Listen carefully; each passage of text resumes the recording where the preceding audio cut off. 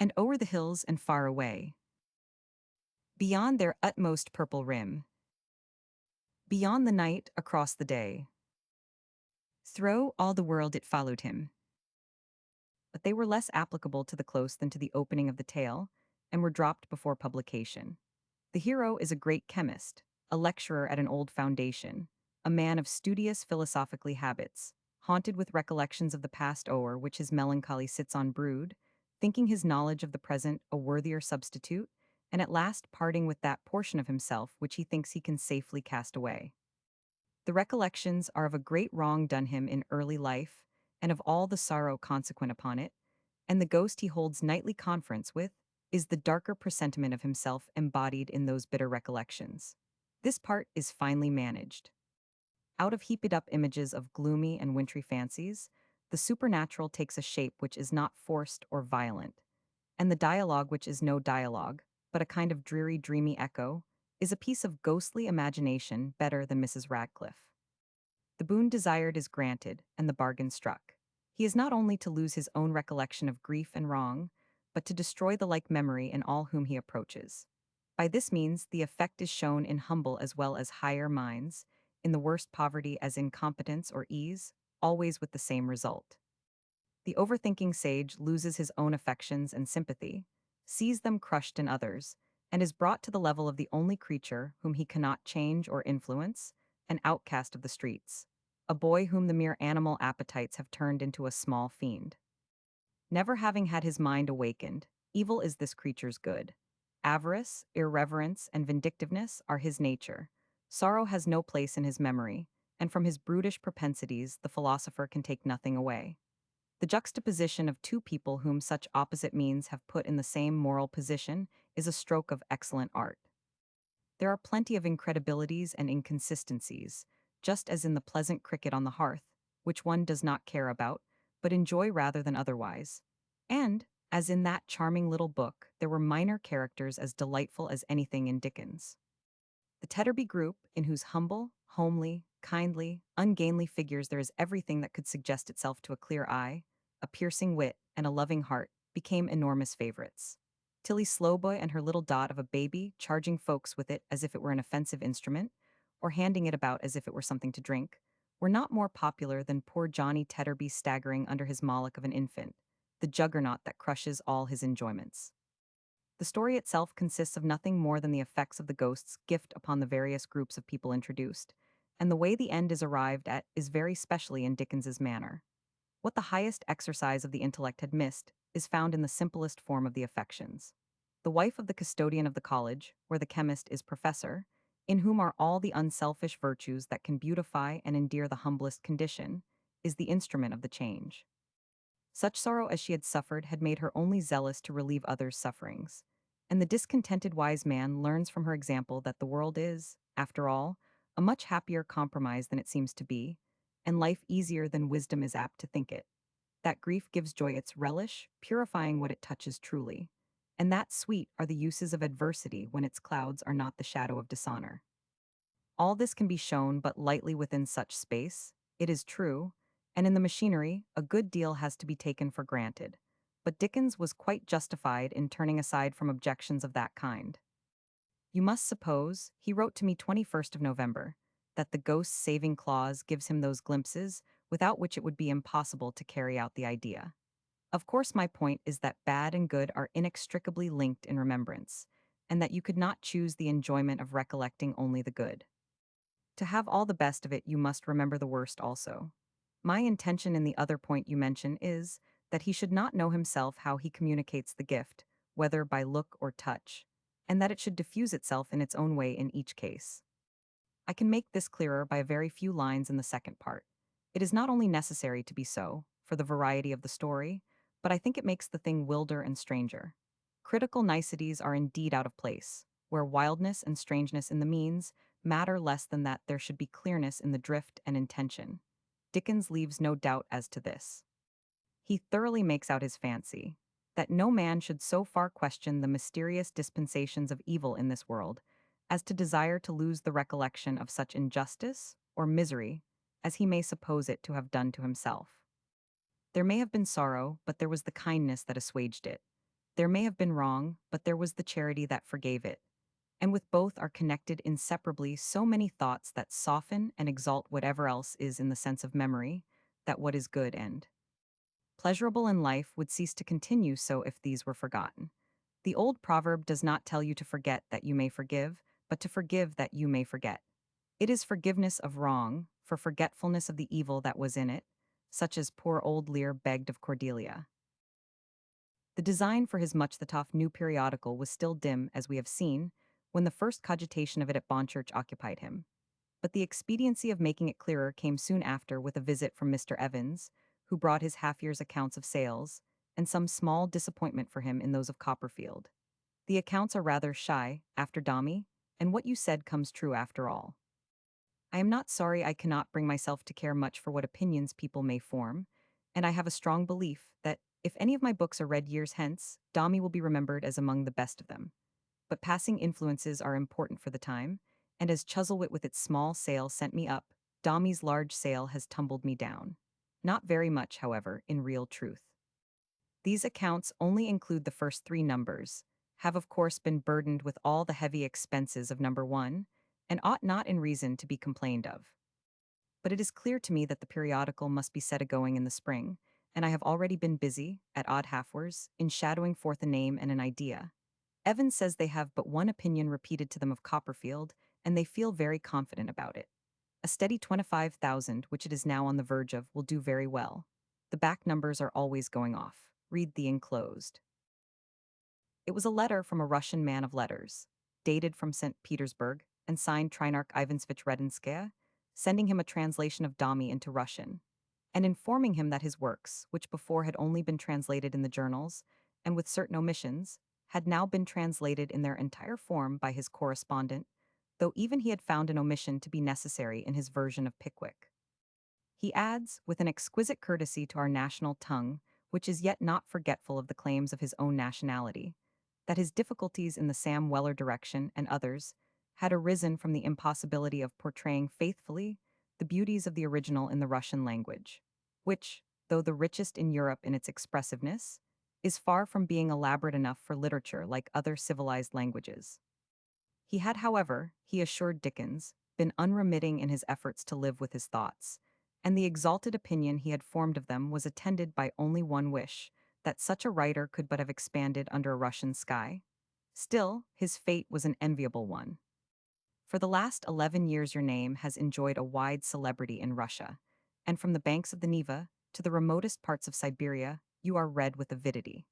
Your Dommy continues to inspire with enthusiasm the whole of the literary Russia. Much did we delight in the good Redenskaya, and for a long time, on anything going contrary in the public or private direction with him, he would tell me he had ordered his portmanteau to be packed for the more sympathizing and congenial climate of the remotest parts of Siberia. The week before he left Bonchurch, I again had news of the old and often recurring fancy. The old notion of the periodical, which has been agitating itself in my mind for so long, I really think is at last gradually growing into form. That was on the 24th of September, and on the 7th of October from Broadstairs, I had something of the form it had been taking. I do great injustice to my floating ideas pretty speedily and comfortably settling down into orderly arrangement by saying anything about the periodical now. But my notion is a weekly journal, price either 3 halfpence or twopence, matter in part original and in part selected, and always having, if possible, a little good poetry. Upon the selected matter I have particular notions. One is that it should always be a subject, for example, a history of piracy, in connection with which there is a vast deal of extraordinary, romantic, and almost unknown matter, a history of knight errantry, and the wild old notion of the sangreal. A history of savages, showing the singular respects in which all savages are like each other, and those in which civilized men, under circumstances of difficulty, soonest become like savages. A history of remarkable characters, good and bad, in history, to assist the reader's judgment in his observation of men, and in his estimates of the truth of many characters in fiction. All these things, and 50 others that I have already thought of, would be compilations, through the whole of which the general intellect and purpose of the paper should run, and in which there would be scarcely less interest than in the original matter. The original matter to be essays, reviews, letters, theatrical criticisms, 100. As amusing as possible, but all distinctly and boldly going to what in one's own view ought to be the spirit of the people and the time.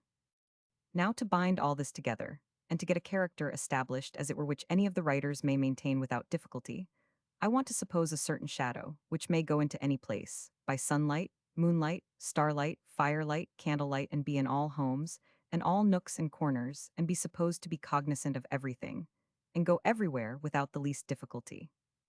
Which may be in the theatre, the palace, the House of Commons, the prisons, the unions, the churches, on the railroad, on the sea, abroad, and at home. A kind of semi-omniscient, omnipresent, intangible creature. I do not think it would do to call the paper the shadow, but I want something tacked to that title, to express the notion of its being a cheerful, useful, and always welcome shadow. I want to open the first number with this shadow's account of himself and his family. I want to have all the correspondence addressed to him. I want him to issue his warnings from time to time that he is going to fall on such and such a subject, or to expose such and such a piece of humbug, or that he may be expected shortly in such and such a place. I want the compiled part of the paper to express the idea of the shadows having been in libraries and among the books referred to. I want him to loom as a fanciful thing all over London, and to get up a general notion of what will the shadow say about this, I wonder? What will the shadow say about that? Is the shadow here? And so forth. Do you understand? I have an enormous difficulty in expressing what I mean in this stage of the business, but I think the importance of the idea is that once stated on paper, there is no difficulty in keeping it up. That it presents an odd, unsubstantial, whimsical, new thing, a sort of previously unthought of power going about, that it will concentrate into one focus all that is done in the paper. That it sets up a creature which is not the spectator, and is not Isaac by Kerstaff, and is not anything of that kind, but in which people will be perfectly willing to believe, and which is just mysterious and quaint enough to have a sort of charm for their imagination, while it will represent common sense and humanity. I want to express in the title, and in the grasp of the idea to express also, that it is the thing at everybody's elbow and in everybody's footsteps. At the window, by the fire, in the street, in the house, from infancy to old age, everyone's inseparable companion. Now do you make anything out of this? Which I let off as if I were a bladder full of it and you had punctured me.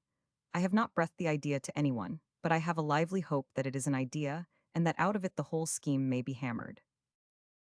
Excellent the idea doubtless, and so described in his letter that hardly anything more characteristic survives him.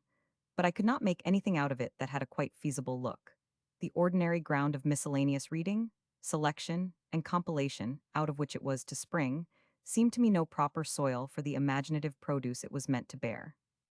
As his fancies grew and gathered round it, they had given it too much of the range and scope of his own exhaustless land of invention and marvel, and the very means proposed for letting in the help of others would only more heavily have weighted himself. Not to trouble the reader now with objections given him in detail, my judgment was clear against his plan, less for any doubt of the effect if its parts could be brought to combine, than for my belief that it was not in that view practicable, and though he did not immediately accept my reasons, he acquiesced in them ultimately.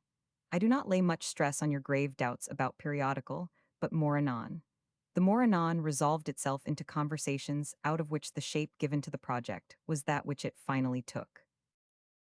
It was to be a weekly miscellany of general literature, and its stated objects were to be to contribute to the entertainment and instruction of all classes of readers, and to help in the discussion of the more important social questions of the time. It was to comprise short stories by others as well as himself, matters of passing interest in the liveliest form that could be given to them, subjects suggested by books that might most be attracting attention, and poetry in every number if possible, but in any case something of romantic fancy. This was to be a cardinal point. There was to be no mere utilitarian spirit. With all familiar things, but especially those repellent on the surface, something was to be connected that should be fanciful or kindly.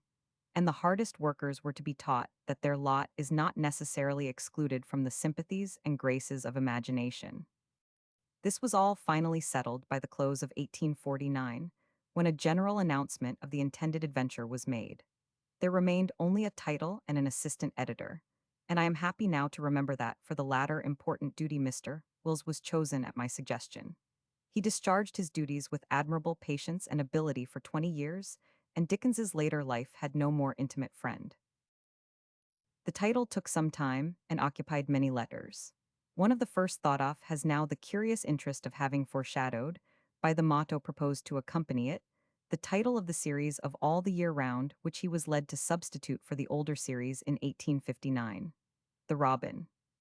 With this motto from Goldsmith, the Redbreast, celebrated for its affection to mankind, continues with us the year round. That, however, was rejected. Then came Mankind. This I think very good. It followed the other nevertheless. After it came, and here a strange idea but with decided advantages, Charles Dickens.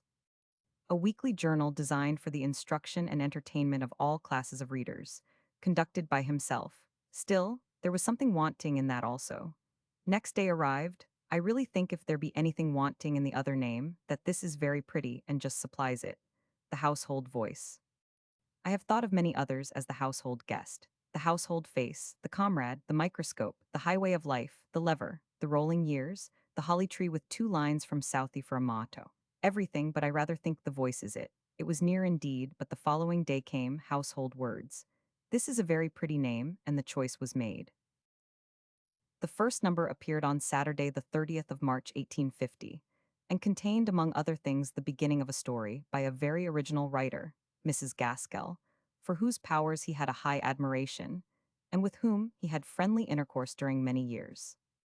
Other opportunities will arise for mention of those with whom this new labor brought him into personal communication, but I may at once say that of all the writers, before unknown, whom his journal helped to make familiar to a wide world of readers, he had the strongest personal interest in Mr.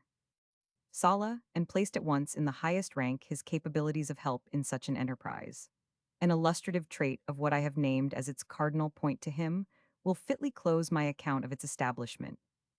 Its first number, still unpublished, had not seemed to him quite to fulfill his promise, tenderly to cherish the light of fancy inherent in all breasts, and as soon as he received the proof of the second, I heard from him.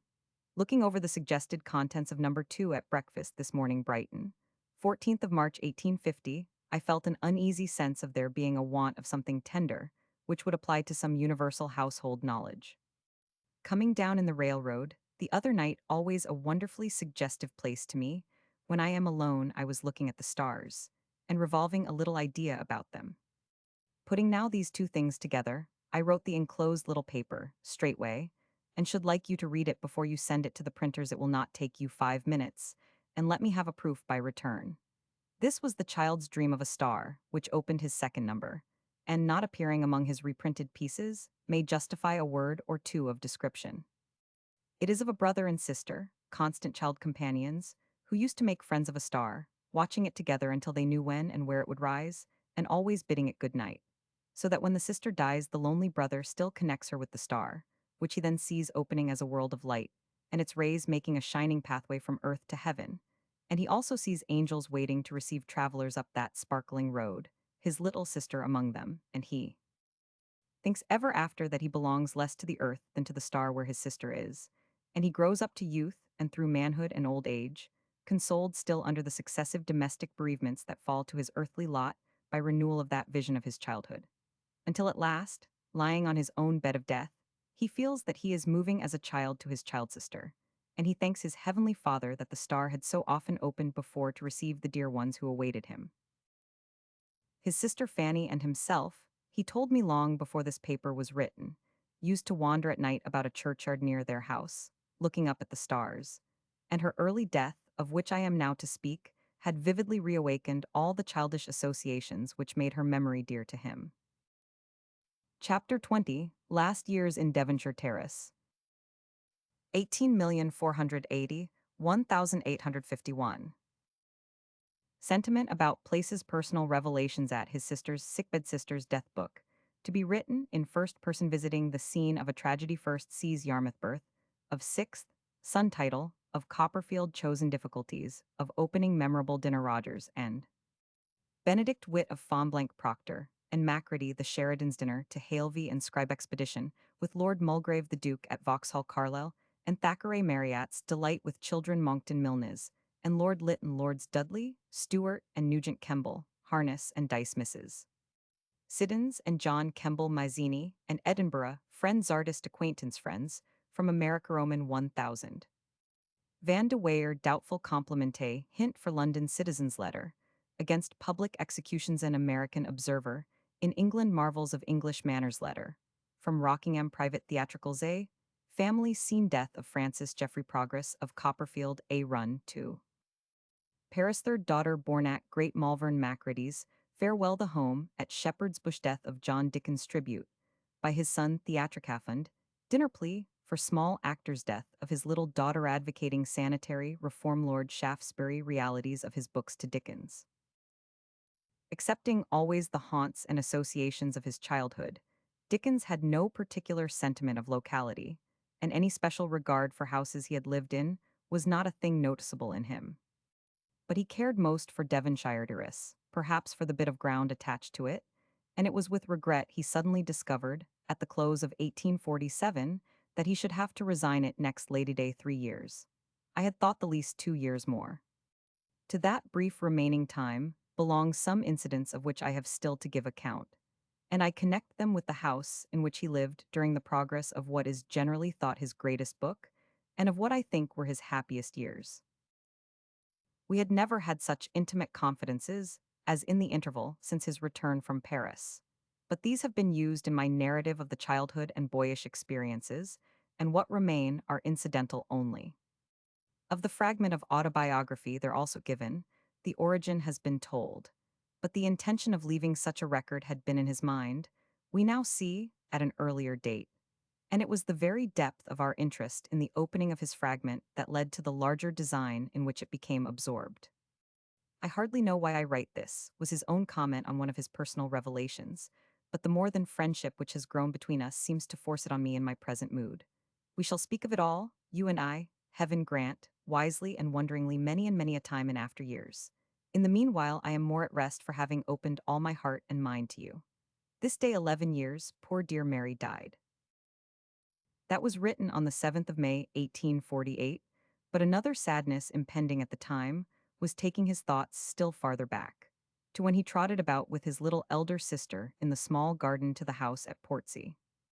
The faint hope for her which Eliotson had given him in Paris had since completely broken down, and I was to hear, in less than 2 months after the letter just quoted, how nearly the end was come.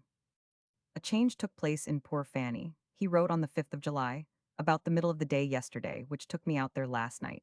Her cough suddenly ceased almost, and strange to say, she immediately became aware of her hopeless state, to which she resigned herself, after an hour's unrest and struggle, with extraordinary sweetness and constancy. The irritability passed, and all hope faded away, though only 2 nights before she had been planning for after Christmas. She is greatly changed. I had a long interview with her today, alone, and when she had expressed some wishes about the funeral, and her being buried in unconsecrated ground Mr. Burnet's family were dissenters, I asked her whether she had any care or anxiety in the world. She said no, none.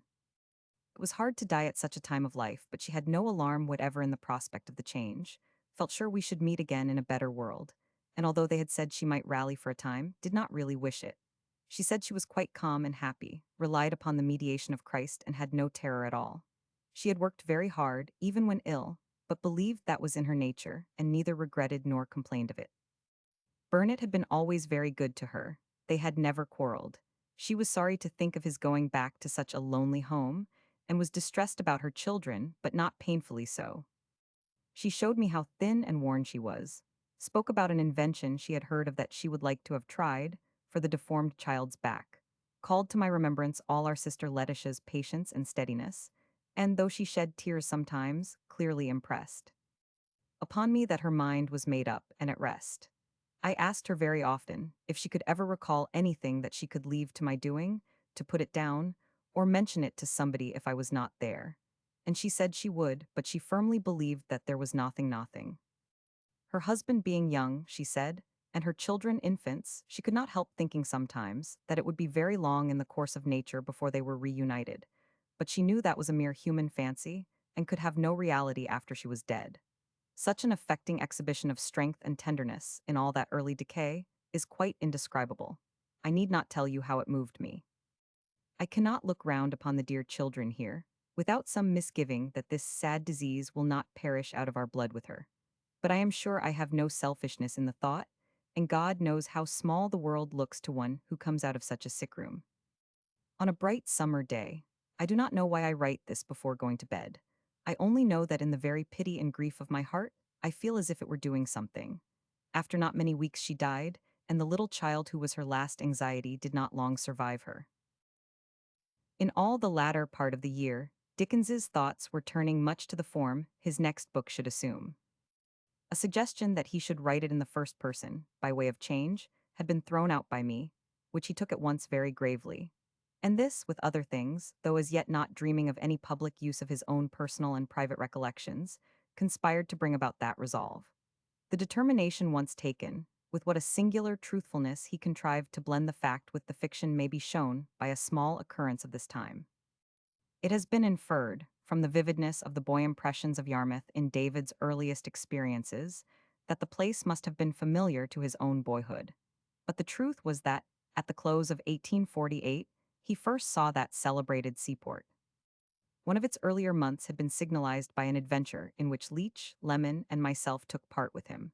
When, obtaining horses from Salisbury, we passed the whole of a March day in riding over every part of the plain, visiting Stonehenge, and exploring Hazlitt's hut at Winterslow, birthplace of some of his finest essays, altogether with so brilliant a success that now 13th of November he proposed to repeat the Salisbury Plain idea in a new direction in midwinter, to wit, Black Gang Chine in the Isle of Wight, with dark winter cliffs and roaring oceans. But midwinter brought with it too much dreariness of its own, to render these stormy accompaniments to it very palatable. And on the last day of the year he bethought him it would be better to make an outburst to some old cathedral city we do not know, and what do you say to Norwich and Stanfield Hall? Thither accordingly the three friends went, illness at the last disabling me. And of the result I heard 12th of January, 1849, that Stanfield Hall, the scene of a recent frightful tragedy, had nothing attractive unless the term might be applied to a murderous look that seemed to invite such a crime. We arrived, continued Dickens, between the Hall and Potass Farm, as the search was going on for the pistol in a manner so consummately stupid, that there was nothing on earth to prevent any of Rush's laborers from accepting £5 from Rush Jr. to find the weapon and give it to him. Norwich, a disappointment one pleasant face transformeth a city, but he was unable yet to connect it with our delightful friend Elwyn, all save its place of execution, which we found fit for a gigantic scoundrel's exit.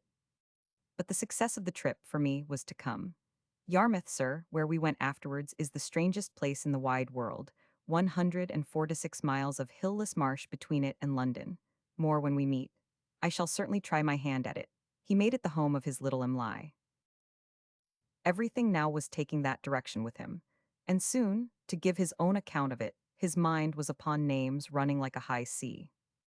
4 days after the date of the last quoted letter, all over happily, thank God, by 4 o'clock this morning, there came the birth of his 8th child and 6th son, whom at first he meant to call by Oliver Goldsmith's name, but settled afterwards into that of Henry Fielding, and to whom that early friend Ainsworth, who had first made us known to each other, welcome and pleasant companion, always was asked to be godfather, telling me of the change in the name of the little fellow, which he had made in a kind of homage to the style of work he was now so bent on beginning.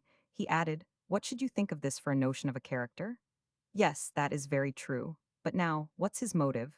I fancy I could make something like it into a kind of amusing and more innocent Pecksniff." Well now, yes, no doubt, that was a fine thing to do. But now, stop a moment, let us see what's his motive. Here again was but one of the many outward signs of fancy and fertility that accompanied the outset of all his more important books, though, as in their cases also, other moods of the mind incident to such beginnings were less favorable. Deepest despondency, as usual in commencing, besets me, is the opening of the letter in which he speaks of what of course was always one of his first anxieties, the selection of a name. In this particular instance, he had been undergoing doubts and misgivings to more than the usual degree. It was not until the 23rd of February he got to anything like the shape of a feasible title.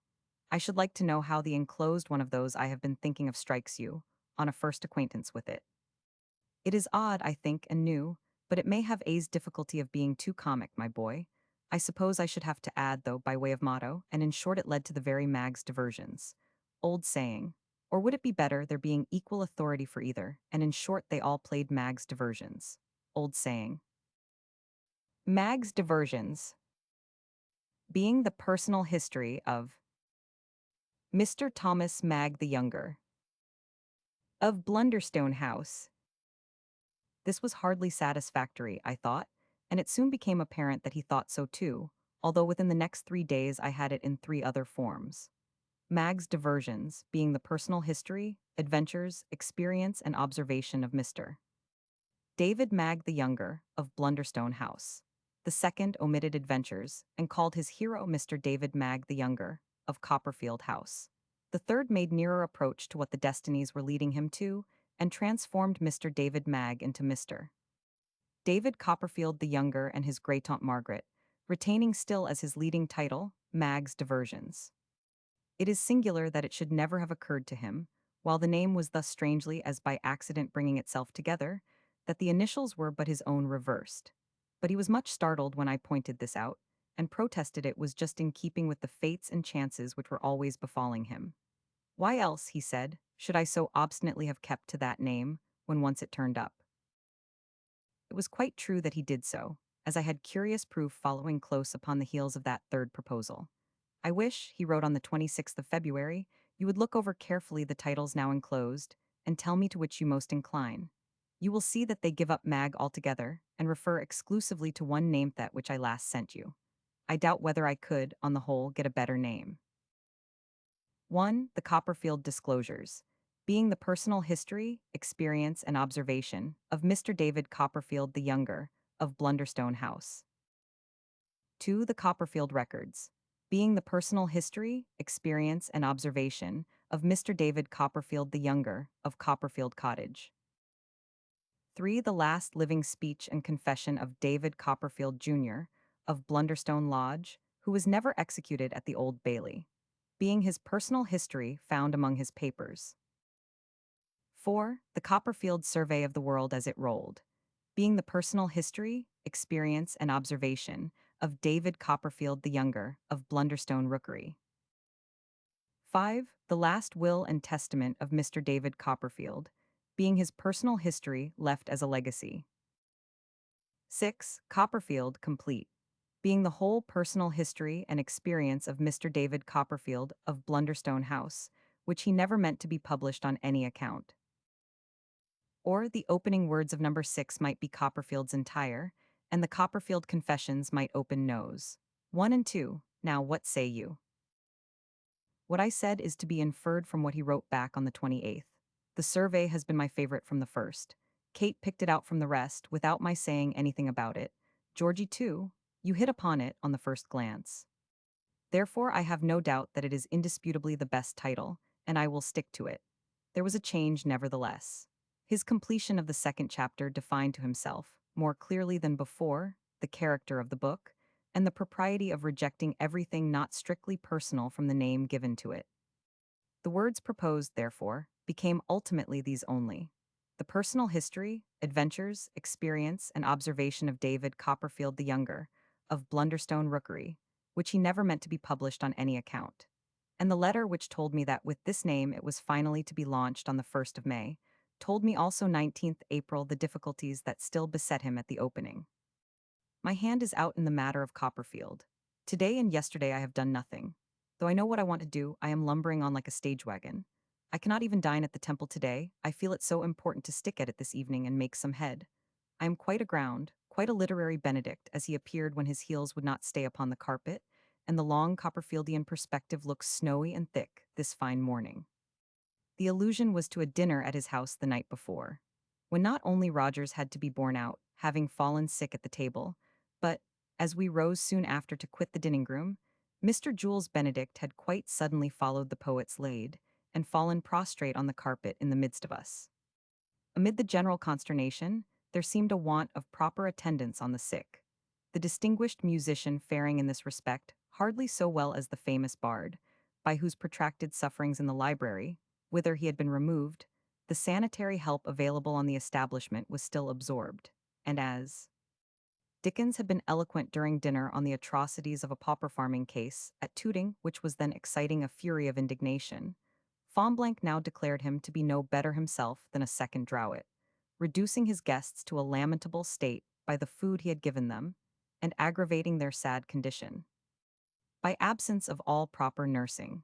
The joke was well kept up by Quin and Edwin Landseer, Lord Strangford joining in with a tragic sympathy for his friend the poet, and the banquet so dolefully interrupted ended in uproarious mirth. For nothing really serious had happened. Benedict went laughing away with his wife, and I helped Rogers on with his overshoes for his usual night walk home. "Do you know how many waistcoats I wear?" asked the poet of me as I was doing him this service. I professed my inability to guess. "5," he said, "and here they are."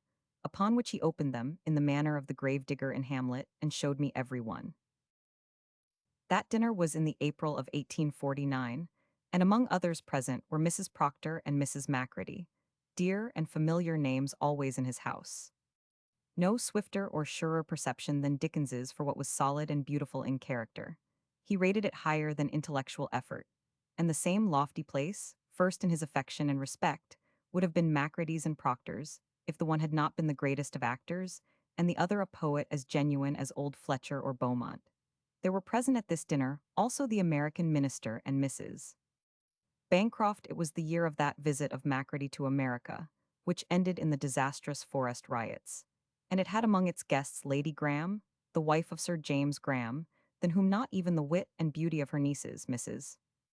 Norton and Lady Dufferin, better represented the brilliant family of the Sheridans, so many of whose members, and these three above all, Dickens prized among his friends. The table that day will be full if I add the celebrated singer Miss Catherine Hayes and her homely, good-natured Irish mother, who startled us all very much by complimenting Mrs. Dickens on her having had for her father so clever a painter as Mr. Hogarth. Others familiar to Devonshireers in these years will be indicated if I name an earlier dinner 3rd of January, for the christening of the haunted man, when, besides Lemons, Evances, Leeches, Bradburys, and Stanfields, there were present Tenniel, Topham, Stone, Robert Bell, and Thomas Beard. Next month, 24th of March, I met at his table Lord and Lady Lovelace, Milner Gibson, Mowbray Morris, Horace Twiss and their wives, Lady Molesworth and her daughter Mrs. Ford, John Hardwick, Charles Babbage, and Dr. Locock.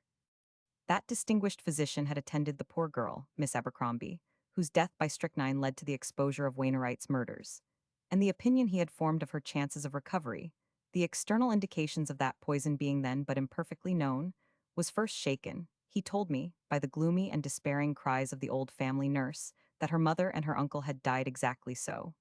These, it was afterwards proved, had been among the murderer's former victims. The Lovelaces were frequent guests after the return from Italy. Sir George Crawford, so friendly in Genoa, having married Lord Lovelace's sister. And few had a greater warmth of admiration for Dickens than Lord Byron's Ada, on whom Paul Domy's death laid a strange fascination. They were again at a dinner got up in the following year for Scribe and the composer Halevy, who had come over to bring out The Tempest at Her Majesty's Theatre, then managed by Mr. Lumley, who with 1,000. Van de Weyer, Mrs. Gore and her daughter, the Hogarths, and I think the fine French comedian, Samson, were also among those present. Earlier that year there were gathered at his dinner table the John Delanes, Isambard Brunnels, Thomas Longman's friends since the earliest Broadstairs days, and special favorites always, Lord Mulgrave and Lord Carlisle, with all of whom his intercourse was intimate and frequent, and became especially so with Delane in later years. Lord Carlisle amused us that night, I remember, by repeating what the good old Brougham had said to him of those Punch people, expressing what was really his fixed belief. They never get my face, and are obliged which, like Pope, he always pronounced obliged to put up with my plaid trousers. Of Lord Mulgrave, pleasantly associated with the first American experiences, let me add that he now went with us to several outlying places of amusement of which he wished to acquire some knowledge, and which Dickens knew better than any man: small theaters, saloons, and gardens in city or borough, to which the Eagle and Britannia were as palaces. And I think he was of the party one famous night in the summer of 1849, 29th of June, when with Talfourd, Edwin Landseer, and Stanfield, we went to the Battle of Waterloo at Vauxhall and were astounded to see pass in immediately before us, in a bright white overcoat, the great Duke himself, Lady Doro on his arm, the little ladies Ramsay by his side, and everybody cheering and clearing the way before him. That the old hero enjoyed it all, there could be no doubt, and he made no secret of his delight in young Hernandez. But the battle was undeniably tedious, and it was impossible not to sympathize with the repeatedly and very audibly expressed wish of Talford that the Prussians would come up. The preceding month was that of the start of David Copperfield, and to one more dinner on the 12th I may especially refer for those who were present at it. Carlyle and Mrs. Carlyle came, Thackeray and Rogers, Mrs. Gaskell and Kenyon, Gerald and Hablot Brown, with Mr. and Mrs. Taggart, and it was a delight to see the enjoyment of Dickens at Carlyle's laughing reply to questions about his health, that he was, in the language of Mr. Peggotty's housekeeper, a lorn lone creature, and everything went contrary with him. Things were not likely to go better, I thought, as I saw the great writer, kindest as well as wisest of men, but not very patient under sentimental philosophies, seated next the good Mr. Taggart, who soon was heard launching at him various metaphysical questions in regard to heaven and such like. And the relief was great when Thackeray introduced, with quaint whimsicality, a story which he and I had heard Macready relate in talking to us about his boyish days, of a country actor who had supported himself for 6 months on his judicious treatment of the tag to the castle spectre. In the original it stands that you are to do away with suspicion, banish vile mistrust, and almost in the words we had just heard from the minister to the philosopher, believe there is a heaven nor doubt that heaven is just. In place of which Macready's friend, observing that the drop fell for the most part quite coldly, substituted one night the more telling appeal, and give us your applause, for that is always just, which brought down the house with rapture. This chapter would far outrun its limits if I spoke of other as pleasant gatherings under Dickens's roof during the years which I am now more particularly describing, when, besides the dinners, the musical enjoyments and dancings, as his children became able to take part in them, were incessant. Remember that for my biography? He said to me gravely on Twelfth Day in 1849, after telling me what he had done the night before, and as gravely I now redeem my laughing promise that I would. Little Mary and her sister Kate had taken much pains to teach their father the polka, that he might dance it with them at their brother's birthday festivity held this year on the 7th, as the 6th was a Sunday. And in the middle of the previous night, as he lay in bed, the fear had fallen on him suddenly that the step was forgotten. And then and there, in that wintry dark cold night, he got out of bed to practice it. Anything more characteristic could certainly not be told, unless I could have shown him dancing it afterwards, and far excelling the youngest performer in untiring vigor and vivacity. There was no one who approached him on these occasions, excepting only our attached friend Captain Marryat, who had a frantic delight in dancing, especially with children, of whom and whose enjoyments he was as fond as it became so thoroughly good-hearted a man to be. His name would have stood first among those I have been recalling, as he was among the first in Dickens's liking, but in the autumn of 1848 he had unexpectedly passed away. Other names, however, still reproach me for omission, as my memory goes back. With Marryat's on the earliest page of this volume, stands that of Monckton Milnes, familiar with Dickens over all the time it covers, and still more prominent in Tavistock House days, when with Lady Houghton he brought fresh claims to my friend's admiration and regard. Of Bulwer Lytton's frequent presence in all his houses, and of Dickens's admiration for him as one of the supreme masters in his art, so unswerving and so often publicly declared, it would be needless again to speak. Nor shall I dwell upon his interchange of hospitalities with distinguished men in the two great professions so closely allied to literature and its followers: Denmans, Pollocks, Campbells, and Chittis, Watsons, Southwood Smiths, Lococks, and Elliotsons. To Alfred Tennyson, through all the friendly and familiar days I am describing, he gave full allegiance and honored welcome. Tom Taylor was often with him, and there was a charm for him I should find it difficult to exaggerate in Lord Dudley Stuart's gentle yet noble character, his refined intelligence and generous public life, expressed so perfectly in his chivalrous face. Incomplete indeed would be the list if I did not add to it the frank and hearty Lord Nugent, who had so much of his grandfather, Goldsmith's friend, in his lettered tastes and jovial enjoyments. Nor should I forget occasional days with dear old Charles Kemble and one or other of his daughters, with Alexander Dyce, and with Harness and his sister, or his niece and her husband, Mr. and Mrs. Archdale, made especially pleasant by talk about great days of the stage. It was something to hear Kemble on his sister's Mrs. Beverley, or to see Harness and Dyce exultant in recollecting her Volumnia. The enchantment of the Misses.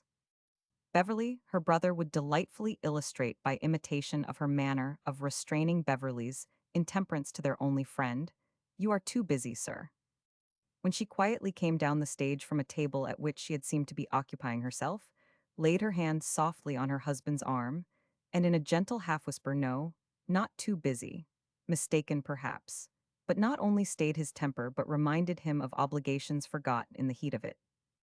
Up to where the tragic terror began, our friend told us, there was nothing but this composed domestic sweetness, expressed even in the simplicity and neat arrangement of her dress, her cap with the straight band, and her hair gathered up underneath. But all changing when the passion did begin. One single disordered lock escaping at the first outbreak, and in the final madness, all of it streaming disheveled down her beautiful face. Kemble made no secret of his belief that his sister had the higher genius of the two, but he spoke with rapture of John's Macbeth and parts of his Othello, comparing his farewell, the tranquil mind, to the running down of a clock, an image which he did not know that Hazlitt had applied to the delivery of Tomorrow and Tomorrow in the other tragedy. In all this Harness seemed to agree, and I thought a distinction was not ill put by him, on the night of which I speak, in his remark that the nature in Kemble's acting only supplemented his magnificent art, whereas, though the artist was not less supreme in his sister, it was on nature she most relied, bringing up the other power only to the aid of it. "It was in another sense like your writing," said Harness to Dickens, "the commonest natural feelings made great, even when not rendered more refined, by art. Her constance would have been fishwify," he declared, "if its wonderful truth had not overborne every other feeling, and her volumnia escaped being vulgar only by being so excessively grand." But it was just what was so called vulgarity that made its passionate appeal to the vulgar in a better meaning of the word. When she first entered, Harness said, swaying and surging from side to side with every movement of the Roman crowd itself, as it went out and returned in confusion, she so absorbed her son into herself as she looked at him, so swelled and amplified in her pride and glory for him, that the people in the pit blubbered all round, and he could no more help it than the rest. There are yet some other names that should have place in these rambling recollections, though I by no means affect to remember all. One Sunday evening Mazzini made memorable by taking us to see the school he had established in Clerkenwell for the Italian organ boys. This was after dining with Dickens, who had been brought into personal intercourse with the great Italian by having given money to a begging impostor who made unauthorized use of his name. Edinburgh friends made him regular visits in the springtime, not Geoffrey and his family alone, but Sheriff Gordon and his, with whom he was not less intimate, Lord Murray and his wife, Sir William Allen and his niece, Lord Robertson with his wonderful Scotch mimicries, and Peter Fraser with his enchanting Scotch songs. Our excellent friend Liston the surgeon, until his fatal illness came in December 1848, being seldom absent from those assembled to bid such visitors welcome. Allen's name may remind me of other artists often at his house, Eastlake's, Leslie's, Frith's, and Ward's, besides those who have had frequent mention, and among whom I should have included Charles as well as Edwin Landseer and William Boxall.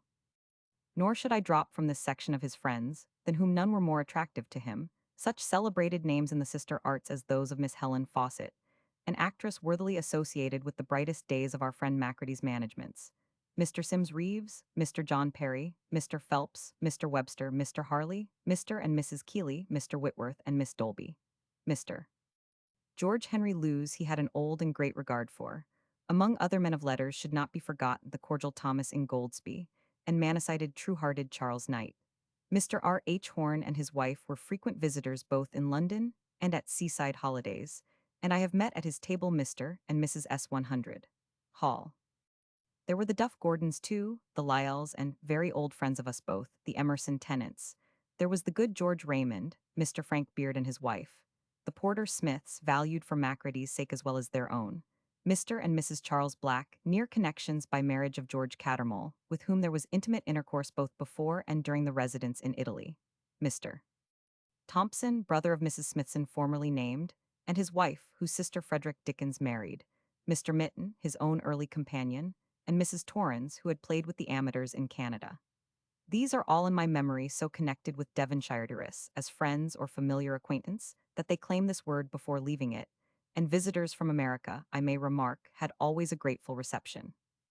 Of the Bancrofts mention has been made, and with them should be coupled the Abbot Lawrences, Prescott, Hillard, George Curtis, and Felton's brother. Felton himself did not visit England until the Tavistock House time. In 1847, there was a delightful day with the Coldens and the Wilkses, relatives by marriage of Geoffrey. In the following year, I think at my rooms because of some accident that closed Devonshire Terrace that day 25th of April, Dickens, Carlyle, and myself foregathered with the admirable Emerson, and 1000. Van de Weyer will probably remember a dinner where he took joyous part with Dickens in running down a phrase which the learned in books, Mr. Cogswell, on a mission here for the Astor Library, had startled us by denouncing as an uncouth Scotch barbarism open up. You found it constantly in Hume, he said, but hardly anywhere else, and he defied us to find it more than once through the whole of the volumes of Gibbon. Upon this, after brief wonder and doubt, we all thought it best to take part in a general assault upon Open Up, by invention of phrases on the same plan that should show it in exaggerated burlesque and support Mr. Cogswell's indictment. Then came a struggle who should carry the absurdity farthest, and the victory remained with 1000. Van de Weyer until Dickens surpassed even him, and opened up depths of almost frenzied absurdity that would have delighted the heart of Leigh Hunt. It will introduce the last and not least honored name into my list of his acquaintance and friends, if I mention his amusing little interruption one day to Professor Owen's description of a telescope of huge dimensions built by an enterprising clergyman who had taken to the study of the stars. And who was eager, said Owen, to see farther into heaven, was going to say, than Lord Rosse. If Dickens had not dryly interposed, then his professional studies had enabled him to penetrate. Some incidents that belong specially to the 3 years that closed his residence in the home, thus associated with not the least interesting part of his career, will farther show what now were his occupations and ways of life. In the summer of 1849, he came up from Broadstairs to attend a mansion house dinner, which the Lord Mayor of that day had been moved by a laudable ambition to give to literature and art, which he supposed would be adequately represented by the Royal Academy, the contributors to Punch, Dickens, and 1 or 2 newspaper men. On the whole, the result was not cheering. The worthy chief magistrate, no doubt quite undesignedly, expressing too much surprise at the unaccustomed faces around him to be altogether complimentary. In general, this was the tone we are in the habit of having princes, dukes, ministers, and what not for our guests. But what a delight, all the greater for being unusual, to see gentlemen like you. In other words, what could possibly be pleasanter than for people satiated with greatness to get for a while by way of change into the butler's pantry? This in substance was Dickens's account to me next day, and his reason for having been very careful in his acknowledgment of the toast of the novelists. He was nettled not a little therefore by a jesting allusion to himself in the Daily News in connection with the proceedings, and asked me to forward a remonstrance. Having a strong dislike to all such displays of sensitiveness, I suppressed the letter, but it is perhaps worth printing now. Its date is Broadstairs, Wednesday 11th of July 1849. I have no other interest in, or concern with, a most facetious article on last Saturday's dinner at the Mansion House, which appeared in your paper of yesterday, and found its way here today, than that it misrepresents me in what I said on the occasion. If you should not think it at all damaging to the wit of that satire to state what I did say, I shall be much obliged to you. It was this: that I considered the compliment of a recognition of literature, by the citizens of London, the more acceptable to us because it was unusual in that hall, and likely to be an advantage and benefit to them in proportion as it became in future less unusual.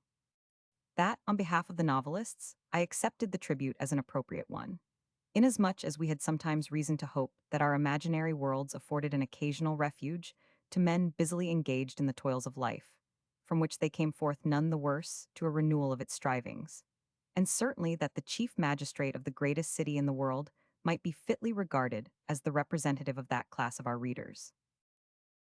Of an incident towards the close of the year, though it had important practical results, brief mention will here suffice. We saw the Mannings executed on the walls of Horsemonger Lane Jail, and with the letter which Dickens wrote next day to the Times descriptive of what we had witnessed on that memorable morning, there began an active agitation against public executions, which never ceased until the salutary change was effected, which has worked so well. Shortly after this he visited Rockingham Castle, the seat of Mr. and Mrs. Watson, his Lausanne friends, and I must preface by a word or two the amusing letter in which he told me of this visit. It was written in character, and the character was that of an American visitor to England. I knew him, Horatio, and a very kindly, honest man he was, who had come to England authorized to make inquiry into our general agricultural condition, and who discharged his mission by publishing some reports extremely creditable to his good sense and ability, expressed in a plain, nervous English that reminded one of the rural writings of Cobbett. But in an evil hour he published also a series of private letters to friends written from the various residences his introductions had opened to him, and these were filled with revelations as to the internal economy of English noblemen's country houses of a highly startling description. As, for example, how, on arrival at a house, your name is announced, and your portmanteau immediately taken into your chamber, which the servant shows you with every convenience. How you are asked by the servant at breakfast what you will have, or you get up and help yourself. How at dinner you do not dash at the dishes, or contend for the fixings, but wait till his portion is handed by servants to every one. How all the wines, fruit, glasses, candlesticks, lamps, and plate are taken care of by butlers, who have under butlers for their adjuncts. How ladies never wear white satin shoes or white gloves more than once. How dinner napkins are never left upon the table, but either thrown into your chair or on the floor under the table. How no end of pains are taken to empty slops. And above all, what a national propensity there is to brush a man's clothes and polish his boots, whensoever and wheresoever the clothes and boots can be seized without the man. This was what Dickens good-humoredly laughs at. Rockingham Castle, Friday, 30th of November, 1849. Picture to yourself, my dear F., a large old castle, approached by an ancient keep, portcullis, 100, filled with company, waited on by 26 servants, the slops and wineglasses continually being emptied, and my clothes with myself in them always being carried off to all sorts of places, and you will have a faint idea of the mansion in which I am at present staying. I should have written to you yesterday, but for having had a very busy day. Among the guests is a Miss B., sister of the Honorable Miss B. of Salem, Mass., whom we once met at the house of our distinguished literary countryman Colonel Landor. This lady is renowned as an amateur actress, so last night we got up in the great hall some scenes from the School for Scandal, the scene with the lunatic on the wall from the Nicholas Nickleby of Major General the Hun. 100. Dickens Richmond, Va. Some conjuring, and then finished off with contridances, of which we had two admirably good ones, quite new to me though really old. Getting the words and making the preparations occupied as you may believe the whole day, and it was 3 o'clock before I got to bed. It was an excellent entertainment, and we were all uncommonly merry. I had a very polite letter from our enterprising countryman Major Bentley of Lexington, Kai, which I shall show you when I come home. We leave here this afternoon, and I shall expect you according to appointment, at 10:15 a 1000 tomorrow. Of all the country houses and estates I have yet seen in England, I think this is by far the best.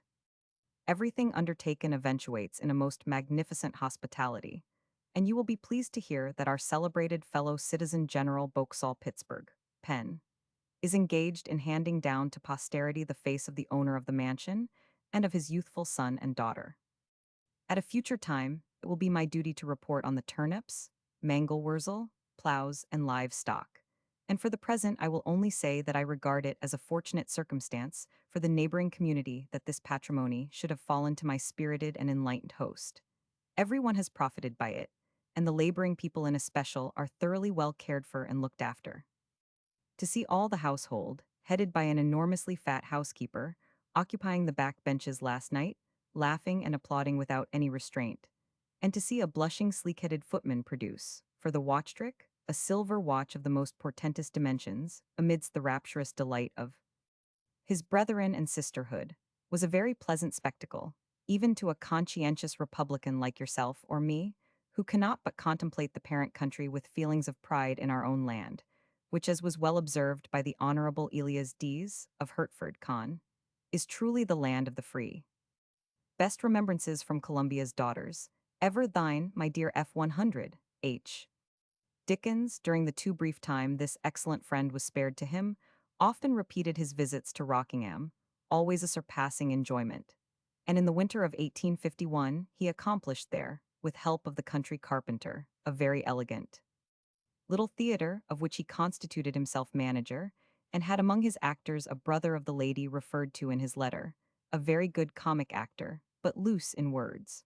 Poor Augustus Stafford more than passable, and a son of Vernon Smith's. Really a capital low comedian. It will be one more added to the many examples I have given of his untiring energy, both in work and play. If I mention the fact that this theatre was opened at Rockingham for their first representation on Wednesday, the 15th of January, that after the performance there was a country dance which lasted far into the morning, and that on the next evening, after a railway journey of more than 120 miles, he dined in London with the Prime Minister, Lord John Russell. A little earlier in that winter, we had together taken his eldest son to Eton, and a little later he had a great sorrow. Poor dear Geoffrey. He wrote to me on the 29th January, 1850. I bought a Times at the station yesterday morning, and was so stunned by the announcement that I felt it in that wounded part of me, almost directly, and the bad symptoms modified returned within a few hours. I had a letter from him in extraordinary good spirits within this week or two. He was better, he said, than he had been for a long time, and I sent him proof sheets of the number only last Wednesday. I say nothing of his wonderful abilities and great career, but he was a most affectionate and devoted friend to me. And though no man could wish to live and die more happily, so old in years, and yet so young in faculties and sympathies, I am very, very deeply grieved for his loss. He was justly entitled to feel pride in being able so to word his tribute of sorrowing affection. Geoffrey had completed with consummate success, if ever man did, the work appointed him in this world, and few, after a life of such activities, have left a memory so unstained and pure. But other and sharper sorrows awaited Dickens. The chief occupation of the past and present year, David Copperfield, will have a chapter to itself, and in this may be touched but lightly. Once fairly in it, the story bore him irresistibly along, certainly with less trouble to himself in the composition, beyond that ardent sympathy with the creatures of the fancy which always made so absolutely real to him their sufferings or sorrows, and he was probably never less harassed by interruptions or breaks in his invention.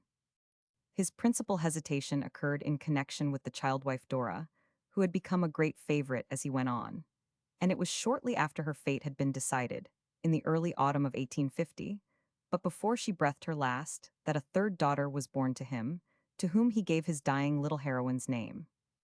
On these and other points, without forestalling what waits to be said of the composition of this fine story, a few illustrative words from his letters will properly find a place here. Copperfield half done, he wrote of the second number on the 6th of June. I feel, thank God, quite confident in the story. I have a move in it ready for this month, another for next, and another for the next. I think it is necessary 15th of November to decide against the special pleader. Your reasons quite suffice. I am not sure but that the banking house might do. I will consider it in a walk. Banking business impracticable 17th of November on account of the confinement, which would stop the story I foresee. I have taken, for the present at all events, the proctor. I am wonderfully in harness, and nothing galls or frets. Copperfield done 20th of November after 2 days very hard work indeed, and I think a smashing number. His first dissipation I hope will be found worthy of attention, as a piece of grotesque truth. I feel a great hope 23rd of January, 1850 that I shall be remembered by Little Emly, a good many years to come. I begin to have my doubts of being able to join you 20th of February, for Copperfield runs high, and must be done tomorrow. But I will do it if possible, and strain every nerve. Some beautiful comic love, I hope, in the number. Still undecided about Dora 7th of May, but must decide today. I have been Tuesday, 20th of August, very hard at work these 3 days, and have still Dora to kill. But with good luck, I may do it tomorrow. Obliged to go to Shepherd's Bush today, and can consequently do little this morning. I'm eschewing all sorts of things that present themselves to my fancy coming in such crowds. Work in a very decent state of advancement 13th of August, domesticity notwithstanding. I hope I shall have a splendid number. I feel the story to its minutest point. Mrs. Micawber is still 15th of August, I regret to say, in statu quo. Ever yours, Wilkins Micawber. The little girl was born the next day, the 16th, and received the name of Dora Annie. The most part of what remained of the year was passed away from home.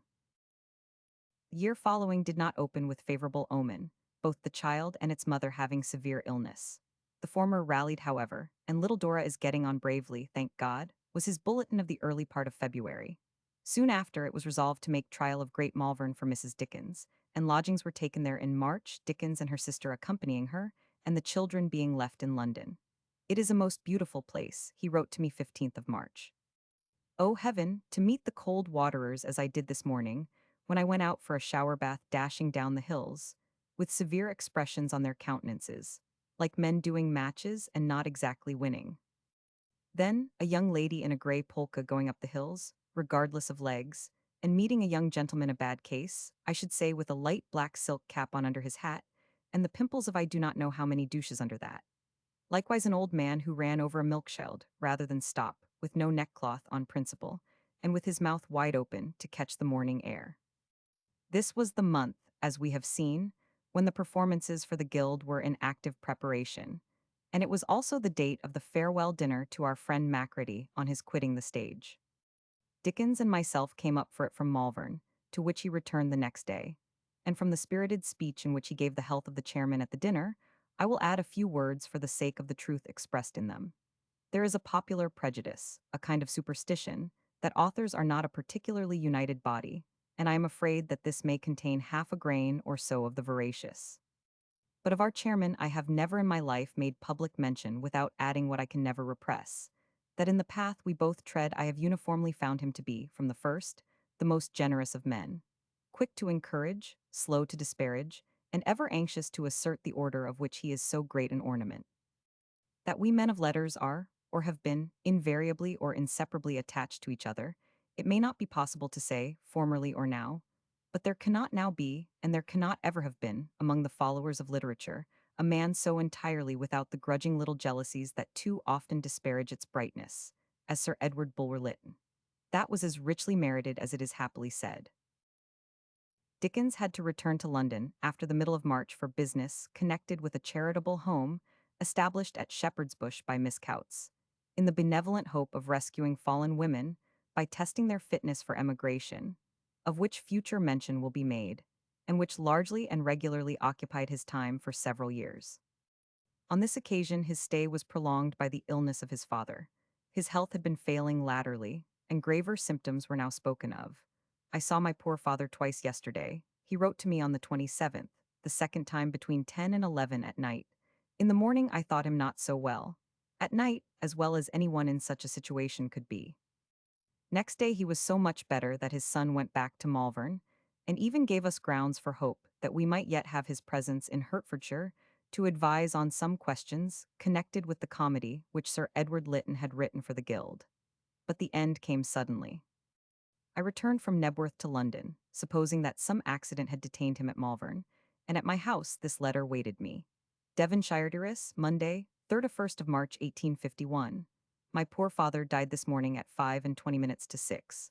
They had sent for me to Malvern, but I passed John on the railway, for I came up with the intention of hurrying down to Bulwer-Lytton's today before you should have left.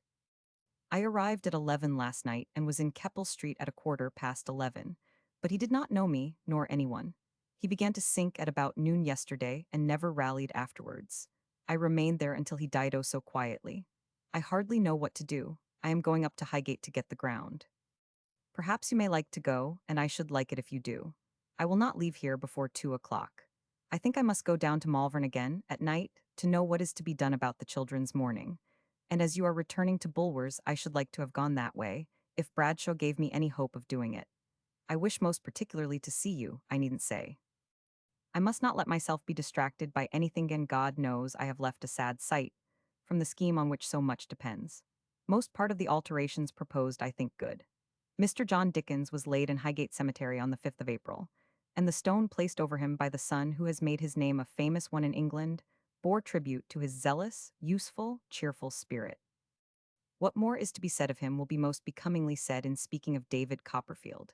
While the book was in course of being written, all that had been best in him came more and more vividly back to its author's memory. As time wore on, nothing else was remembered, and 5 years before his own death, after using in one of his letters to me a phrase rather out of the common with him, this was added: I find this looks like my poor father, whom I regard as a better man the longer I live. He was at this time under promise to take the chair at the General Theatrical Fund on the 14th of April. Great efforts were made to relieve him from the promise, but such special importance was attached to his being present, and the fund so sorely then required help, that, no change of day being found possible for the actors who desired to attend, he yielded to the pressure put upon him, of which the result was to throw upon me a sad responsibility. The reader will understand why, even at this distance of time, my allusion to it is brief. The train from Malvern brought him up only 5 minutes short of the hour appointed for the dinner, and we first met that day at the London Tavern. I never heard him to greater advantage than in the speech that followed. His liking for this fund was the fact of its not confining its benefits to any special or exclusive body of actors, but opening them generously to all. And he gave a description of the kind of actor, going down to the infinitesimally small, not omitted from such kind help, which had a half-pathetic humor in it that makes it charming still. In our fund, he said, the word exclusiveness is not known. We include every actor, whether he be Hamlet or Benedict, the ghost, the bandit, or the court physician, or, in his one person, the whole king's army. He may do the light business, or the heavy, or the comic, or the eccentric. He may be the captain who courts the young lady, whose uncle still unaccountably persists in dressing himself in a costume 100 years older than his time. Or he may be the young lady's brother in the white gloves and inexpressibles, whose duty in the family appears to be to listen to the female members of it whenever they sing, and to shake hands with everybody between all the verses. Or he may be the baron who gives the fete, and who sits uneasily on the sofa under a canopy with the baroness while the fete is going on. Or he may be the peasant at the fete who comes on the stage to swell the drinking chorus, and who, it may be observed, always turns his glass upside down before he begins to drink out of it. Or he may be the clown who takes away the doorstep of the house where the evening party is going on. Or he may be the gentleman who issues out of the house on the false alarm and is precipitated into the area. Or, if an actress, she may be the fairy who resides forever in a revolving star with an occasional visit to a bower or a palace. Or again, if an actor, he may be the armed head of the witch's cauldron.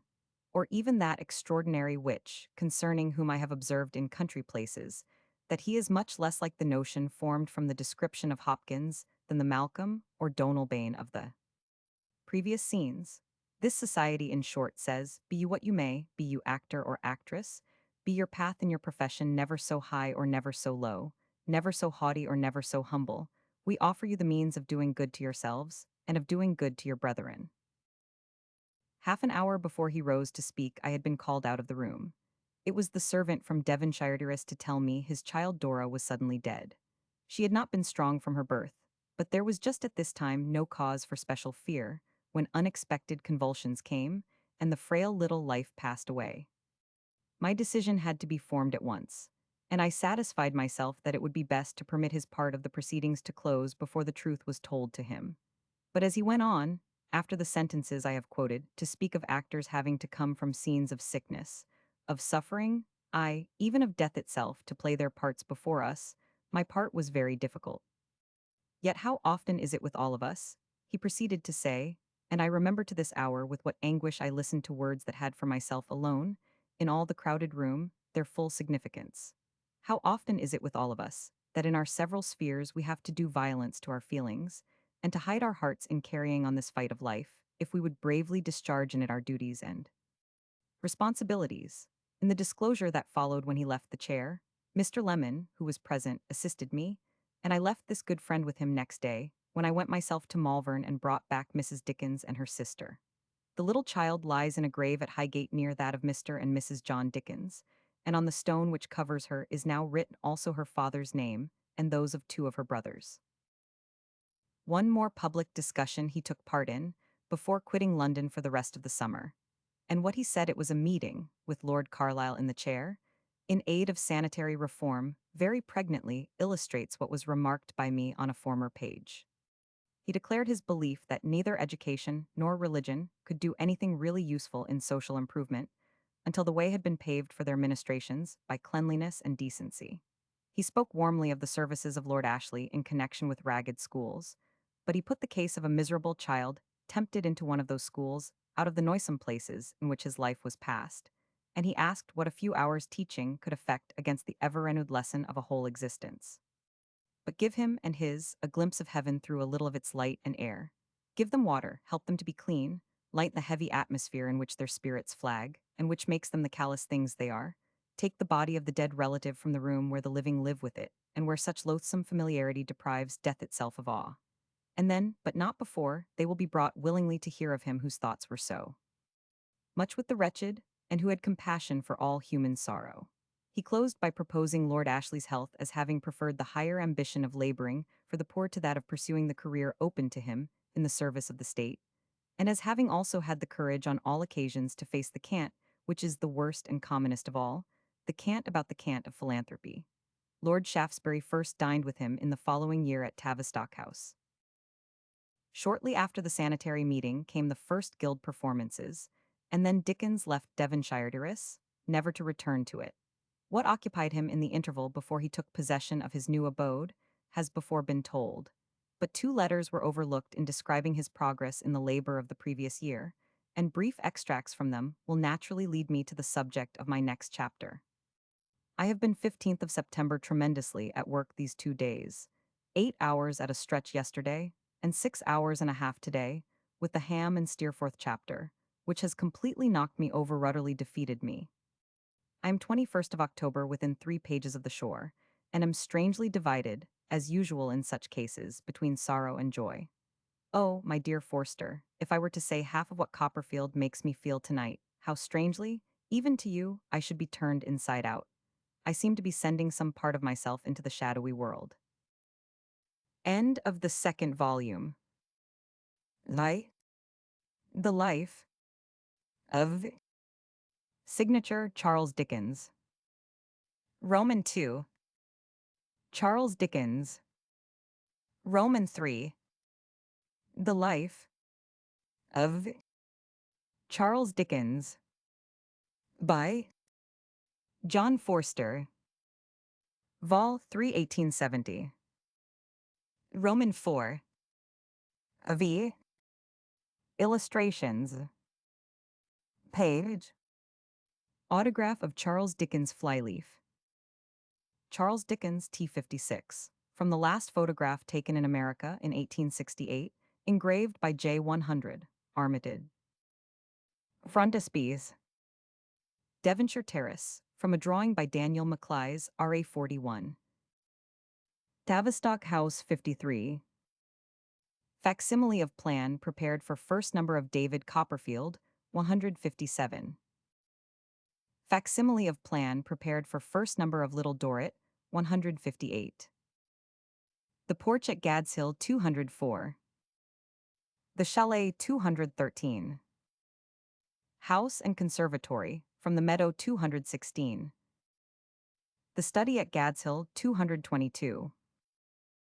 Facsimile from the last page of Edwin Drood, written on the 8th of June, 1870, 468. Facsimile of a page of Oliver Twist, written in 1837, 469. The Grave, from an original watercolor drawing executed for this work by S. 50. Fildes, engraved by J. Sadler. To phase. Roman 6. Roman 7. Table of Contents. Chapter 1, 1853. Pages 2150. David Copperfield and Bleak House, T 3841. Page. Interest of Copperfield, 21. Real People in Novels, 22. Scott, Smollett, and Fielding, 22. Complaint and Atonement, 23. Earlier and Later Methods, 24. Boythorn and Skimpole, 26. Yielding to Temptation, 27. Changes made in Skimpole, 28. Relatives put into books, 29. Scott and his father, 29. Dickens and his father, 30. No Harm Done, 32. Micawber and Skimpole, 32. Dickens and David, 33. Dangers of Autobiography, 34. Design of David's Character, 35. Why Books Continue, 36. The Storm and Shipwreck, 37. Goethe on the Insane, 38. The Two Heroines, 39. Risks Not Worth Running, 40. Devonshire Terrace, 41. Bleak House, 43. Defects of the Novel, 44. Set-offs and Successes, 45. Value of Critical Judgments, 46. The Contact of Extremes 47. Dean Ramsay on Joe 48. Town Graves 49. One Last Friend 49. Truth of Gridley's Case 50. Chapter 2, 1855. Pages 5175. Home Incidents and Hard Times, T4143. Titles proposed for Bleak House 52. Restlessness 52. Tavistock House 53. Last Child Born 54. A Young Stage Aspirant 54. Deaths of Friends 55. At Boulogne 55. Publishing Agreements 56. At Birmingham 56. Self-Changes 57. Employments in Boulogne 59. First Reading in Public 60. Argument against Paid Readings 61. Children's Theatricals 62. Mr. H. and Tom Thumb 62. Dickens and Fortunio 63. Titles for a New Story 65. Difficulties of Weekly Parts 66. Mr. Ruskin on Hard Times 67. Truths Enforced 68. Early Experiences 69. Strike at Preston 69.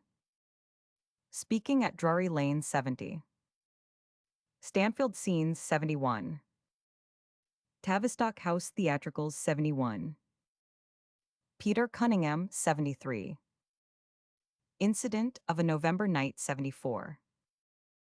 Degrees in Misery 75. Roman 8. Chapter 3. Pages 76-95. Switzerland and Italy Revisited, T41. Swiss People 76. Narrow Escape 77. Lausanne and Genoa 78. The Pesquier and its owner 79. On the Way to Naples 80. A Night on Board Ship 81. A Greek Potentate 82. Going Out to Dinner 83. The Old Idle Frenchman 84. Changes and Old Friends 85. A Scattering Party 86. The Puppets at Rome 87. Malaria and Desolation 88. Plague-Smitten Places 89. Again in Venice 90. A Painter Among Paintings 91. Liking for the Sardinians 92. Neapolitans in Exile 93. Traveling Police Arrangements 94. Dickens and the Austrian 95. Chapter 4, 1854 and 1856. Pages 96,120. 3 Summers at Boulogne, T41, 42, 44. Visits to France 96. First Summer Residence 97. Villa des Moulineaux 98. Doll's House and Offices 99. Bon Garkin of a Landlord 100. Making the Most of It 101. Among Putney Market Gardeners 102. Shakespearean Performance 103. Pictures at the Pig Market 104. English Friends 105. Change of Villa 105. The Northern Camp 106. Visit of Prince Albert 107. Emperor, Prince, and Dickens 108. Like Boxing 109. The Empress at a Review 110. A French Conjurer 110. Conjuring by Dickens 111. Making Demons of Cards 112. Conjurer's Compliment and Vision 114. Old Residence Resumed 115. Last of the Camp 116. A Household War 117. State of Siege 118. Death of Gilbert a Becket 119. Leaving for England 119. Chapter 5, 1856. Pages 121,153. Residence in Paris, T 4344. Actors and Dramas 122. Frederick Lemaitre 122. Last Scene in Gambler's Life 123. Apartment in Champs Elysees 124. French translation of Dickens 125. Ari Scheffer and Daniel Mannon 126. English Friends 126. Acting at the Franchise 127. Dumas Orestes 129. Paradise Lost at the Ambigue 130. Profane Nonsense 131. French as You Like It 132. Story of a French Drama 133. A Delightful Tag 134. Auber and Queen Victoria 134. Scribe and His Wife 136. At Rigniers 137. Viardot in Orphy 138. Meets George's Sand 138. Banquet at Girardin's 139. Second Banquet 141. Bourse and Its Victims 142. Entry of Troops from Crimea 143. Zouaves and Their Dog 144. Roman 9 Streets on New Year's Day 145. English and French Art 146. Emperor and Edwin Landseer 147. Sitting to Ari Scheffer 148. Scheffer as to the Likeness 149. A Duchess Murdered 150. Truth is Stranger Than Fiction 151. Singular Scenes Described 152. What Became of the Actors 153. Chapter 6, 1857. Pages 154,176. Little Dorrit and a Lazy Tour, T 4345. Watts's Rochester Charity 155. Tablet to Dickens in Cathedral 155. Nobody's Fault 155. How the Dorrit Story Grew 156. Number Plan of Copperfield 157. Number Plan of Dorrit 158. Circumlocution Office 159. Flora and Mr. F 160. Weak and Strong Points 161. A Scene of Boitriels 162. Reception of the Novel 163. Christmas Theatricals 164. Theatre Making 165. Rush for Places 166. Douglas Jerrold's Death 168. Exertions and Result 168. Seeing the Serpents Fed 169. Lazy Tour Projected 170. Up Carrick Fell 170. Accident to Mr. Wilkie Collins 171. At Wigton and Allonby 172. The Yorkshire Landlady 173. Doncaster in Race Week 174. A Performance of Money 175. Chapter 7, 1858. Pages 177,201. What happened at this time? T 4546. Disappointments and Distastes 177. What We Seem and Are 178. Compensations of Art 179. Misgivings 180. A Defect and a Merit 181. Reply to a remonstrance 182. Dangerous comfort 183. One happiness missed 184. Homily on life 185. Confidences 186. Rejoinder to a reply 187. What the world cannot give 189.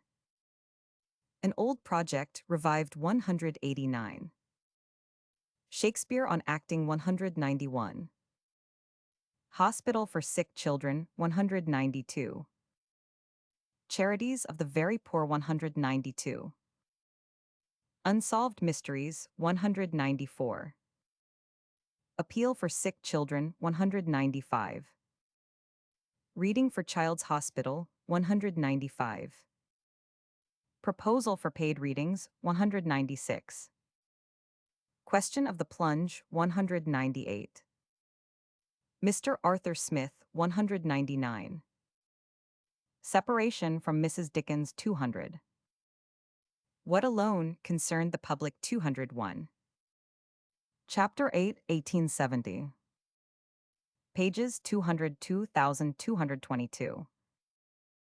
Gads Hill Place, T 4458. First description of it 202. The Porch 204. Negotiations for purchase 204. Becomes his home 205. Gads Hill a century ago 206. Past owners and tenants 207. Sinking a well 209. Gradual additions 210. Gift from Mr. Fetchter 211. Dickens's Riddingtable 211. The Chalet 213. Much coveted acquisition 214. Last improvement 215. Visits of friends 216. Dickens's dogs 218. A Fenian Mastiff 218. Linda and Mrs. Bouncer 219. Favorite walks 220. The study and chair 222. Eggs. Chapter 9 1859. Pages 223,238. First paid readings T 4647. Various managements 223. One day's work 224. Impressions of Dublin 225. Irish audiences 226. Young Ireland and Old England 227. Railway ride to Belfast 229. Brought near his fame 229. A knowing audience 231. Greeting in Manchester 231.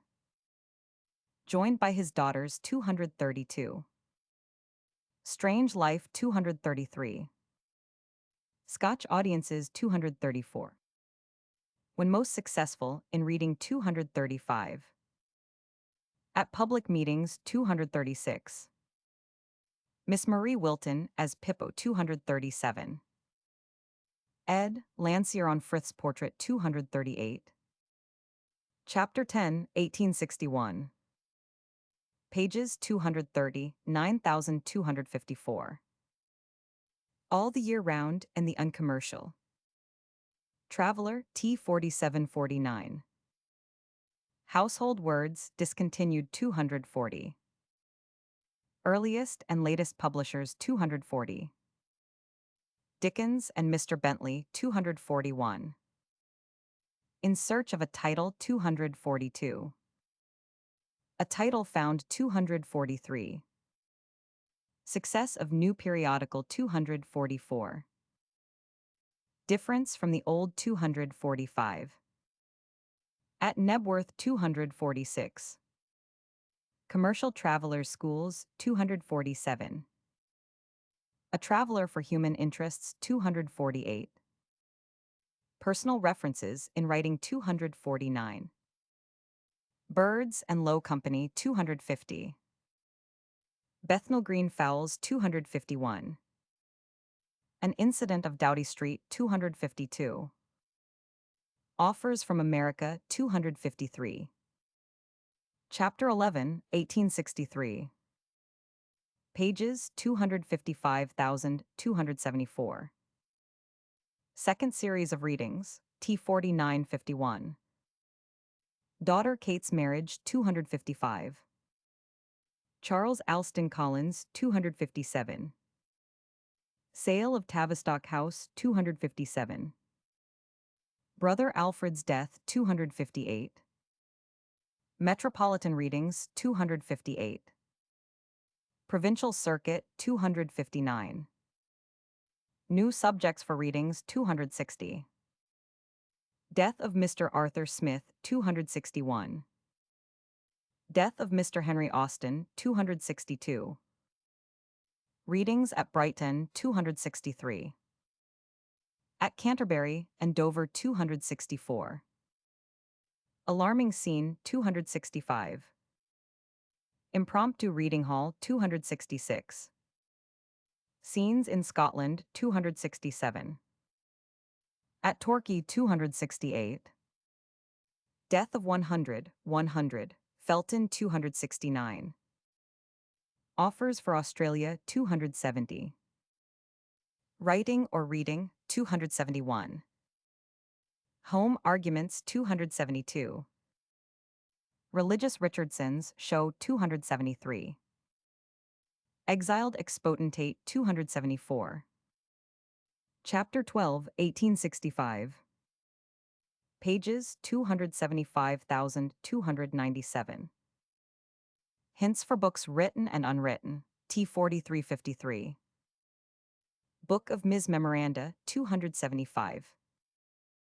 Originals of Characters 277. Fancies put into books 277. Notions for Little Dorrit 278. Suggestions for other books 279. Hints for last completed book 280. Fancies never used 281. Ideas not worked out 282. A touching fancy 284. Domestic subjects 284. Characters of women 285. Other female groups 286. Uncle Sam 288. Sketches of Selfishness 288. Striking Thoughts 290. Subjects Not Accomplished 290. Characters Laid Aside 291. Available Names 293. Titles for Books 293. Names for Girls and Boys 295. An Undistinguished Crowd 296. Mr. Brobity's Snuffbox 297. Chapter 13, 1867. Pages 290, 8,324. Third series of readings, T5255. Death of Thackeray 298. Mother's Death 300. Death of Second Son 300. Interest in Mr. Fetchter 301. Notes on Theaters 302. Sorrowful New Year 303. 100, W. Dilke's Death 303. Staplehurst Accident 305. Illness and Suffering 305. Enters on New Readings 306. Last Meeting with Mrs. Carlyle 308. Mrs. Carlyle's Death 309. Offer for more readings 309. Grave Warnings 311. In Scotland 312. Exertion and its result 313.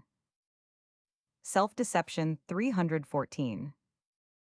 An Old Malady 314.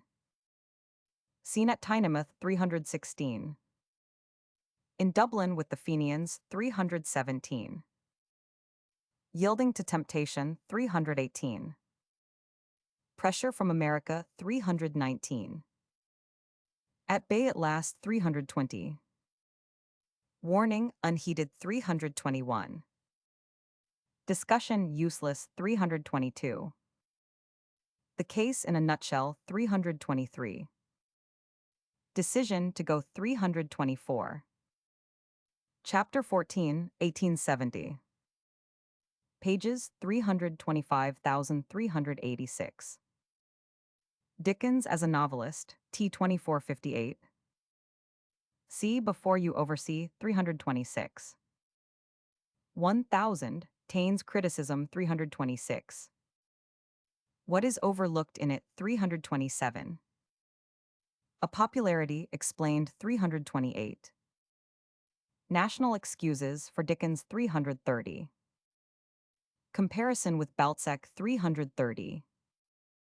Anticipatory reply to 1000, Taine 332. A critic in the Fortnightly Review 333. Blame and praise to be reconciled 333. A plea for objectors 334. Hallucinative imagination 335.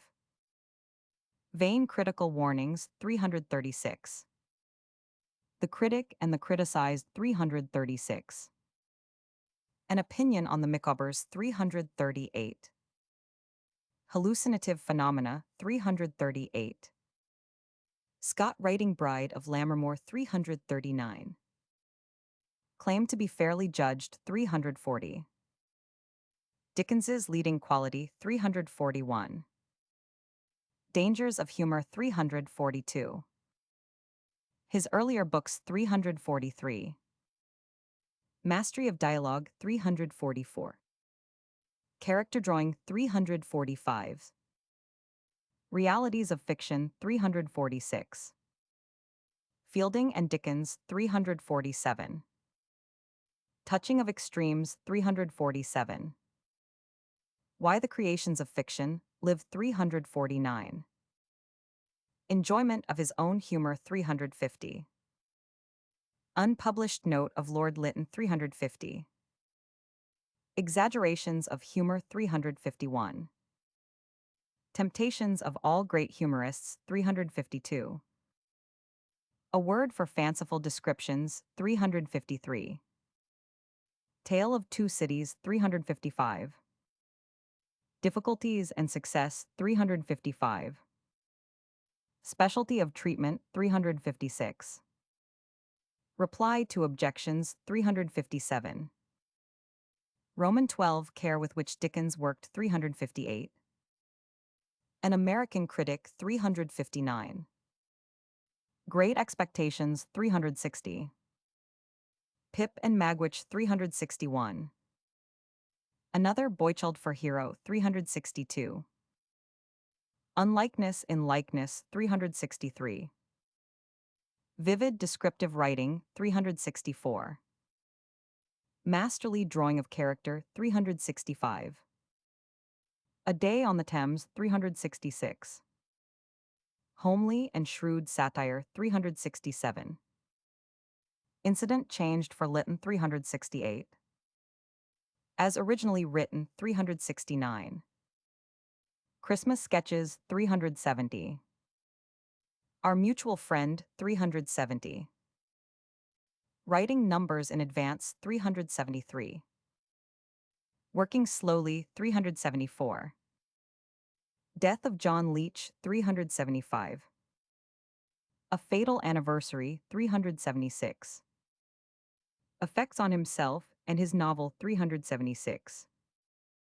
A Tale by Edmund about 378. First and Last 378. Dr. Marigold 379. Minor Stories 380. Something from Above 381. Purity of Dickens's Writings 382. Substitute for an Alleged Deficiency 382. True Province of Humor 383. Horace Greeley and Longfellow 384. Letters from an American 385. Companions for Solitude 386. Chapter 15. Pages 380, 7406. America Revisited, November and December 1867, T55. Warmth of the Greeting 388. Same cause as in 1842, 388. Old and New Friends 389. Changes since 1842, 390. First Boston Reading 391. Scene at New York Sales 393. First New York Reading 393. An Action Against Dickens 394. A Fire at His Hotel 395. Local and General Politics 397. Railway Arrangements 398. Police of New York 398. Mistletoe from England 399. As to Newspapers 400. Nothing Lasts Long 401. Cities Chosen for Readings 401. Scene of a Murder Visited 402. A Dinner at the Murderer's 403. Illness and Abstinence 404. Miseries of American Travel 405. Startling Prospect 406. Chapter 16. Pages 407,443. America Revisited, January to April 1868, T56. Speculators and Public 408. An Englishman's Disadvantage 408. Freedom and Independence 408. Mountain Sneezers and Eye-Openers 409. The Work and the Gain 410. A Scene at Brooklyn 411. At Philadelphia 412. Looking Up the Judge 413. Improved Social Ways 414. Result of 34 Readings 415. Shadow to the Sunshine 416. Readings in a Church 417. Change of Plan 417. Baltimore Women 418. Success in Philadelphia 419. Objections to Colored People 420. With Sumner at Washington 421. President Lincoln's Dream 423. Interview with President Johnson 423. Washington Audiences 424. A Comical Dog 425. Incident Before a Reading 426. Roman 13 The Child and the Doll 427. Northwest Tour 428. Political Excitement 429. Struggle for Tickets 430. American Female Beauty 432. Sherry to Slop Round with 432. Final Impression of Niagara 433. Letter to Mr. Ouvry 434. Getting Along Through Water 435. Again Attacked by Lameness 437. Illness and Exertion 437. Seeing Prevents Believing 439. All But Used Up 439. Last Boston Readings 440. New York Farewells 441. The Receipts Throughout 441. Promise at Public Dinner 442. The Adieu 443. Chapter 17, 1870. Pages 440, 4460. Last Readings, T5658. Health Improved 444. What the Readings Did and Undid 445. Expenses and Gains in America 446. Noticeable Changes in Him 447. Oliver Twist reading proposed 448. Objections to it 449. Death of Frederick Dickens 450. Macready at Oliver Twist reading 451. Another attack of illness 452. A doctor's difference 454.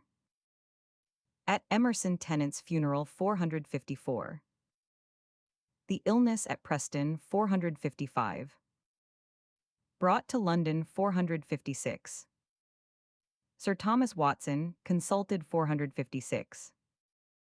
His note of the case 457. Guarded sanction to other readings 458. Close of career as public reader 460.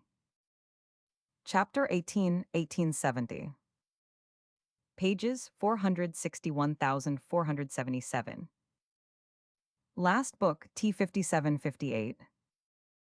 The Agreement for Edwin Drood 461. First Fancy for It 462. Story as planned in his mind 463. What to be its course and end 463. Merits of the Fragment 464. Comparison of early and late MSS 466. Discovery of an unpublished scene 467. Last page of Drood in facsimile 468. Page of Oliver Twist in facsimile 469. Delightful specimen of Dickens 470. Unpublished scene for Drood 470,476. Chapter 19, 1870. Pages 478,526. Personal characteristics T2458.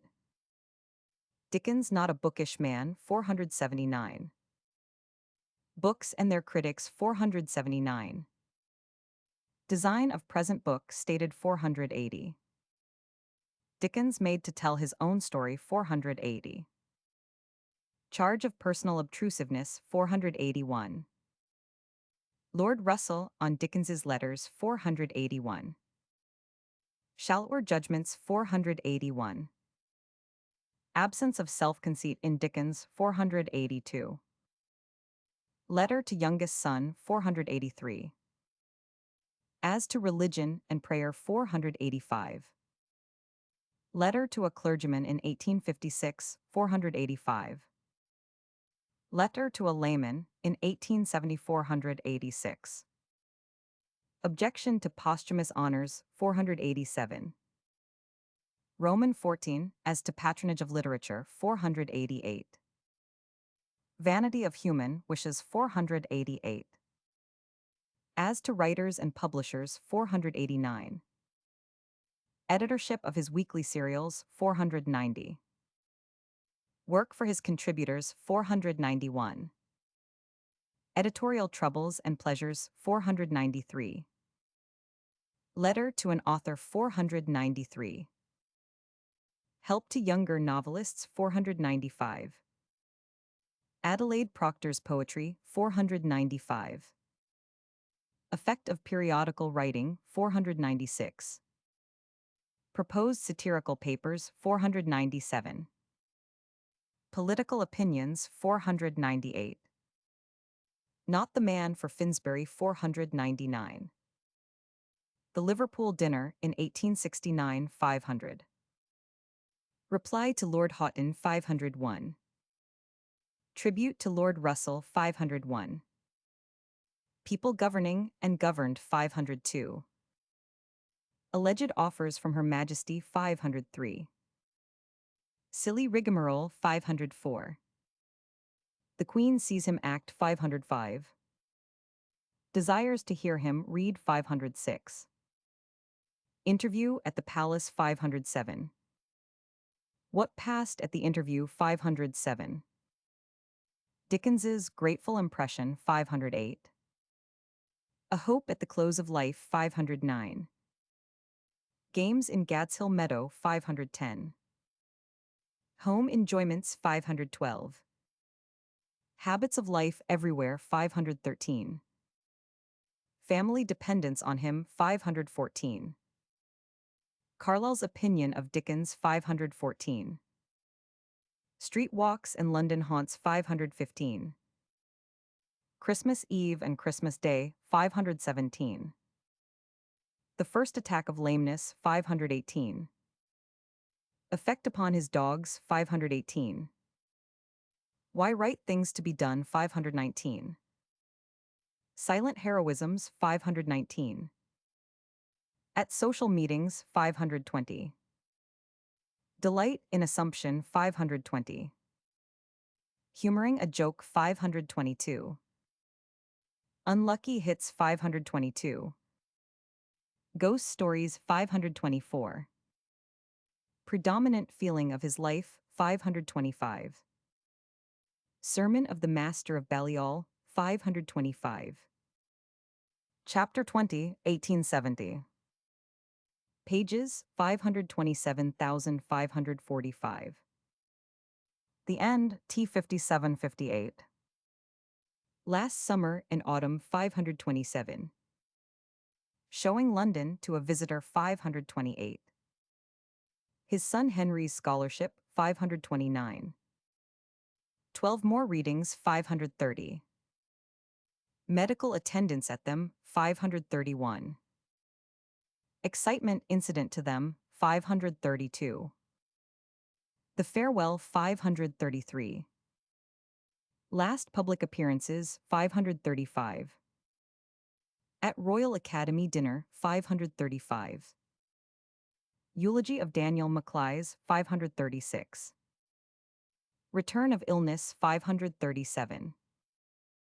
Our last meeting 538. A noteworthy incident 538. Last letter received from him 539. Final days at Gadshill 539. Wednesday the 8th of June 540. Last piece of writing 540. The 8th and 9th of June 541. The general grief 542. The burial 544. Unbidden mourners 544. The grave 544. Appendix 1. The writings of Charles Dickens 547. 2. The will of Charles Dickens 561. 3. Corrections made in the later editions of the second volume of this work. Index 571. The life of Charles Dickens. Chapter 1. David Copperfield and Bleak House. 18,501,853. Interest of Copperfield, Scott, Smollett, and Fielding to, close to the real earlier and later methods Dickens at Hatton Garden originals of Boythorn and Skimpole. Last glimpse of Leigh Hunt changes made in Skimpole self-defense Scott, and his father Dickens, and his father sayings of John Dickens Skimpole and Micawber Dickens and David self-portraiture. Not attempted the autobiographic. Form consistent drawing design of David's character tone of the novel The Pegasus, Miss Dartle Misses. Steerforth Betsy, Trotwood A Country, Undertaker the two heroines contrast of Esther and David plot of the story incidents and persons interwoven defects of Bleak House success, in character value of critical judgments pathetic touches Dean Ramsay on Bleak House, and Joe originals of Chancery abuses. Dickens never stood so high in reputation as at the completion of Copperfield.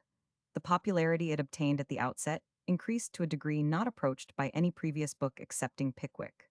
You gratify me more than I can tell you, he wrote to Bulwer Lytton July 1850, by what you say about Copperfield, because I hope myself that some heretofore deficient qualities are there.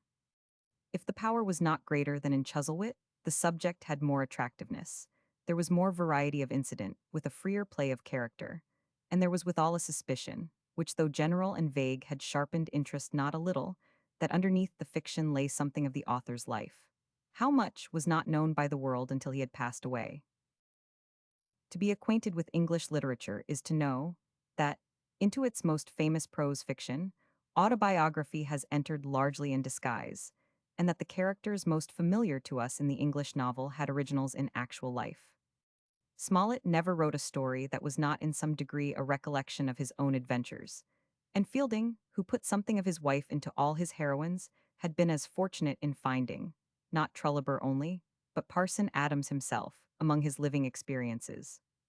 To come later down, there was hardly anyone ever known to Scott of whom his memory had not treasured up something to give minuter reality to the people of his fancy. And we know exactly whom to look for in Dandy Dinmont and Jonathan Oldbuck, in the office of Alan Fairford, and the sick room of Crystal Croftangree. We are to observe also that it is never anything complete that is thus taken from life by a genuine writer, but only leading traits, or such as may give greater finish. That the fine artist will embody in his portraiture of one person his experiences of 50, and that this would have been Fielding's answer to Trolloper if he had objected to the pigsty, and to Adams if he had sought to make a case of scandal out of the affair in Mrs. Slipslip's bedroom. Such questioning befell Dickens repeatedly in the course of his writings, where he freely followed, as we have seen, the method thus common to the masters in his art. But there was an instance of alleged wrong in the course of Copperfield, where he felt his vindication to be hardly complete, and what he did thereupon was characteristic. I have had the queerest adventure this morning. He wrote 28th of December 1849, on the eve of his 10th number, the receipt of the enclosed from Miss Moucher. It is serio-comic, but there is no doubt one is wrong in being tempted to such a use of power.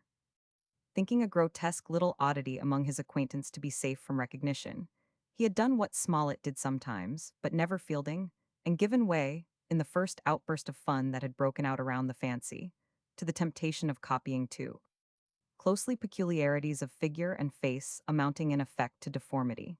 He was shocked at discovering the pain he had given, and a copy is before me of the assurances by way of reply which he at once sent to the complainant, that he was grieved and surprised beyond measure, that he had not intended her altogether, that all his characters, being made up out of many people, were composite and never individual, that the chair for table and other matters were undoubtedly from her, but that other traits were not hers at all, and that in Miss Moucher's Ain't I Volatile his friends had quite correctly recognized the favorite utterance of a different person. That he felt nevertheless he had done wrong, and would now do anything to repair it. That he had intended to employ the character in an unpleasant way, but he would, whatever the risk or inconvenience, change it all, so that nothing but an agreeable impression should be left. The reader will remember how this was managed, and that the third Iscon chapter went far to undo what the 20th had done. A much earlier instance is the only one known to me, where a character, in one of his books intended to be odious, was copied wholly from a living original. The use of such material, never without danger, might have been justifiable here if anywhere, and he had himself a satisfaction in always admitting the identity of Mr. Fang in Oliver Twist with Mr. Lang of Hatton Garden. But the avowal of his purpose in that case, and his mode of setting about it, marks strongly a difference of procedure from that which, following great examples, he adopted in his later books. An allusion to a common friend, in one of his letters of the present date dreadful thought occurs to me. How brilliant in a book, expresses both the continued strength of his temptations and the dread he had brought himself to feel of immediately yielding to them, but he had no such misgivings in the days of Oliver Twist. Wanting an insolent and harsh police magistrate, he bethought him of an original ready to his hand in one of the London offices. And instead of pursuing his later method of giving a personal appearance that should in some sort render difficult the identification of mental peculiarities, he was only eager to get in the whole man complete upon his page, figure, and face, as well as manners and mind. He wrote accordingly from Doughty Street on the 3rd of June, 1837, to Mr. Haynes, a gentleman who then had general supervision over the police reports for the daily papers. In my next number of Oliver Twist, I must have a magistrate, and casting about for a magistrate whose harshness and insolence would render him a fit subject to be shown up, I have as a necessary consequence stumbled upon Mr. Lang of Hatton Garden celebrity. I know the man's character perfectly well, but as it would be necessary to describe his personal appearance also, I ought to have seen him, which fortunately or unfortunately as the case may be I have never done. In this dilemma, it occurred to me that perhaps I might under your auspices be smuggled into the Hatton Garden office for a few moments some morning. If you can further my object, I shall be really very greatly obliged to you. The opportunity was found. The magistrate was brought up before the novelist. And shortly after, on some fresh outbreak of intolerable temper, the Home Secretary found it an easy and popular step to remove Mr. Lang from the bench. This was a comfort to everybody, saving only the principal person. But the instance was highly exceptional, and it rarely indeed happens that to the individual objection natural in every such case, some consideration should not be paid. In the book that followed Copperfield, two characters appeared having resemblances in manner and speech to two distinguished writers too vivid to be mistaken by their personal friends. To Lawrence Boythorn, under whom Landor figured, no objection was made, but Harold Skimpole, recognizable for Leigh Hunt, led to much remark. The difference being that ludicrous traits were employed in the first to enrich without impairing an attractive person in the tale, whereas to the last was assigned a part in the plot which no fascinating foibles or gaieties of speech could redeem from contempt, though a want of consideration was thus shown to the friend, whom the character would be likely to recall to many readers. It is nevertheless very certain that the intention of Dickens was not at first, or at any time, an unkind one. He erred from thoughtlessness only. What led him to the subject at all, he has himself stated. Hunt's philosophy of moneyed obligations, always, though loudly, half jocosely proclaimed, and his ostentatious willfulness in the humoring of that or any other theme on which he cared for the time to expatiate, had so often seemed to Dickens to be whimsical and attractive that, wanting an airy quality for the man he invented, this of Hunt occurred to him, and partly for that reason, and partly, he has since often grieved to think, for the pleasure it afforded to find a delightful manner reproducing itself under his hand, he yielded to the temptation of too often making the character speak like his old friend. This apology was made after Hunt's death, and mentioned a revision of the first sketch, so as to render it less like, at the suggestion of two other friends of Hunt. The friends were Proctor Barry Cornwall and myself, the feeling having been mine from the first that the likeness was too like. Proctor did not immediately think so, but a little reflection brought him to that opinion. You will see from the enclosed, Dickens wrote 17th of March 1852, that Proctor is much of my mind. I will nevertheless go through the character again in the course of the afternoon, and soften down words here and there. But before the day closed Proctor had again written to him, and next morning this was the result. I have again gone over every part of it very carefully, and I think I have made it much less like. I have also changed Leonard to Harold. I have no right to give Hunt pain, and I am so bent upon not doing it that I wish you would look at all the proof once more, and indicate any particular place in which you feel it particularly like. Whereupon I will alter that place. Upon the whole the alterations were considerable, but the radical wrong remained. The pleasant sparkling airy talk, which could not be mistaken, identified with odious qualities a friend only known to the writer by attractive ones, and for this there was no excuse. Perhaps the only person acquainted with the original who failed to recognize the copy was the original himself, a common case.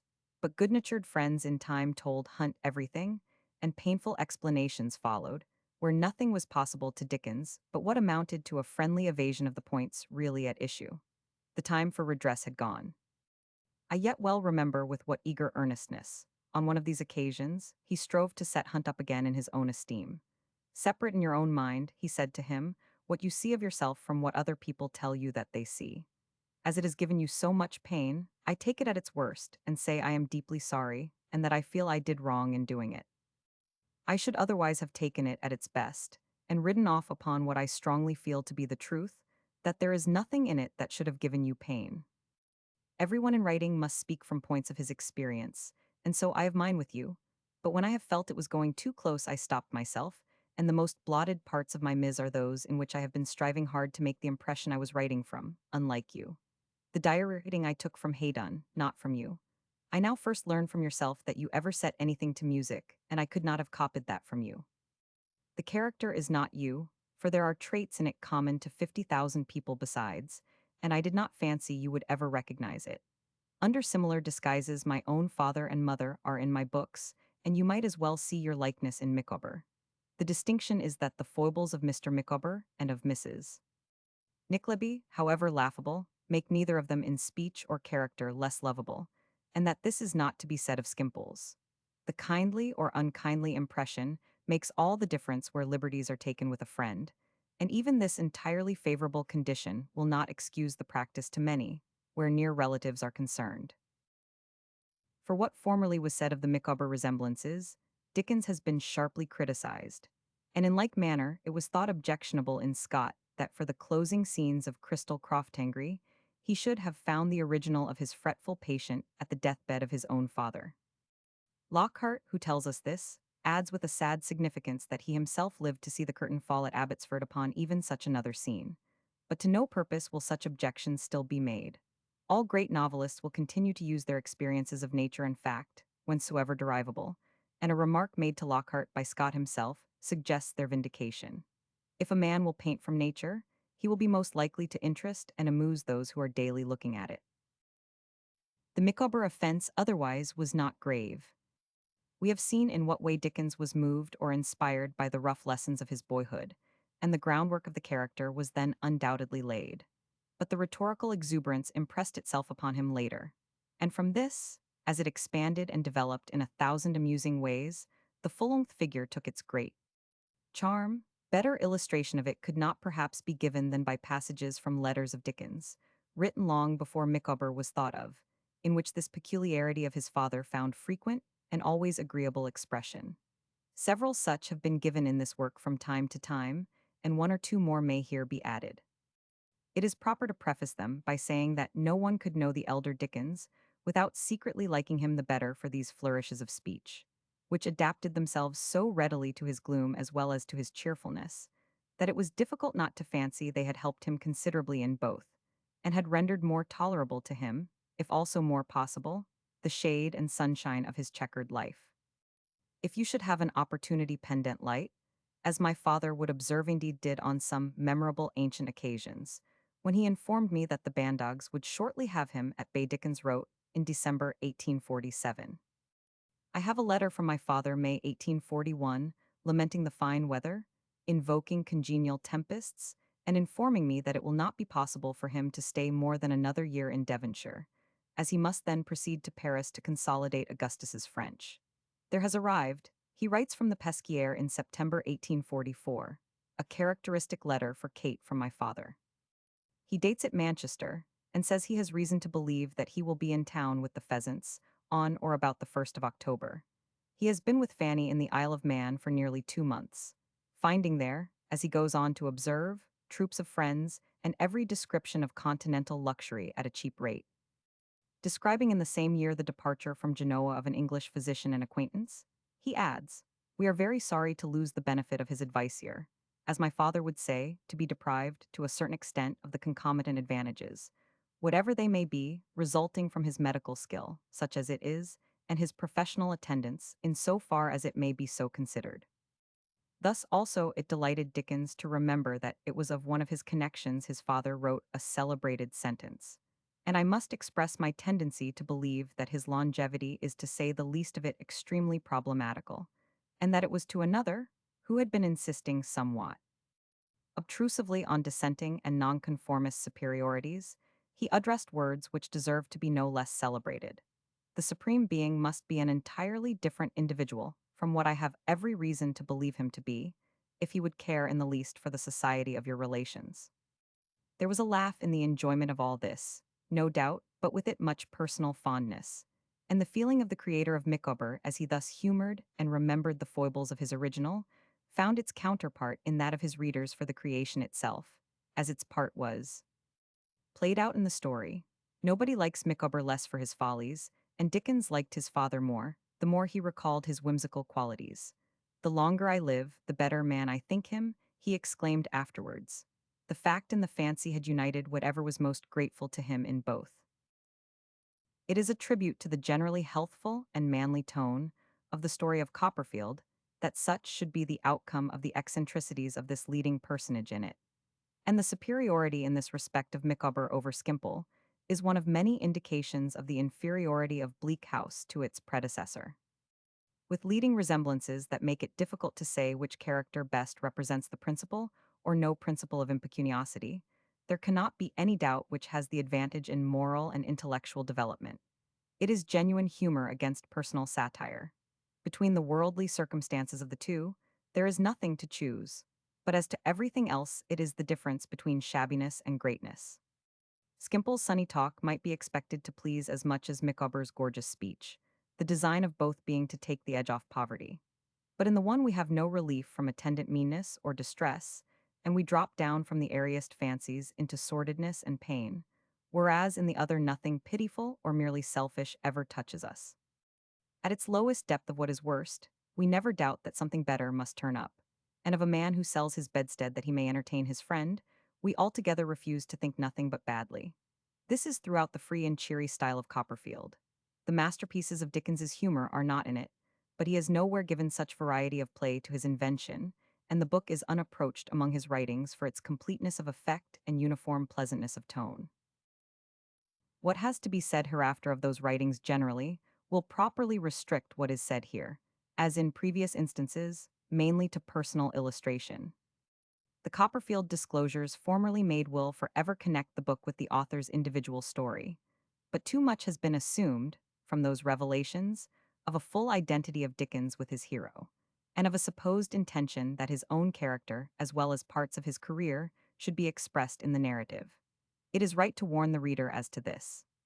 He can judge for himself how far the childish experiences are likely to have given the turn to Dickens's genius, whether their bitterness had so burnt into his nature, as, in the hatred of oppression, the revolt against abuse of power, and the war with injustice under every form displayed in his earliest books, to have reproduced itself only, and to what extent mere compassion for his own childhood may account for the strange fascination always exerted over him by child suffering and sorrow. But many as are the resemblances in Copperfield's adventures to portions of those of Dickens, and often as reflections occur to David which no one intimate with Dickens could fail to recognize as but the reproduction of his, it would be the greatest mistake to imagine anything like a complete identity of the fictitious novelist with the real one, beyond the Hungerford scenes, or to suppose that the youth, who then received his first harsh schooling in life, came out of it as little harmed or hardened. As David 999. The language of the fiction reflects only faintly the narrative of the actual fact, and the man whose character it helped to form was expressed not less faintly in the impulsive, impressionable youth, incapable of resisting the leading of others, and only disciplined into self-control by the later griefs of his entrance into manhood. Here was but another proof how thoroughly Dickens understood his calling, and that to weave fact with fiction unskillfully would be only to make truth less true. The character of the hero of the novel finds indeed his right place in the story he is supposed to tell, rather by unlikeness than by likeness to Dickens, even where intentional resemblance might seem to be prominent. Take autobiography as a design to show that any man's life may be as a mirror of existence to all men, and the individual career becomes altogether secondary to the variety of experiences received and rendered back in it. This particular form in imaginative literature has too often led to the indulgence of mental analysis, metaphysics, and sentiment, all in excess. But Dickens was carried safely over these allurements by a healthy judgment and sleepless creative fancy, and even the method of his narrative is more simple here than it generally is in his books. His imaginative growths have less luxuriance of Underwood, and the crowds of external images always rising so vividly before him are more within control. Consider Copperfield thus in his proper place in the story, and sequence as well as connection will be given to the varieties of its childish adventure. The first warm nest of love in which his vain, fond mother and her quaint kind servant cherish him, the quick flowing contrast of hard dependence and servile treatment, the escape from that premature and dwarfed maturity by natural relapse into a more perfect childhood, the then leisurely growth of emotions and faculties into manhood. These are component parts of a character consistently drawn. The sum of its achievement is to be a successful cultivation of letters, and often as such imaginary discipline has been the theme of fiction, there are not many happier conceptions of it. The ideal and real parts of the boy's nature receive development in the proportions which contribute best to the end desired. The readiness for impulsive attachments that had put him into the leading of others has underneath it a base of truthfulness on which at last he rests in safety. The practical man is the outcome of the fanciful youth, and a more than equivalent for the graces of his visionary days is found in the active sympathies that life has opened to him. Many experiences have come within its range, and his heart has had room for all. Our interest in him cannot but be increased by knowing how much he expresses of what the author had himself gone through, but David includes far less than this, and infinitely more. That the incidents arise easily, and to the very end connect themselves naturally and unobtrusively with the characters of which they are a part, is to be said perhaps more truly of this than of any other of Dickens's novels. There is a profusion of distinct and distinguishable people, and a prodigal wealth of detail, but unity of drift or purpose is apparent always, and the tone is uniformly right. By the course of the events, we learn the value of self-denial and patience, quiet endurance of unavoidable ills, strenuous effort against ills remediable, and everything in the fortunes of the actors warns us to strengthen our generous emotions and to guard the purities of home. It is easy thus to account for the supreme popularity of Copperfield, without the addition that it can hardly have had a reader, man or lad, who did not discover that he was something of a Copperfield himself. Childhood and youth live again for all of us in its marvelous boy experiences. Mr. Micawber's presence must not prevent my saying that it does not take the lead of the other novels in humorous creation, but in the use of humor to bring out prominently the ludicrous in any object or incident without excluding or weakening its most enchanting sentiment, it stands decidedly first. It is the perfection of English mirth. We are apt to resent the exhibition of too much goodness, but it is here so qualified by oddity as to become not merely palatable but attractive, and even pathos is heightened by what in other hands would only make it comical. That there are also faults in the book is certain, but none that are incompatible with the most masterly qualities, and a book becomes everlasting by the fact, not that faults are not in it, but that genius nevertheless is there. Of its method and its authors generally, in the delineation of character, something will have to be said on a later page. The author's own favorite people in it, I think, were the Peggotty group, and perhaps he was not far wrong. It has been their fate, as with all the leading figures of his invention, to pass their names into the language and become types, and he has nowhere given happier embodiment to that purity of homely goodness, which, by the kindly and all-reconciling influences of humor, may exalt into comeliness and even grandeur the clumsiest forms of humanity. What has been indicated in the style of the book as its greatest charm is here felt most strongly.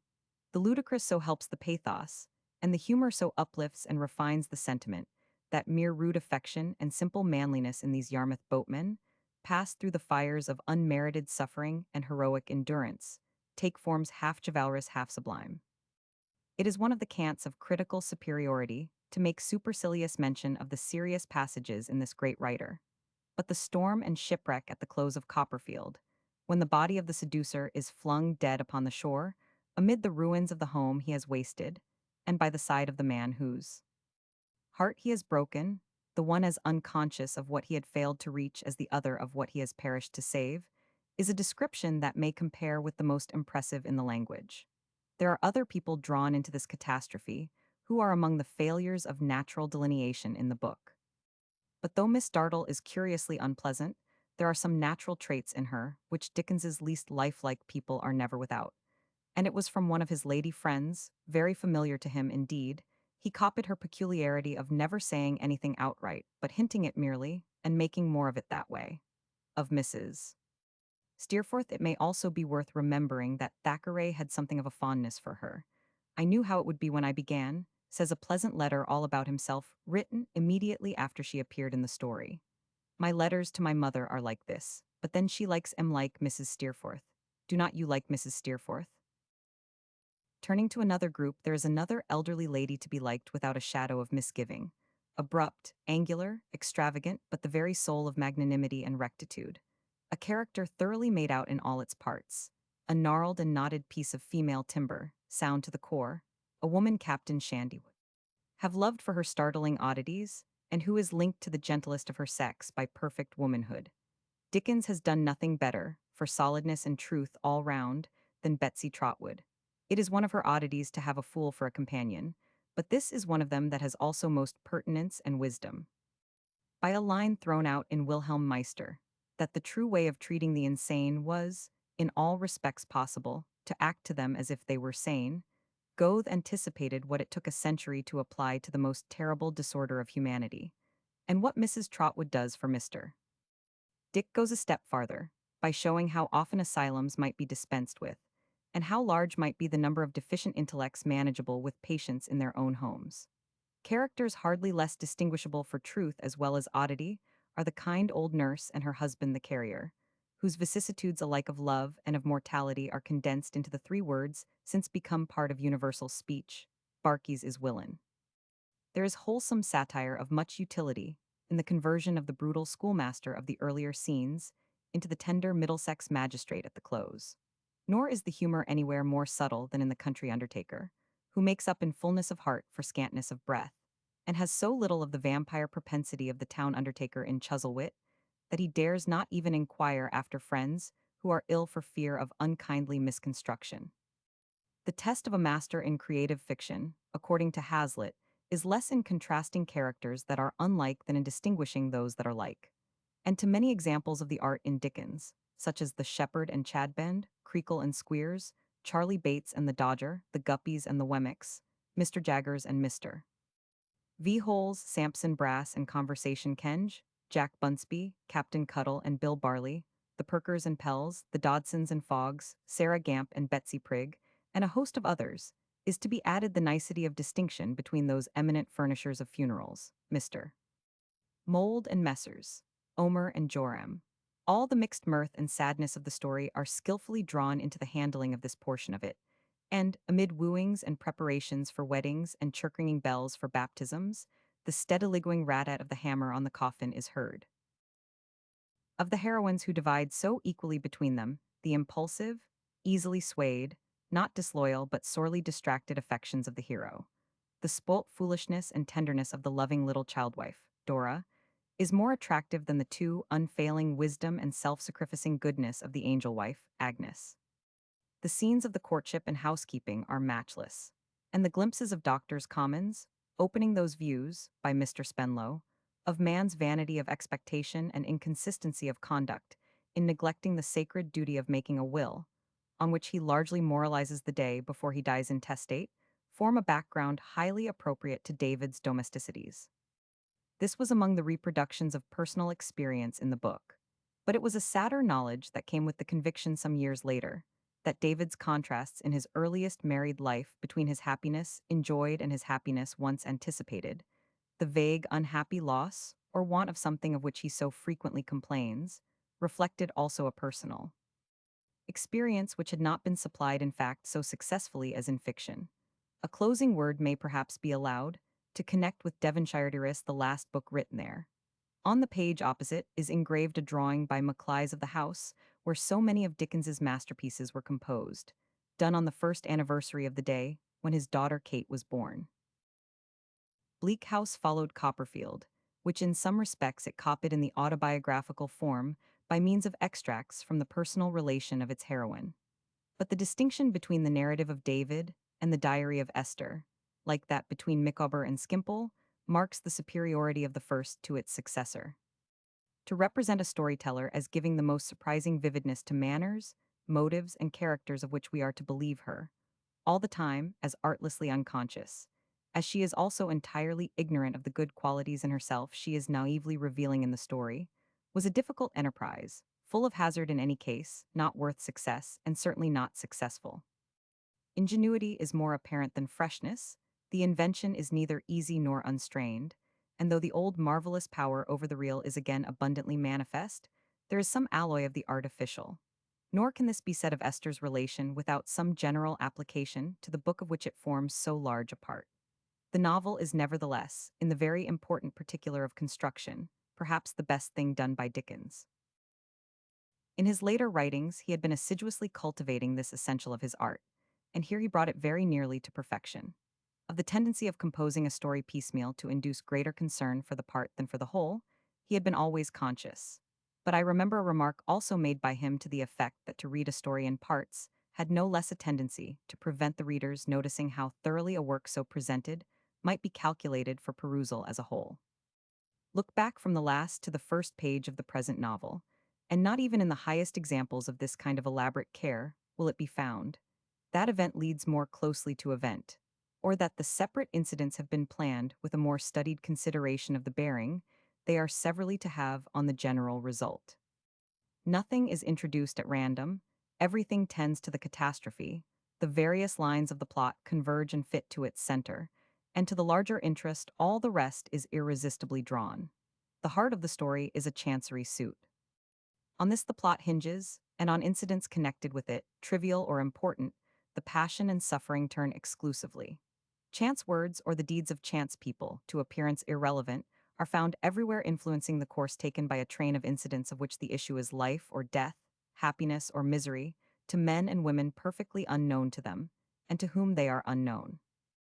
Attorneys of all possible grades, law clerks of every conceivable kind, the copyist, the law stationer, the usurer, all sorts of money lenders, suitors of every description, haunters of the chancery court and their victims, are forever moving round about the lives of the chief persons in the tale, and drawing them on insensibly, but very certainly, to the issues that await them.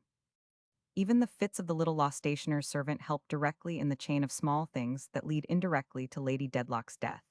One strong chain of interest holds together Chesney Wold and its inmates, Bleak House and the Jarndyce group, Chancery with its sorry and sordid neighborhood. The characters multiply as the tale advances, but in each the drift is the same. "There's no great odds betwixt my noble and learned brother and myself," says the grotesque proprietor of the rag and bottle shop under the wall of Lincoln's Inn. "They call me Lord Chancellor and my shop Chancery, and we both of us grub on in a muddle. Edex rerum the motto of both, but with a difference." Out of the lumber of the shop emerge slowly some fragments of evidence by which the chief actors in the story are sensibly affected, and to which Chancery itself might have succumbed if its devouring capacities had been less complete. But by the time there is found among the lumber the will which puts all to rights in the Jarndyce suit, it is found to be too late to put anything to rights. The costs have swallowed up the estate, and there is an end of the matter. What in one sense is a merit, however, may in others be a defect, and this book has suffered by the very completeness with which its chancery moral is worked out. The didactic in Dickens's earlier novels derived its strength from being merely incidental to interest of a higher and more permanent kind, and not in a small degree from the playful sportiveness and fancy that lighted up its graver illustrations. Here it is of sterner stuff, too little relieved and all-pervading. The fog so marvelously painted in the opening chapter has hardly cleared away when there arises, in Jarndyce 5. Jarndyce as bad an atmosphere to breathe in, and thenceforward to the end, clinging round the people of the story as they come or go, in dreary mist or in heavy cloud, it is rarely absent. Dickens has himself described his purpose to have been to dwell on the romantic side of familiar things. But it is the romance of discontent and misery, with a very restless, dissatisfied moral, and is too much brought about by agencies disagreeable and sordid. The Guppies, Weevils, Snagsbys, Chadbends, Crooks, and Smallweeds, even the Kenges, Viholeses, and Tulkinghorns, are much too real to be pleasant, and the necessity becomes urgent for the reliefs and contrasts of a finer humanity. These last are not wanting, yet it must be said that we hardly escape, even with them, into the old freedom and freshness of the author's imaginative worlds, and that the too conscious unconsciousness of Esther flings something of a shade on the radiant goodness of John Jarndyce himself. Nevertheless, there are very fine delineations in the story. The crazed little chancery lunatic, Miss Flight, the loud-voiced, tender-souled chancery victim, Gridley, the poor good-hearted youth Richard, broken up in life and character by the suspense of the chancery suit on whose success he is to begin the world, believing himself to be saving money when he is stopped from squandering it, and thinking that having saved it he is entitled to fling it away. Trooper George, with the Bagnets and their household, where the most ludicrous points are more forcible for the pathetic touches underlying them, the Jellaby interior and its philanthropic, strong-minded mistress, placid and smiling amid a household muddle out-muddling Chancery itself. The model of deportment, Turveydrop the elder, whose relations to the young people, whom he so superbly patronizes by being dependent on them for everything, touch delightfully some subtle points of truth, the inscrutable Tulkinghorn and the immortal Bucket. All these, and especially the last, have been added by this book to the list of people more intimately and permanently known to us than the scores of actual familiar acquaintance whom we see around us living and dying. But how do we know them? There are plenty to tell us that it is by vividness of external observation rather than by depth of imaginative insight, by tricks of manner and phrase rather than by truth of character, by manifestation outwardly rather than by what lies behind. Another opportunity will present itself for some remark on this kind of criticism, which has always had a special pride in the subtlety of its differences from what the world may have shown itself prone to admire. "In my father's library," wrote Landor to Southey's daughter Edith, "was the critical review from its commencement, and it would have taught me, if I could not even at a very early age teach myself better, that Fielding, Sterne, and Goldsmith were really worth nothing. It is a style that will never be without cultivators, and its frequent application to Dickens will be shown hereafter.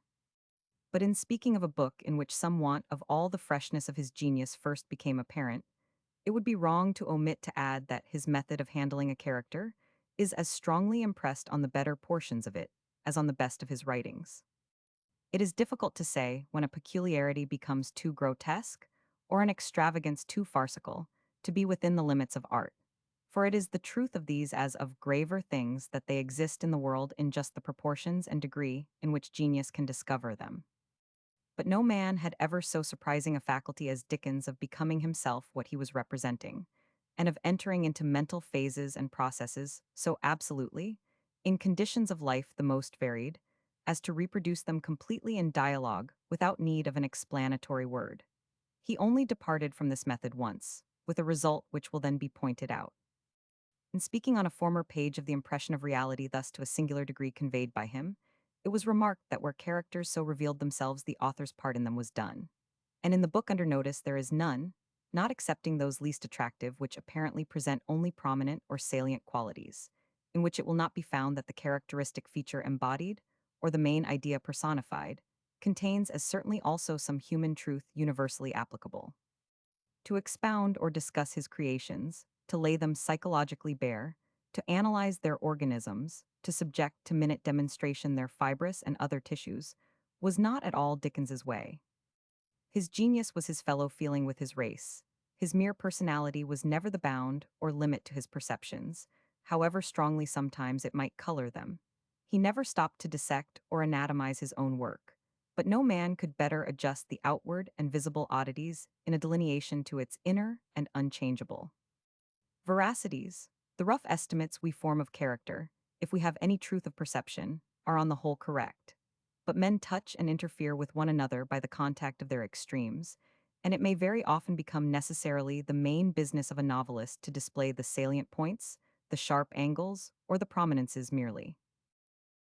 The pathetic parts of Bleak House do not live largely in remembrance, but the deaths of Richard and of Gridley, the wandering fancies of Miss Flight, and the extremely touching way in which the gentle manager of the pompous old baronet, Dedlock, asserts itself under suffering, belong to a high order of writing.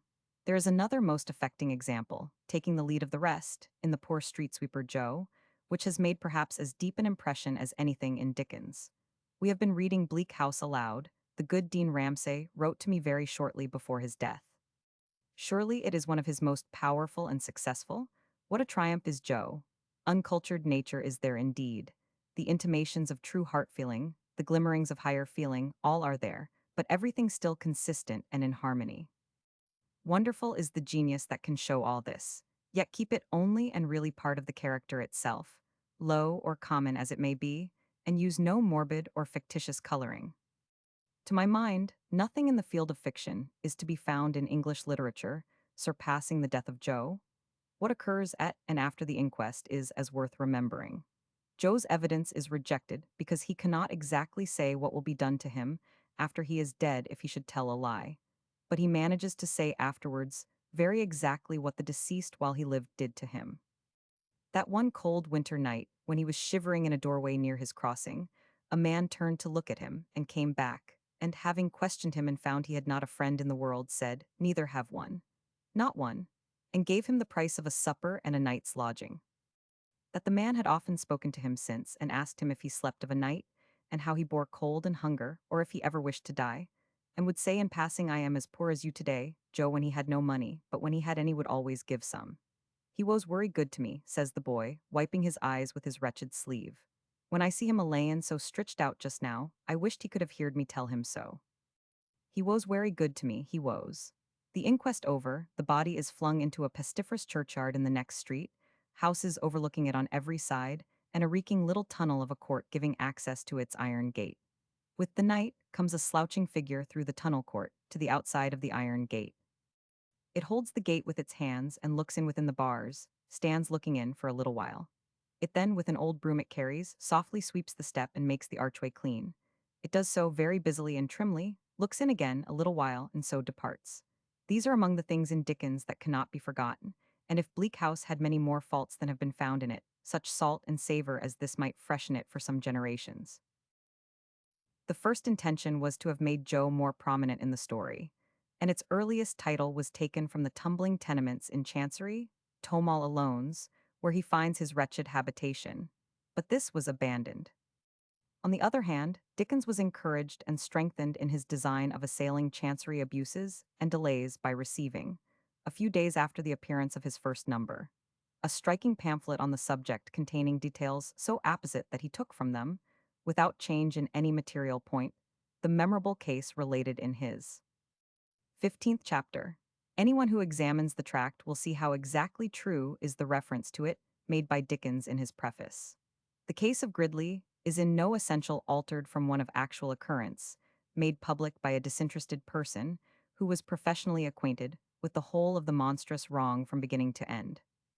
The suit, of which all particulars are given, affected a single farm, in value not more than 1,200, but all that its owner possessed in the world, against which a bill had been filed for a 300 legacy left in the will bequeathing the farm.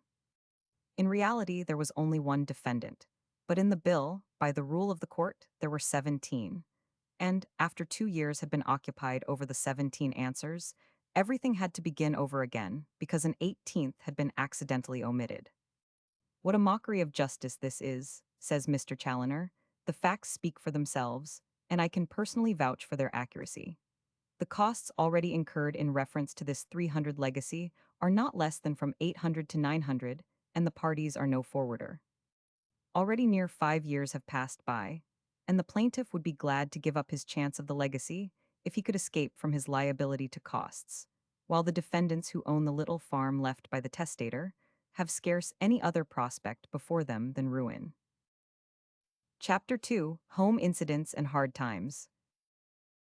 185,318,540,1855. Bleak House Sale Proposed Titles: Restless Tavistock, House Last, Child Born Death of Friend's Liking, for Boulogne Banquet at Birmingham Self Changes, Overdoing It Projected Trip to Italy First Public Readings Argument against Paid Readings Children's Theatrical Small. Actors Henry Fielding Dickens, and the Czar titles for a new story Hard Times, Chosen Difficulties of Weekly Publication Mr. Ruskin on Hard Times Exaggerated Rebuke of Exaggeration Manufacturing Town on Strike Dinner, to Thackeray Peter Cunningham Incident of a November Night. David Copperfield had been written, in Devonshire duress for the most part, between the opening of 1849 and October 1850, its publication covering that time, and its sale, which has since taken the lead of all his books but Pickwick, never then exceeding 25,000. But though it remained thus steady for the time, the popularity of the book added largely to the sale of its successor. Bleak House was begun in his new abode of Tavistock House at the end of November 1851, was carried on, amid the excitements of the Guild performances, through the following year, was finished at Boulogne in the August of 1853, and was dedicated to his friends and companions in the Guild of Literature and Art. Tavistock House, Tavistock House.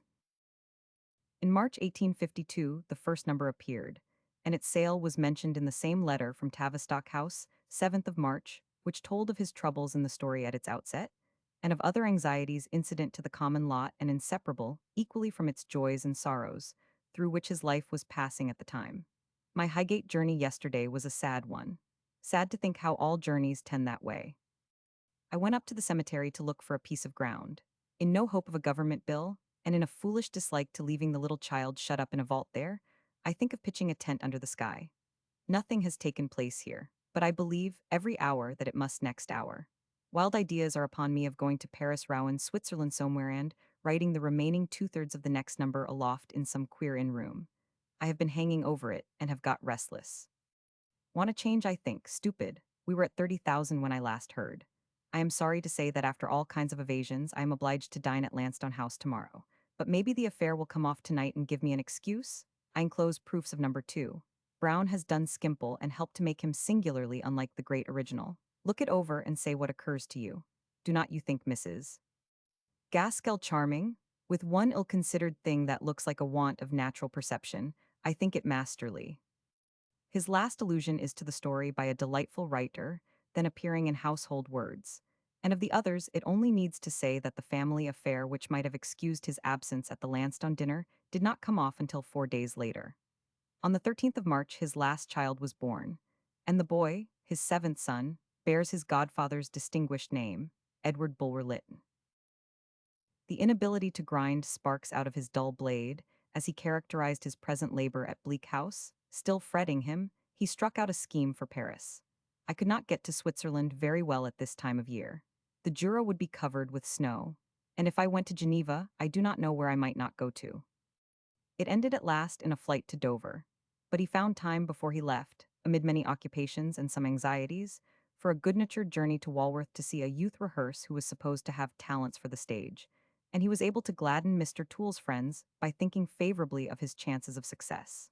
"I remember what I once myself wanted in that way," he said, "and I should like to serve him." At one of the last dinners in Tavistock House before his departure, Mr. Watson of Rockingham was present, and he was hardly settled in Camden Crescent, Dover, when he had news of the death of that excellent friend. "Poor dear Watson, it was this day 2 weeks when you rode with us and he dined with us." All remarked after he had gone how happy he seemed to have got over his election troubles, and how cheerful he was. He was full of Christmas plans for Rockingham, and was very anxious that we should get up a little French piece I had been telling him the plot of. He went abroad next day to join Mrs. Watson and the children at Hamburg, and then go to Lausanne, where they had taken a house for a month. He was seized at Hamburg with violent internal inflammation, and died without much pain in 4 days. I was so fond of him that I am sorry you did not know him better. I believe he was as thoroughly good and true a man as ever lived, and I am sure I can have felt no greater affection for him than he felt for me. When I think of that bright house, and his fine, simple, honest heart, both so open to me, the blank and loss are like a dream. Other deaths followed. Poor D'Orsay, he wrote after only 7 days, 8th of August. It is a tremendous consideration that friends should fall around us in such awful numbers as we attain middle life. What a field of battle it is! Nor had another month quite passed before he lost, in Mrs. Macready, a very dear family friend. Ah me, he wrote. This tremendous sickle certainly does cut deep into the surrounding corn when one's own small blade has ripened. But this is all a dream, may be, and death will wake us. Able at last to settle to his work, he stayed in Dover 3 months, and early in October, sending home his family caravan, crossed to Boulogne to try it as a resort for seaside holiday. I never saw a better instance of our countrymen than this place. Because it is accessible, it is genteel to say it is of no character, quite English, nothing continental about it, and so forth. It is as quaint, picturesque, good a place as I know, the boatmen and fishing people quite a race apart, and some of their villages as good as the fishing villages on the Mediterranean. The Oatville, with a walk all round it on the ramparts, charming. The country walks, delightful. It is the best mixture of town and country with sea air into the bargain I ever saw. Everything cheap, everything good, and please God I shall be writing on those said ramparts next July. Before the year closed, the time to which his publishing arrangements with Messrs. Bradbury and Evans were limited had expired, but at his suggestion, the fourth share in such books as he might write, which they had now received for 8 years, was continued to them on the understanding that the publisher's percentage should no longer be charged in the partnership accounts, and with a power reserved to himself to withdraw when he pleased. In the new year, his first adventure was an ovation in Birmingham, where a silver-gilt salver and a diamond ring were presented to him, as well for eloquent service specially rendered to the institution, as in general testimony of varied literary acquirements, genial philosophy, and high moral teaching. A great banquet followed on Twelfth Night, made memorable by an offer to give a couple of readings from his books at the following Christmas in aid of the New Midland Institute. It might seem to have been drawn from him as a grateful return for the enthusiastic greeting of his entertainers, but it was in his mind before he left London. It was his first formal undertaking to read in public.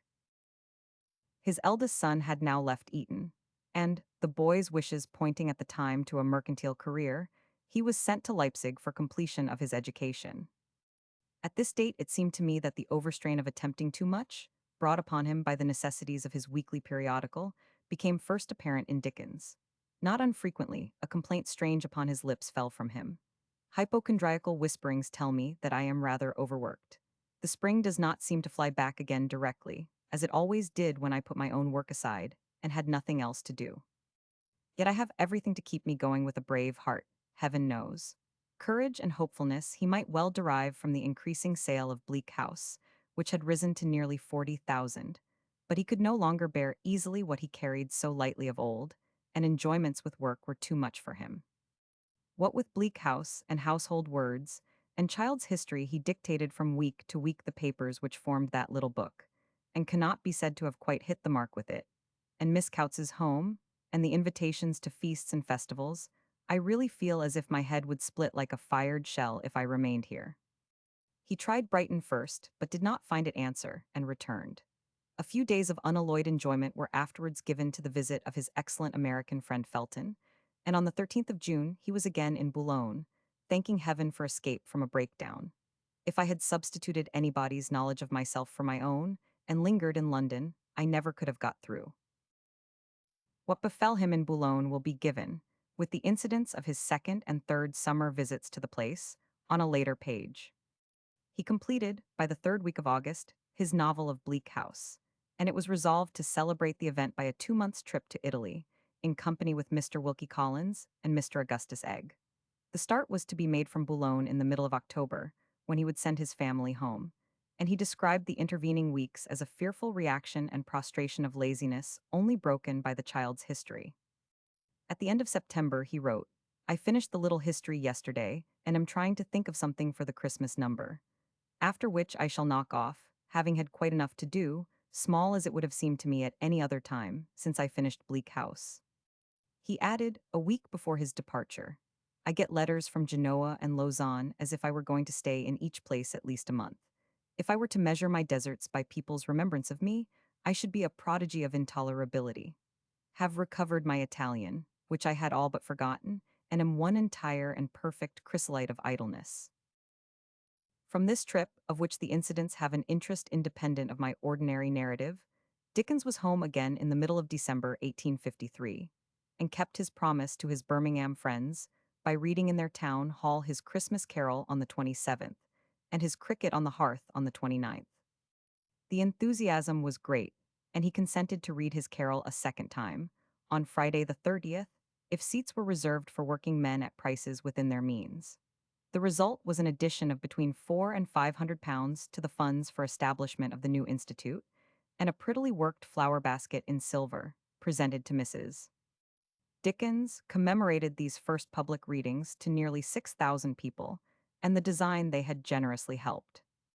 Other applications then followed to such extent that limits to compliance had to be put, and a letter of the 16th of May, 1854, is one of many that express both the difficulty in which he found himself and his much desired expedient for solving it.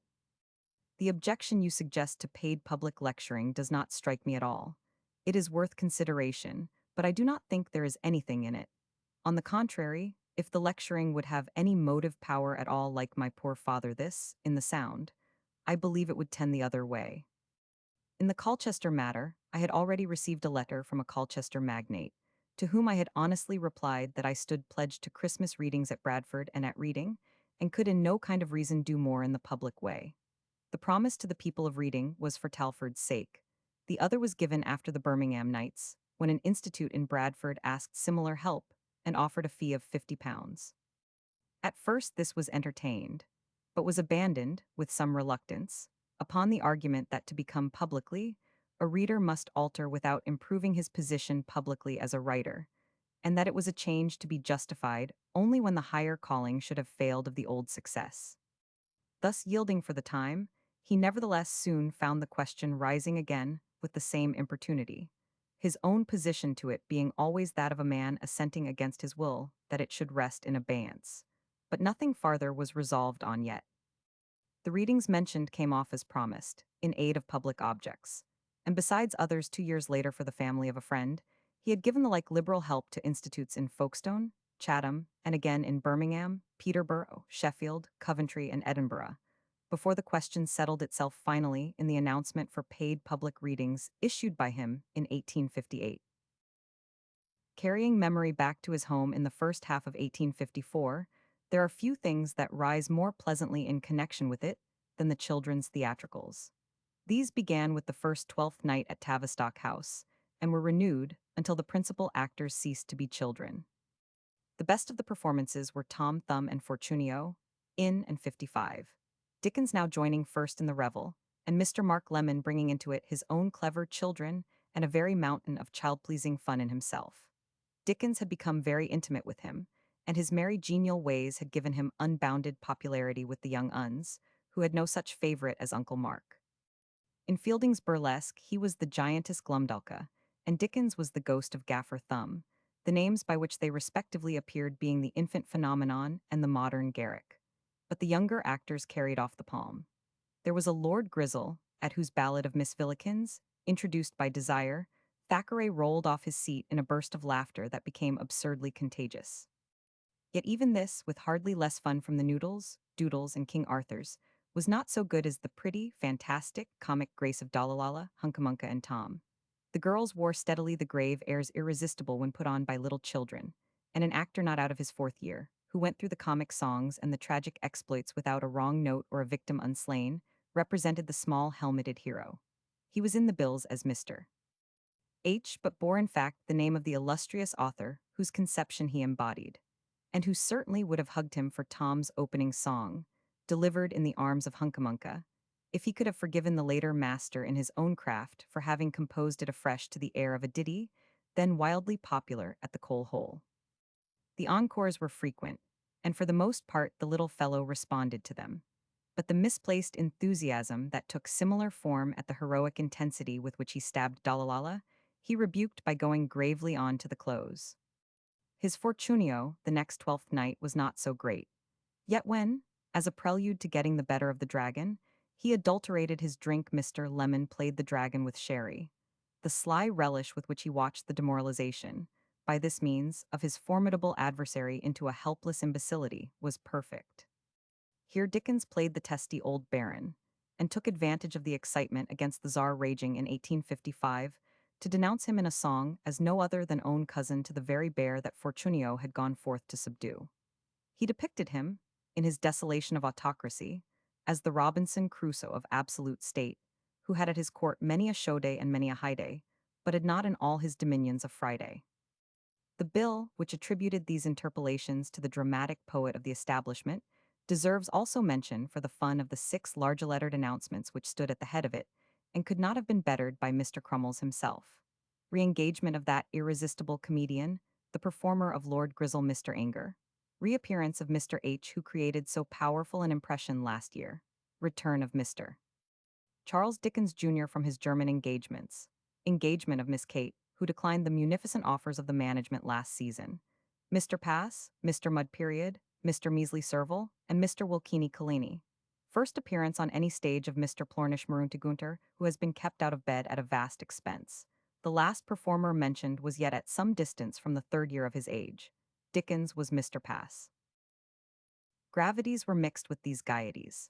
I wish you would look 20th of January 1854 at the enclosed titles for the H.W. story, between this and 2 o'clock or so, when I will call. It is my usual day, you observe, on which I have jotted them down Friday.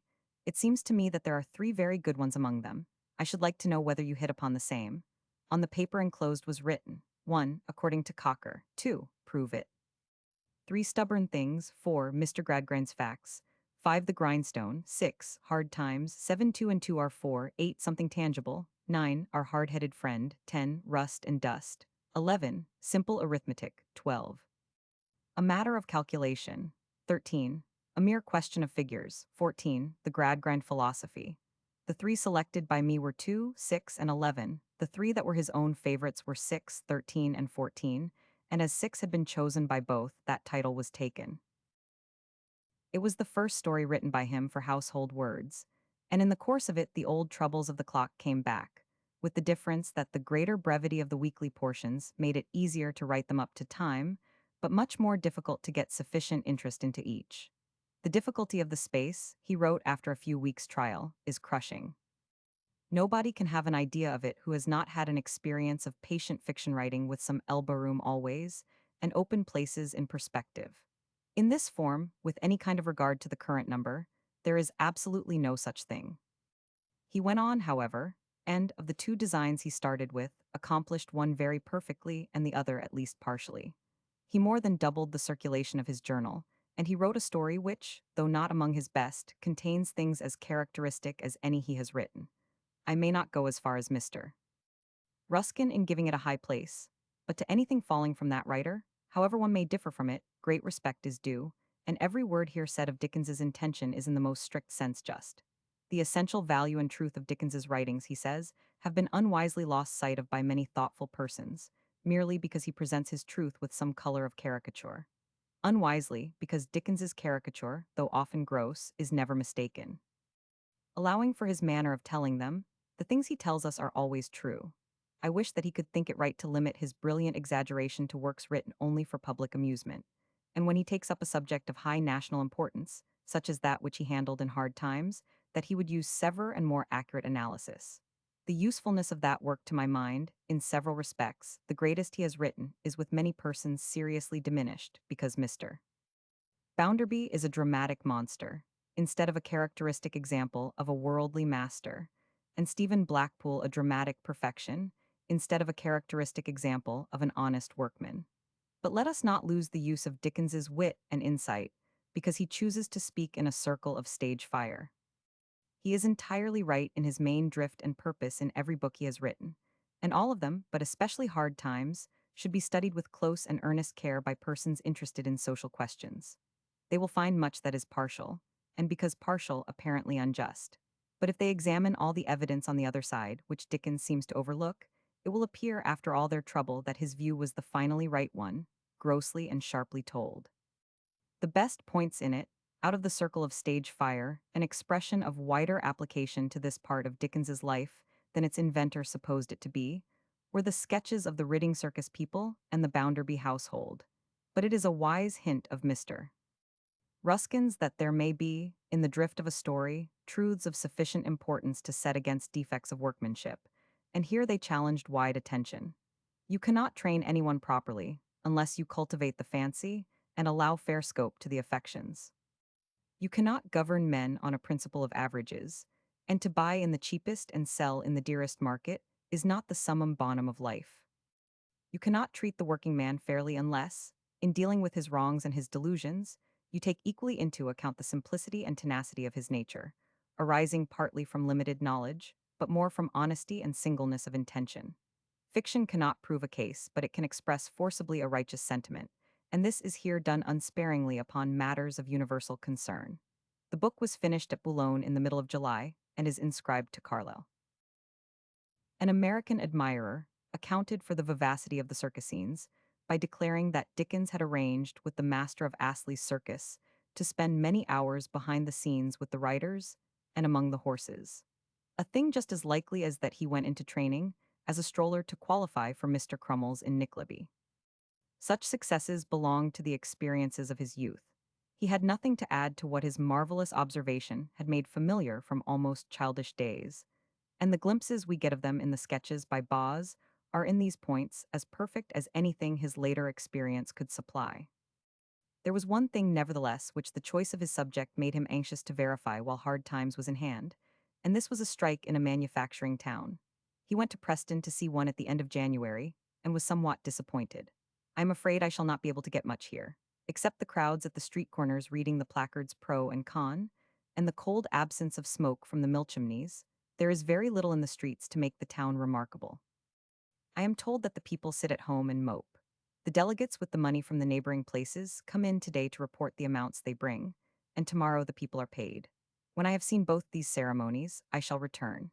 It is a nasty place. I thought it was a model town, and I am in the Bull Hotel, before which some time ago the people assembled supposing the masters to be here, and on demanding to have them out were remonstrated with by the landlady in person. I saw the account in an Italian paper, in which it was stated that the populace then environed the Palazzo Bull, until the padrona of the palazzo heroically appeared at one of the upper windows and addressed them.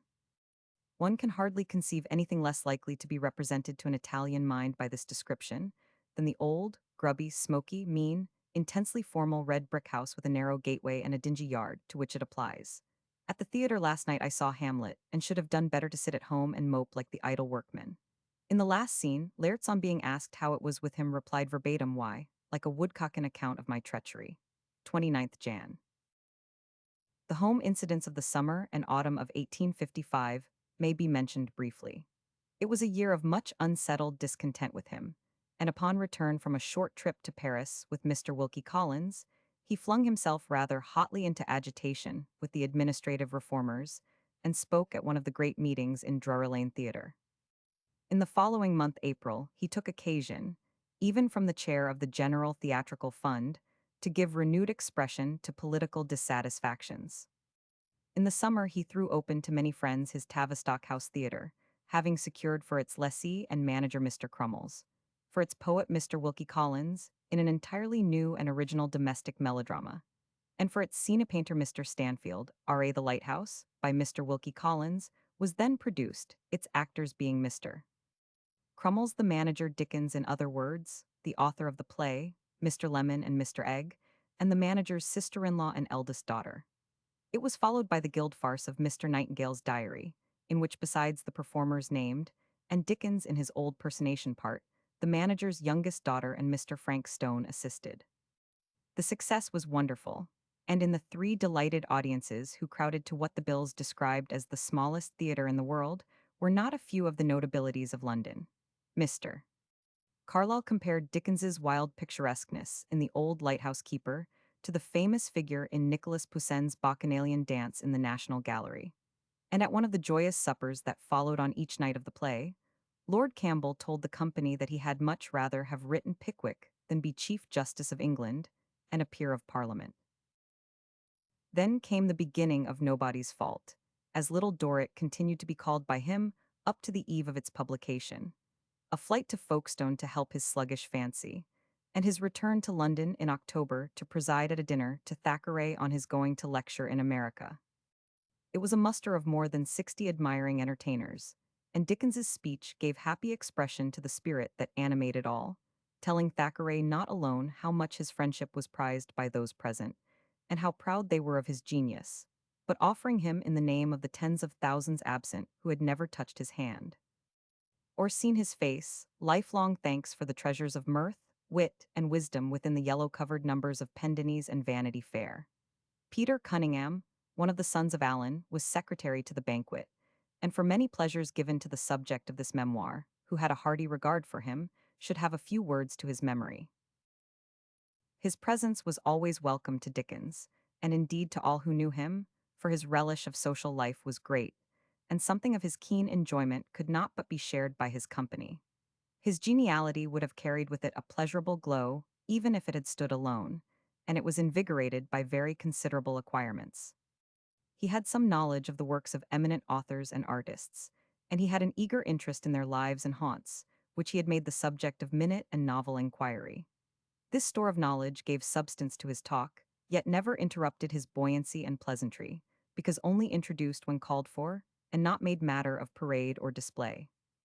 But the happy combination of qualities that rendered him a favorite companion, and won him many friends, proved in the end injurious to himself. He had done much while young in certain lines of investigation which he had made almost his own, and there was every promise that, in the department of biographical and literary research, he would have produced much weightier works with advancing years. This, however, was not to be. The fascinations of good fellowship encroached more and more upon literary pursuits, until he nearly abandoned his former favorite studies and sacrificed all the deeper purposes of his life to the present temptation of a festive hour. Then his health gave way, and he became lost to friends as well as to literature. But the impression of the bright and amiable intercourse of his better times survived, and his old associates never ceased to think of Peter Cunningham with regret and kindness.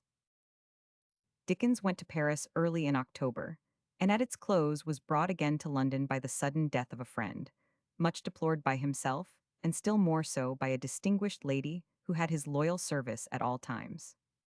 An incident before his return to France is worth brief relation.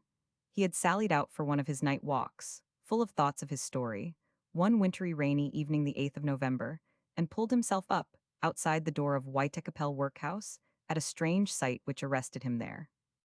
Against the dreary enclosure of the house were leaning, in the midst of the downpouring rain and storm, what seemed to be 7 heaps of rags. Dumb, wet, silent horrors he described them, sphinxes set up against that dead wall, and no one likely to be at the pains of solving them until the general overthrow.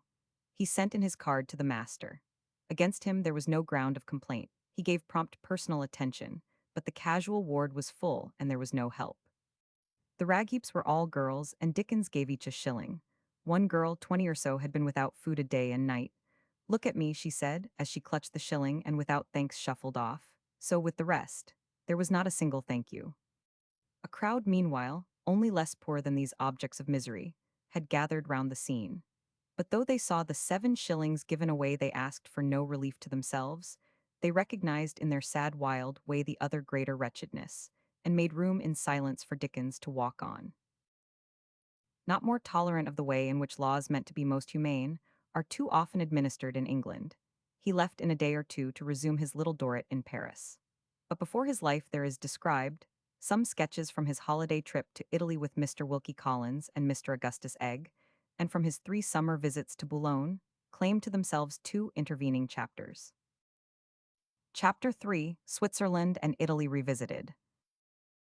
Swiss people narrow escape burn Lausanne an old friend, Genoa Pesquier, revisited on the way to Naples seen on board steamship a jaunt to Pisa Greek warship at Naples at Rome times, changes at the opera a scattering party performance of puppets malaria desolation at Bolsena, at Venice habits of gondoliers uses of travel Tintoretto at Turin liking for the Sardinians Austrian police arrangements Dickens, and the Austrian an old dislike.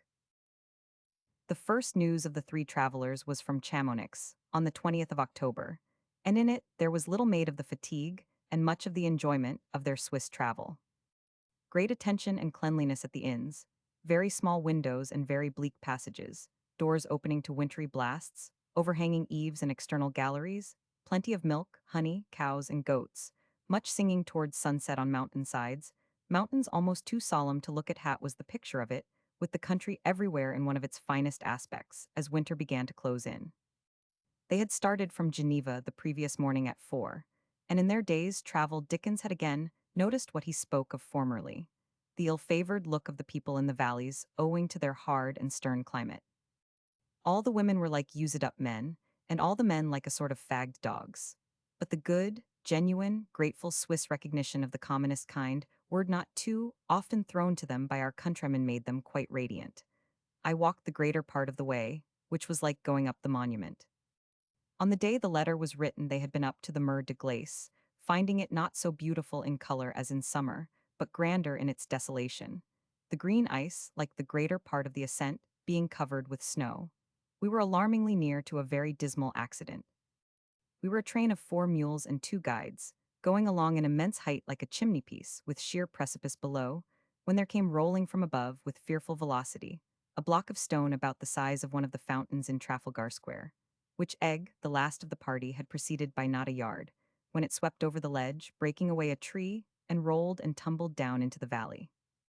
It had been loosened by the heavy rains, or by some woodcutters afterwards reported to be above. The only place new to Dickens was Bern, a surprisingly picturesque old Swiss town, with a view of the Alps from the outside of it singularly beautiful in the morning light. Everything else was familiar to him, though at that winter season, when the inns were shutting up, and all who could afford it were off to Geneva, most things in the valley struck him with a new aspect. From such of his old friends as he found at Lausanne, where a day or two's rest was taken, he had the gladdest of greetings, and the wonderful manner in which they turned out in the wettest morning ever beheld for a Godspeed down the lake was really quite pathetic. He had found time to see again the deaf, dumb, and blind youth at Mr. Haldimand's institution, who had aroused so deep an interest in him 7 years before. But in his brief present visit, the old associations would not reawaken. Tremendous efforts were made by Herzl to impress him with an idea of me and the associations belonging to me, but it seemed in my eyes quite a failure, and I much doubt if he had the least perception of his old acquaintance. According to his custom, he went on muttering strange eager sounds like town and down and moan, but nothing more. I left 10 francs to be spent in cigars for my old friend. If I had taken one with me, I think I could, more successfully than his master, have established my identity. The child similarly afflicted, the little girl whom he saw at the same old time, had been after some trial discharged as an idiot. Before October closed, the travelers had reached Genoa, having been 31 consecutive hours on the road from Milan. They arrived in somewhat damaged condition, and took up their lodging in the top rooms of the Croce di Malta, overlooking the port and sea pleasantly and airily enough, but it was no joke to get so high, and the apartment is rather vast and faded. The warmth of personal greeting that here awaited Dickens was given no less to the friends who accompanied him. And though the reader may not share in such private confidences as would show the sensation created by his reappearance, and the jovial hours that were passed among old associates, he will perhaps be interested to know how far the intervening years had changed the aspect of things and places made pleasantly familiar to us in his former letters. He wrote to his sister-in-law that the old walks were pretty much the same as ever, except that there had been building behind the Pesquier up the San Bartolomeo Hill, and the whole town towards San Pietro de Rena had been quite changed. The Bisagno looked just the same, stony just then, having very little water in it. The vicoli were fragrant with the same old flavor of very rotten cheese kept in very hot blankets, and everywhere he saw the Mazzaro as of yore. The Jesuits' college in the Strada Nuova was become, under the changed government, the Hotel de Ville, and a splendid calf with a terrace garden had arisen between it and Pallavicini's old palace. Pal himself has gone to the dogs. Another new and handsome calf had been built in the Piazza Carlo Fellis, between the old one of the Bay Arti and the Strada Carlo Fellis, and the Teatro Diurno had now stone galleries and seats, like an ancient amphitheater. The beastly gate and guardhouse in the Albaro Road are still in their dear old beastly state, and the whole of that road is just as it was. The man without legs is still in the Strada Nuova, but the beggars in general are all cleared off, and our old one-armed Belisario made a sudden evaporation a year or two ago. I am going to the Pesquier today. To myself, he described his former favorite abode as converted into a girls' college. All the paintings of gods and goddesses canvassed over, and the gardens gone to ruin. But oh, what a wonderful place. He observed an extraordinary increase everywhere else since he was last in the splendid city of life, growth, and enterprise, and he declared his old conviction to be confirmed that for picturesque beauty and character, there was nothing in Italy, Venice excepted, near brilliant old Genoa. The voyage thence to Naples, written from the latter place, is too capital a description to be lost. The steamer in which they embarked was the new express English ship, but they found her to be already more than full of passengers from Marseille, among them an old friend, Sir Emerson Tennant, with his family, and everything in confusion. There were no places at the captain's table, dinner had to be taken on deck, no berth or sleeping accommodation was available, and heavy first-class fares had to be paid. Thus they made their way to Leghorn, where worse awaited them. The authorities proved to be not favorable to the crack English officered vessel she had just been started for the India mail, and her papers not being examined in time, it was too late to steam away again that day, and she had to lie all night long off the lighthouse. The scene on board beggars description. Ladies on the tables, gentlemen under the tables, bedroom appliances not usually beheld in public airing themselves in positions where soup tureens had been lately developing themselves, and ladies and gentlemen lying indiscriminately on the open deck, arranged like spoons on a sideboard. No mattresses, no blankets, nothing. Towards midnight attempts were made, by means of awning and flags, to make this latter scene remotely approach an Australian encampment, and we three Collins, Egg, and self lay together on the bare planks covered with our coats. We were all gradually dozing off when a perfectly tropical rain fell, and in a moment drowned the whole ship. The rest of the night we passed upon the stairs, with an immense jumble of men and women. When anybody came up for any purpose, we all fell down, and when anybody came down, we all fell up again. Still, the good humor in the English part of the passengers was quite extraordinary. There were excellent officers aboard, and, in the morning, the first mate lent me his cabin to wash in which I afterwards lent to Egg and Collins. Then we, the Emerson tenants, the captain, the doctor, and the second officer, went off on a jaunt together to Pisa, as the ship was to lie all day at Leghorn. The captain was a capital fellow, but I led him, facetiously, such a life the whole day that I got most things altered at night. Emerson Tennant's son, with the greatest amiability, insisted on turning out of his stateroom for me, and I got a good bed there. The storeroom down by the hold was opened for Collins and Egg, and they slept with the moist sugar, the cheese in cut, the spices, the cruets, the apples and pears, in a perfect Chandler's shop in company with what a friend of ours would call a hold gent, who had been so horribly wet. Through overnight that his condition frightened the authorities, a cat, and the steward, who dozed in an armchair, and all night long fell head foremost, once every 5 minutes, on Egg, who slept on the counter or dresser. Last night I had the steward's own cabin, opening on deck all to myself. It had been previously occupied by some desolate lady who went ashore at Civita Vecchia. There was little or no sea, thank heaven, all the trip, but the rain was heavier than any I have ever seen, and the lightning very constant and 508. We were, with the crew, some 200 people provided with boats, at the utmost stretch for 100 perhaps. I could not help thinking what would happen if we met with any accident, the crew being chiefly Maltese and evidently fellows who would cut off alone in the largest boat, on the least alarm, the speed very high, and the running, through all the narrow rocky channels. Thank God, however, here we are. A whimsical postscript closed the amusing narrative. We towed from Civita Vecchia the entire Greek navy, I believe, consisting of a little brig of war with no guns, fitted as a steamer, but disabled by having burnt the bottoms of her boilers out in her first run.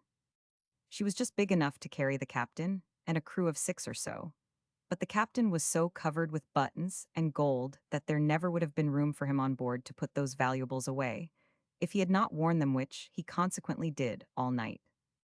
Whenever anything was wanted to be done, as slackening the tow rope or anything of that sort, our officers roared at this miserable potentate, in violent English, through a speaking trumpet, of which he could not have understood a word in the most favorable circumstances. So he did all the wrong things first, and the right thing always last. The absence of any knowledge of anything but English on the part of the officers and stewards was most ridiculous. I met an Italian gentleman on the cabin steps yesterday morning, vainly endeavoring to explain that he wanted a cup of tea for his sick wife. And when we were coming out of the harbor at Genoa, and it was necessary to order away that boat of music you remember, the chief officer called aft for the purpose, as knowing something of Italian delivered himself in this explicit and clear Italian to the principal performer: "Now, signora, if you do not sheer off you will be run down, so you had better trice up that guitar of yours and put about." At Naples some days were passed very merrily, going up Vesuvius and into the buried cities, with Layard who had joined them, and with the tenants. Here a small adventure befell Dickens specially, in itself extremely unimportant, but told by him with delightful humor in a letter to his sister-in-law. The old idle Frenchman, to whom all things are possible, with his snuff-box and dusty umbrella, and all the delicate and kindly observation, would have enchanted Leigh Hunt, and made his way to the heart of Charles Lamb. After mentioning Mr. Lowther, then English charge d'affaires in Naples, as a very agreeable fellow who had been at the Rockingham play, he alludes to a meeting at his house. We had an exceedingly pleasant dinner of 8, preparatory to which I was near having the ridiculous adventure of not being able to find the house and coming back dinnerless. I went in an open carriage from the hotel in all state, and the coachman, to my surprise, pulled up at the end of the Chiaja. "Behold the house," says he, "of ill Signor Larthor," at the same time pointing with his whip into the 7th heaven where the early stars were shining. "But the Signor Larthor," says I, "lives at Posilippo." "It is true," says the coachman, still pointing to the evening star, "but he lives high up the Salita San Antonio, where no carriage ever yet ascended. And that is the house evening star as aforesaid, and one must go on foot. Behold the Salita San Antonio. I went up it, a mile and a half I should think. I got into the strangest places among the wildest Neapolitans. Kitchens, washing places, archways, stables, vineyards, was baited by dogs, and answered in profoundly unintelligible language from behind lonely locked doors in cracked female voices, quaking with fear, but could hear of no such Englishman, nor any Englishman. By and by, I came upon a Polantash up in the clouds, where an old Frenchman with an umbrella like a faded tropical leaf, it had not rained in Naples for 6 weeks, was staring at nothing at all, with a snuff-box in his hand. To him I appealed concerning the Signor Larthor. "Sir," said he, with the sweetest politeness, "can you speak French?" "Sir," said I, "a little." "Sir," said he, "I presume the signer Luthario will observe that he changed the name according to the custom of his country as an Englishman." I admitted that he was the victim of circumstances, and had that misfortune. "Sir," said he, "one word more. Has he a servant with a wooden leg?" "Great heaven, sir," said I, "how do I know? I should think not, but it is possible." "It is always," said the Frenchman, "possible. Almost all the things of the world are always possible." "Sir," said he, "you may imagine my condition and dismal sense of my own absurdity, by this time that is true." He then took an immense pinch of snuff, wiped the dust off his umbrella, led me to an arch commanding a wonderful view of the Bay of Naples, and pointed deep into the earth from which I had mounted. Below there, near the lamp, one finds an Englishman with a servant with a wooden leg. It is always possible that he is the Signor Luthor. I had been asked at 6 o'clock, and it was now getting on for 7. I went back in a state of perspiration and misery not to be described, and without the faintest hope of finding the spot. But as I was going farther down to the lamp, I saw the strangest staircase up a dark corner, with a man in a white waistcoat evidently hired standing on the top of it fuming. I dashed in at a venture, found it was the house, made the most of the whole story, and achieved much popularity. The best of it was that, as nobody ever did find the place, Lowther had put a servant at the bottom of the salita to wait for an English gentleman. But the servant, as he presently pleaded, deceived by the mustache, had allowed the English gentleman to pass unchallenged. From Naples they went to Rome, where they found Lockhart, fearfully weak and broken, yet hopeful of himself too. He died the following year. Smoked and drank punch with David Roberts, then painting every day with Louis Haga in St. Peter's, and took the old walks.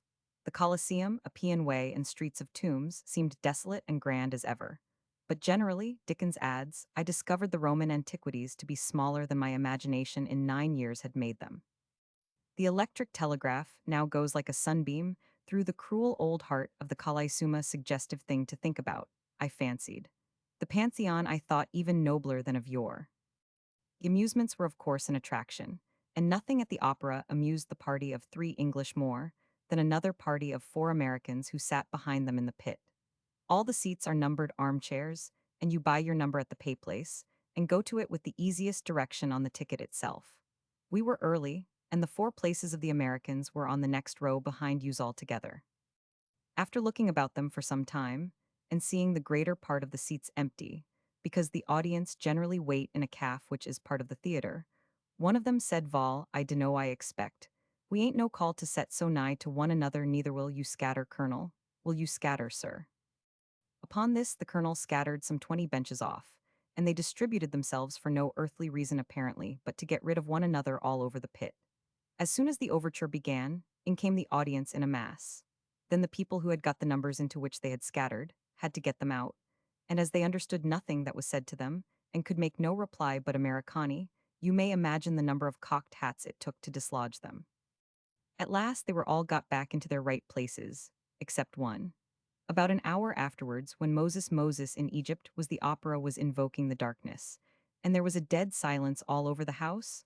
Unwanted sounds of disturbance broke out from a distant corner of the pit, and here and there a beard got up to look. What is it new, sir? Said one of the Americans to another. Some person seems to be getting along against Stream. Vol, sir, he replied, I dunno. But I expect teased the Colonel, sir, a holdin' on, so it was. The Colonel was ignominiously escorted back to his right place, not in the least disconcerted, and in perfectly good spirits and temper. The opera was excellently done, and the price of the stalls 1 and 3 English. At Milan, on the other hand, the Scala was fallen from its old estate, dirty, gloomy, dull, and the performance execrable. Another theatre of the smallest pretension Dickens sought out with avidity in Rome, and eagerly enjoyed. He had heard it said in his old time in Genoa that the finest Marionti were here, and now, after great difficulty, he discovered the company in a sort of stable attached to a decayed palace.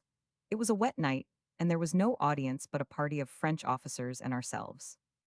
We all sat together. I never saw anything more amazing than the performance altos there only an hour long, but managed by as many as 10 people, for we saw them all go behind, at the ringing of a bell. The saving of a young lady by a good fairy from the machinations of an enchanter, coupled with the comic business of her servant Pulcinella, the Roman punch formed the plot of the first piece. A scolding old peasant woman, who always leaned forward to scold and put her hands in the pockets of her apron, was incredibly natural. Pulcinella, so airy, so merry, so lifelike, so graceful, he was irresistible. To see him carrying an umbrella over his mistress's head in a storm, talking to a prodigious giant whom he met in the forest, and going to bed with a pony, were things never to be forgotten. And so delicate are the hands of the people who move them, that every puppet was an Italian, and did exactly what an Italian does. If he pointed at any object, if he saluted anybody, if he laughed, if he cried, he did it as never Englishman did it since Britain first at heaven's command rose, 100. There was a ballet afterwards on the same scale, and we really came away quite enchanted with the delicate drollery of the thing. French officers more than ditto. Of the great enemy to the health of the now capital of the Kingdom of Italy, Dickens remarked in the same letter, I have been led into some curious speculations by the existence and progress of the malaria about Rome. Is not it very extraordinary to think of its encroaching and encroaching on the eternal city as if it were commissioned to swallow it up? This year it has been extremely bad and has long outstayed its usual time. Rome has been very unhealthy and is not free now. Few people care to be out at the bad times of sunset and sunrise, and the streets are like a desert at night. There is a church, a very little way outside the walls, destroyed by fire some 16 or 18 years ago, and now restored and recreated at an enormous expense. It stands in a wilderness. For any human creature who goes near it, or can sleep near it, after nightfall, it might as well be at the bottom of the uppermost cataract of the Nile. Along the whole extent of the Pontine marshes, which we came across the other day, no creature in Adam's likeness lives, except the sallow people at the lonely posting stations. I walk out from the Colosseum through the Street of Tombs to the ruins of the old Appian Wapes, no human being, and see no human habitation but ruined houses from which the people have fled, and where it is death to sleep. These houses being 3 miles outside a gate of Rome at its farthest extent. Leaving Rome by the opposite side, we travel for many, many hours over the dreary Campagna, shunned and avoided by all but the wretched shepherds. 13 hours good posting brings us to Bolsena. I slept there once before, on the margin of a stagnant lake whence the workpeople fly as the sun goes down where it is a risk to go, where from a distance we saw a mist hang on the place, where, in the inconceivably wretched inn, no window can be opened, where our dinner was a pale ghost of a fish with an oily omelette, and we slept in great mouldering rooms tainted with ruined arches and heaps of dungant coming from which we saw no color in the cheek of man, woman, or child for another 20 miles. Imagine this phantom knocking at the gates of Rome, passing them, creeping along the streets, haunting the aisles and pillars of the churches, year by year more encroaching and more impossible of avoidance. From Rome they posted to Florence, reaching it in 3 days and a half, on the morning of the 20th of November, having then been out 6 weeks with only 3 days' rain, and in another week they were at Venice. The fine weather has accompanied us here. Dickens wrote on the 28th of November, the place of all others where it is necessary, and the city has been a blaze of sunlight and blue sky, with an extremely clear cold air ever since we have been in it. If you could see it at this moment, you would never forget it. We live in the same house that I lived in 9 years ago, and have the same sitting room close to the Bridge of Sighs and the Palace of the Doges. The room is at the corner of the house, and there is a narrow street of water running round the side, so that we have the Grand Canal before the 2 front windows and this wild little street at the corner window, into which, too, our 3 bedrooms look. We established a gondola as soon as we arrived, and we slide out of the hall on to the water 20 times a day. The gondoliers have queer old customs that belong to their class, and some are sufficiently disconcerting. It is a point of honor with them, while they are engaged, to be always at your disposal. Hence it is no use telling them they may go home for an hour or two, for they will not go. They roll themselves in shaggy capuchins, great coats with hoods, and lie down on the stone or marble pavement until they are wanted again. So that when I come in or go out, on foot, which can be done from this house for some miles, over little bridges and by narrow ways, I usually walk over the principal of my vassals, whose custom it is to snore immediately across the doorway. Conceive the oddity of the most familiar things in this place, from one instance. Last night we go downstairs at 8:30, step into the gondola, slide away on the black water, ripple and plash swiftly along for a mile or two, land at a broad flight of steps, and instantly walk into the most brilliant and beautiful theater conceivable, all silver and blue, and precious little fringes made of glittering prisms of glass. There we sit until 11:30, come out again gondolier asleep outside the box door, and in a moment are on the black silent water, floating away as if there were no dry building in the world. It stops, and in a moment we are out again, upon the broad solid piazza of St. Mark, brilliantly lighted with gas, very like the Palais Royal at Paris, only far more handsome, and shining with no end of calves. The 2 old pillars in the enormous beltor are as gruff and solid against the exquisite starlight as if they were 1,000 miles from the sea or any undermining water, and the front of the cathedral, overlaid with golden mosaics and beautiful colors, is like 1,000 rainbows even in the night. His formerly expressed notions, as to art and pictures, in Italy received confirmation at this visit. I am more than ever confirmed in my conviction that one of the great uses of traveling is to encourage a man to think for himself, to be bold enough always to declare without offense that he does think for himself, and to overcome the villainous meanness of professing what other people have professed when he knows if he has capacity to originate an opinion that his profession is untrue. The intolerable nonsense against which genteel taste and subserviency are afraid to rise, in connection with art, is astounding. Egg's honest amazement and consternation, when he saw some of the most trumpeted things, was what the Americans call a caution. In the very same hour and minute, there were scores of people falling into conventional raptures with that very poor Apollo, and passing over the most beautiful little figures and heads in the whole Vatican, because they were not expressly set up to be worshipped, so in this place. There are pictures by Tintoretto in Venice, more delightful and masterly than it is possible sufficiently to express. His Assembly of the Blessed I do believe to be, take it all in all, the most wonderful and charming picture ever painted.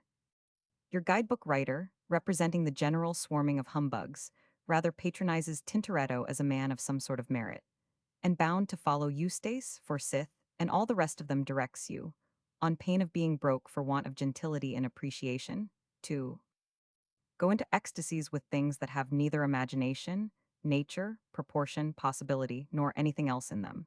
You immediately obey and tell your son to obey. He tells his son and he tells his, and so the world gets at three-fourths of its frauds and miseries.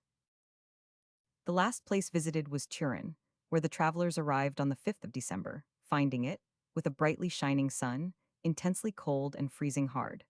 There are double windows to all the rooms, but the alpine air comes down and numbs my feet as I write in a cap and shawl within 6 feet of the fire. There was yet something better than this to report of that bracing alpine air. To Dickens's remarks on the Sardinian race, and to what he says of the exile of the noblest Italians, the momentous events of the few following years gave striking comment. Nor could better proof be afforded of the judgment he brought to the observation of what passed before him.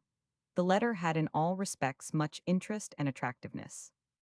This is a remarkably agreeable place.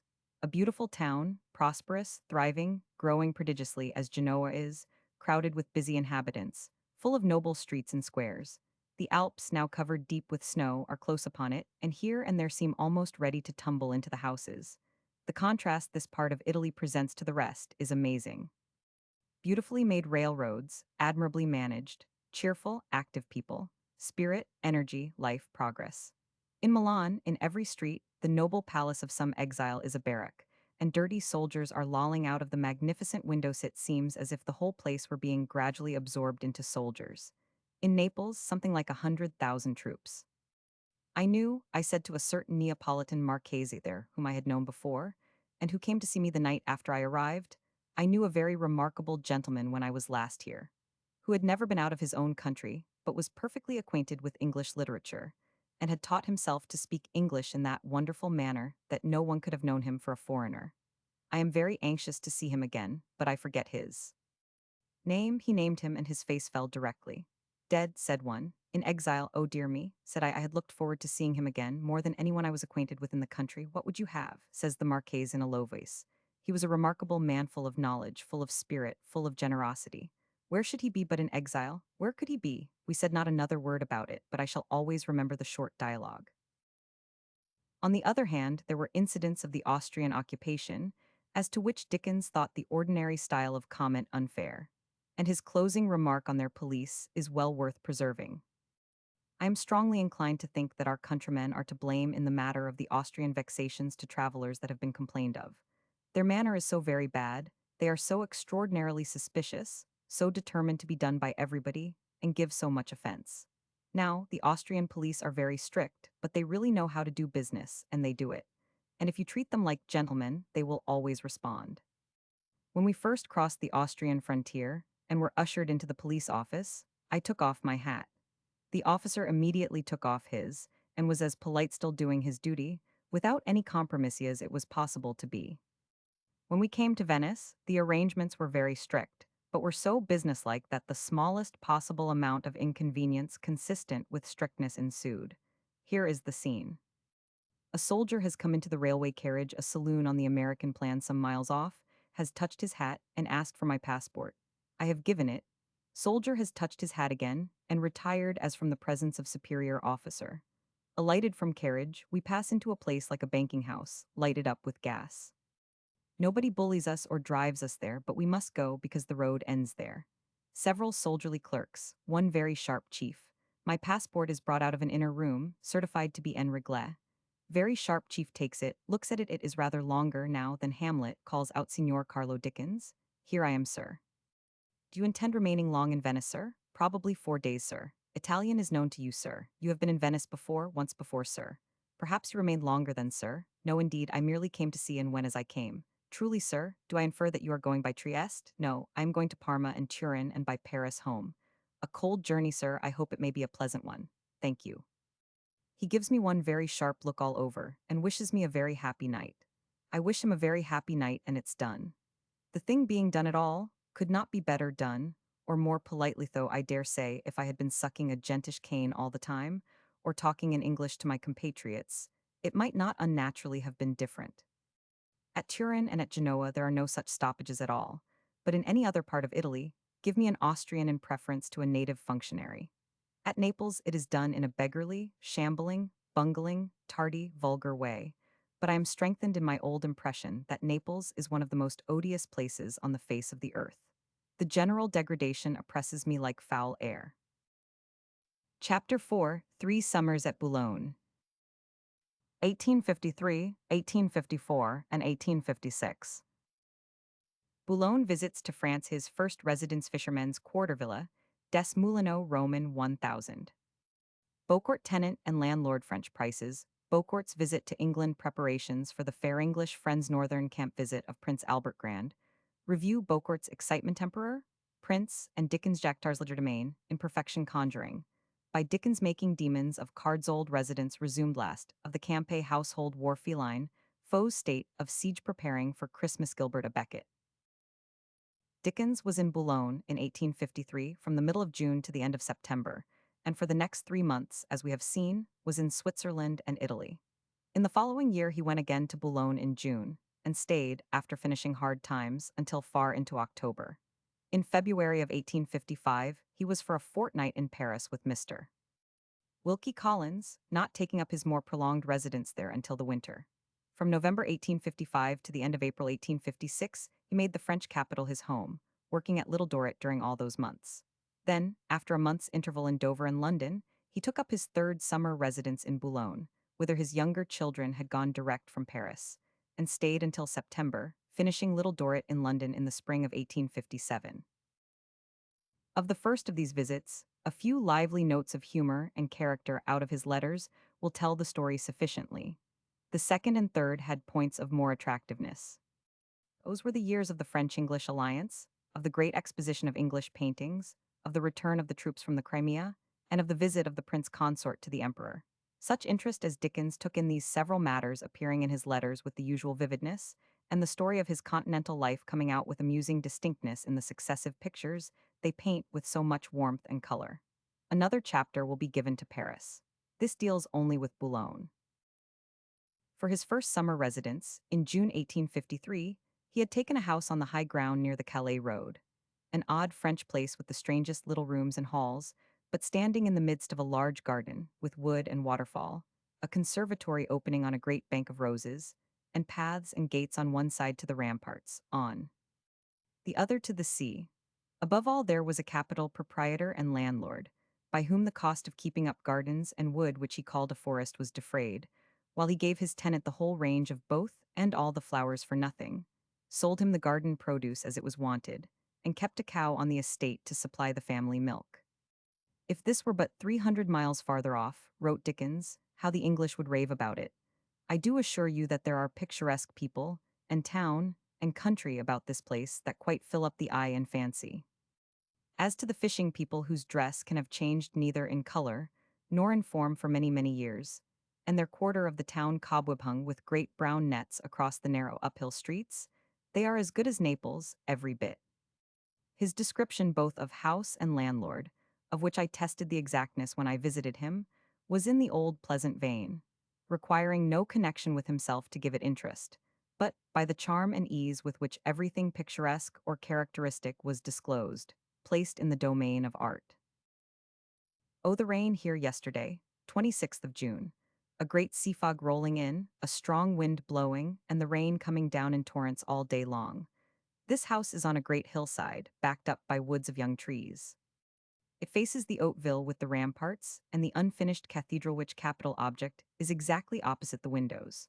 On the slope in front, going steep down to the right, all Boulogne is piled and jumbled about in a very picturesque manner.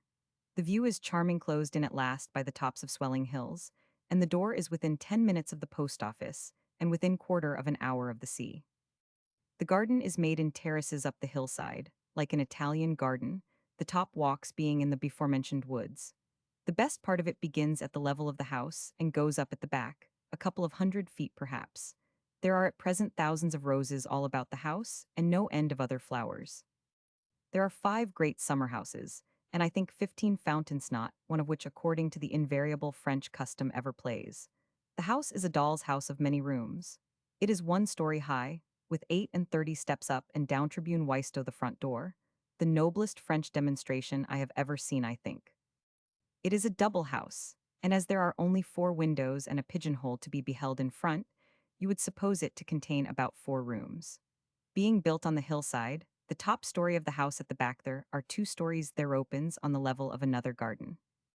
On the ground floor there is a very pretty hall, almost all glass, a little dining room opening on a beautiful conservatory, which is also looked into through a great transparent glass in a mirror frame over the chimney-piece, just as in Paxton's room at Chatsworth. A spare bedroom, 2 little drawing rooms opening into one another, the family bedrooms, a bathroom, a glass corridor, an open yard, and a kind of kitchen with a machinery of stoves and boilers. Above, there are 8 tiny bedrooms, all opening on one great room in the roof, originally intended for a billiard room.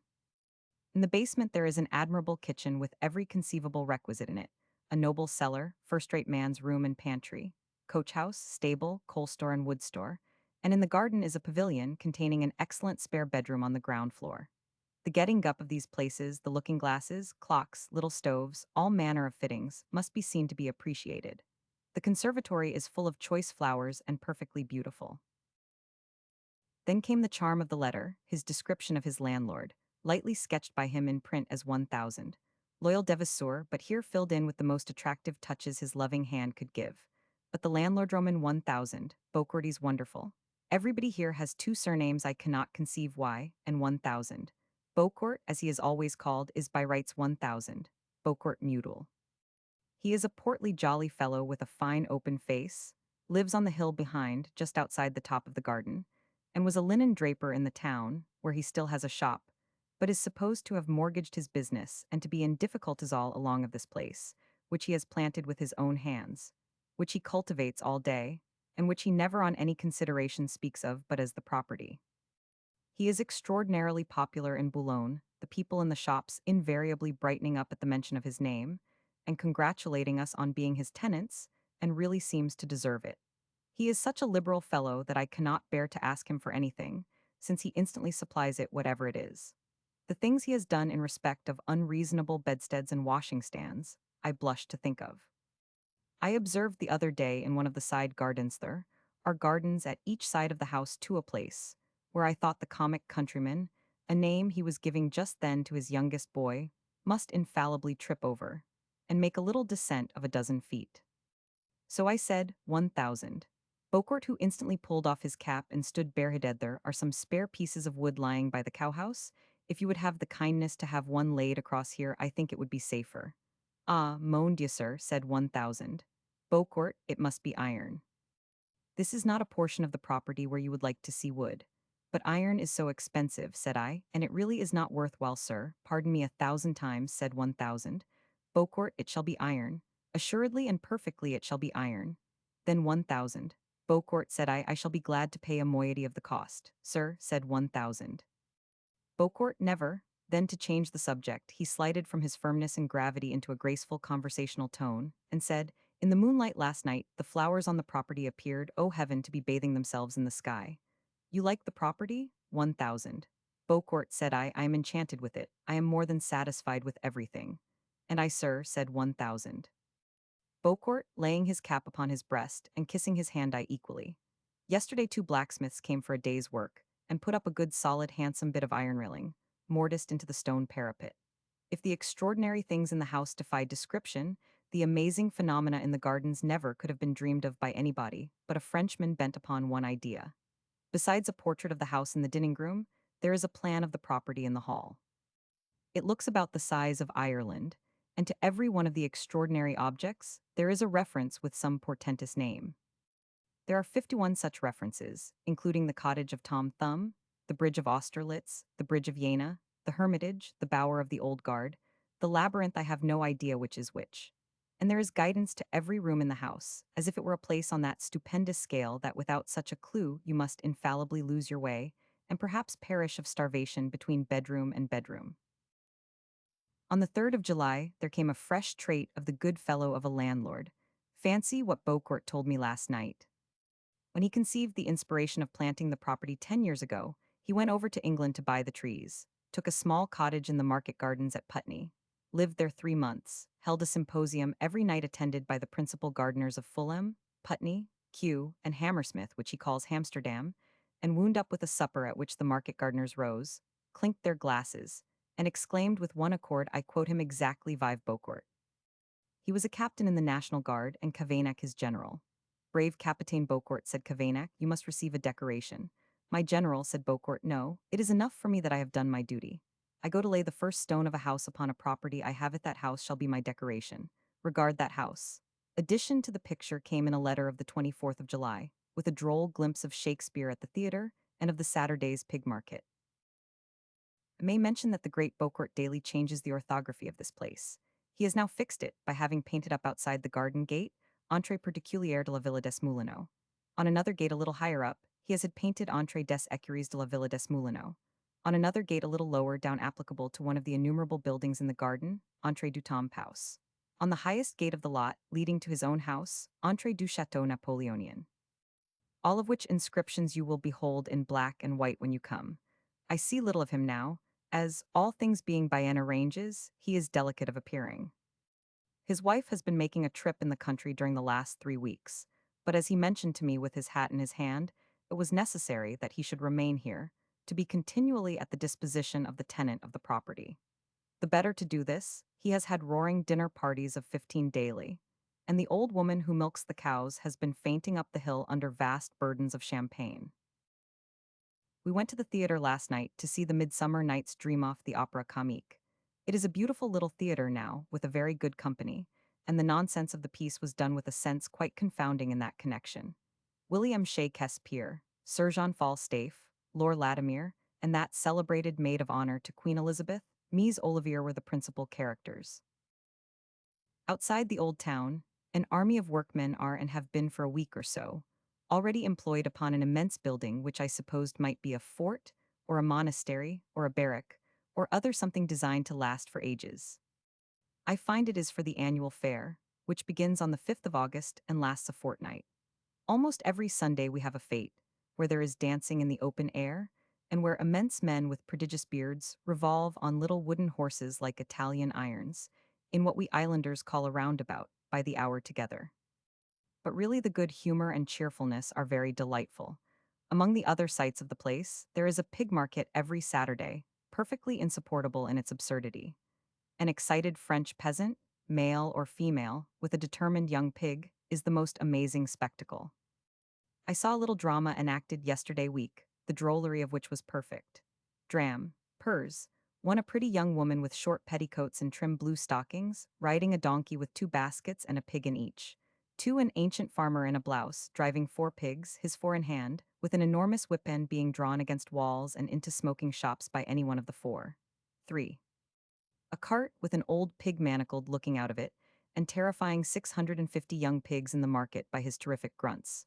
4 collector of octroi in an immense cocked hat, with a stream of young pigs running, night and day, between his military boots and rendering accounts impossible. 5. Inimitable, confronted by a radiation of elderly pigs, fastened each by one leg to a bunch of stakes in the ground. 6. John Edmund Reed, poet, expressing eternal devotion to and admiration of Landor, unconscious of approaching pig recently escaped from barrow. 7 priests, peasants, soldiers, 100. 100. He had meanwhile gathered friendly faces round him. Frank Stone went over with his family to a house taken for him on the St. Omer Road by Dickens, who was joined in the chateau by Mr. and Mrs. Leach and Mr. Wilkie Collins.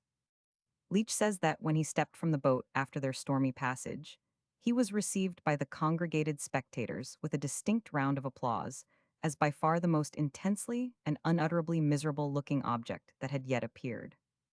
The laughter was tumultuous, and he wishes his friends to know that altogether he made an immense hit. So passed the summer months, excursions with these friends to Amiens and Beauvais relieving the work upon his novel, and the trip to Italy, already described, following on its completion.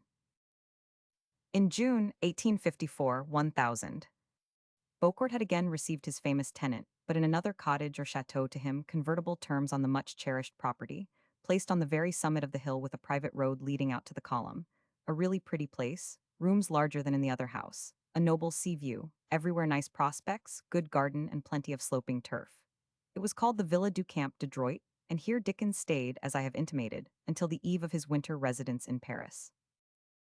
The formation of the northern camp at Boulogne began the week after he had finished Hard Times, and he watched its progress, as it increased and extended itself along the cliffs towards Calais, with the liveliest amusement.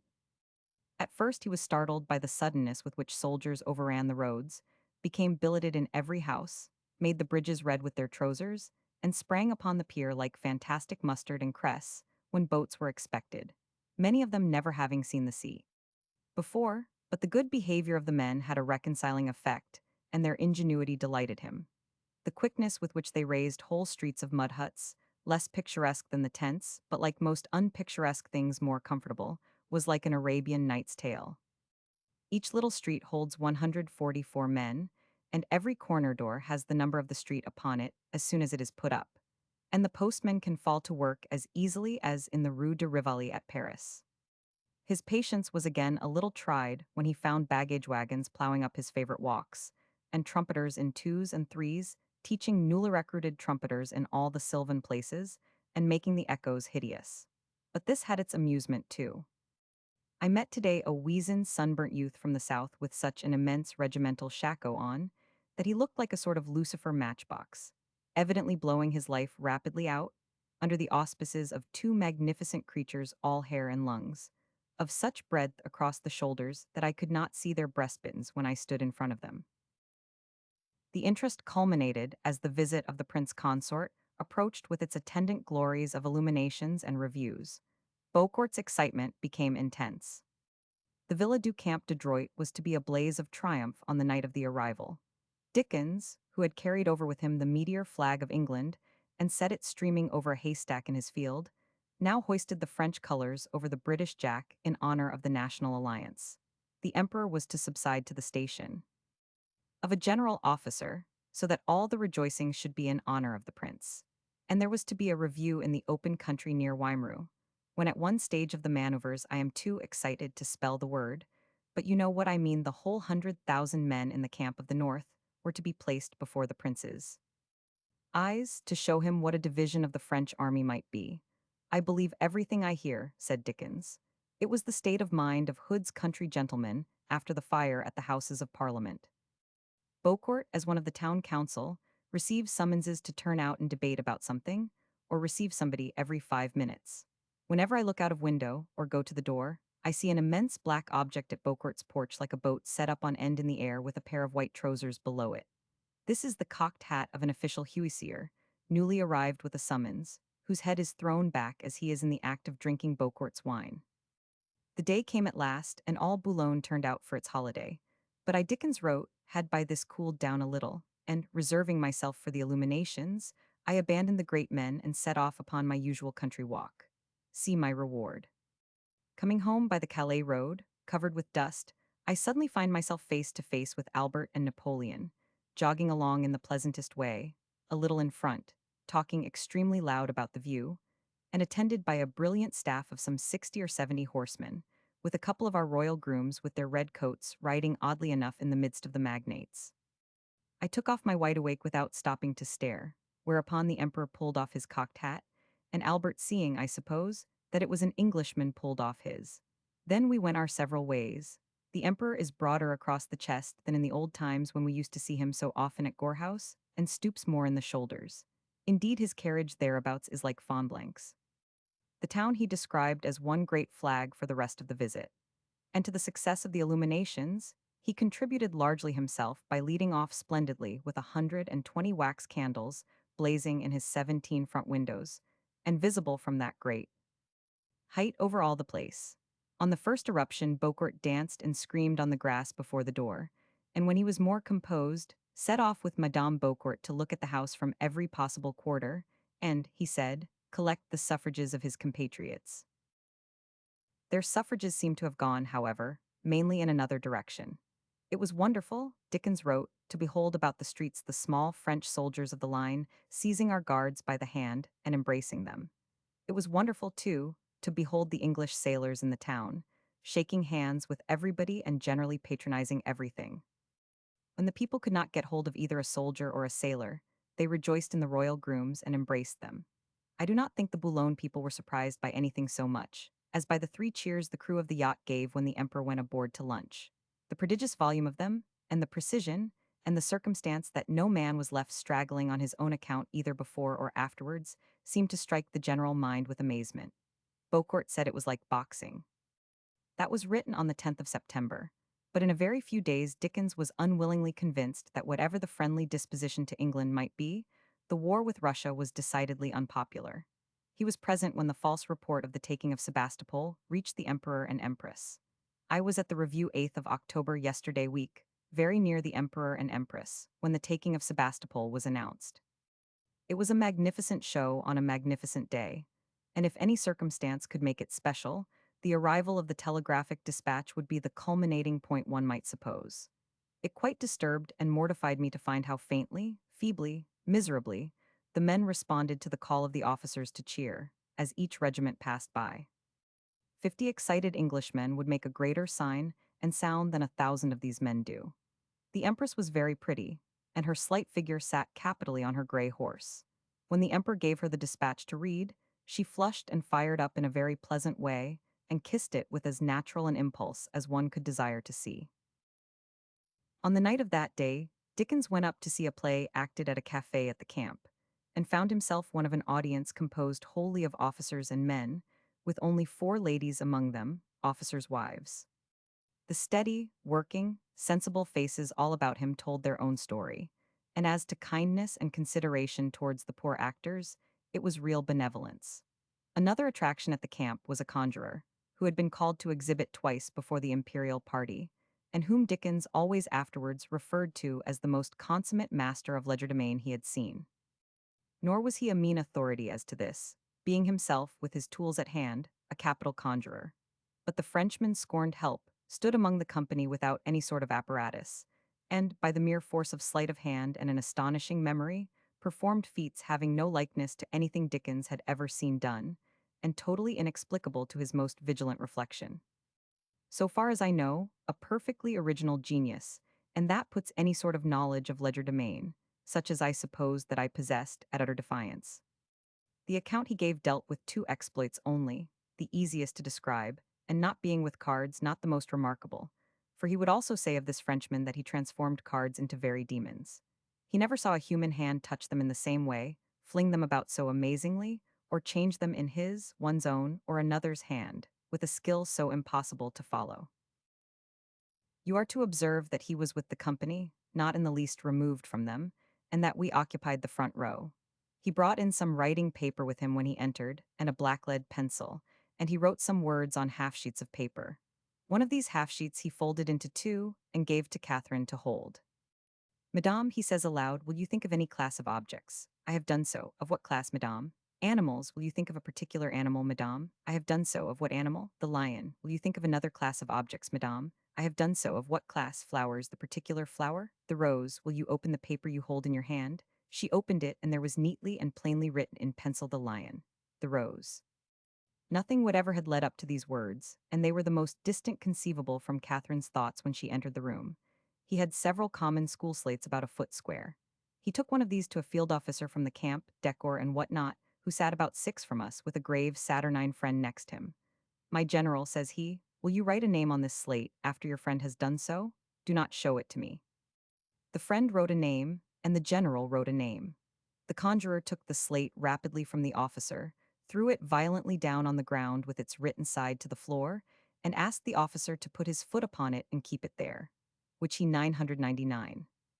The conjurer considered for about a minute, looking devilish hard at the general. My general, says he, your friend wrote Dagobert upon the slate under your foot. The friend admits it, and you, my general, wrote Nicholas. General admits it, and everybody laughs and applauds. My general, will you excuse me if I change that name into a name expressive of the power of a great nation, which, in happy alliance with the gallantry and spirit of France, will shake that name to its center? Certainly I will excuse it, my general, take up the slate and read. General reads, Dagobert Victoria. The first in his friend's writing, the second in a new hand. I never saw anything in the least like this, or at all approaching to the absolute certainty, the familiarity, quickness, absence of all machinery and actual face-to-face, hand-to-hand fairness between the conjurer and the audience with which it was done. I have not the slightest idea of the secret. One more. He was blinded with several table napkins, and then a great cloth was bodily thrown over them and his head too, so that his voice sounded as if he were under a bed. Perhaps half a dozen dates were written on a slate. He takes the slate in his hand and throws it violently down on the floor as before, remains silent a minute, seems to become agitated, and bursts out thus. What is this I see? A great city, but of narrow streets and old-fashioned houses, many of which are of wood, resolving itself into ruins. How is it falling into ruins? Hark! I hear the crackling of a great conflagration, and looking up I behold a vast cloud of flame and smoke. The ground is covered with hot cinders too, and people are flying into the fields and endeavoring to save their goods. This great fire, this great wind, this roaring noise, this is the great fire of London, and the first date upon the slate must be 166, the year in which it happened, and so on with all the other dates. There. Now, if you will take a cab and impart these mysteries to Rogers, I shall be very glad to have his opinion of them. Rogers had taxed our credulity with some wonderful clairvoyant experiences of his own in Paris, to which here was a parallel at last. When leaving Paris for his third visit to Boulogne, at the beginning of June 1856, he had not written a word of the ninth number of his new book, and did not expect for another month to see land from the running sea of Little Dorrit. He had resumed the house he first occupied, the cottage or Villa des Moulineaux, and after dawdling about his garden for a few days with surprising industry in a French farmer garb of blue blouse, leathern belt, and military cap, which he had mounted as the only one for complete comfort, he wrote to me that he was getting now to work again to work. The story lies before me, I hope, strong and clear. Not to be easily told, but nothing of that sort is to be easily done that I know of. At work it became his habit to sit late, and then, putting off his usual walk until night, to lie down among the roses reading until after tea, middle-aged love in a blouse and belt, when he went down to the pier. The said pier at evening is a phase of the place we never see, and which I hardly knew. But I never did behold such specimens of the youth of my country, male and female, as pervade that place. They are really, in their vulgarity and insolence, quite disheartening. One is so fearfully ashamed of them, and they contrast so very unfavorably with the natives. Mr. Wilkie Collins was again his companion in the summer weeks, and the presence of Gerald for the greater part of the time added much to his enjoyment.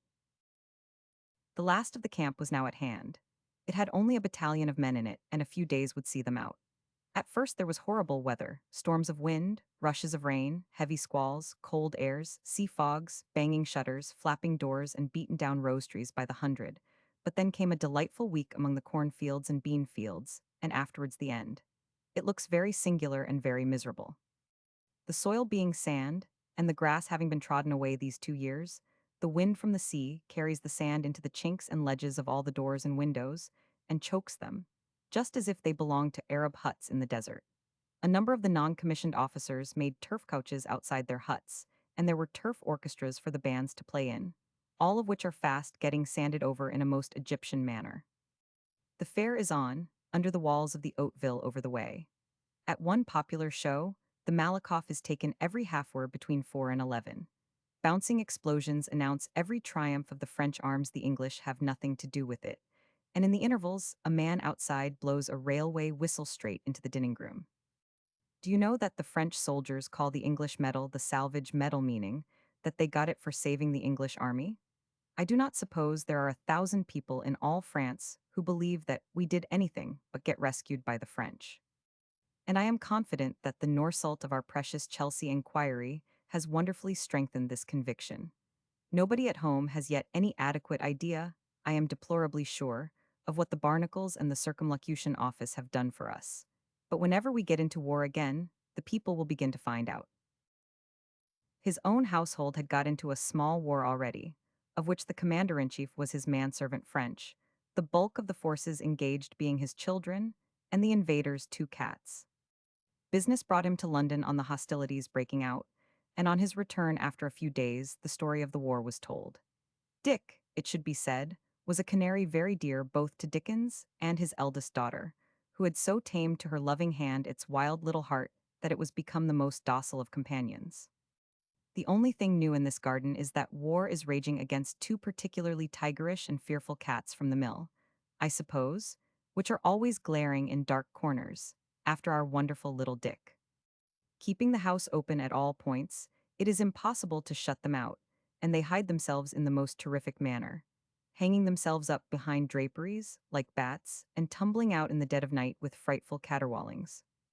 Hereupon, French borrows Beaucourt's gun, loads the same to the muzzle, discharges it twice in vain, and throws himself over with the recoil, exactly like a clown.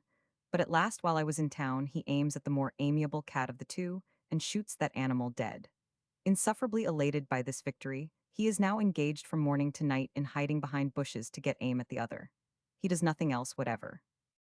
All the boys encourage him and watch for the enemy, in whose appearance they give an alarm which immediately serves as a warning to the creature, who runs away. They are at this moment ready dressed for church, all lying on their stomachs in various parts of the garden. Horrible whistles give notice to the gun what point it is to approach. I am afraid to go out, lest I should be shot. Mr. Plornish says his prayers at night in a whisper, lest the cat should overhear him and take offense. The tradesmen cry out as they come up the avenue, me voici. C'est mobile tires pas, Monsieur Franch? It is like living in a state of siege, and the wonderful manner in which the cat preserves the character of being the only person not much put out by the intensity of this monomania is most ridiculous. 6th of July. About 4 pounds of powder and half a ton of shot have been 13th of July fired off at the cat and the public in general during the week.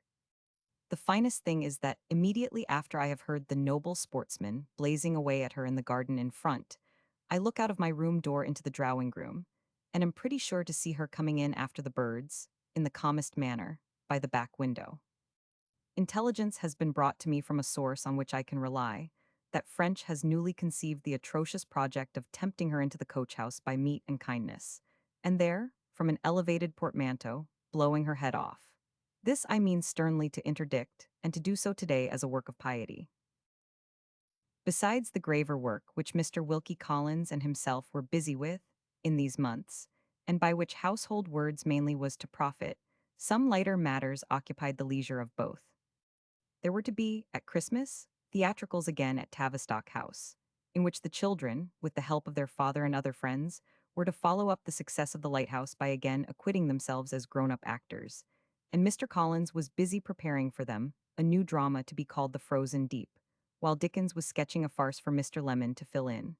But this pleasant employment had sudden and sad interruption.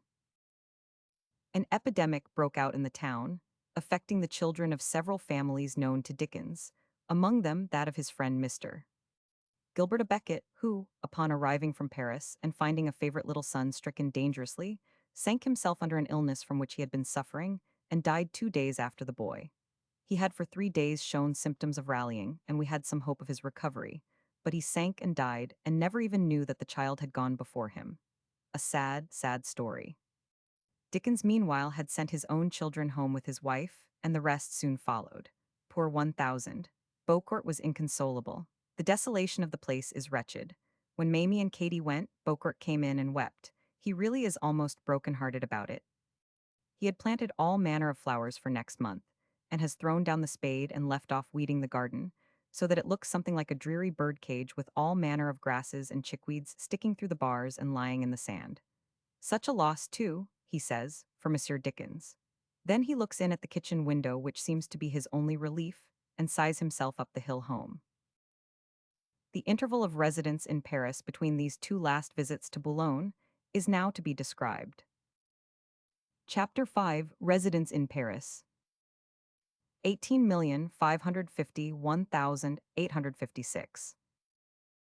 Actors and Dramas Criticism of Frédéric Lemaître, Increase of Celebrity French Translation of Dickens' Conventionalities of the Theatre Francais Paradise, Lost at the Ambigue Profane Nonsense French, As You Like It Story of a French Drama Auber, and Queen Victoria Robinson Crusoe A Compliment, and its result Madame Scribe Story, Viardot in Orphée Madame Dudevant at the Viardot's banquet at Girardin's National and Personal Compliment Second Banquet the Bourse, and its victims' entry of troops from Crimea Paris illuminated streets on New Year's, des results of Imperial Improvement English and French Art French and English Nature Sitting, to Ari Scheffer, a reading in Scheffer's Studio Scheffer's, opinion of the Likeness Duchess Murder Day chance encounter, and what came of it.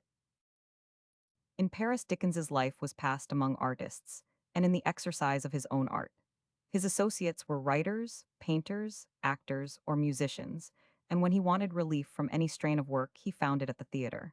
The years since his last residence in the great city had made him better known, and the increased attentions pleased him. He had to help in preparing for a translation of his books into French, and this, with continued labor at the story he had in hand, occupied him as long as he remained. It will be all best told by extracts from his letters, in which the people he met, the theaters he visited, and the incidents, public or private, that seemed to him worthy of mention, reappear with the old force and liveliness.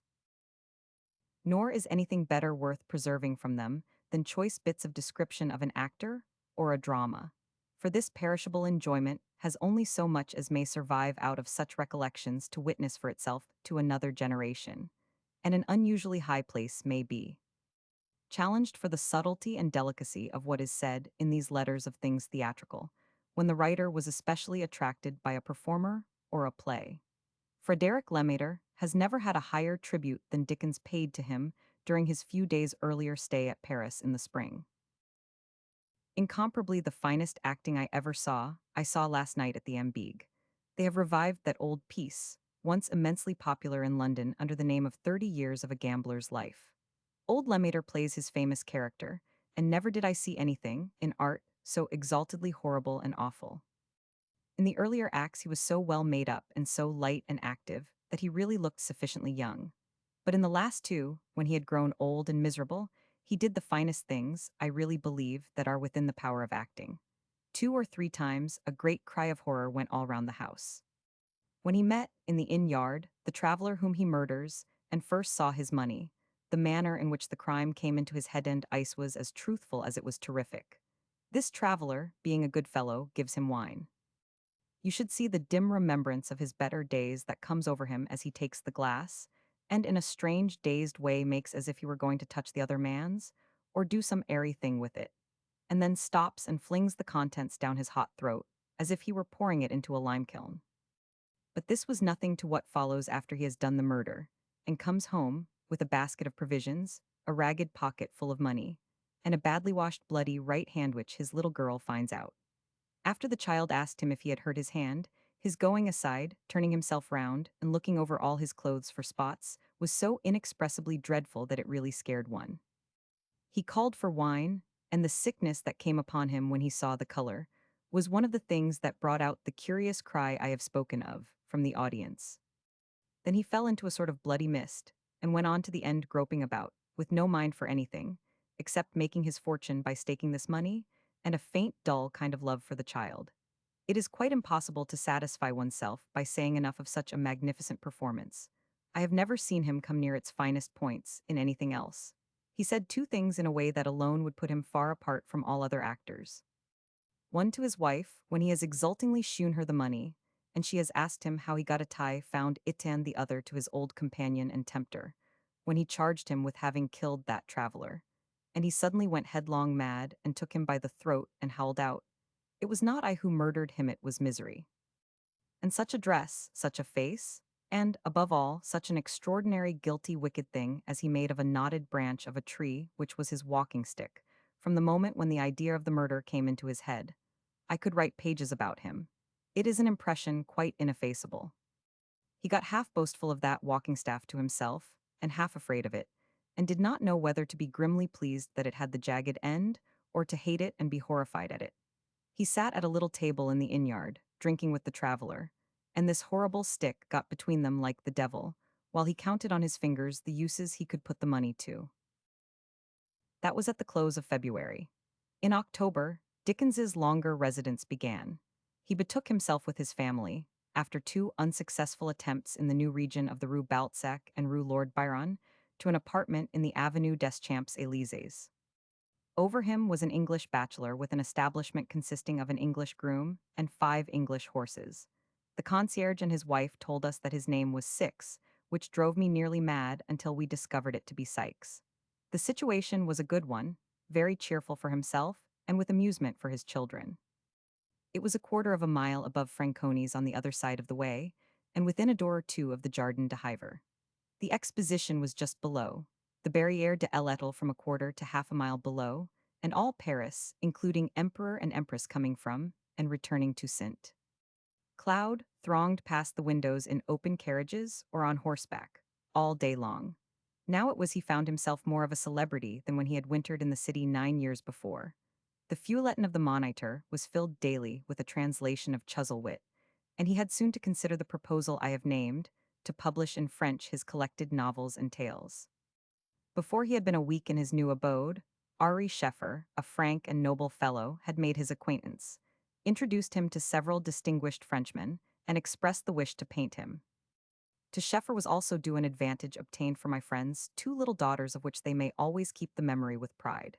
Mamie and Katie are learning Italian, and their master is man of Venetian fame, the best and the noblest of those unhappy gentlemen. He came here with a wife and a beloved daughter, and they are both dead. Scheffer made him known to me, and has been, I understand, wonderfully generous and good to him. Nor may I omit to state the enjoyment afforded him, not only by the presence in Paris during the winter of Mr. Wilkie Collins and of Mr. and Mrs. White of Bonchurch, but by the many friends from England whom the art exposition brought over. Sir Alexander Cockburn was one of these. Edwin Landseer, Charles Robert Leslie, and William Boxall were others. Macready left his retreat at Sherborne to make him a visit of several days. Thackeray went to and fro all the time between London and his mother's house, also in the Champs-Élysées, where his daughters were. And Paris for the time was the home of Robert Lytton, who belonged to the embassy, of the Sardorises, of the Brownings, and of others whom Dickens liked and cared for. At the first play he went to, the performance was stopped while the news of the last Crimean engagement, just issued in a supplement to the Moniteur, was read from the stage. It made not the faintest effect upon the audience, and even the hired claqueurs, who had been absurdly loud during the piece, seemed to consider the war not at all within their contract, and were as stagnant as ditchwater. The theatre was full. It is quite impossible to see such apathy, and suppose the war to be popular, whatever may be asserted to the contrary. The day before, he had met the Emperor and the King of Sardinia in the streets, and, as usual, no man touching his hat, and very, very few so much as looking round. The success of a most agreeable little piece by our old friend Regnier took him next to the Franchise, where Plessy's acting enchanted him. Of course, the interest of it turns upon a flawed piece of living china that seems to be positively essential, but, as in most of these cases, if you will accept the position in which you find the people, you have nothing more to bother your morality about. The theatre in the Rue Richelieu, however, was not generally his favorite resort. He used to talk of it whimsically as a kind of tomb, where you went, as the Eastern people did in the stories, to think of your unsuccessful loves and dead relations. There is a dreary classicality at that establishment calculated to freeze the marrow. Between ourselves, even one's best friends there are at times very aggravating. One tires of seeing a man, through any number of acts, remembering everything by patting his forehead with the flat of his hand, jerking out sentences by shaking himself, and piling them up in pyramids over his head with his right forefinger. And they have a generic small comedy piece, where you see 2 sofas and 3 little tables, to which a man enters with his hat on, to talk to another man and, in respect of which you know exactly when he will get up from one sofa to sit on the other, and take his hat off one table to put it upon the other, which strikes one quite as ludicrously as a good farce. There seems to be a good piece at the vaudeville, on the idea of the town and country mouse. It is too respectable and inoffensive for me tonight, but I hope to see it before I leave. I have a horrible idea of making friends with Franconi and sauntering when I am at work into their sawdust green room. At a theatre of a yet heavier school than the Franchise, he had a drearier experience. On Wednesday, we went to the Odeon to see a new piece, in 4 acts and in verse, called Mitchell Cervantes. I suppose such an infernal dose of ditch water never was concocted. But there were certain passages, describing the suppression of public opinion in Madrid, which were received with a shout of savage application to France that made one stare again. And once more, here again, at every pause, steady, compact, regular as military drums, the Ka era. On another night, even at the Port St. Martin, drawn there doubtless by the attraction of repulsion, he supped full with the horrors of classicality at a performance of Orestes, versified by Alexander Dumas. Nothing have I ever seen so weighty and so ridiculous. If I had not already learnt to tremble at the sight of classic drapery on the human form, I should have plumbed the utmost depths of terrified boredom in this achievement. The chorus is not preserved otherwise than that bits of it are taken out for characters to speak. It is really so bad as to be almost good. Some of the Frenchified classical anguish struck me as so unspeakably ridiculous that it puts me on the broad grin as I write. At the same theatre in the early spring, he had a somewhat livelier entertainment. I was at the Port St. Martin last night, where there is a rather good melodrama called Sang Meal, in which one of the characters is an English Lord William Falkland who is called throughout the piece Myler Williams Fac Lorne, and is 100 times described by others and described by himself as Williams. He is admirably played, but two English traveling ladies are beyond expression ridiculous, and there is something positively vicious in their utter want of truth. One set, where the action of a whole act is supposed to take place in the great wooden veranda of a Swiss hotel overhanging a mountain ravine, is the best piece of stage carpentering I have seen in France. Next week, we are to have at the Ambigue Paradise Lost, with the murder of Abel and the deluge. The wildest rumors are afloat as to the undressing of our first parents. Anticipation far outdoes a reality of this kind, and at the fever pitch to which rumors raised it here, Dickens might vainly have attempted to get admission on the first night, if Mr. Webster, the English manager and comedian, had not obtained a ticket for him. He went with Mr. Wilkie Collins. We were rung in out of the cafe below the Ambigue at 8, and the play was over at 1:30, the waits between the acts being very much longer than the acts themselves. The house was crammed to excess in every part, and the galleries awful with blouses, who again, during the whole of the waits, beat with the regularity of military drums the revolutionary tune of famous memory Ka era. The play is a compound of Paradise Lost and Byron's Cain, and some of the controversies between the archangel and the devil, when the celestial power argues with the infernal in conversational French, as a bien.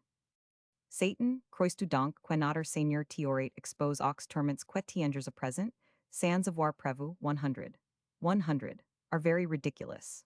All the supernatural personages are alarmingly natural as theatre nature goes, and walk about in the stupidest way, which has occasioned Collins and myself to institute a perquisition whether the French ever have shown any kind of idea of the supernatural, and to decide this rather in the negative. The people are very well dressed, and Eve very modestly. All Paris and the provinces had been ransacked for a woman who had brown hair that would fall to the calves of her legs, and she was found at last at the Odeon. There was nothing attractive until the fourth act, when there was a pretty good scene of the children of Cain dancing in, and desecrating, a temple, while Abel and his family were hammering hard at the ark, outside, in all the pauses of the revel. The deluge in the fifth act was up to about the mark of a drowning scene at the Adelphi, but it had one new feature. When the rain ceased and the ark drove in on the great expanse of water, then lying waveless as the mists cleared and the sun broke out, numbers of bodies drifted up and down. These were all real men and boys, each separate on a new kind of horizontal slope. They looked horrible and real. Altogether, a merely dull business, but I dare say it will go for a long while. A piece of honest farce is a relief from these profane absurdities. An uncommonly droll piece with an original comic idea in it has been in course of representation here. It is called Les Cheveux de ma femme. A man who is dotingly fond of his wife, and who wishes to know whether she loved anybody else before they were married, cuts off a lock of her hair by stealth, and takes it to a great mesmerizer, who submits it to a clairvoyante who never was wrong. It is discovered that the owner of this hair has been up to the most frightful dissipations, insomuch that the clairvoyante cannot mention half of them. The distracted husband goes home to reproach his wife, and she then reveals that she wears a wig and takes it off. The last piece he went to see before leaving Paris was a French version of As You Like It, but he found 2 acts of it to be more than enough. In Comme il vous plaira nobody had anything to do but to sit down as often as possible on as many stones and trunks of trees as possible. When I had seen Jacques seat himself on 17 roots of trees and 25 gray stones, which was at the end of the second act, I came away.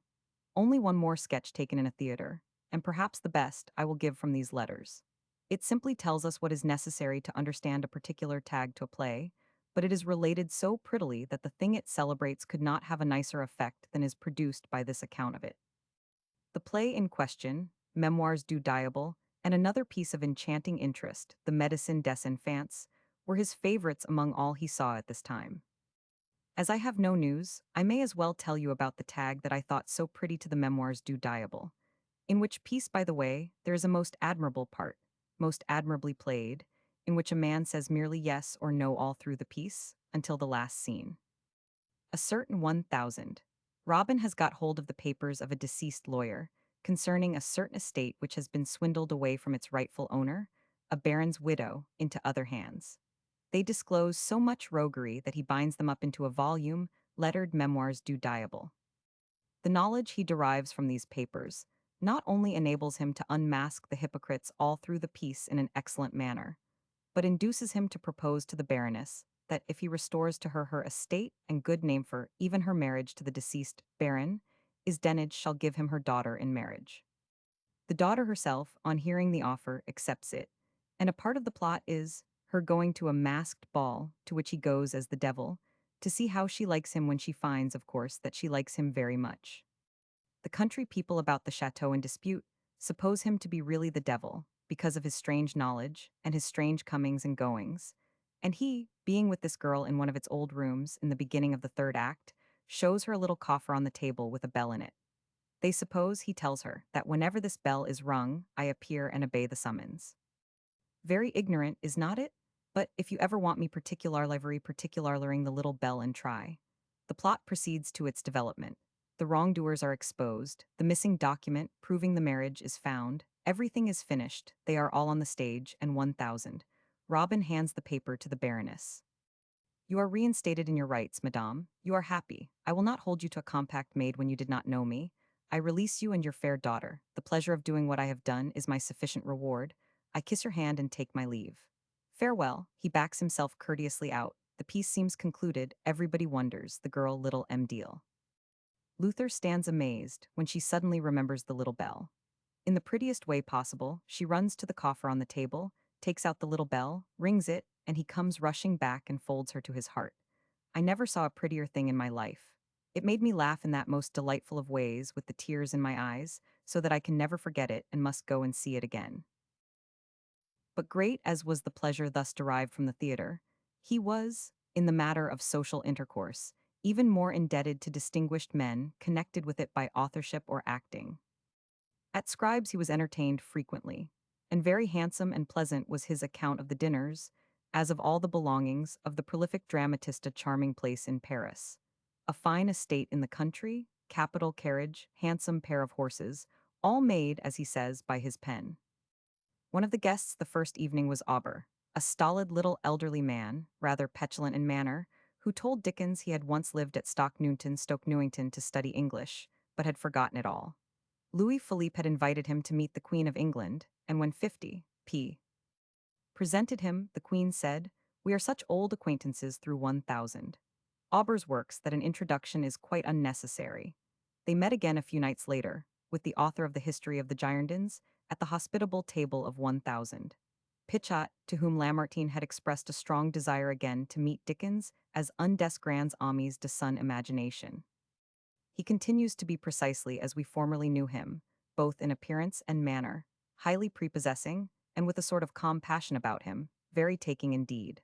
We talked of Defoe and Richardson, and of that wonderful genius for the minutest details in a narrative, which has given them so much fame in France.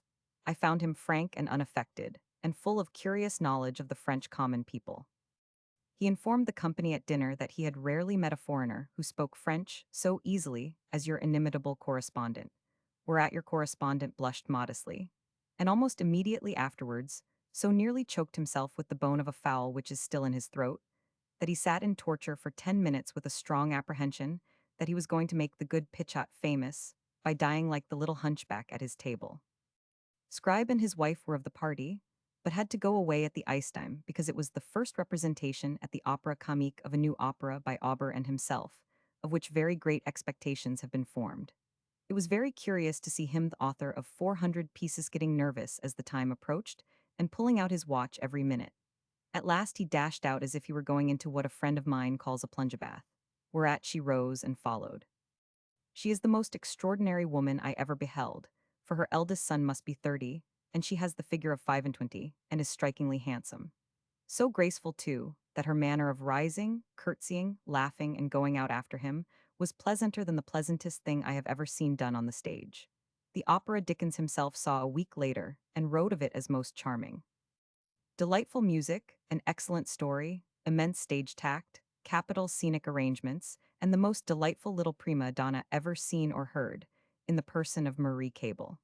It is called Manon Lescaut from the old Romancy and is charming throughout. She sings a laughing song in it which is received with madness, and which is the only real laughing song that ever was written. Auber told me that when it was first rehearsed, it made a great effect upon the orchestra, and that he could not have had a better compliment upon its freshness than the musical director paid him, in coming and clapping him on the shoulder with "Bravo, June Hom. Cela promit bien." At dinner at Rignier's he met 1,000.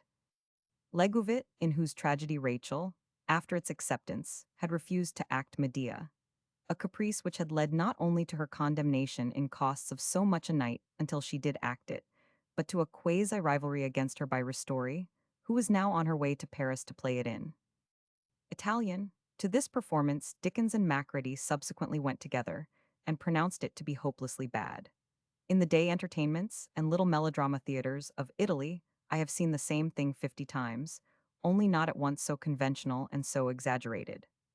The papers have all been in fits respecting the sublimity of the performance and the genuineness of the applause, particularly of the bouquets, which were thrown on at the most preposterous times in the midst of agonizing scenes, so that the characters had to pick their way among them, and a certain stout gentleman who played King Creon was obliged to keep a wary eye all night on the proscenium boxes and dodge them as they came down.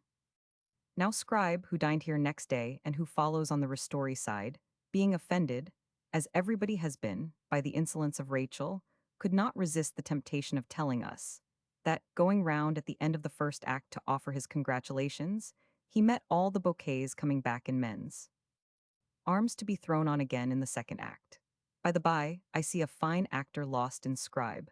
In all his pieces he has everything done in his own way, and on that same night he was showing what Rachel did not do, and would not do, in the last scene of Adrien Lecouvreur, with extraordinary force and intensity. At the house of another great artist, Madame Viardot, the sister of Malibran, Dickens dined to meet George's Sands, that lady having appointed the day and hour for the interesting festival, which came off duly on the 10th of January. I suppose it to be impossible to imagine anybody more unlike my preconceptions than the illustrious Sand. Just the kind of woman in appearance whom you might suppose to be the Queen's monthly nurse. Chubby, matronly, swarthy, black-eyed. Nothing of the blue stocking about her, except a little final way of settling all your opinions with hers, which I take to have been acquired in the country where she lives, and in the domination of a small circle. A singularly ordinary woman in appearance and manner. The dinner was very good and remarkably unpretending. Ourselves, Madame and her son, the Sheffers, the Sartorises, and some lady somebody from the Crimea last who wore a species of paletot and smoked. The Viardots have a house away in the new part of Paris, which looks exactly as if they had moved into it last week and were going away next, notwithstanding which they have lived in it 8 years. The opera the very last thing on earth you would associate with the family. Piano not even opened. Her husband is an extremely good fellow, and she is as natural as it is possible to be. Dickens was hardly the man to take fair measure of Madame Dudevant in meeting her thus. He was not familiar with her writings, and had no very special liking for such of them as he knew. But no disappointment, nothing but amazement, awaited him at a dinner that followed soon after. Émile de Girardin gave a banquet in his honor. His description of it, which he declares to be strictly prosaic, sounds a little oriental, but not inappropriately so. No man unacquainted with my determination, never to embellish or fancify such accounts, could believe in the description I shall let off when we meet of dining at Émile Girardin's, the 3 gorgeous drawing rooms with 10,000 wax candles in golden sconces, terminating in a dining room of unprecedented magnificence, with two enormous transparent plate glass doors in it, looking across an antechamber full of clean plates straight into the kitchen, with the cooks in their white paper caps dishing the dinner. From his seat in the midst of the table, the host, like a giant in a fairy story, beholds the kitchen, and the snow-white tables, and the profound order and silence there prevailing. Forth from the plate-glass doors issues the banquet, a most wonderful feast ever tasted by mortal. At the present price of truffles, that article alone costing for 8 people at least £5. On the table are ground glass jugs of peculiar construction, laden with the finest growth of champagne and the coolest ice. With the third course is issued port wine, previously unheard of in a good state on this continent, which would fetch 2 guineas a bottle at any sale. The dinner done, oriental flowers in vases of golden cobweb are placed upon the board. With the ice is issued brandy, buried for 100 years. To that succeeds coffee, brought by the brother of one of the convives from the remotest east, in exchange for an equal quantity of California gold dust. The company being returned to the drawing-roomtables roll in by unseen agency, laden with cigarettes from the harem of the Sultan, and with cool drinks in which the flavor of the lemon, arrived yesterday from Algeria, struggles voluptuously with the delicate orange, arrived this morning from Lisbon.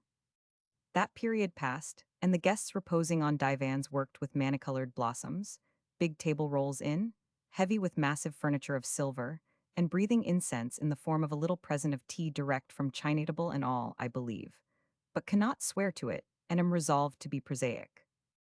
All this time the host perpetually repeats si petit dinerci en est, que pour faire la connaissance de Monsieur Dickens. Il n'y compte pas, si en est rien. And even now I have forgot to set down half of it, in particular, the item of a far larger plum pudding than ever was seen in England at Christmas time, served with a celestial sauce in color like the orange blossom, and in substance like the blossom powdered and bathed in dew, and called in the cart in a gold frame like a little fish slice, to be handed about homage, a l'illustre écrivain d'Angleterre. That illustrious man staggered out at the last drawing-room door, speechless with wonder, finally. And even at that moment his host, holding to his lips a chalice set with precious stones, and containing nectar distilled from the air that blew over the fields of beans in bloom for 15 summers, remarked le diner quenus avons eu, mon cher, en est renal ni compte pas la eat tau de fate and familial faut diner en verite, diner bientat. Au plaisir, au revoir, au diner. The second dinner came, wonderful as the first. Among the company were Rignier, Jules Sandeau, and the new director of the franchise, and his host again played Lucullus in the same style, with success even more consummate. The only absolutely new incident, however, was that, after dinner, he asked me if I would come into another room and smoke a cigar. And on my saying yes, coolly opened a drawer, containing about 5,000 inestimable cigars in prodigious bundles, just as the captain of the robbers in Ali Baba might have gone to a corner of the cave for bales of brocade. A little man dined who was blacking shoes 8 years ago, and is now enormously rich, the richest man in parashaving, ascended with rapidity up the usual ladder of the bourse. By merely observing that perhaps he might come down again, I clouded so many faces as to render it very clear to me that everybody present was at the same game for some stake or other. He returned to that subject in a letter a few days later. If you were to see the steps of the bourse at about 4 in the afternoon, and the crowd of blouses and patches among the speculators there assembled, all howling and haggard with speculation, you would stand aghast at the consideration of what must be going on. Concierges and people like that perpetually blow their brains out, or fly into the Seine, a cause despert sur la bourse. I hardly ever take up a French paper without lighting on such a paragraph.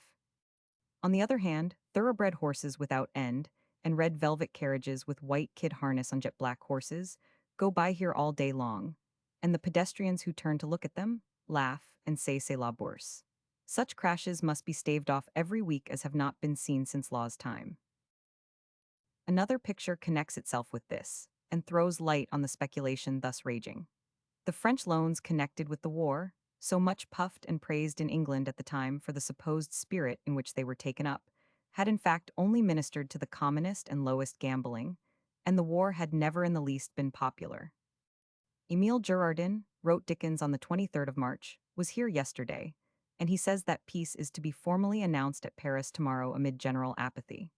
But the French are never wholly apathetic to their own exploits, and a display with a touch of excitement in it had been witnessed a couple of months before on the entry of the troops from the Crimea, when the Zouaves, as they marched past, pleased Dickens most. A remarkable body of men, he wrote, wild, dangerous, and picturesque. Close-cropped head, red skull cap, Greek jacket, full red petticoat trousers trimmed with yellow, and high white gaiters, most sensible things for the purpose I know, and coming into use in the line. A man with such things on his legs is always free there, and ready for a muddy march, and might flounder through roads 2 feet deep in mud, and, simply by changing his gaiters, he has another pair in his haversack, be clean and comfortable and wholesome again, directly. Plenty of beard and mustache, and the musket carried reverse-wise with the stock over the shoulder, make up the sunburnt Zouave. He strides like Bobadil, smoking as he goes, and when he laughs they were under my window for half an hour or so, plunges backward in the wildest way, as if he were going to throw a somersault. They have a black dog belonging to the regiment, and when they now marched along with their medals, this dog marched after the one non-commissioned officer, he invariably follows with a profound conviction that he was decorated. I could not see whether he had a medal, his hair being long, but he was perfectly up to what had befallen his regiment, and I never saw anything so capital as his way of regarding the public. Whatever the regiment does, he is always in his place, and it was impossible to mistake the air of modest triumph which was now upon him. A small dog corporeally, but of a great mind. On that night there was an illumination in honor of the army, when the whole of Paris, by streets and lanes and all sorts of out-of-the-way places, was most brilliantly illuminated. It looked in the dark like Venice and Genoa rolled into one, and split up through the middle by the Corso at Rome in the carnival time. The French people certainly do know how to honor their own countrymen, in a most marvelous way. It was the festival time of the new year, and Dickens was fairly lost in a mystery of amazement at where the money could come from that everybody was spending on the étrennes they were giving to everybody else. All the famous shops on the boulevards had been blockaded for more than a week. There is now a line of wooden stalls, 3 miles long, on each side of that immense thoroughfare, and wherever a retiring house or two admits of a double line, there it is. All sorts of objects from shoes and sabots, through porcelain and crystal, up to live fowls and rabbits which are played for at a sort of dwarf skittles to their immense disturbance, as the ball rolls under them and shakes them off their shelves and perches whenever it is. Delivered by a vigorous hand, are on sale in this great fair, and what you may get in the way of ornament for tuppence is astounding. Unhappily there came dark and rainy weather, and one of the improvements of the empire ended, as so many others did, in slush and misery. Some sketches connected with the art exposition in the winter of 1855, and with the fulfillment of Ari Scheffer's design to paint the portrait of Dickens, may close these Paris pictures. He did not think that English art showed to advantage beside the French. It seemed to him small, shrunken, insignificant, niggling. He thought the general absence of ideas horribly apparent, and even when one comes to Mulready and sees two old men talking over a much too prominent tablecloth and reads the French explanation of their proceedings, La discussion sur les principes de Dr. Whiston, one is dissatisfied. Somehow or other they do not tell. Even Leslie's Sancho wants go, and Stanny is too much like a set scene. It is of no use disguising the fact that what we know to be wanting in the men is wanting in their workshop actor, fire, purpose, and the power of using the vehicle and the model as mere means to an end. There is a horrible respectability about most of the best of thema, little, finite, systematic routine in them, strangely expressive to me of the state of England itself. As a mere fact, Frith, Ward, and Egg come out the best in such pictures as are here, and attract to the greatest extent. The first in the picture from the good-natured man, the second in the royal family in the temple, the third in the Peter the Great first seeing Catherine, which I always thought a good picture, and in which foreigners evidently descry a sudden dramatic touch that pleases them. There are no end of bad pictures among the French, but, Lord, the goodness also, the fearlessness of them, the bold drawing, the dashing conception, the passion and action in them. The Belgian department is full of merit. It has the best landscape in it, the best portrait, and the best scene of homely life to be found in the building. Do not think it a part of my despondency about public affairs, and my fear that our national glory is on the decline, when I say that mere form and conventionalities usurp, in English art, as in English government and social relations, the place of living. Force and truth. I tried to resist the impression yesterday, and went to the English gallery first and praised and admired with great diligence, but it was of no use. I could not make anything better of it than what I tell you. Of course, this is between ourselves. Friendship is better than criticism, and I shall steadily hold my tongue. Discussion is worse than useless when you cannot agree about what you are going to discuss. French nature is all wrong, said the English artists whom Dickens talked to, but surely not because it is French, was his reply. The English point of view is not the only one to take men and women from. The French pictures are theatrical, was the rejoinder. But the French themselves are a demonstrative and gesticulating people, was Dickens's retort, and what thus is rendered by their artists is the truth through an immense part of the world. I never saw anything so strange. They seem to me to have got a fixed idea that there is no natural manner, but the English manner in itself, so exceptional that it is a thing apart in all countries, and that unless a Frenchman represented as going to the guillotine for exemples as calm as Clapham, or as respectable as Richmond Hill, he cannot be right.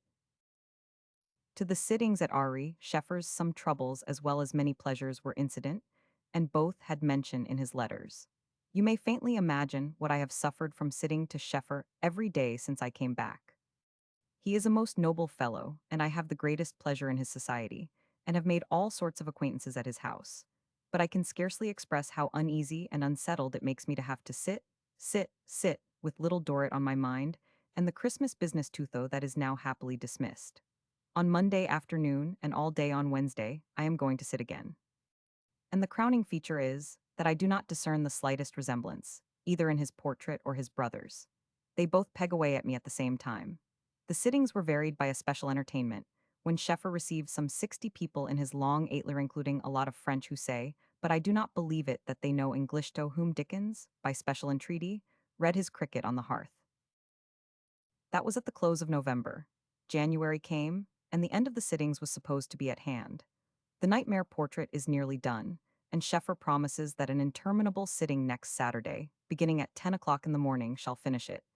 It is a fine-spirited head, painted at his very best, and with a very easy and natural appearance in it. But it does not look to me at all like, nor does it strike me that if I saw it in a gallery, I should suppose myself to be the original. It is always possible that I do not know my own face.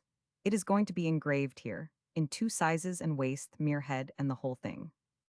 A fortnight later, the interminable sitting came. Imagine me, if you please, with number 5 on my head and hands, sitting to Scheffer yesterday 4 hours. At this stage of a story, no one can conceive how it distresses me. Still, this was not the last. March had come before the portrait was done. Scheffer finished yesterday, and Collins, who has a good eye for pictures, says that there is no man living who could do the painting about the eyes. As a work of art, I see in it spirit combined with perfect ease, and yet I do not see myself. So I come to the conclusion that I never do see myself. I shall be very curious to know the effect of it upon you. March had then begun, and at its close Dickens, who had meanwhile been in England, thus wrote: I have not seen Scheffer since I came back, but he told Catherine a few days ago that he was not satisfied with the likeness after all, and thought he must do more to it. My own impression of it, you remember? In these few words he anticipated the impression made upon myself. I was not satisfied with it.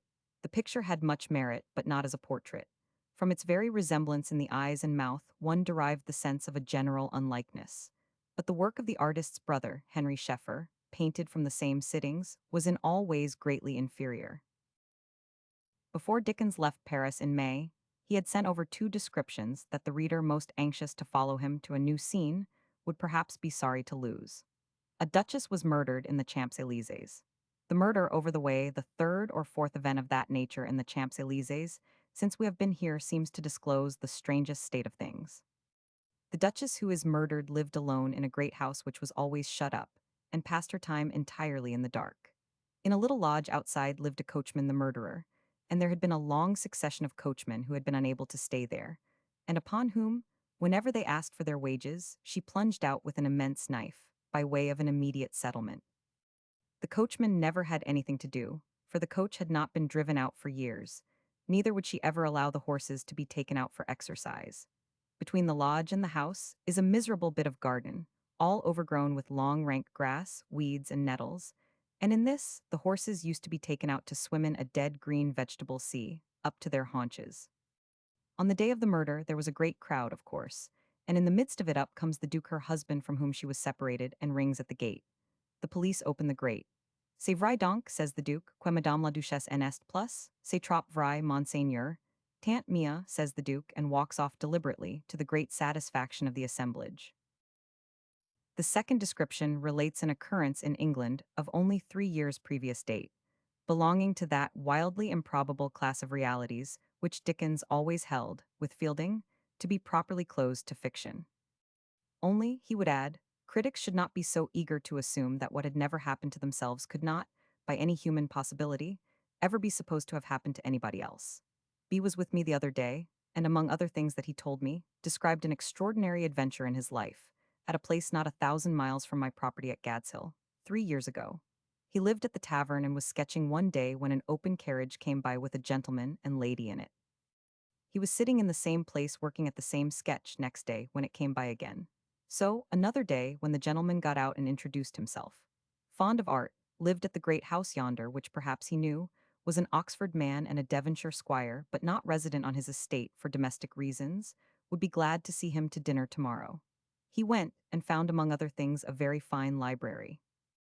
At your disposition, said the squire, to whom he had now described himself and his pursuits.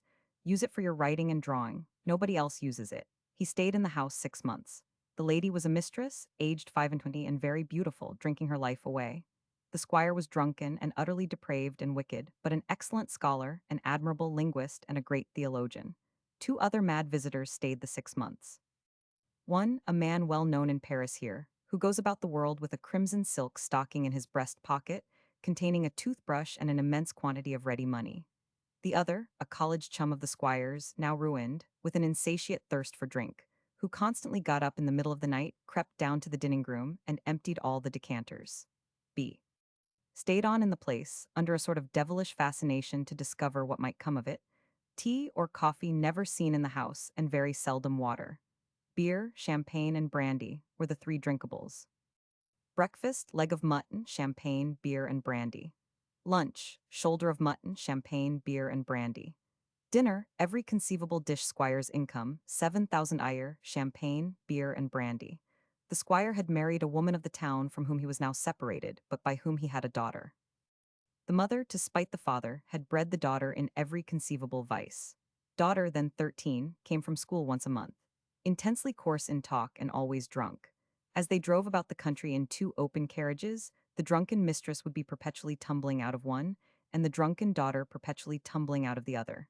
At last, the drunken mistress drank her stomach away and began to die on the sofa. Got worse and worse, and was always raving about somebody's where she had once been a lodger, and perpetually shrieking that she would cut somebody else's heart out. At last she died on the sofa, and, after the funeral, the party broke up. A few months ago, B.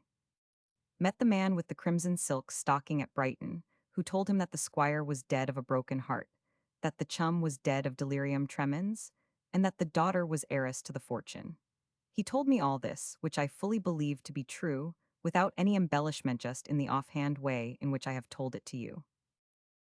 Dickens left Paris at the end of April, and, after the summer in Boulogne which has been described, passed the winter in London, giving to his theatrical enterprise nearly all the time that Little Dorrit did not claim from him. His book was finished in the following spring, was inscribed to Clarkson Stanfield, and now claims to have something said about it. Chapter 6, Little Dorrit and a Lazy Tour. 18,550,1857. Little Dorrit A. proposed opening how the story grew sale of the book Circumlocution Office Flora, and her surroundings weak points in the book remains of Marshalsea visited reception, of the novel Christmas theatricals, theatre making at Gadshill, last meeting of Gerald and Dickens' proposed memorial tributat, the Zoological Gardens Lazy Tour, projected visit to Cumberland accident to Wilkie Collins at Allonby, at Doncaster Racing Prophecy performance of Money. Between Hard Times and Little Dorrit, Dickens's principal literary work had been the contribution to household words of 2 tales for Christmas 1854 and 1855, which his readings afterwards made widely popular, the story of Richard Doubledick and Boots at the Holly Tree Inn. In the latter was related, with a charming naturalness and spirit, the elopement, to get married at Gretna Green, of 2 little children of the mature respective ages of 8 and 7. At Christmas 1855 came out the first number of Little Dorrit, and in April 1857 the last. The book took its origin from the notion he had of a leading man for a story who should bring about all the mischief in it, lay it all on Providence, and say at every fresh calamity, "Well, it's a mercy, however, nobody was to blame, you know." The title first chosen, out of many suggested, was Nobody's Fault, and 4 numbers had been written, of which the first was on the eve of appearance, before this was changed. When about to fall to work, he excused himself from an engagement he should have kept because the story is breaking out all round me, and I am going off down the railroad to humor it. The humoring was a little difficult, however, and such indications of a droop in his invention, as presented themselves in portions of Bleak House, were noticeable again. As to the story, I am in the 2nd number, and last night and this morning had half a mind to begin again and work in what I have done afterwards. It had occurred to him that, by making the fellow travelers at once known to each other, as the opening of the story stands, he had missed an effect. It struck me that it would be a new thing to show people coming together, in a chance way, as fellow travelers, and being in the same place, ignorant of one another, as happens in life, and to connect them afterwards, and to make the waiting for that connection a part of the interest. The change was not made, but the mention of it was one of several intimations to me of the altered conditions under which he was writing, and that the old, unstinted, irrepressible flow of fancy had received temporary check. In this view, I have found it very interesting to compare the original notes, which as usual he prepared for each number of the tale, and which with the rest are in my possession, with those of Chuzzlewit or Copperfield, observing in the former the labor and pains, and in the latter the lightness and confidence of handling. I am just now getting to work on number 3, sometimes enthusiastic, more often dull enough. There is an enormous outlay in the Father of the Marshalsea chapter, in the way of getting a great lot of matter into a small space. I am not quite resolved, but I have a great idea of overwhelming that family with wealth. Their condition would be very curious. I can make Dorrit very strong in the story, I hope. The Marshalsea part of the tale undoubtedly was excellent, and there was masterly treatment of character in the contrasts of the brothers Dorrit. But of the family generally, it may be said that its least important members had most of his genius in them. The younger of the brothers, the scapegrace son, and Fanny dear, are perfectly real people in what makes them unattractive. But what is meant for attractiveness in the heroine becomes often tiresome by want of reality. The first number appeared in December 1855, and on the second there was an exultant note. Little Dorrit has beaten even Bleak House out of the field. It is a most tremendous start, and I am overjoyed at it. To which he added, writing from Paris on the 6th of the month following, you know that they had sold 35,000 of number 2 on New Year's Day.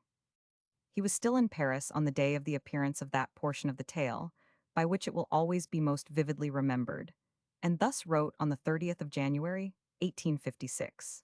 I have a grim pleasure upon me tonight in thinking that the Circumlocution Office sees the light, and in wondering what effect it will make. But my head really stings with the visions of the book, and I am going, as we French say, to disembarrass it by plunging out into some of the strange places I glide into of nights in these latitudes. The Circumlocution heroes led to the society scenes, the Hampton Court Dowager sketches, and Mr. Gowan, all parts of one satire leveled against prevailing political and social vices. Aim had been taken, in the course of it, at some living originals, disguised sufficiently from recognition to enable him to make his thrust more sure, but there was one exception self-revealed. I had the general idea, he wrote while engaged on the 6th number, of the society business before the Sadler affair, but I shaped Mr. Myrtle himself out of that precious rascality. Society, the Circumlocution Office, and Mr. Gowan are of course 3 parts of one idea and design. Mr. Myrtle's complaint, which you will find in the end to be fraud and forgery, came into my mind as the last drop in the silver cream jug on Hampstead Heath. I shall beg, when you have read the present number, to inquire whether you consider bar an instance, in reference to K.F., of a suggested likeness in not many touches.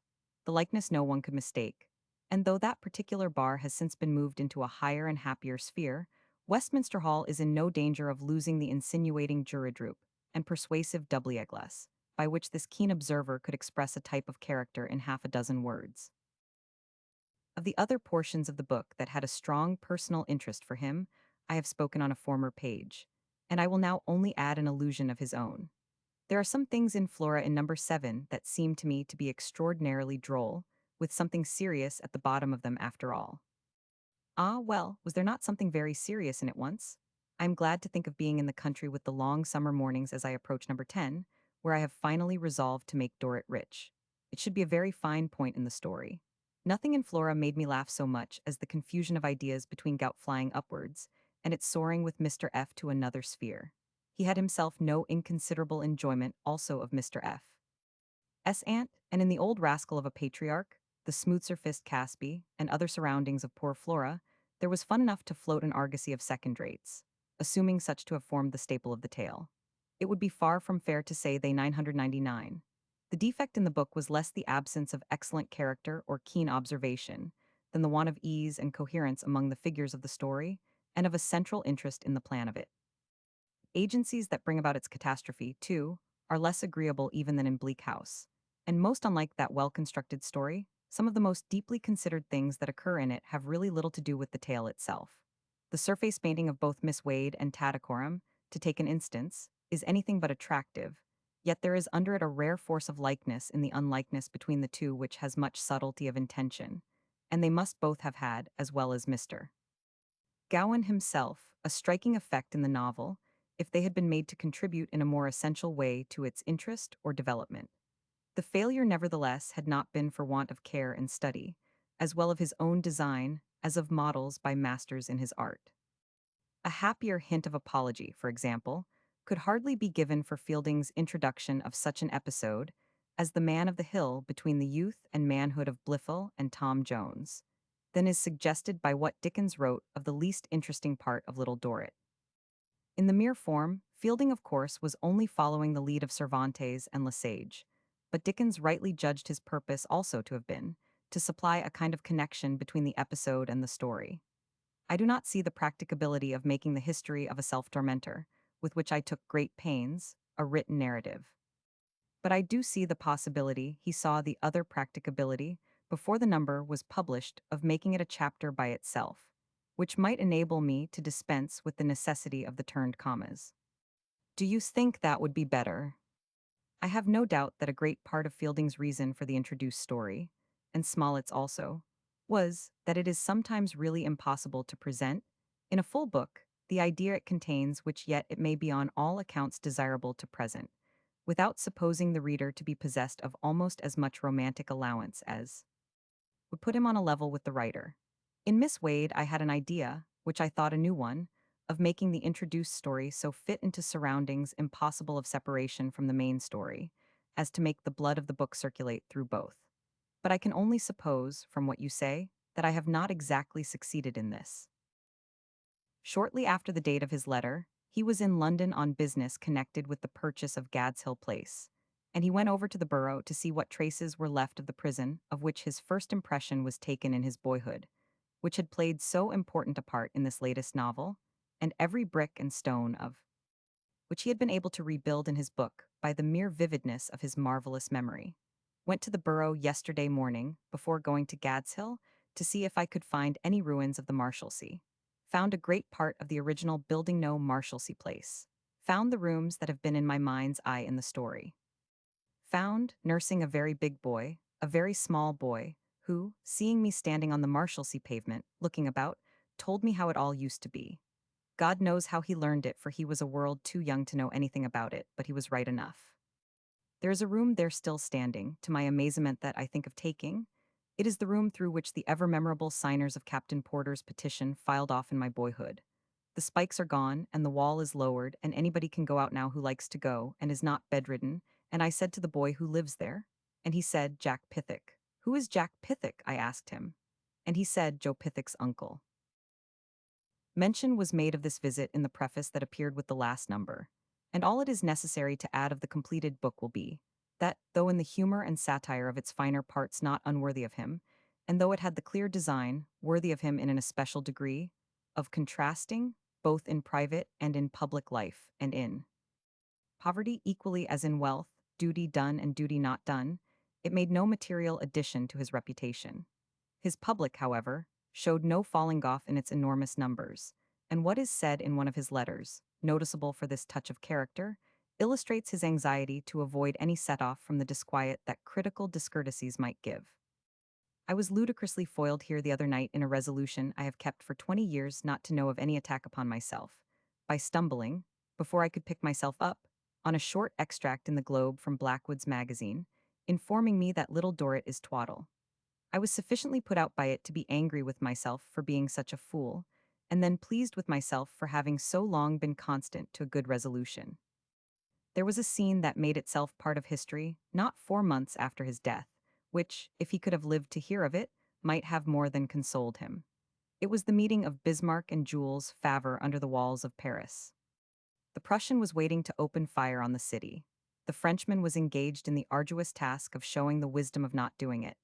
And we learn, say the papers of the day, that while the two eminent statesmen were trying to find a basis of negotiation, von Moltke was seated in a corner reading Little Dorrit. Who will doubt that the chapter on how not to do it was then absorbing the old soldier's attention? Preparations for the private play had gone on incessantly up to Christmas, and, in turning the schoolroom into a theater, sawing and hammering worthy of Babel continued for weeks. The priceless help of Stanfield had again been secured, and I remember finding him one day at Tavistock House, in the act of upsetting some elaborate arrangements by Dickens, with a proscenium before him made up of chairs, and the scenery planned out with walking sticks.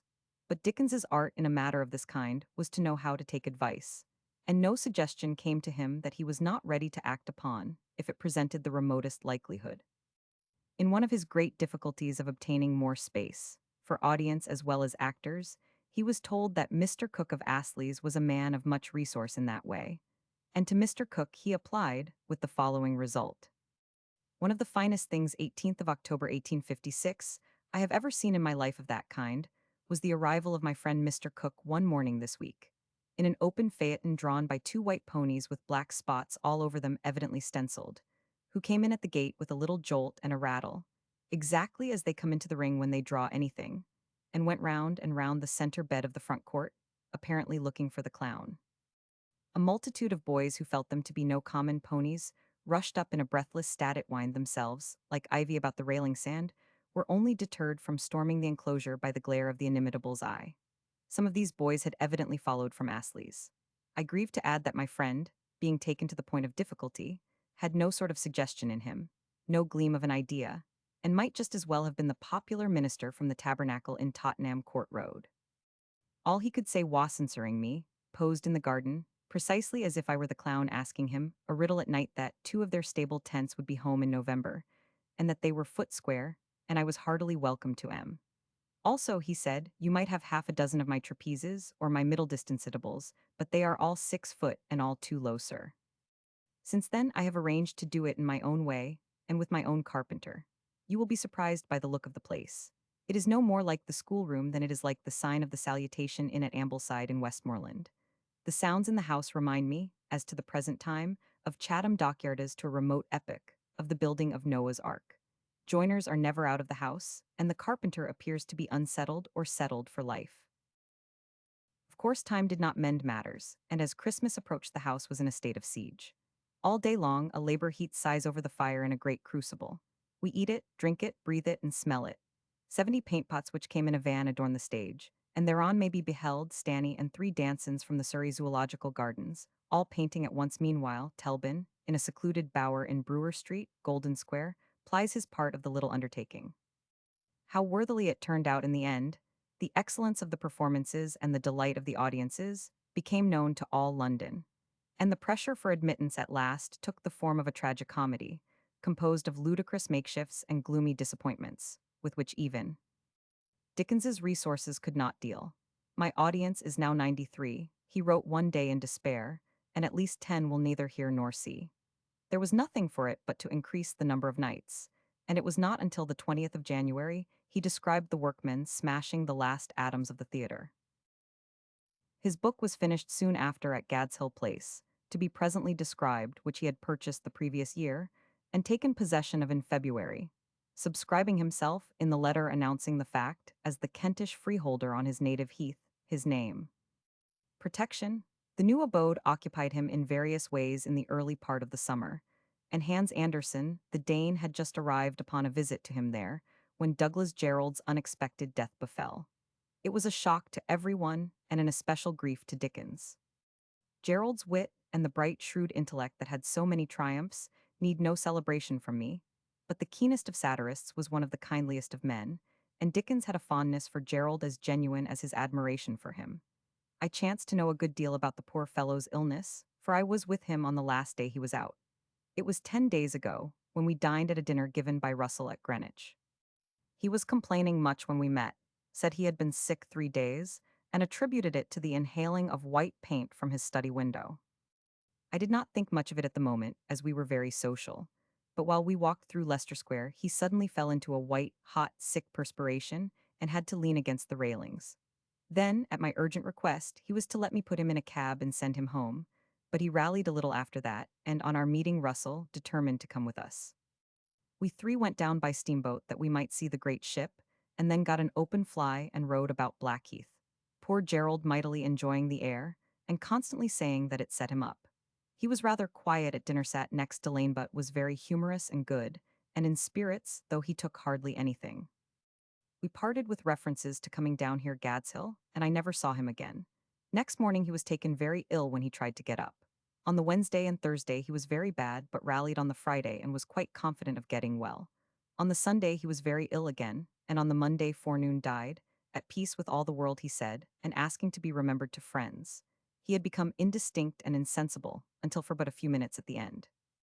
I knew nothing about it except that he had been ill and was better, until, going up by railway yesterday morning, I heard a man in the carriage, unfolding his newspaper, say to another, Douglas Gerald is dead. I immediately went up there and then to Whitefriars. I propose that there shall be a night at a theatre when the actors with old Cook shall play the Rent Day and Blackeyed Susan, another night elsewhere with a lecture from Thackeray, a day reading by me, a night reading by me, a lecture by Russell, and a subscription performance of The Frozen Deep, as at Tavistock House. I do not mean to do it beggingly, but merely to announce the whole series, the day after the funeral, in memory of the late Mr. Douglas Gerald, or some such phrase. I have got hold of Arthur Smith as the best man of business I know, and go to work with him tomorrow morning, inquiries being made in the meantime as to the likeliest places to be had for these various purposes. My confident hope is that we shall get close upon £2,000. The friendly enterprise was carried to the close with a vigor, promptitude, and success that well corresponded with this opening. In addition to the performances named, there were others in the country also organized by Dickens, in which he took active personal part, and the result did not fall short of his expectations. The sum was invested ultimately for our friend's unmarried daughter, who still receives the income from myself, the last surviving trustee. So passed the greater part of the summer, and when the country performances were over at the end of August, I had this intimation. I have arranged with Collins that he and I will start next Monday on a 10 or 12 days expedition to Outofway places, to do in inns and coast corners a little tour in search of an article and in avoidance of railroads. I must get a good name for it, and I propose it in 5 articles, one for the beginning of every number in the October part. Next day, our decision is for a foray upon the fells of Cumberland, I having discovered in the book some promising moors and bleak places thereabout. Into the lake country they went accordingly, and the lazy tour of 2 idle apprentices, contributed to household words, was a narrative of the trip. But his letters had descriptive touches and some whimsical personal experiences, not in the published account. Looking over the beauties of England and Wales before he left London, his ambition was fired by mention of Carrick Fell, a gloomy old mountain 1,500 feet high, which he secretly resolved to go up. We came straight to it yesterday, 9th of September. Nobody goes up. Guides have forgotten it. Master of a little inn, excellent North Countryman, volunteered, went up in a tremendous rain. 100, 500, beat Mr. Porter, name of landlord, in half a mile. Mr. P done up in no time. 3 nevertheless went on. Mr. P again leading, 100, 500, and 100. Mr. Wilkie Collins following. Rain terrific, black mists, darkness of night. Mr. P agitated, 100, 500, confident, 100. A long way down in perspective, submissive, all wet through, no poles, not so much as a walking stick in the party. Reached the summit at about 1 in the day. Dead darkness as of night. Mr. P. Excellent fellow to the last, uneasy. 100, 500, produces compass from pocket. Mr. P reassured. Farmhouse where dogcart was left, N.W. Mr. P complimentary. Descent commenced, 100, 500, with compass triumphant until compass with the heat and wet of 100. 500's pocket breaks, Mr. P. who never had a compass, inconsolable, confesses he has not been on Carrick Fell for 20 years, and he do not know the way down. Darker and darker. Nobody discernible 2 yards off by the other two. Mr. P makes suggestions, but no way. It becomes clear to 100, 500, and to 100 that Mr. P is going round and round the mountain and never coming down. Mr. P sits on angular granite and says he is just fairly dune. 100, 500, revives Mr. P with laughter, the only restorative in the company. Mr. P again complimentary. Descent tried once more. Mr. P worse and worse. Council of war. Proposals from 100, 500, to go slap down, seconded by 100. Mr. P objects on account of precipice called the Black Arches and terror of the countryside. More wandering. Mr. P terror-stricken but game. Watercourse, thundering and roaring, reached 100, 500. Suggests that it must run to the river and had best be followed, subject to all gymnastic hazards. Mr. P opposes but gives in. Watercourse followed accordingly. Leaps, splashes, and tumbles for 2 hours. 100, lost. 100, 500, whoops, cries for assistance from behind. 100, 500, returns. 100, with horribly sprained ankle, lying in rivulet. All the danger was over when Dickens sent his description, but great had been the trouble in binding up the sufferer's ankle and getting him painfully on, shoving, shouldering, carrying alternately, till terra firma was reached. We got down at last in the wildest place, preposterously out of the course, and propping up 100. Against stones, sent Mr. P to the other side of Cumberland for dog-cart, so got back to his inn and changed. Shoe or stocking on the bad foot out of the question. Foot tumbled up in a flannel waistcoat. 100, 500, carrying 100, melodramatically water to the life, everywhere, into and out of carriages, up and down stairs, to bed, every step. And so to Wigton, got doctor, and here we are a pretty business, we flatter ourselves. Wigton, Dickens described as a place of little houses all in half-mourning, yellow stone or white stone and black, with the wonderful peculiarity that though it had no population, no business, and no streets to speak of, it had 5 linen-drapers within range of their single window, 1 linen-draper's next door, and 5 more linen-drapers round the corner. I ordered a night light in my bedroom. A queer little old woman brought me one of the common child's night lights, and, seeming to think that I looked at it with interest, said, "It's juist a vara curious thing, sir, and juist new cum oop. It will burn aught horza end, and no guther, nor no waste, nor any psycha thing, if you can creed it what I say, see in the article." In these primitive quarters there befell a difficulty about letters, which Dickens solved in a fashion especially his own. The day after Carrick there was a mess about our letters, through our not going to a place called Mayport. So, while the landlord was planning how to get them, they were only 12 miles off. I walked off, to his great astonishment, and brought them over. The night after leaving Wigton they were at the Schiff Hotel in Allonby. Allonby his letters presented as a small, untidy, outlandish place. Rough stone houses in half-mourning, a few coarse yellow stone lodging houses with black roof spills in all the windows, 5 bathing machines, 5 girls in straw hats, 5 men in straw hats wishing they had not come.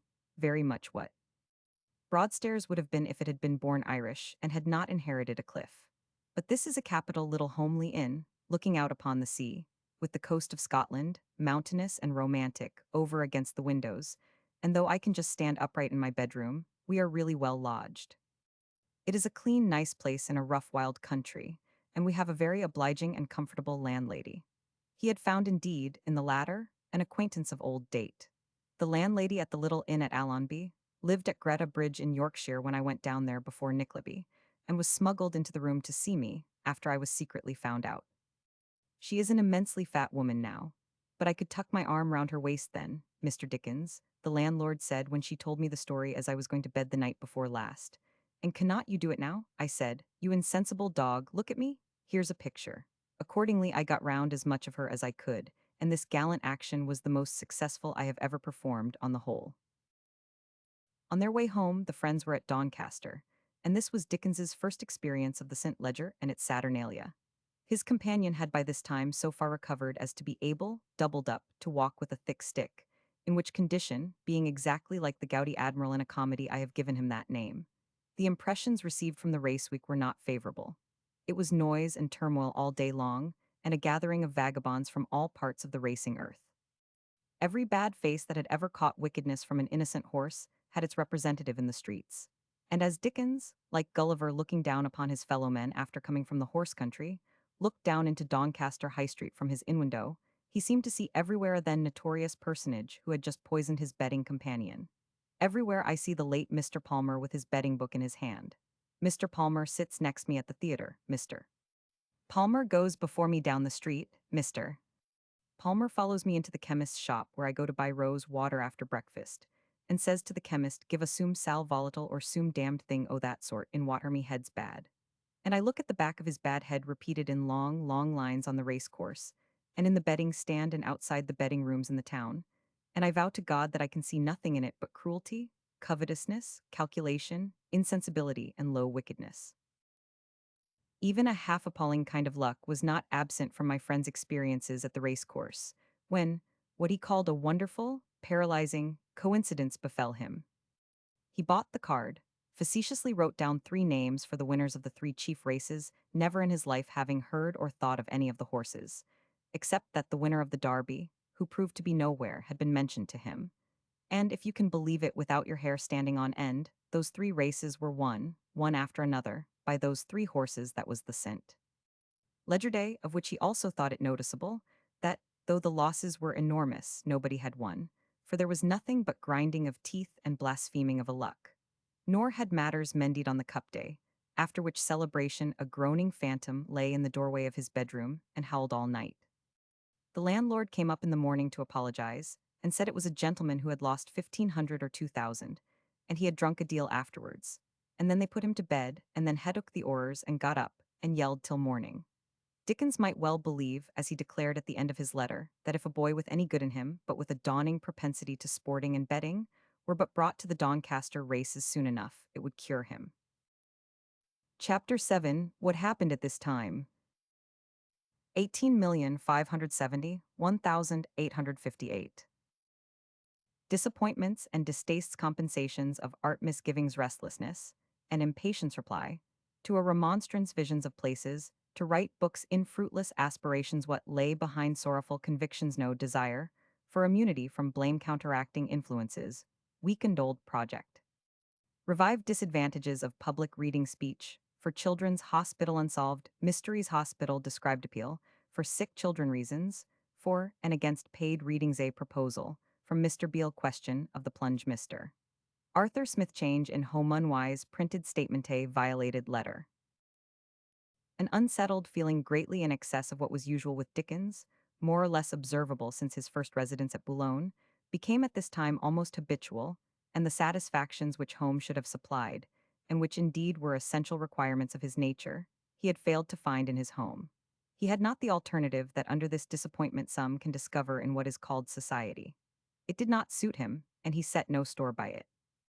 No man was better fitted to adorn any circle he entered, but beyond that of friends and equals he rarely passed. He would take as much pains to keep out of the houses of the great as others take to get into them. Not always wisely, it may be admitted. Mere contempt for toadyism and flunkeyism was not at all times the prevailing motive with him, which he supposed it to be. Beneath his horror of those vices of Englishmen in his own rank of life, there was a still stronger resentment at the social inequalities that engender them, of which he was not so conscious, and to which he owned less freely. Not the less it served secretly to justify what he might otherwise have had no mind to. To say he was not a gentleman would be as true as to say he was not a writer. But if anyone should assert his occasional preference for what was even beneath his level over that which was above it, this would be difficult of disproof. It was among those defects of temperament for which his early trials and his early successes were accountable in perhaps equal measure. He was sensitive in a passionate degree to praise and blame, which yet he made it for the most part a point of pride to assume indifference to. The inequalities of rank which he secretly resented took more galling as well as glaring prominence from the contrast. Of the necessities he had gone through with the fame that had come to him, and when the forces he most affected to despise assumed the form of barriers he could not easily overleap, he was led to appear frequently intolerant, for he very seldom was really so in opinions and language. His early sufferings brought with them the healing powers of energy, will, and persistence, and taught him the inexpressible value of a determined resolve to live down difficulties. But the habit, in small as in great things, of renunciation and self-sacrifice they did not teach, And by his sudden leap into a worldwide popularity and influence, he became master of everything that might seem to be attainable in life, before he had mastered what a man must undergo to be equal to its hardest trials. Nothing of all this has yet presented itself to notice, except in occasional forms of restlessness and desire of change of place, which were themselves, when his books were in progress, so incident as well to the active requirements of his fancy as to call, thus far, for no other explanation. Up to the date of the completion of Copperfield, he had felt himself to be in possession of an all-sufficient resource. Against whatever might befall, he had a set-off in his imaginative creations, a compensation derived from his art that never failed him, because there he was supreme. It was the world he could bend to his will and make subserve to all his desires. He had otherwise, underneath his exterior of a singular precision, method, and strictly orderly arrangement in all things, and notwithstanding a temperament to which home and home interests were really a necessity, something in common with those eager, impetuous, somewhat overbearing natures that rush at existence without heeding the cost of it, and are not more ready to accept and make the most of its enjoyments than to be easily and quickly overthrown by its burdens. But the world he had called into being had thus far borne him safely through these perils. He had his own creations always by his side. They were living, speaking companions. With them only he was everywhere thoroughly identified. He laughed and wept with them, was as much elated by their fun as cast down by their grief, and brought to the consideration of them a belief in their reality as well as in the influences they were meant to exercise, which in every circumstance sustained him. It was during the composition of Little Dorrit that I think he first felt a certain strain upon his invention, which brought with it other misgivings. In a modified form, this was present during the latter portions of Bleak House, of which not a few of the defects might be traced to the acting excitements amid which it was written. But the succeeding book made it plainer to him, and it is remarkable that in the interval between them he resorted for the first and only time in his life to a practice, which he abandoned at the close of his next and last story published in the 20 number form, of putting down written memoranda of suggestions for characters or incidents by way of resource to him in his writing. Never before had his teeming fancy seemed to want such help, the need being less to contribute to its fullness than to check its overflowing.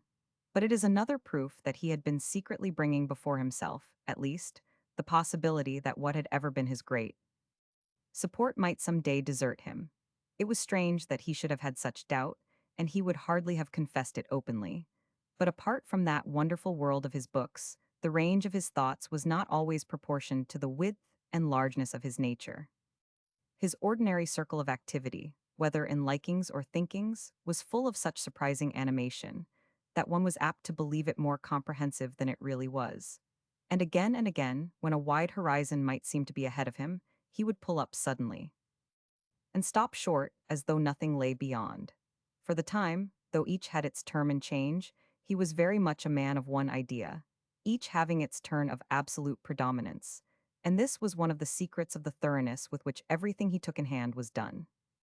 As to the matter of his writings, the actual truth was that his creative genius never really failed him. Not a few of his inventions of character and humor, up to the very close of his life, his marigolds, lirrupers, gargeries, pips, sapsies, and many others, were as fresh and fine as in his greatest day. He had, however, lost the free and fertile method of the earlier time. He could no longer fill a widespread canvas with the same facility and certainty as of old, and he had frequently a quite unfounded apprehension of some possible breakdown, of which the end might be at any moment beginning. There came accordingly, from time to time, intervals of unusual impatience and restlessness, strange to me in connection with his home. His old pursuits were too often laid aside for other excitements and occupations. He joined a public political agitation, set on foot by administrative reformers. He got up various quasi-public private theatricals, in which he took the leading place. And though it was but part of his always generous devotion in any friendly duty to organize the series of performances on his friend Gerald's death, yet the eagerness with which he flung himself into them, so arranging them as to assume an amount of labor in acting and traveling that might have appalled an experienced comedian, and carrying them on week after week unceasingly in London and the provinces, expressed but the craving which still had possession of him to get by some means at some change that should make existence easier. What was highest in his nature had ceased for the time to be highest in his life, and he had put himself at the mercy of lower accidents and conditions.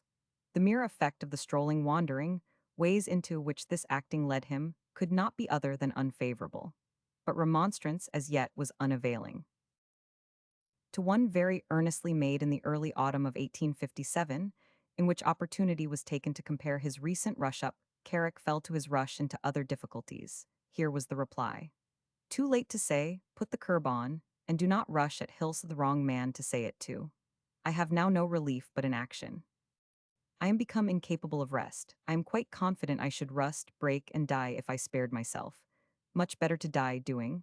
What I am in that way, nature made me first, and my way of life has of late, alas, confirmed. I must accept the drawback since it is one with the powers I have, and I must hold upon the tenure prescribed to me. Something of the same sad feeling, it is right to say, had been expressed from time to time, in connection also with home dissatisfactions and misgivings, through the 3 years preceding. But I attributed it to other causes and gave little attention to it. During his absences abroad for the greater part of 1854, 55, and 56, while the elder of his children were growing out of childhood, and his books were less easy to him than in his earlier manhood, evidences presented themselves in his letters of the old unhappy loss, or want of something to which he had given a pervading prominence in Copperfield.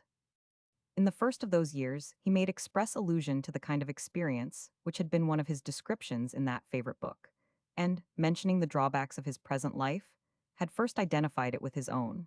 The so happy and yet so unhappy existence which seeks its realities in unrealities, and finds its dangerous comfort in a perpetual escape from the disappointment of heart around it. Later in the same year, he thus wrote from Boulogne, I have had dreadful thoughts of getting away somewhere altogether by myself. If I could have managed it, I think possibly I might have gone to the Pyrenees, you know what I mean that word for, so I will not rewrite it for 6 months. I have put the idea into the perspective of 6 months, but have not abandoned it. I have visions of living for half a year or so, in all sorts of inaccessible places, and opening a new book therein. A floating idea of going up above the snowline in Switzerland, and living in some astonishing convent hovers about me. If household words could be got into a good train, in short, I do not know in what strange place, or at what remote elevation above the level of the sea, I might fall to work next. Restlessness, you will say. Whatever it is always driving me, and I cannot help it. I have rested 9 or 10 weeks, and sometimes feel as if it had been a year though I had the strangest nervous miseries before I stopped. If I could not walk fast and far, I should just explode and perish. Again, 4 months later, he wrote, You will hear of me in Paris, probably next Sunday, and I may go on to Bordeaux. Have general ideas of emigrating in the summer to the mountain ground between France and Spain. Am altogether in a disheveled state of mind, motes of new books in the dirty air, miseries of older growth threatening to close upon me. Why is it that, as with poor David, a sense comes always crushing on me now, when I fall into low spirits, as of one happiness I have missed in life, and one friend and companion I have never made? Early in 1856, 20th of January, the notion revisited him of writing a book in solitude. Again, I am beset by my former notions of a book, whereof the whole story shall be on the top of the great St. Bernard. As I accept and reject ideas for little Dorrit, it perpetually comes back to me. 2 or 3 years hence, perhaps you will find me living with the monks, and the dogs a whole winter among the blinding snows that fall about that monastery. I have a serious idea that I shall do it if I live.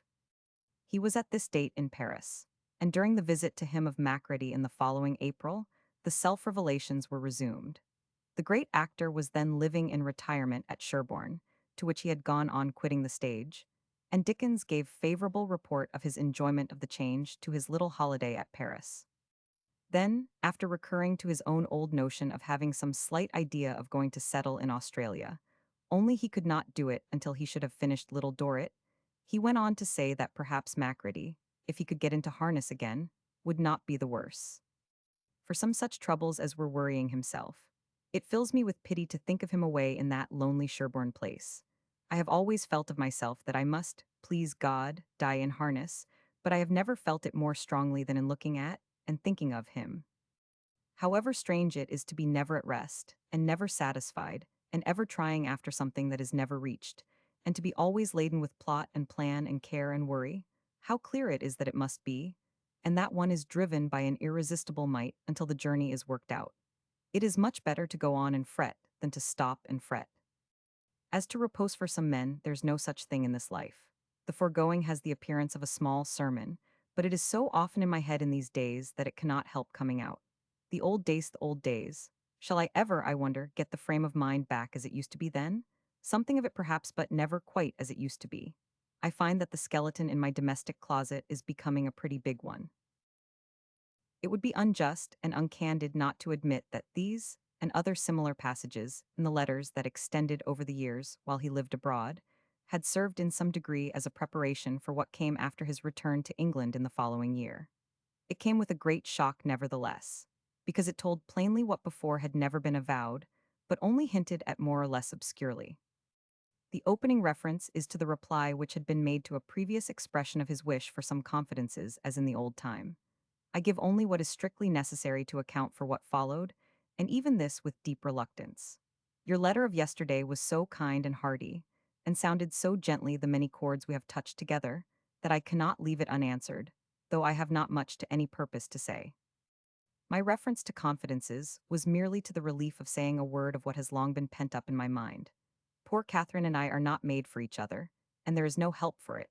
It is not only that she makes me uneasy and unhappy, but that I make her so too, and much more so. She is exactly what you know, in the way of being amiable and complying, but we are strangely elassorted for the bond there is between us. God knows she would have been 1,000 times happier if she had married another kind of man, and that her avoidance of this destiny would have been at least equally good for us both. I am often cut to the heart by thinking what a pity it is, for her own sake, that I ever fell in her way, and if I were sick or disabled tomorrow, I know how sorry she would be, and how deeply grieved myself to think how we had lost each other.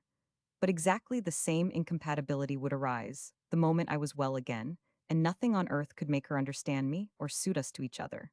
Her temperament will not go with mine. It mattered not so much when we had only ourselves to consider, but reasons have been growing since which make it all but hopeless that we should even try to struggle on. What is now befalling me, I have seen steadily coming, ever since the days you remember when Mary was born, and I know too well that you cannot, and no one can, help me. Why I have even written I hardly know, but it is a miserable sort of comfort that you should be clearly aware how matters stand. The mere mention of the fact, without any complaint or blame of any sort, is a relief to my present state of spirits, and I can get this only from you, because I can speak of it to no one else. In the same tone was his rejoinder to my reply. To the most part of what you say, amen. You are not so tolerant as perhaps you might be of the wayward and unsettled feeling which is part, I suppose, of the tenure on which one holds an imaginative life, and which I have, as you ought to know well, often only kept down by riding over it like a dragoon, but let that go by. I make no maudlin complaint. I agree with you as to the very possible incidents, even not less bearable than mine, that might and must often occur to the married condition when it is entered into very young. I am always deeply sensible of the wonderful exercise I have of life and its highest sensations, and have said to myself for years, and have honestly and truly felt, this is the drawback to such a career, and is not to be complained of. I say it and feel it now as strongly as ever I did, and, as I told you in my last, I do not with that view put all this forward. But the years have not made it easier to bear for either of us, and, for her sake as well as mine, the wish will force itself upon me that something might be done. I know too well it is impossible. There is the fact, and that is all one can say. Nor are you to suppose that I disguise from myself what might be urged on the other side. I claim no immunity from blame. There is plenty of fault on my side, I dare say, in the way of 1,000 uncertainties, caprices, and difficulties of disposition, but only one thing will alter all that, and that is the end which alters everything. It will not seem to most people that there was anything here which in happier circumstances might not have been susceptible of considerate adjustment. But all the circumstances were unfavorable, and the moderate middle course which the admissions in that letter might wisely have prompted and wholly justified was unfortunately not taken. Compare what before was said of his temperament with what is there said by himself of its defects, and the explanation will not be difficult. Every counteracting influence against the one idea which now predominated over him had been so weakened as to be almost powerless. His elder children were no longer children. His books had lost for the time the importance they formerly had over every other consideration in his life, and he had not in himself the resource that such a man, judging him from the surface, might be expected to have had. Not his genius only, but his whole nature, was too exclusively made up of sympathy for, and with, the real in its most intense form, to be sufficiently provided against failure in the realities around him. There was for him no city of the mind against outward ills, for inner consolation and shelter. It was in and from the actual, he still stretched forward to find the freedom and satisfactions of an ideal, and by his very attempts to escape the world he was driven back into the thick of it. But what he would have sought there, it supplies to none, and to get the infinite out of anything so finite has broken many a stout heart. At the close of that last letter from Gad's Hill 5th of September was this question: what do you think of my paying for this place, by reviving that old idea of some readings from my books? I am very strongly tempted. Think of it. The reasons against it had great force, and took, in my judgment, greater from the time at which it was again proposed. The old ground of opposition remained. It was a substitution of lower for higher aims, a change to commonplace from more elevated pursuits, and it had so much of the character of a public exhibition for money as to raise, in the question of respect for his calling as a writer, a question also of respect for himself as a gentleman. This opinion, now strongly reiterated, was referred ultimately to two distinguished ladies of his acquaintance, who decided against it, yet not without such momentary misgiving in the direction of the stage, as pointed strongly to the danger, which, by those who took the opposite view, was most of all thought incident to the particular time of the proposal. It might be a wild exaggeration to fear that he was in danger of being led to adopt the stage as a calling, but he was certainly about to place himself within reach of not a few of its drawbacks and disadvantages. To the full extent he perhaps did not himself know, how much his eager present wish to become a public reader was but the outcome of the restless domestic discontents of the last 4 years, and that to indulge it, and the unsettled habits inseparable from it, was to abandon every hope of resettling his disordered home. There is nothing, in its application to so divine a genius as Shakespeare, more affecting than his expressed dislike to a profession, which, in the jealous self-watchfulness of his noble nature, he feared might hurt his mind.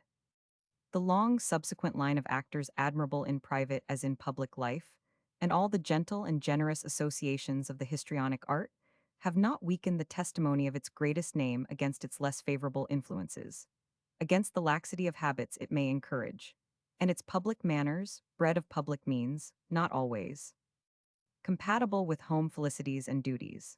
But freely open as Dickens was to counsel in regard of his books, he was, for reasons formerly stated, less accessible to it on points of personal conduct. And when he had neither self-distrust nor self-denial to hold him back, he would push persistently forward to whatever object he had in view. An occurrence of the time hastened the decision in this case. An enterprise had been set on foot for establishment of a hospital for sick children. A large old-fashioned mansion in Great Ormond Street, with spacious garden, had been fitted up with more than 30 beds. During the 4 or 5 years of its existence, outdoor and indoor relief had been afforded by it to nearly 50,000 children, of whom 30,000 were under 5 years of age. But, want of funds having threatened to arrest the merciful work, it was resolved to try a public dinner by way of charitable appeal, and for president the happy choice was made of one who had enchanted everybody with the joys and sorrows of little children. Dickens threw himself into the service heart and soul. There was a simple pathos in his address from the chair quite startling in its effect at such a meeting, and he probably never moved any audience so much as by the strong personal feeling with which he referred to the sacrifices made for the hospital by the very poor themselves, from whom a subscription of £50, contributed in single pennies, had come to the treasurer during almost every year it had been open. The whole speech, indeed, is the best of the kind spoken by him, and two little pictures from it, one of the misery he had witnessed, the other of the remedy he had found, should not be absent from the picture of his own life. Some years ago, being in Scotland, I went with one of the most humane members of the most humane of professions, on a morning tour among some of the worst lodged inhabitants of the old town of Edinburgh. In the closes and winds of that picturesque place, I am sorry to remind you what fast friends picturesqueness and typhus often are. We saw more poverty and sickness in an hour than many people would believe in a life. Our way lay from one to another of the most wretched dwellings, reeking with horrible odors, shut out from the sky and from the air, mere pits and dens. In a room in one of these places, where there was an empty porridge pot on the cold hearth, a ragged woman and some ragged children crouching on the bare ground near it, and I remember as I speak, where the very light, refracted from a high damp-stained wall outside, came in trembling, as if the fever which had shaken everything else had shaken even it, there lay, in an old egg-box which the mother had begged from a shop, a little, feeble, wan, sick child. With his little wasted face, and his little hot worn hands folded over his breast, and his little bright attentive eyes, I can see him now, as I have seen him for several years, looking steadily at us. There he lay in his small, frail box, which was not at all a bad emblem of the small body from which he was slowly parting. There he lay, quite quiet, quite patient, saying never a word. He seldom cried, the mother said. He seldom complained. He lay there, seeming to wonder what it was about. God knows, I thought, as I stood looking at him, he had his reasons for wondering. Many a poor child, sick and neglected, I have seen since that time in London. Many have I also seen most affectionately tended, in unwholesome houses and hard circumstances where recovery was impossible. But at all such times, I have seen my little drooping friend in his egg box, and he has always addressed his dumb wonder to me. What it meant, and why, in the name of a gracious God, such things should be.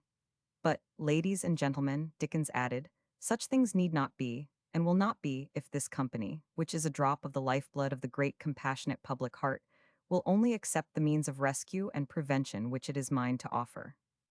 Within a quarter of a mile of this place where I speak, stands a once courtly old house, where blooming children were born, and grew up to be men and women, and married, and brought their own blooming children back to patter up the old oak staircase which stood but the other day, and to wonder at the old oak carvings on the chimney pieces. In the airy wards into which the old state drawing rooms and family bedchambers of that house are now converted, are lodged such small patients that the attendant nurses look like reclaimed giantesses, and the kind medical practitioner like an amiable Christian ogre. Grouped about the little low tables in the center of the rooms are such tiny convalescents that they seem to be playing at having been 99. On the dolls' beds are such diminutive creatures that each poor sufferer is supplied with its tray of toys. And, looking round, you may see how the little tired, flushed cheek has toppled over half the brute creation on its way into the ark, or how one little dimpled arm has mowed down, as I saw myself, the whole tin soldiery of Europe. On the walls of these rooms are graceful, pleasant, bright, childish pictures. At the bed's heads hang representations of the figure which is the universal embodiment of all mercy and compassion, the figure of him who was once a child himself, and a poor one. But alas, reckoning up the number of beds that are there, the visitor to this child's hospital will find himself perforce obliged to stop at very little over 30, and will learn, with sorrow and surprise, that even that small number, so forlornly, so miserably diminutive compared with this vast London, cannot possibly be maintained unless the hospital be made better known. I limit myself to saying better known because I will not believe that in a Christian community of fathers and mothers, and brothers and sisters, it can fail, being better known, to be well and richly endowed. It was a brave and true prediction. The child's hospital has never since known want. That night alone added greatly more than £3,000 to its funds, and Dickens put the crown to his good work by reading on its behalf, shortly afterwards, his Christmas Carol. When the sum realized, and the urgent demand that followed for a repetition of the pleasure given by the reading, bore down farther opposition to the project of his engaging publicly in such readings for himself. The child's hospital night was the 9th of February. Its reading was appointed for the 15th of April, and, nearly a month before, renewed efforts at remonstrance had been made. Your view of the reading matter, Dickens replied, I still think is unconsciously taken from your own particular point. You do not seem to me to get out of yourself in considering it. A word more upon it. You are not to think I have made up my mind. If I had, why should I not say so? I find very great difficulty in doing so because of what you urge, because I know the question to be a balance of doubts, and because I most honestly feel in my innermost heart, in this matter as in all others for years and years, the honor of the calling by which I have always stood most conscientiously. But do you quite consider that the public exhibition of oneself takes place equally, whosoever may get the money? And have you any idea that at this moment, this very time half, the public at least supposes me to be paid? My dear F., out of the 20 or 25 letters a week that I get about readings, 20 will ask at what price, or on what terms, it can be done. The only exceptions, in truth, are when the correspondent is a clergyman, or a banker, or the member for the place in question. Why, at this very time, half Scotland believes that I am paid for going to Edinburgh. Here is Greenock writes to me, and asks could it be done for £100. There is Aberdeen writes and states the capacity of its hall, and says, though far less profitable than the very large hall in Edinburgh, is it not enough to come on for? W. Answers such letters continually. At this place, enter Beale. He called here yesterday morning, and then wrote to ask if I would see him today. I replied yes, so here he came in. With long preface called to know whether it was possible to arrange anything in the way of readings for this autumn, say, 6 months. Large capital at command. Could produce partners in such an enterprise also with large capital. Represented such. Returns would be enormous. Would I name a sum? A minimum sum that I required to have in any case? Would I look at it as a fortune and in no other point of view? I shook my head and said my tongue was tied on the subject for the present. I might be more communicative at another time. Exit Beale in confusion and disappointment. You will be happy to hear that at 1 on Friday, the Lord Provost, Dean of Guild, Magistrates, and Council of the ancient city of Edinburgh will wait in procession on their brother Freeman, at the music hall, to give him hospitable welcome. Their brother Freeman has been cursing their stars and his own, ever since the receipt of solemn notification to this effect. But very grateful, when it came, was the enthusiasm of the greeting, and welcomed the gift of the silver wassail bowl which followed the reading of the carol. I had no opportunity of asking anyone's advice in Edinburgh, he wrote on his return. The crowd was too enormous, and the excitement in it much too great, but my determination is all but taken. I must do something, or I shall wear my heart away. I can see no better thing to do that is half so hopeful in itself, or half so well suited to my restless state. What is pointed at in those last words had been taken as a ground of objection, and thus he turned it into an argument the other way. During all these months, many sorrowful misunderstandings had continued in his home, and the relief sought from the misery had but the effect of making desperate any hope of a better understanding. It becomes necessary, he wrote at the end of March, with a view to the arrangements that would have to be begun next month if I decided on the readings, to consider and settle the question of the plunge. Quite dismiss from your mind any reference whatever to present circumstances at home. Nothing can put them right until we are all dead and buried and risen. It is not with me a matter of will or trial or sufferance or good humor or making the best of it or making the worst of it any longer. It is all despairingly over. Have no lingering hope of, or for, me in this association. A dismal failure has to be borne, and there an end. Will you then try to think of this reading project as I do apart from all personal likings and dislikings, and solely with a view to its effect on that peculiar relation personally affectionate, and like no other man's which subsists between me and the public? I want your most careful consideration. If you would like, when you have gone over it in your mind, to discuss the matter with me and Arthur Smith, who would manage the whole of the business, which I should never touch, we will make an appointment. But I ought to add that Arthur Smith plainly says, of the immense return in money, I have no doubt. Of the dash into the new position, however, I am not so good a judge. I enclose you a rough note of my project as it stands in my mind. Mr. Arthur Smith, a man possessed of many qualities that justified the confidence Dickens placed in him, might not have been a good judge of the dash into the new position, but no man knew better every disadvantage incident to it, or was less likely to be disconcerted by any. His exact fitness to manage the scheme successfully made him an unsafe counselor respecting it. Within a week from this time, the reading for the charity was to be given. They have let, Dickens wrote on the 9th of April, 500 stalls for the hospital night, and as people come every day for more, and it is out of the question to make more, they cannot be restrained at St. Martin's Hall from taking down names for other readings. This closed the attempt at further objection. Exactly a fortnight after the reading for the Children's Hospital, on Thursday the 29th April, came the first public reading for his own benefit. And before the next month was over, this launch into a new life had been followed by a change in his old home. Thenceforward he and his wife lived apart. The eldest son went with his mother, Dickens at once giving effect to her expressed wish in this respect, and the other children remained with himself, their intercourse with Mrs. Dickens being left entirely to themselves. It was thus far an arrangement of a strictly private nature, and no decent person could have had excuse for regarding it in any other light, if public attention had not been unexpectedly invited to it by a printed statement in Household Words. Dickens was stung into this by some miserable gossip at which, in ordinary circumstances, no man would more determinedly have been silent. But he had now publicly to show himself, at stated times, as a public entertainer. And this, with his name even so aspersed, he found to be impossible. All he would concede to my strenuous resistance against such a publication was an offer to suppress it, if, upon reference to the opinion of a certain distinguished man still living, that opinion should prove to be in agreement with mine. Unhappily, it fell in with his own, and the publication went on. It was followed by another statement, a letter subscribed with his name, which got into print without his sanction. Nothing publicly being known of it, I was not among those who had read it privately until it appeared in the New York Tribune. It had been addressed and given to Mr. Arthur Smith as an authority for correction of false rumors and scandals, and Mr. Smith had given a copy of it, with like intention, to the Tribune correspondent in London. Its writer referred to it always afterwards as his violated letter.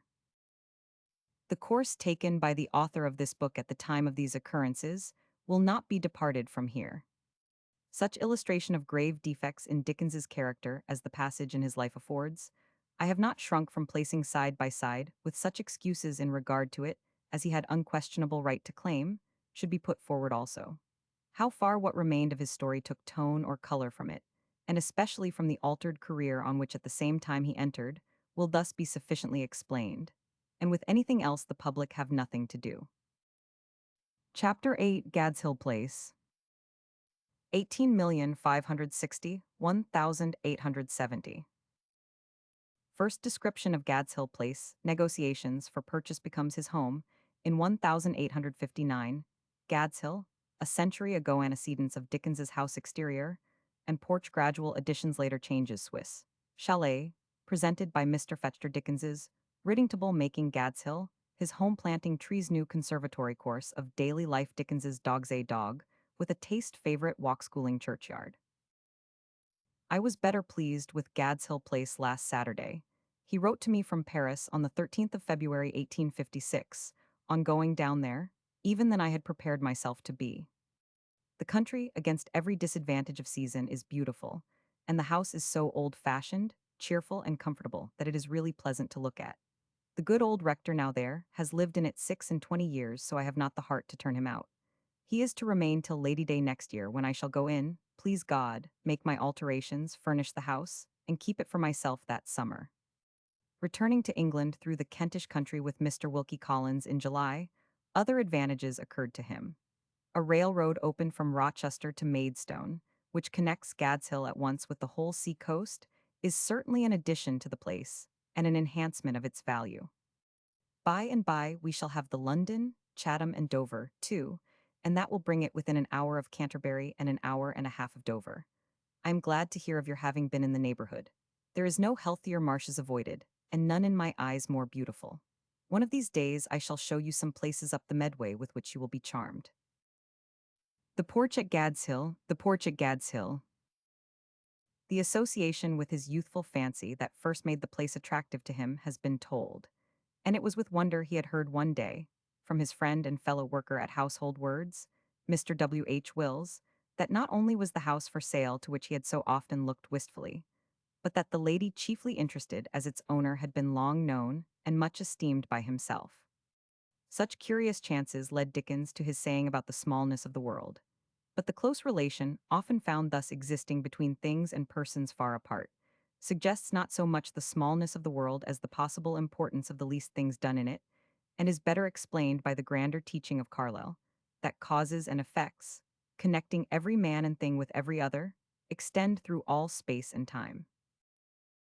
It was at the close of 1855 the negotiation for its purchase began. They would not, he wrote 25th of November, take 1,700 for the Gad's Hill property, but finally wanted 1,800. I have finally offered 1,750. It will require an expenditure of about 300 more before yielding 100 a year. The usual discovery, of course, awaited him that this first estimate would have to be increased threefold. The changes absolutely necessary 9th of February, 1856 will take £1,000, which sum I am always resolving to squeeze out of this, grind out of that, and wring out of the other. This, that, and the other generally all three declining to come up to the scratch for the purpose.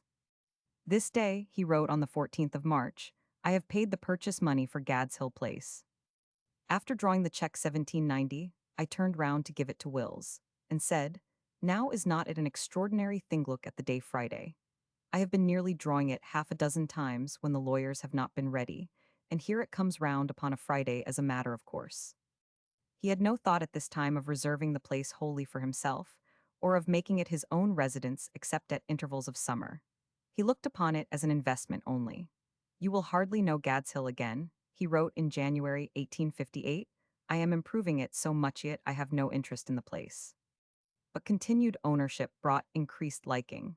He took more and more interest in his own improvements, which were just the kind of occasional occupation and resource his life most wanted in its next 7 or 8 years, and any farther idea of letting it he soon abandoned altogether.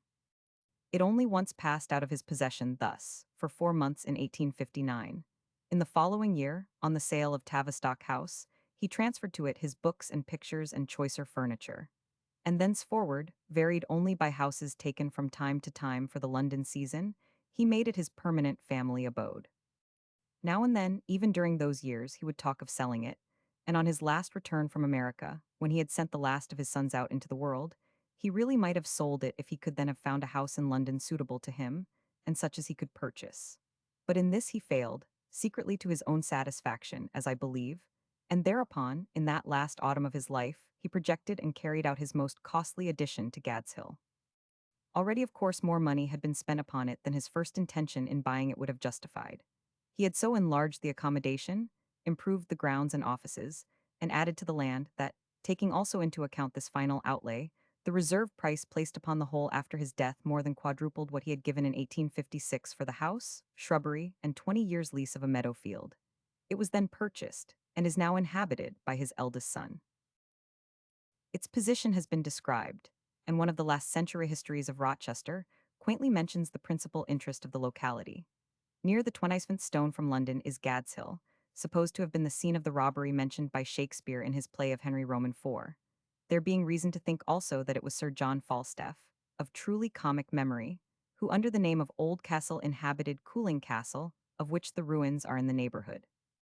A small distance to the left appears on an eminence the hermitage, the seat of the late Sir Francis Head, Bart, and close to the road, on a small ascent, is a neat building lately erected by Mr. Day.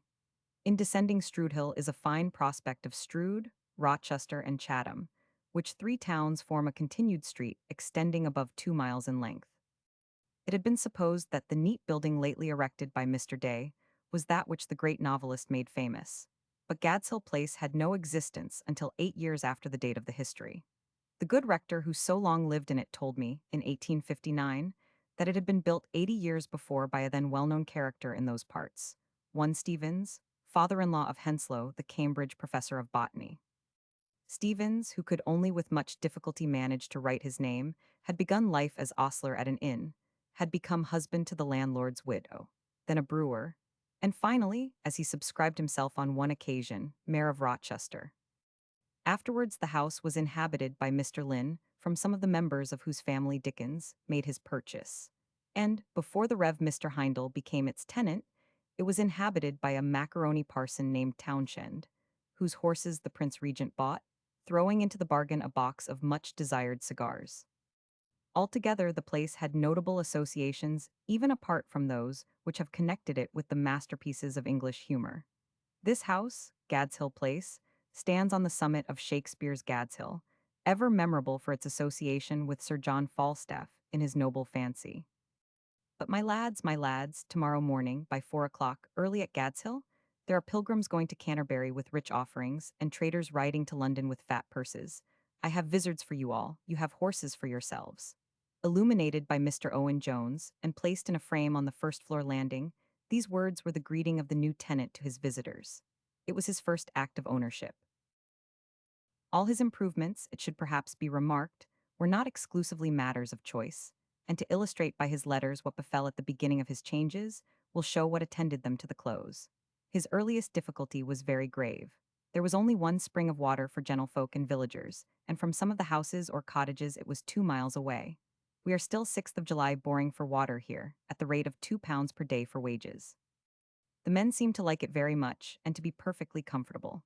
Another of his earliest experiences, 5th of September, was thus expressed. Hoppicking is going on, and people sleep in the garden and breathe in at the keyhole of the house door. I have been amazed before this year by the number of miserable lean wretches, hardly able to crawl, who go hoppicking. I find it is a superstition that the dust of the newly picked hop, falling freshly into the throat, is a cure for consumption. So the poor creatures drag themselves along the roads, and sleep under wet hedges, and get cured soon and finally. Towards the close of the same month, 24th of September, he wrote, "Here are 6 men perpetually going up and down the well. I know that somebody will be killed in the course of fitting a pump, which is quite a railway terminus. It is so iron and so big. The process is much more like putting Oxford Street endwise and laying gas along it than anything else. By the time it is finished, the cost of this water will be something absolutely frightful. But of course it proportionately increases the value of the property, and that's my only comfort. The horse has gone lame from a sprain, the big dog has run a tenpenny nail into one of his hind feet, the bolts have all flown out of the basket carriage, and the gardener says all the fruit trees want replacing with new ones." Another note came in 3 days. "I have discovered that the 7 miles between Maidstone and Rochester is one of the most beautiful walks in England. 5 men have been looking attentively at the pump for a week, and I should hope may begin to fit it in the course of October." With even such varying fortune, he effected other changes. The exterior remained to the last much as it was when he used as a boy to see it first. A plain, old-fashioned, 2-story, brick-built country house, with a bell turret on the roof, and over the front door a quaint, neat wooden porch with pillars and seats. But among his additions and alterations was a new drawing-room built out from the smaller existing one, both being thrown together ultimately, 2 good bedrooms built on a 3rd floor at the back, and such rearrangement of the ground floor as, besides its handsome drawing-room and its dining-room which he hung with pictures, transformed its bedroom into a study which he lined with books and sometimes wrote in, and changed its breakfast parlor into a retreat, fitted up for smokers into which he put a small billiardable. These several rooms opened from a hall having in it a series of Hogarth prints, until, after the artist's death, Stanfield's noble scenes were placed there, when the Hogarths were moved to his bedroom. And in this hall, during his last absence in America, a parquet floor was laid down. Nor did he omit such changes as might increase the comfort of his servants. He built entirely new offices and stables, and replaced a very old coach house by a capital servants' hall, transforming the loft above into a commodious schoolroom or study for his boys. He made at the same time an excellent croquet ground out of a waste piece of orchard, belonging to the house, but unfortunately placed on the other side of the high road, was a shrubbery, well wooded though in desolate condition, in which stood 2 magnificent cedars. And having obtained, in 1859, the consent of the local authorities for the necessary underground work, Dickens constructed a passage beneath the road from his front lawn, and in the shrubbery thus rendered accessible, and which he then laid out very prettily, he placed afterwards a Swiss chalet presented to him by Mr. Fetchter, which arrived from Paris in 9 to 4 pieces fitting like the joints of a puzzle, but which proved to be somewhat costly in setting on its legs by means of a foundation of brickwork. Once up, however, it was a great resource in the summer months, and much of Dickens's work was done there. "I have put 5 mirrors in the chalet where I write," he told an American friend, "and they reflect and refract in all kinds of ways, the leaves that are quivering at the windows, and the great fields of waving corn, and the sail-dotted river. My room is up among the branches of the trees, and the birds and the butterflies fly in and out, and the green branches shoot in at the open windows, and the lights and shadows of the clouds come and go with the rest of the company. The scent of the flowers, and indeed of everything that is growing for miles and miles, is most delicious." He used to make great boast, too, not only of his crowds of singing birds all day, but of his nightingales at night. The chalet, the chalet. 1 or 2 more extracts from letters having reference to these changes may show something of the interest to him with which Gad's Hill thus grew under his hands. A sundial on his back lawn had a bit of historic interest about it.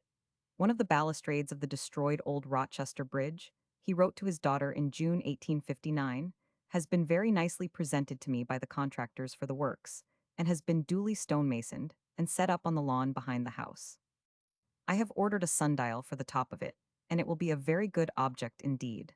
When you come down here next month, he wrote to me, we have an idea that we shall show you rather a neat house.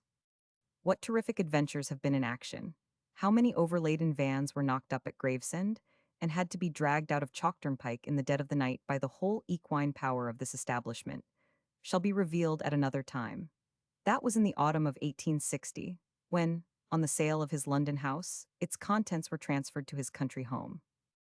I shall have an alteration or two to show you at Gadshill that greatly improve the little property, and when I get the workmen out this time, I think I will leave off. October 1861 had now come, when the new bedrooms were built.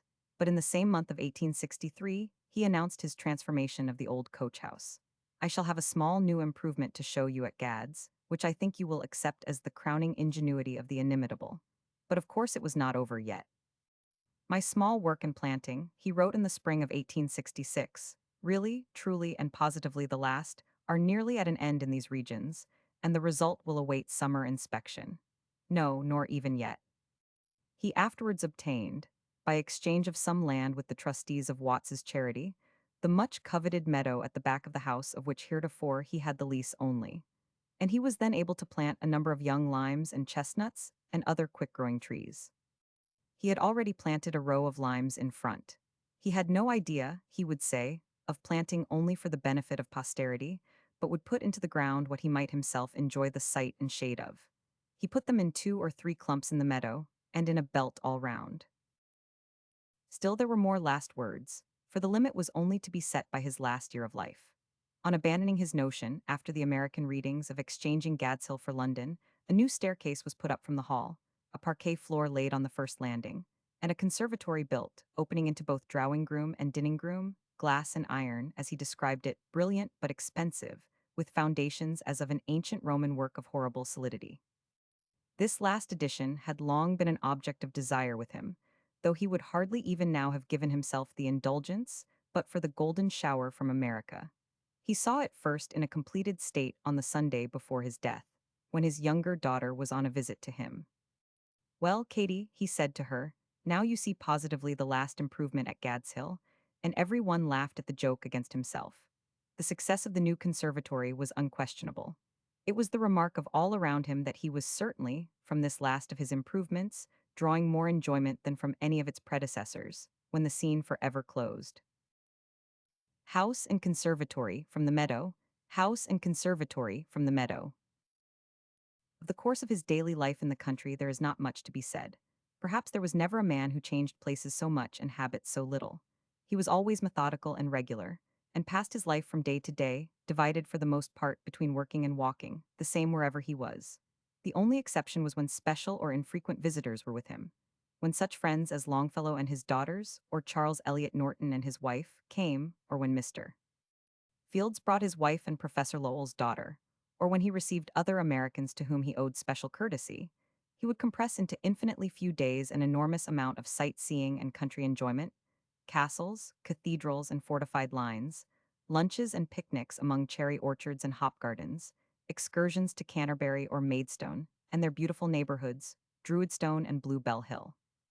All the neighboring country that could be shown in so short a time, he wrote of the Longfellow visit they saw. I turned out a couple of postilions in the old red jackets of the old red Royal Dover Road for our ride, and it was like a holiday ride in England 50 years ago. For Lord Lytton he did the same, for the Emerson tenants, for Mr. Layard and Mr. Helps, for Lady Molesworth and the Higginses Jacob Omnium, and such other less frequent visitors. Excepting on such particular occasions, however, and not always even then, his mornings were reserved wholly to himself, and he would generally preface his morning work, such was his love of order in everything around him, by seeing that all was in its place in the several rooms, visiting also the dogs, stables, and kitchen garden, and closing, unless the weather was very bad indeed, with a turn or two round the meadow before settling to his desk. His dogs were a great enjoyment to him, and, with his high road traversed as frequently as any in England by tramps and wayfarers of a singularly undesirable description, they were also a necessity. There were always 2 of the mastiff kind, but latterly the number increased. His own favorite was Turk, a noble animal, full of affection and intelligence, whose death by a railway accident, shortly after the Staplehurst catastrophe, caused him great grief. Turk's sole companion up to that date was Linda, puppy of a great saint. Bernard brought over by Mr. Albert Smith, and grown into a superbly beautiful creature. After Turk there was an interval of an Irish dog, Sultan, given by Mr. Percy Fitzgerald. a cross between a St. Bernard and a bloodhound, built and colored like a lioness and of splendid proportions, but of such indomitably aggressive propensities that, after breaking his kennel chain and nearly devouring a luckless little sister of one of the servants, he had to be killed.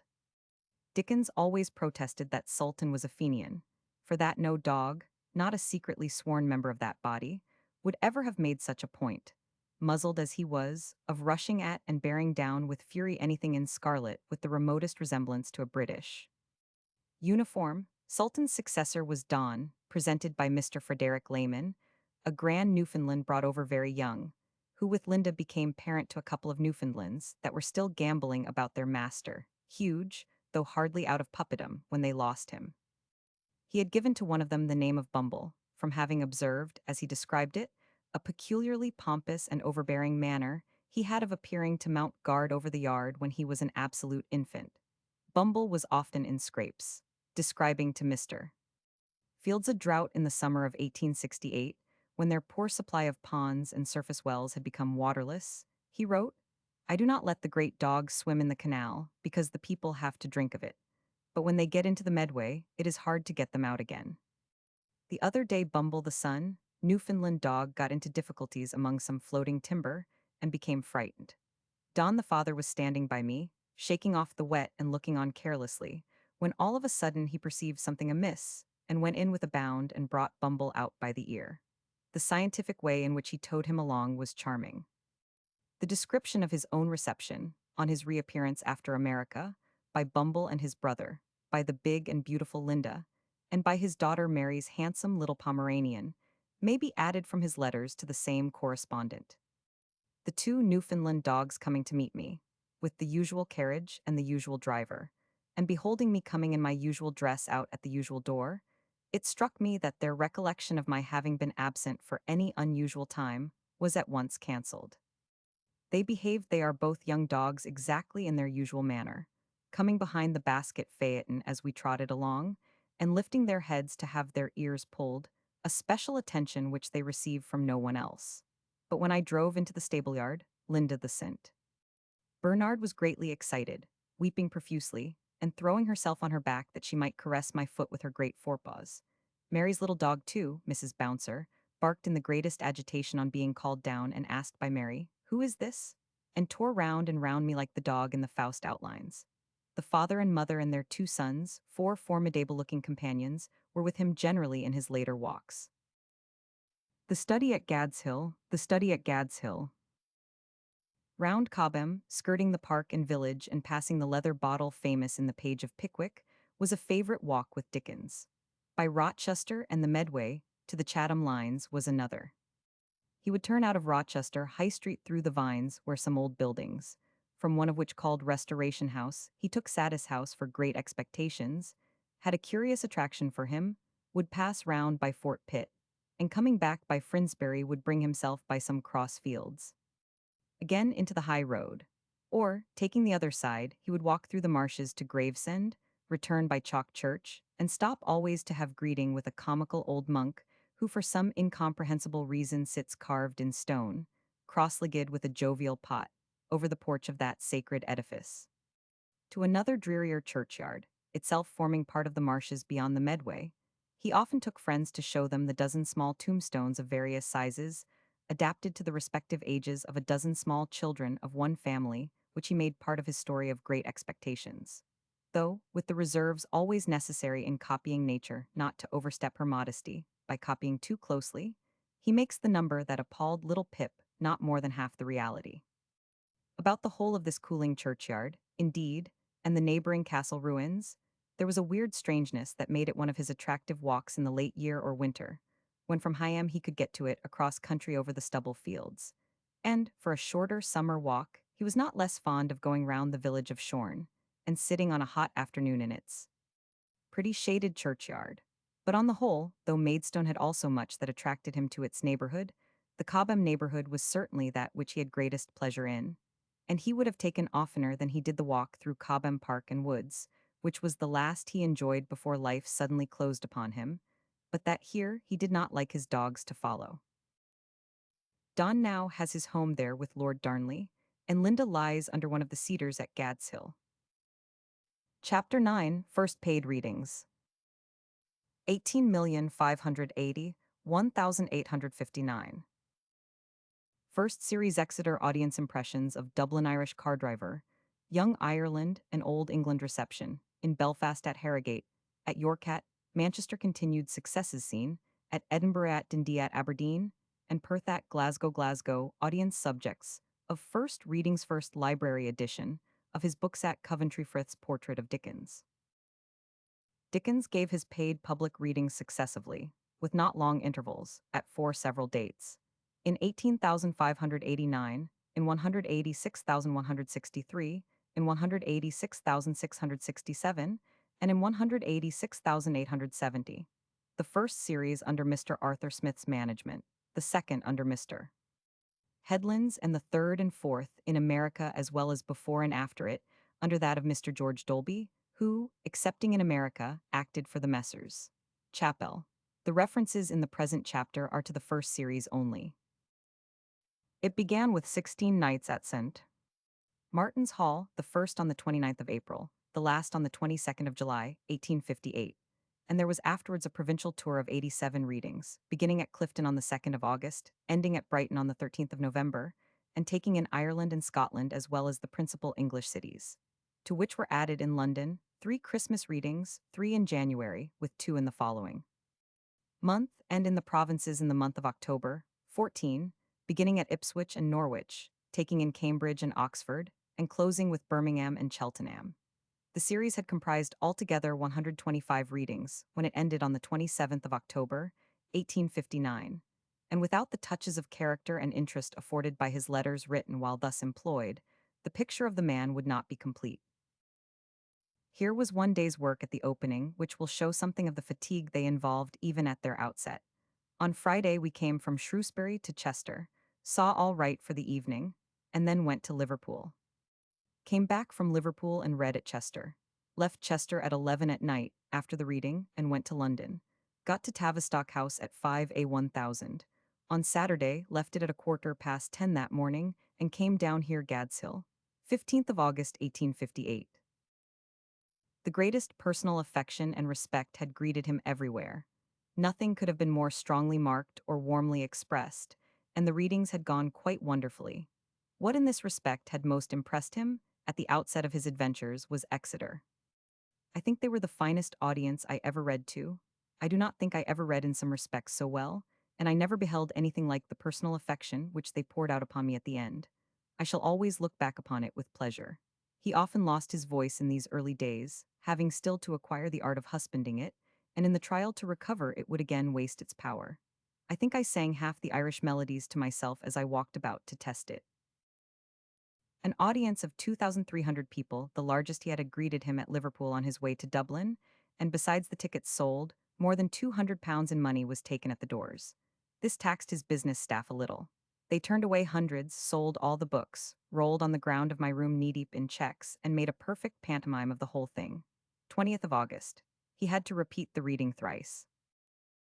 It was the first time he had seen Ireland, and Dublin greatly surprised him by appearing to be so much larger and more populous than he had supposed. He found it to have altogether an unexpectedly thriving look, being pretty nigh as big, he first thought, as Paris, of which some places in it, such as the quays on the river, reminded him. Half the first day he was there, he took to explore it, walking till tired and then taking a car. Power, dressed for the character of Teddy the Tiler, drove me, in a suit of patches and with his hat unbrushed for 20 years. Wonderfully pleasant, light, intelligent, and careless. The number of common people he saw in his drive, also riding about in cars as hard as they could split, brought to his recollection a more distant scene, and but for the dresses he could have thought himself on the Toledo at Naples. In respect of the number of his audience, and their reception of him, Dublin was one of his marked successes. He came to have some doubt of their capacity of receiving the pathetic, but of their quickness as to the humorous there could be no question, any more than of their heartiness. He got on wonderfully well with the Dublin people. The boots at Morrison's expressed the general feeling in a patriotic point of view. He was waiting for me at the hotel door last night.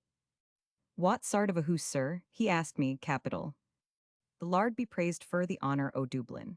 Within the hotel, on getting up next morning, he had a dialogue with a smaller resident landlord's son he supposed, a little boy of the ripe age of 6, which he presented, in his letter to his sister-in-law, as a colloquy between Old England and Young Ireland, inadequately reported for want of the imitation it required for its full effect. I am sitting on the sofa, writing, and find him sitting beside me. Old England, halloa old chap. Young Ireland, halloo. Old England in his delightful way. What a nice old fellow you are. I am very fond of little boys. Young Ireland, yes, right.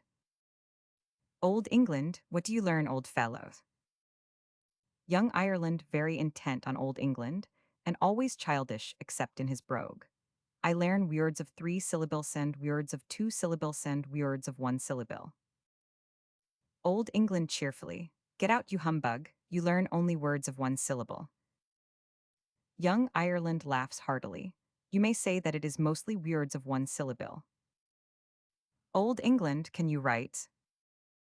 Young Ireland, not yet, things comes by degrees. Old England, can you cipher? Young Ireland very quickly, what's that? Old England, can you make figures? Young Ireland, I can make a knot which is not a sigh being ruined. Old England, I say old boy, was not it you I saw on Sunday morning in the hall in a soldier's cap? You know, in a soldier's cap. Young Ireland cogitating deeply, was it a very good cap? Old England, yes. Young Ireland, did it fit uncommon? Old England, yes. Young Ireland, dat was me. The last night in Dublin was an extraordinary scene. You can hardly imagine it. All the way from the hotel to the rotunda a mile, I had to contend against the stream of people who were turned away. When I got there, they had broken the glass in the pay boxes and were offering 5 freely for a stall. Half of my platform had to be taken down, and people heaped in among the ruins. You never saw such a scene. But he would not return after his other Irish engagements. I have positively said no. The work is too hard. It is not like doing it in one easy room and always the same room. With a different place every night and a different audience with its own peculiarity every night, it is a tremendous strain. I seem to be always either in a railway carriage or reading or going to bed, and I get so knocked up whenever I have a minute to remember it that then I go to bed as a matter of course. Belfast he liked quite as much as Dublin in another way. A fine place with a rough people, everything looking prosperous. The railway ride from Dublin quite amazing in the order, neatness, and cleanness of all you see, every cottage looking as if it had been whitewashed the day before, and many with charming gardens, prettily kept with bright flowers. The success, too, was quite as great, enormous audiences. We turn away half the town. I think them a better audience on the whole than Dublin, and the personal affection is something overwhelming. I wish you and the dear girls he is writing to his sister-in-law could have seen the people look at me in the street, or heard them ask me, as I hurried to the hotel after the reading last night, to do me the honor to shake hands, Mr. Dickens, and God bless you, sir. Not only for the light you have been to me this night, but for the light you have been in me house, sir, and God love your face. This many a year, he had never seen men go in to cry so undisguisedly, as they did at the Belfast Dommy reading, and as to the Boots and Mrs. Gamp, it was just one roar with me in them. For they made me laugh so, that sometimes I could not compose my face to go on.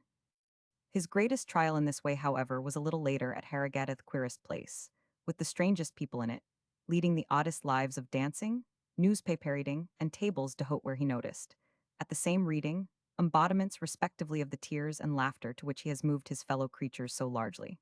There was one gentleman at the little Dommy yesterday morning, he is still writing to his sister-in-law, who exhibit or rather concealed the profoundest grief. After crying a good deal without hiding it, he covered his face with both his hands and laid it down on the back of the seat before him and really shook with emotion. He was not in mourning, but I supposed him to have lost some child in old time. There was a remarkably good fellow, too, of 30 or so, who found something so very ludicrous in Toots that he could not compose himself at all, but laughed until he sat wiping his eyes with his handkerchief. And whenever he felt Toots coming again, he began to laugh and wipe his eyes afresh. And when Toots came once more, he gave a kind of cry, as if it were too much for him. It was uncommonly droll, and made me laugh heartily.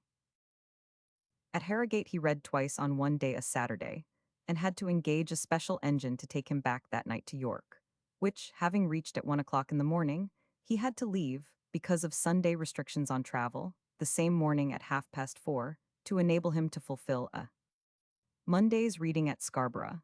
Such fatigues became matters of course, but their effect, not noted at the time, was grave. At York I had a most magnificent audience and might have filled the place for a week. I think the audience possessed of a better knowledge of character than any I have seen. But I recollect Dr. Belcombe to have told me long ago that they first found out Charles Matthews's father, and to the last understood him, he used to say better than any other people. The let is enormous for next Saturday at Manchester. Stalls alone 400. I shall soon be able to send you the list of places to the 15th of November, the end. I shall be, oh, most heartily glad when that time comes.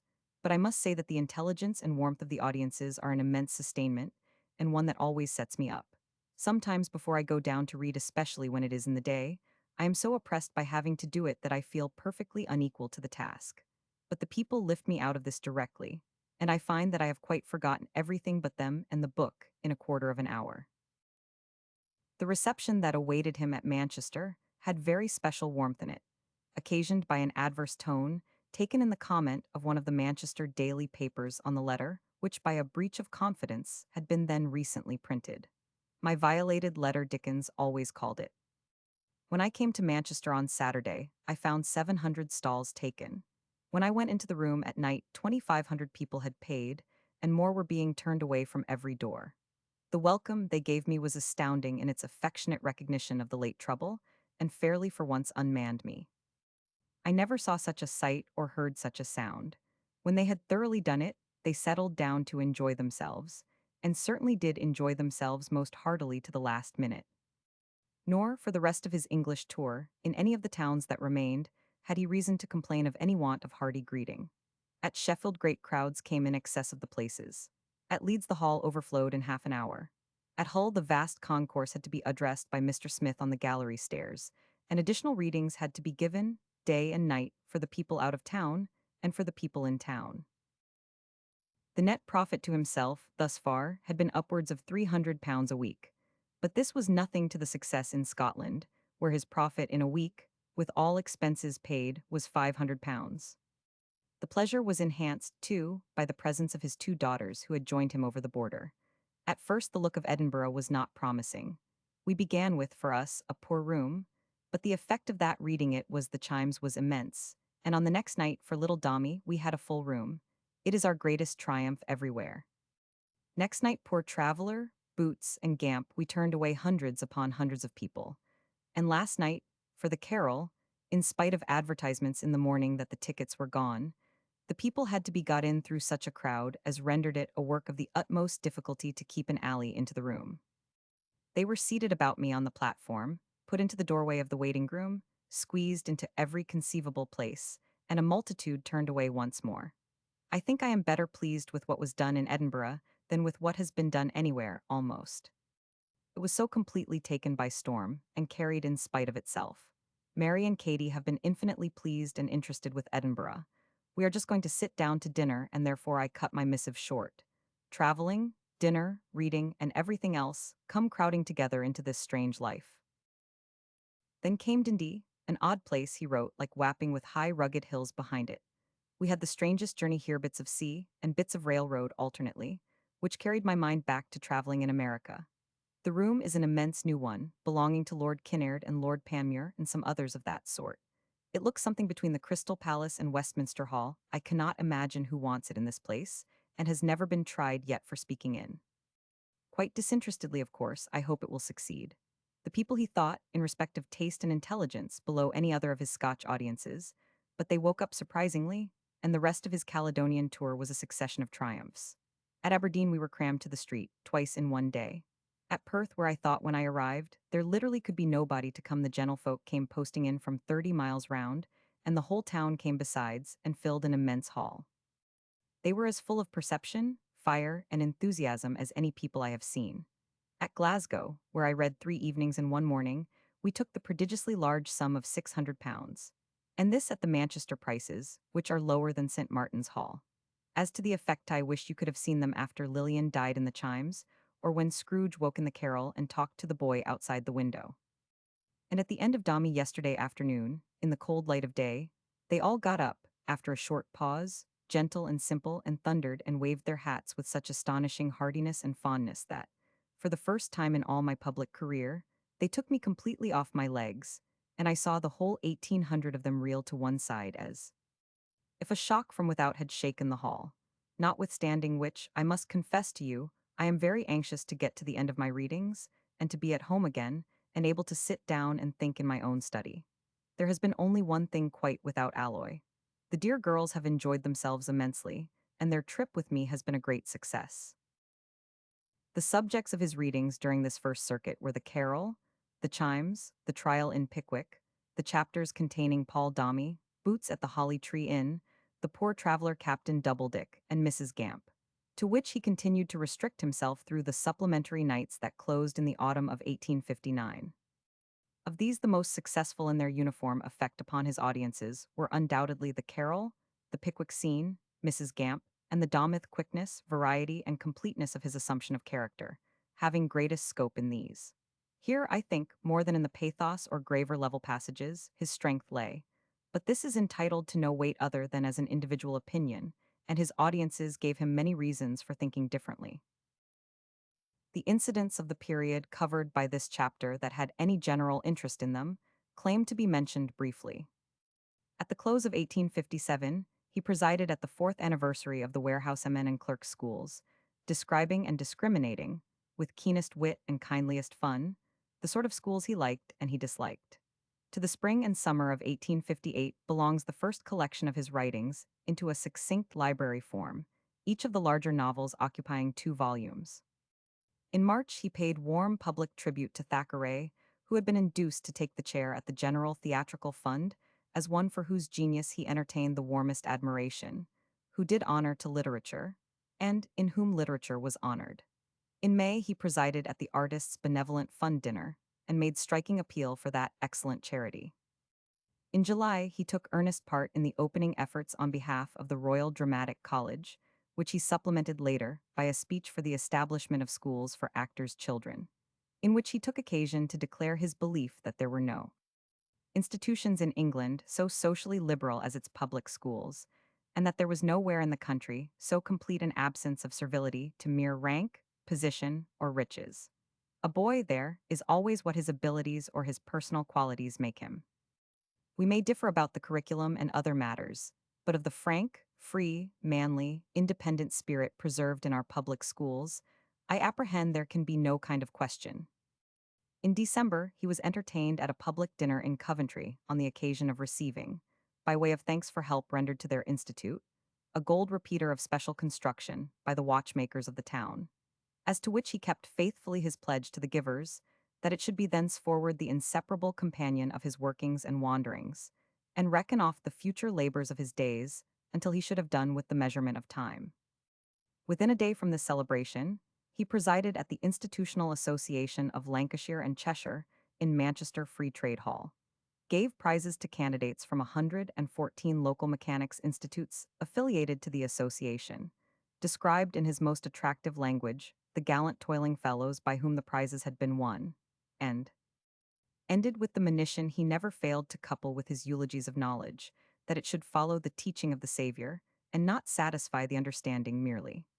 Knowledge has a very limited power when it informs the head only, but when it informs the heart as well, it has a power over life and death, the body and the soul, and dominates the universe. This too was the year when Mr. Frith completed Dickens's portrait, and it appeared upon the walls of the Academy in the following spring.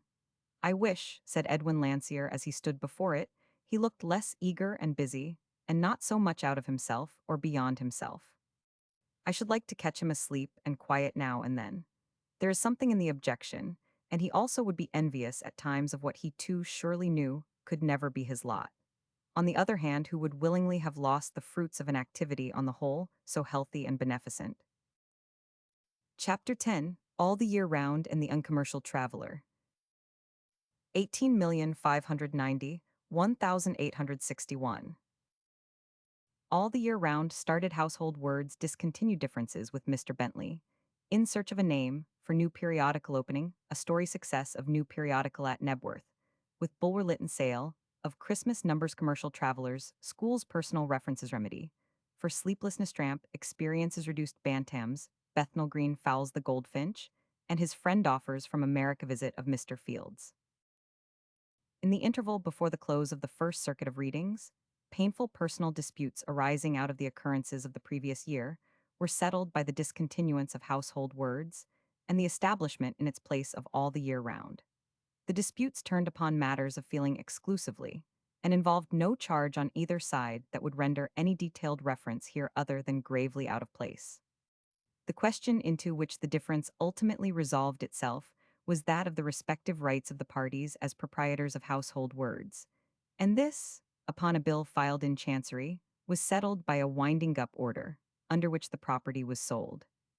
It was bought by Dickens, who, even before the sale, exactly fulfilling a previous announcement of the proposed discontinuance of the existing periodical and establishment of another in its place, precisely similar but under a different title, had started all the year round. It was to be regretted, perhaps, that he should have thought it necessary to move at all, but he moved strictly within his rights. To the publishers first associated with his great success in literature, Messrs. Chapman and Hall, he now returned for the issue of the remainder of his books, of which he always in future reserved the copyrights, making each the subject of such arrangement as for the time might seem to him desirable. In this he was met by no difficulty, and indeed it will be only proper to add that, in any points affecting his relations with those concerned in the production of his books, though his resentments were easily and quickly roused, they were never very lasting. The only fair rule, therefore, was, in a memoir of his life, to confine the mention of such things to what was strictly necessary to explain its narrative. This accordingly has been done, and, in the several disagreements it has been necessary to advert to, I cannot charge myself with having in a single instance overstepped the rule. Objection has been made to my revival of the early differences with Mr. Bentley, but silence respecting them was incompatible with what absolutely required to be said.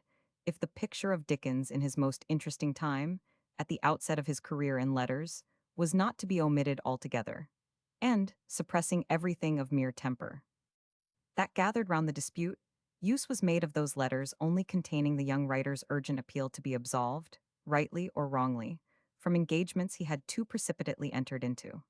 Wrongly, some might say, because the law was undoubtedly on Mr. Bentley's side, but all subsequent reflection has confirmed the view I was led strongly to take at the time, that in the facts there had come to be involved what the law could not afford to overlook, and that the sale of brainwork can never be adjusted by agreement with the same exactness and certainty as that of ordinary goods and chattels. Quitting the subject once for all with this remark, it is not less incumbent on me to say that there was no stage of the dispute in which Mr. Bentley, holding as strongly the other view, might not think it to have sufficient justification, and certainly in later years there was no absence of friendly feeling on the part of Dickens to his old publisher.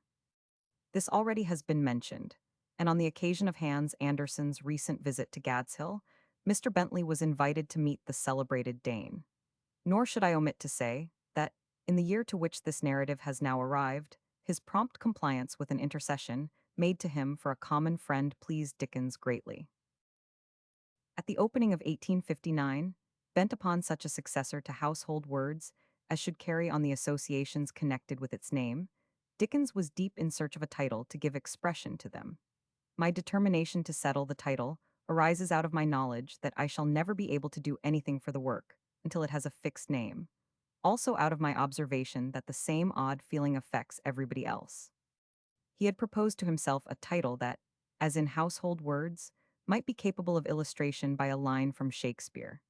And alighting upon that, wherein poor Henry the Sixth is fain to solace his captivity by the fancy, that, like birds encaged, he might soothe himself for loss of liberty at last by notes of household harmony.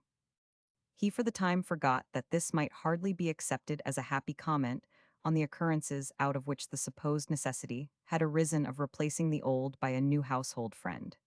Do not you think, he wrote on the 24th of January, this is a good name and quotation? I have been quite delighted to get hold of it for our title. Household Harmony.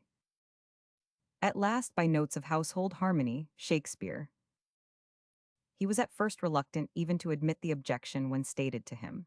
I am afraid we must not be too particular about the possibility of personal references and applications, Otherwise it is manifest that I never can write another book. I could not invent a story of any sort.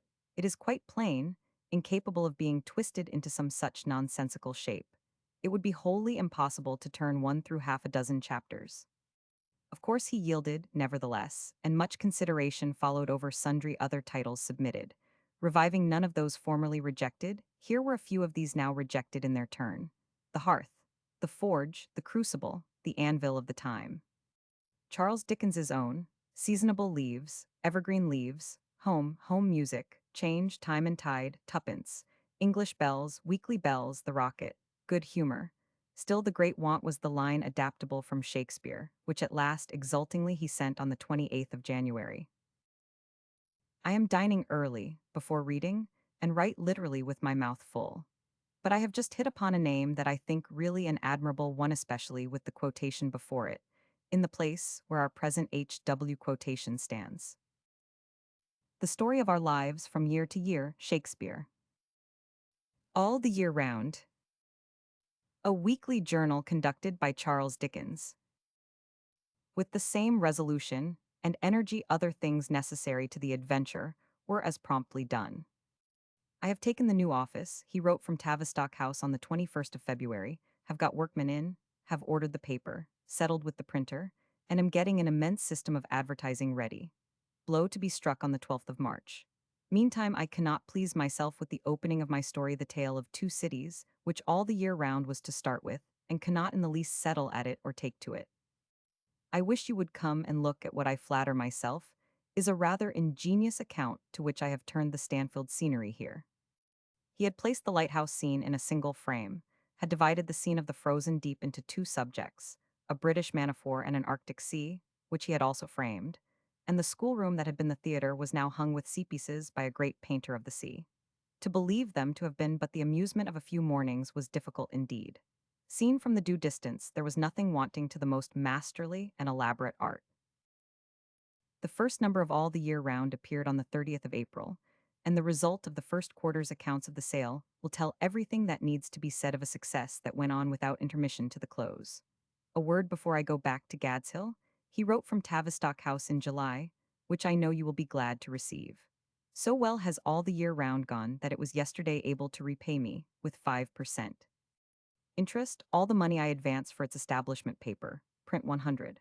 All paid, down to the last number, and yet to leave a good 500 balance at the banker's.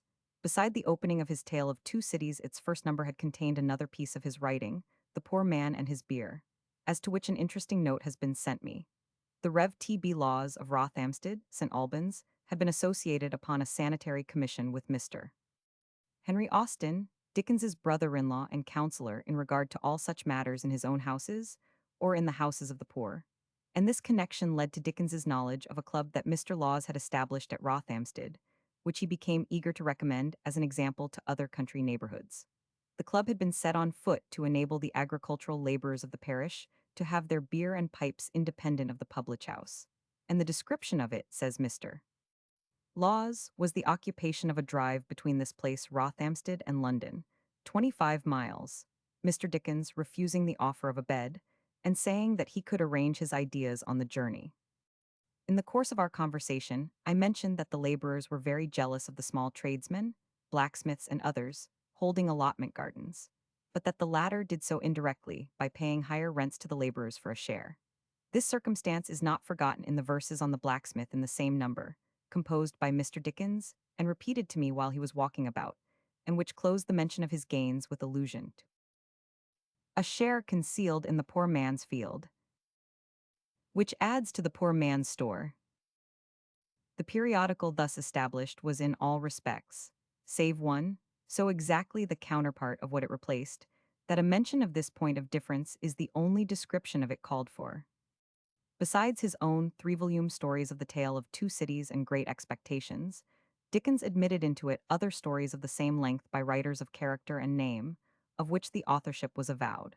It published tales of varied merit and success by Mr. Edmund Yates, Mr. Percy Fitzgerald, and Mr. Charles Lever. Mr. Wilkie Collins contributed to it his Woman in White, No Name, and Moonstone, the first of which had a preeminent success. Mr. Reed his Hard Cash, and Lord Lytton his Strange Story. Conferring about the latter, Dickens passed a week at Knebworth, accompanied by his daughter and sister-in-law, in the summer of 1861, as soon as he had closed Great Expectations, and there met Mr. Arthur Helps, with whom and Lord Orford he visited the so-called hermit near Stevenage, whom he described as Mr. Mopes in Tom Tiddler's Ground. With his great brother artist, he thoroughly enjoyed himself, as he invariably did, and reported him as in better health and spirits than I have seen him in all these years, a little weird occasionally regarding magic and spirits, but always fair and frank under opposition. He was brilliantly talkative, anecdotical, and droll, looked young and well, laughed heartily, and enjoyed with great zest some games we played. In his artist character and talk, he was full of interest and matter, saying the subtlest and finest things but that he never fails in. I enjoyed myself immensely, as we all 999. In all the year round, as in its predecessor, the tales for Christmas were of course continued, but with a surprisingly increased popularity, and Dickens never had such sale for any of his writings as for his Christmas pieces in the later periodical. It had reached, before he died, to nearly 300,000. The first was called The Haunted House, and had a small mention of a true occurrence in his boyhood, which is not included in the bitter record on a former page. I was taken home, and there was debt at home as well as death, and we had a sale there. My own little bed was so superciliously looked upon by a power unknown to me hazily called the trade, that a brass coal scuttle, a roasting jack, and a bird cage were obliged to be put into it to make a lot of it, and then it went for a song. So I heard mentioned, and I wondered what song, and thought what a dismal song it must have been to sing. The other subjects will have mention in another chapter. His tales were not his only important work in all the year round. The detached papers written by him there had a character and completeness derived from their plan, and from the personal tone, as well as frequent individual confessions, by which their interest is enhanced, and which will always make them specially attractive. Their title expressed a personal liking. Of all the societies, charitable or self-assisting, which his tact and eloquence in the chair so often helped, none had interested him by the character of its service to its members, and the perfection of its management so much as that of the commercial travelers. His admiration of their schools introduced him to one who then acted as their treasurer, and whom, of all the men he had known, I think he rated highest for the union of business qualities, in an incomparable measure, to a nature comprehensive enough to deal with masses of men, however differing in creed or opinion, humanely and justly. He never afterwards wanted support for any good work that he did not think first of Mr. George Moore, and appeal was never made to him in vain. Integrity, enterprise, public spirit, and benevolence, he told the commercial travelers on one occasion, had their synonym in Mr. Moore's name, and it was another form of the same liking when he took to himself the character and title of a traveler on commercial. I am both a town traveler and a country traveler, and am always on the road. Figuratively speaking, I travel for the great house of human interest brothers, and have rather a large connection in the fancy goods way. Literally speaking, I am always wandering here and there from my rooms in Covent Garden, London, now about the city streets, now about the country byroads, seeing many little things and some great things, which, because they interest me, I think may interest others. In a few words, that was the plan and drift of the papers which he began in 1860, and continued to write from time to time until the last autumn of his life. Many of them, such as traveling abroad, city churches, Dulborough, nurses' stories, and birthday celebrations, have supplied traits, chiefly of his younger days, to portions of this memoir. And parts of his later life receive illustration from others, such as tramps, night walks, shy neighborhoods, the Italian prisoner, and Chatham dockyard. Indeed, hardly any is without its personal interest or illustration. One may learn from them, among other things, what kind of treatment he resorted to for the disorder of sleeplessness from which he had often suffered amid his late anxieties. Experimenting upon it in bed, he found to be too slow and doubtful a process for him, but he very soon defeated his enemy by the brisker treatment of getting up directly after lying down, going out, and coming home tired at sunrise. My last special feat was turning out of bed at 2, after a hard day pedestrian and otherwise, and walking 30 miles into the country to breakfast. One description he did not give in his paper, but I recollect his saying that he had seldom seen anything so striking as the way in which the wonders of an equinoctial dawn, it was the 15th of October, 1857, presented themselves during that walk. He had never before happened to see night so completely at odds with morning, which was which. Another experience of his night ramblings used to be given in vivid sketches of the restlessness of a great city, and the manner in which it also tumbles and tosses before it can get to sleep. Nor should anyone curious about his habits and ways omit to accompany him with his tramps into Gad's Hill lanes, or to follow him into his shy neighborhoods of the Hackney Road, Waterloo Road, Spitalfields, or Bethnal Green. For delightful observation both of country and town, for the wit that finds analogies between remote and familiar things, and for humorous personal sketches and experience, these are perfect of their kind. I have my eye upon a piece of Kentish road, bordered on either side by a wood, and having on one hand, between the roadust and the trees, a skirting patch of grass.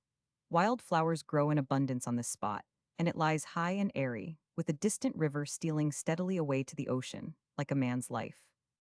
To gain the milestone here, which the moss, primroses, violets, bluebells, and wild roses would soon render illegible but for peering travelers pushing them aside with their sticks, you must come up a steep hill, come which way you may.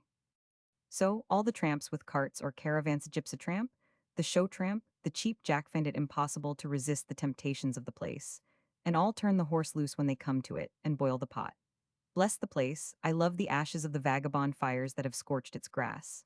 It was there he found Dr. Marigold, and Chops the dwarf, and the white-haired lady with the pink eyes eating meat pie with the giant. So, too, in his shy neighborhoods, when he relates his experiences of the bad company that birds are fond of, and of the effect upon domestic fowls of living in low districts, his method of handling the subject has all the charm of a discovery. That anything born of an egg and invested with wings should have got to the pass that it hops contentedly down a ladder into a cellar, and calls that going home, is a circumstance so amazing as to leave one nothing more in this connection to wonder at. One of his illustrations is a reduced bantam family in the Hackney Road, deriving their sole enjoyment from crowding together in a pawnbroker's sitting tree, but seeming as if only newly come down in the world, and always in a feeble flutter of fear that they may be found out. He contrasts them with others.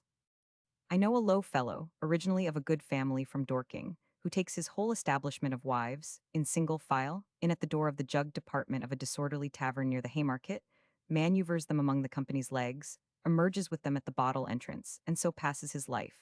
Seldom, in the season, going to bed before 2 in the morning. But the family I am best acquainted with reside in the densest part of Bethnal Green. Their abstraction from the objects among which they live, or rather their conviction that those objects have all come into existence in express subservience to fowls, has so enchanted me that I have made them the subject of many journeys at divers hours. After careful observation of the 2 lords and the 10 ladies of whom this family consists, I have come to the conclusion that their opinions are represented by the leading lord and leading lady. The latter, as I judge, an aged personage, afflicted with a paucity of feather and visibility of quill, that gives her the appearance of a bundle of office pens. When a railway goodsman that would crush an elephant comes round the corner, tearing over these fowls, they emerge unharmed from under the horses, perfectly satisfied that the whole rush was a passing property in the air, which may have left something to eat behind it. They look upon old shoes, wrecks of kettles and saucepans, and fragments of bonnets as a kind of meteoric discharge for fowls to peck at. Gaslight comes quite as natural to them as any other light, and I have more than a suspicion that, in the minds of the 2 lords, the early public house at the corner has superseded the sun. They always begin to crow when the public house shutters begin to be taken down, and they salute the pot, the instant he appears to perform that duty, as if he were P.H. Bess in person. For the truth of the personal adventure in the same essay, which he tells in proof of a propensity to bad company in more refined members of the feathered race, I am myself in a position to vouch. Walking by a dirty court in Spitalfields one day, the quick little busy intelligence of a goldfinch, drawing water for himself in his cage, so attracted him that he bought the bird, which had other accomplishments. But not one of them would the little creature show off in his new abode in Doughty Street, and he drew no water but by stealth or under the cloak of night. After an interval of futile and at length hopeless expectation, the merchant who had educated him was appealed to. The merchant was a bow-legged character, with a flat and cushiony nose like the last new strawberry. He wore a fur cap and shorts and was of the velveteen race, velvetini. He sent word that he would look round. He looked round, appeared in the doorway of the room, and slightly cocked up his evil eye at the goldfinch. Instantly, a raging thirst beset that bird, and when it was appeased, he still drew several unnecessary buckets of water, leaping about his perch and sharpening his bill with irrepressible satisfaction. The uncommercial traveler papers, his two serial stories, and his Christmas tales were all the contributions of any importance made by Dickens to All the Year Round. But he reprinted in it, on the completion of his first story, a short tale called Hunted Down, written for a newspaper in America called the New York Ledger. Its subject had been taken from the life of a notorious criminal already named, and its principal claim to notice was the price paid for it. For a story not longer than half of one of the numbers of Chuzzlewit or Copperfield, he had received £1,000. It was one of the indications of the eager desire which his entry on the career of a public reader had aroused in America to induce him again to visit that continent. And at the very time he had this magnificent offer from the New York Journal, Mr. Fields of Boston, who was then on a visit to Europe, was pressing him so much to go that his resolution was almost shaken. I am now, he wrote to me from Gadshill on the 9th of July, 1859, getting the tale of two cities into that state that if I should decide to go to America late in September, I could turn to, at any time, and write on with great vigor. Mr. Fields has been down here for a day, and with the strongest intensity urges that there is no drawback, no commercial excitement or crisis, no political agitation, and that so favorable an opportunity, in all respects, might not occur again for years and years. I should be one of the most unhappy of men if I were to go, and yet I cannot help being much stirred and influenced by the golden prospect held before me. He yielded nevertheless to other persuasion, and for that time the visit was not to be. In 6 months more the Civil War began, and America was closed to any such enterprise for nearly 5 years. Chapter 11, Second Series of Readings. 18,611,863. Daughter Kate's marriage wedding party sale of Tavistock house brother, Alfred's death metropolitan readings proposed provincial readings good, of doing nothing new subjects for readings Mr.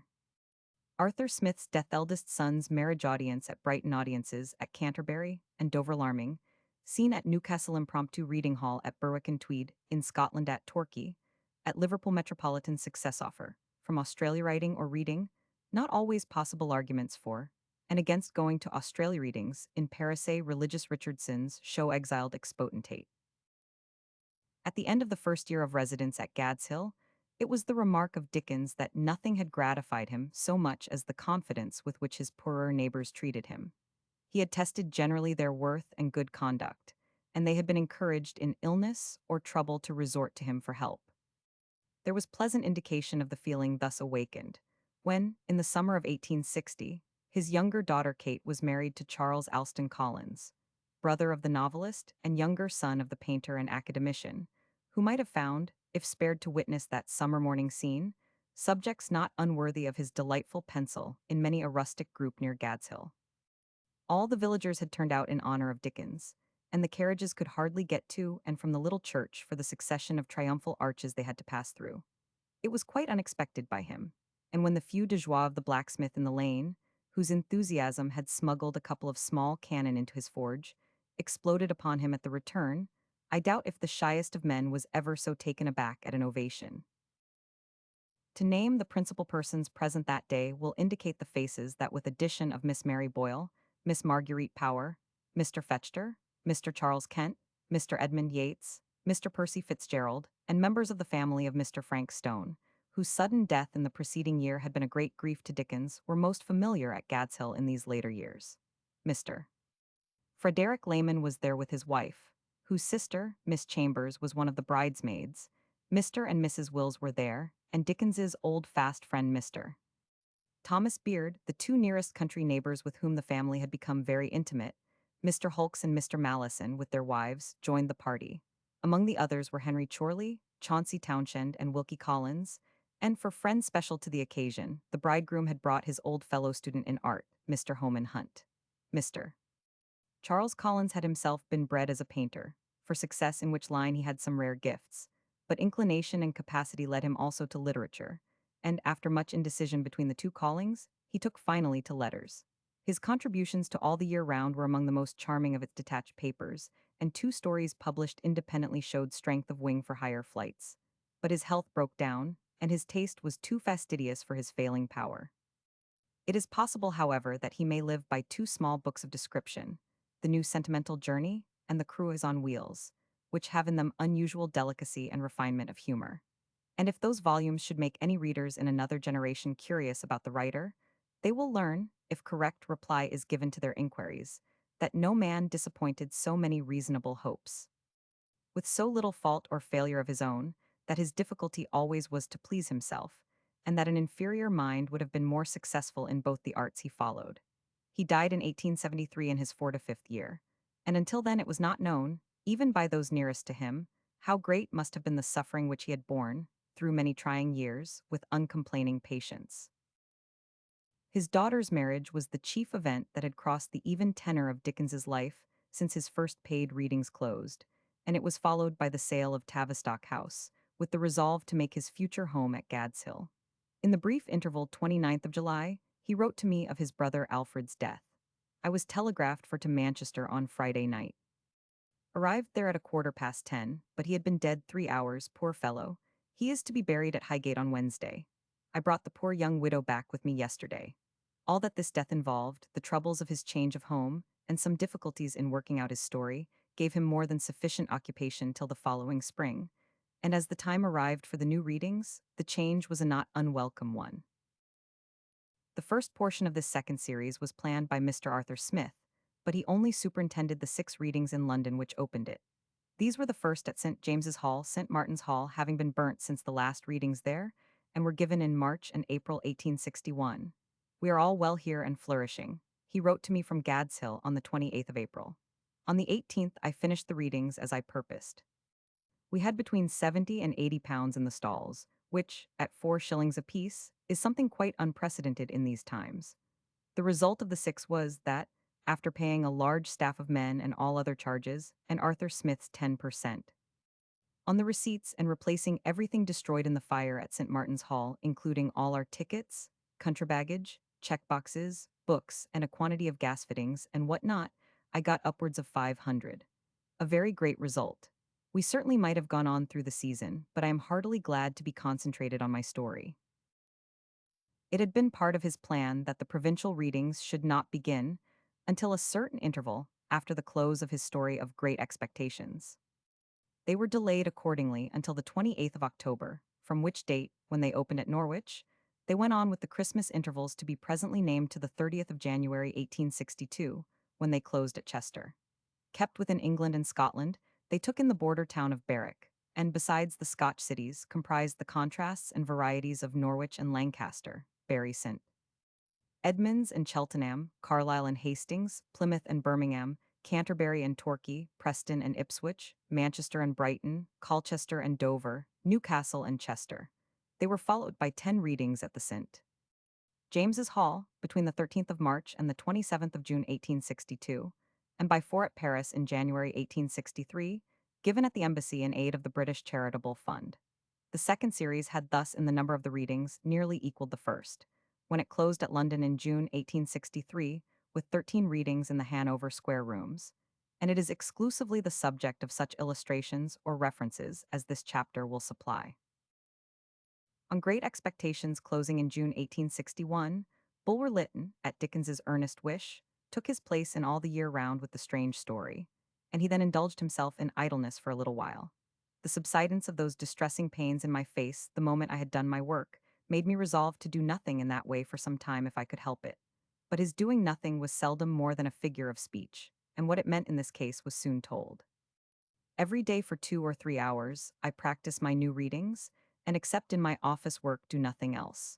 With great pains I have made a continuous narrative out of Copperfield that I think will reward the exertion it is likely to cost me. Unless I am much mistaken, it will be very valuable in London. I have also done Nicholas Nickleby at the Yorkshire School, and hope I have got something droll out of Squeers, John Browdy, also, the Bastille prisoner from the Tale of Two Cities. Also, the dwarf from one of our Christmas numbers. Only the first 2 were added to the list for the present circuit. It was in the midst of these active preparations that painful news reached him.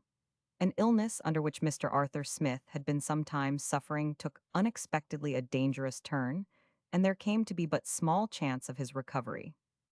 A distressing interview on the 28th of September, gave Dickens little hope. And yet his wakings and wanderings so perpetually turn on his arrangements for the readings, and he is so desperately unwilling to relinquish the idea of going on with the business tomorrow and tomorrow and tomorrow, that I had not the heart to press him for the papers. He told me that he believed he had by him or 80 letters unanswered. You may imagine how anxious it makes me, and at what a dead stop I stand. Another week passed, and with it the time fixed at the places where his work was to have opened, but he could not bring himself to act as if all hope had gone.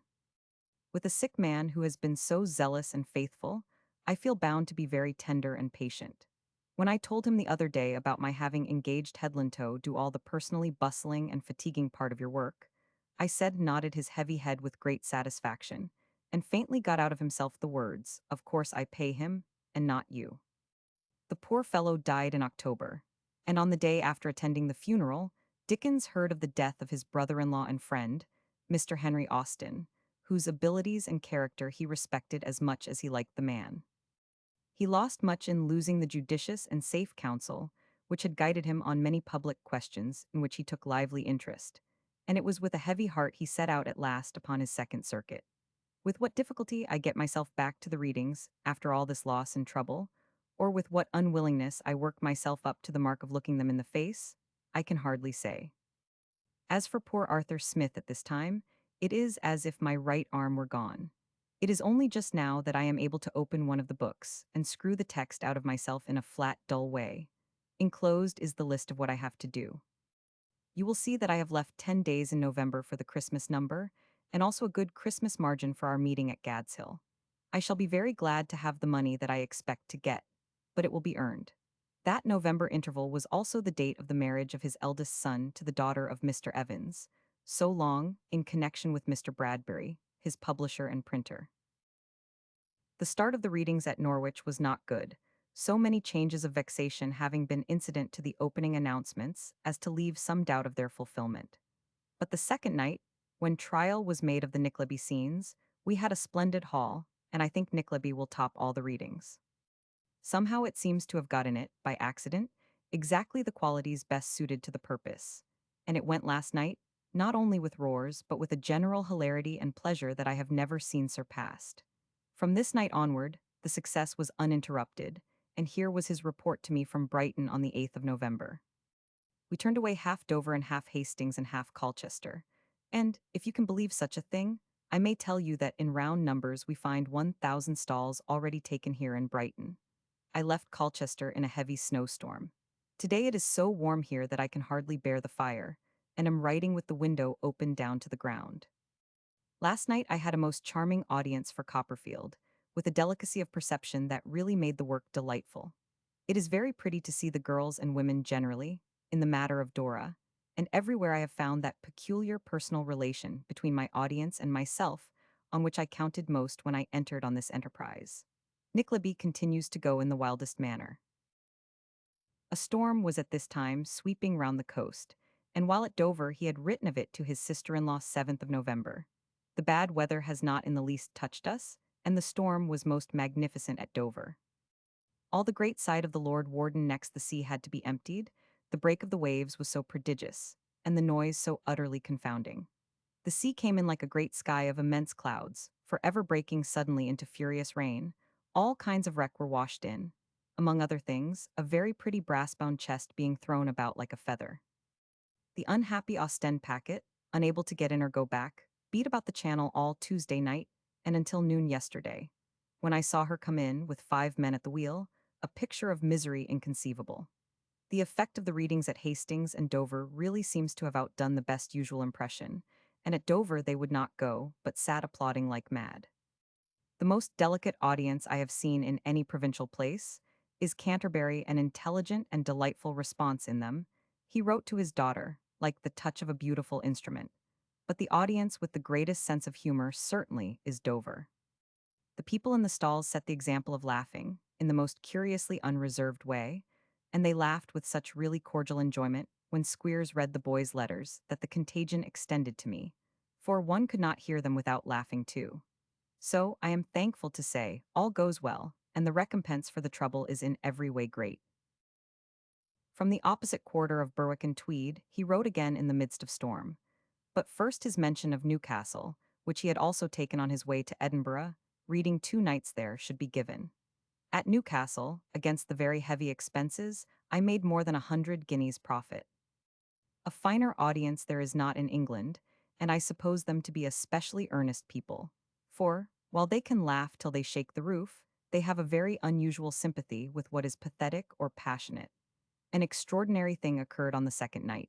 The room was tremendously crowded, and my gas apparatus fell down. There was a terrible wave among the people for an instant, and God knows what destruction of life a rush to the stairs would have caused. Fortunately, a lady in the front of the stalls ran out towards me, exactly in a place where I knew that the whole hall could see her. So I addressed her, laughing, and half asked and half ordered her to sit down again, and in a moment it was all over. But the men in attendance had such a fearful sense of what might have happened besides the real danger of fire that they positively shook the boards I stood on, with their trembling, when they came up to put things right. I am proud to record that the gasman's sentiment, as delivered afterwards, was, "The more you want of the master, the more you will find in him." With which complimentary homage, and with the wind blowing so that I can hardly hear myself write, I conclude. It was still blowing, in shape of a gale from the sea, when, an hour before the reading, he wrote from the King's Arms at Berwick and Tweed. As odd and out of the way a place to be at, it appears to me as ever was seen. And such a ridiculous room designed for me to read in. An immense corn exchange, made of glass and iron, round, dome-topped, lofty, utterly absurd for any such purpose, and full of thundering echoes, with a little lofty crow's nest of a stone gallery, breast high, deep in the wall, into which it was designed to put me. I instantly struck, of course, and said I would either read in a room attached to this house, a very snug one, capable of holding 500 people, or not at all. Terrified local agents glowered, but fell prostrate, and my men took the primitive accommodation in hand. Ever since, I am alarmed to add, the people who besought the honor of the visit have been coming in numbers quite irreconcilable with the appearance of the place, and what is to be the end I do not know. It was poor Arthur Smith's principle that a town on the way paid the expenses of a long through journey, and therefore I came. The reading paid more than those expenses. Enthusiastic greeting awaited him in Edinburgh. We had in the hall exactly double what we had on the first night last time. The success of Copperfield was perfectly unexampled. 4 great rounds of applause with a burst of cheering at the end, and every point taken in the finest manner. But this was nothing to what befell on the second night, when, by some mistake of the local agents, the tickets issued were out of proportion to the space available. Writing from Glasgow next day, 3rd of December, he described the scene. Such a pouring of hundreds into a place already full to the throat, such indescribable confusion, such a rending and tearing of dresses, and yet such a scene of good humor on the whole, I never saw the faintest approach to. While I addressed the crowd in the room, G addressed the crowd in the street. 50 frantic men got up in all parts of the hall and addressed me all at once. Other frantic men made speeches to the walls. The whole bee family were borne in on the top of a wave, and landed with their faces against the front of the platform. I read with the platform crammed with people. I got them to lie down upon it, and it was like some impossible tableau or gigantic picnicone pretty girl in full dress, lying on her side all night, holding on to one of the legs of my table. It was the most extraordinary sight. And yet, from the moment I began to the moment of my leaving off, they never missed a point, and they ended with a burst of cheers. The expenditure of lungs and spirits was, as you may suppose, rather great, and to sleep well was out of the question. I am therefore rather fagged today, and as the hall in which I read tonight is a large one, I must make my letter a short one. My people were torn to ribbons last night. They have not a hat among them and scarcely a coat. He came home for his Christmas rest by way of Manchester, and thus spoke of the reading there on the 14th of December. Copperfield in the Free Trade Hall last Saturday was really a grand scene. He was in southern latitudes after Christmas, and on the 8th of January wrote from Torquay. We are now in the region of small rooms, and therefore this trip will not be as profitable as the long one. I imagine the room here to be very small. Exeter I know, and that is small too. I am very much used up on the whole, for I cannot bear this moist warm climate. It would kill me very soon. And I have now got to the point of taking so much out of myself with Copperfield that I might as well do Richard Warder. This is a very pretty place, a compound of Hastings, Tunbridge Wells, and little bits of the hills about Naples. But I met 4 respirators as I came up from the station, and 3 pale curates without them who seemed in a bad way. They had been not bad omens, however. The success was good at both Torquay and Exeter, and he closed the month and this series of the country readings at the great towns of Liverpool and Chester. The beautiful St. George's Hall crowded to excess last night, 28th of January 1862, and numbers turned away. Brilliant to see when lighted up, and for a reading simply perfect. You remember that a Liverpool audience is usually dull, but they put me on my mettle last night, for I never saw such an audience scene, no, not even in Edinburgh. The agents alone, and of course without any reference to ready money at the doors, had taken for the two readings £200. But as the end approached, the fatigues had told severely on him. He described himself sleeping horribly and with head dazed and worn by gas and heat. Rest, before he could resume at the St. James's Hall in March, was become an absolute necessity. Two brief extracts from letters of the dates, respectively, of the 8th of April and the 28th of June, will sufficiently describe the London readings. The money returns have been quite astounding. Think of 190 a night. The effect of Copperfield exceeds all the expectations which its success in the country led me to form. It seems to take people entirely by surprise. If this is not new to you, I have not a word of news. The rain that reigneth every day seems to have washed news away or got it under water. That was in April. In June he wrote, I finished my readings on Friday night to an enormous haul, nearly 200. The success has been throughout complete. It seems almost suicidal to leave off with the town so full, but I do not like to depart from my public pledge. A man from Australia is in London ready to pay 10,000 for 8 months there. If it was an if that troubled him for some time and led to agitating discussion. The Civil War having closed America, an increase made upon the just-named offer tempted him to Australia. He tried to familiarize himself with the fancy that he should thus also get new material for observation, and he went so far as to plan an uncommercial traveler upside down. It is, however, very doubtful if such a scheme would have been entertained for a moment, but for the unwanted difficulties of invention that were now found to beset a 20-number story. Such a story had lately been in his mind, and he had just chosen the title for it, Our Mutual Friend, but still he halted and hesitated sorely. If it was not, he wrote on the 5th of October 1862, for the hope of a gain that would make me more independent of the worst, I could not look the travel and absence and exertion in the face. I know perfectly well beforehand how unspeakably wretched I should be. But these renewed and larger offers tempt me. I can force myself to go aboard a ship, and I can force myself to do at that reading desk what I have done 100 times. But whether, with all this unsettled, fluctuating distress in my mind, I could force an original book out of it, is another question. On the 22nd, still striving hard to find reasons to cope with the all but irresistible arguments against any such adventure, which indeed, with everything that then surrounded him, would have been little short of madness, he thus stated his experience of his 2 circuits of public reading. Remember that at home here the thing has never missed fire, but invariably does more the second time than it did the first, and also that I have got so used to it, and have worked so hard at it, as to get out of it more than I ever thought was in it for that purpose.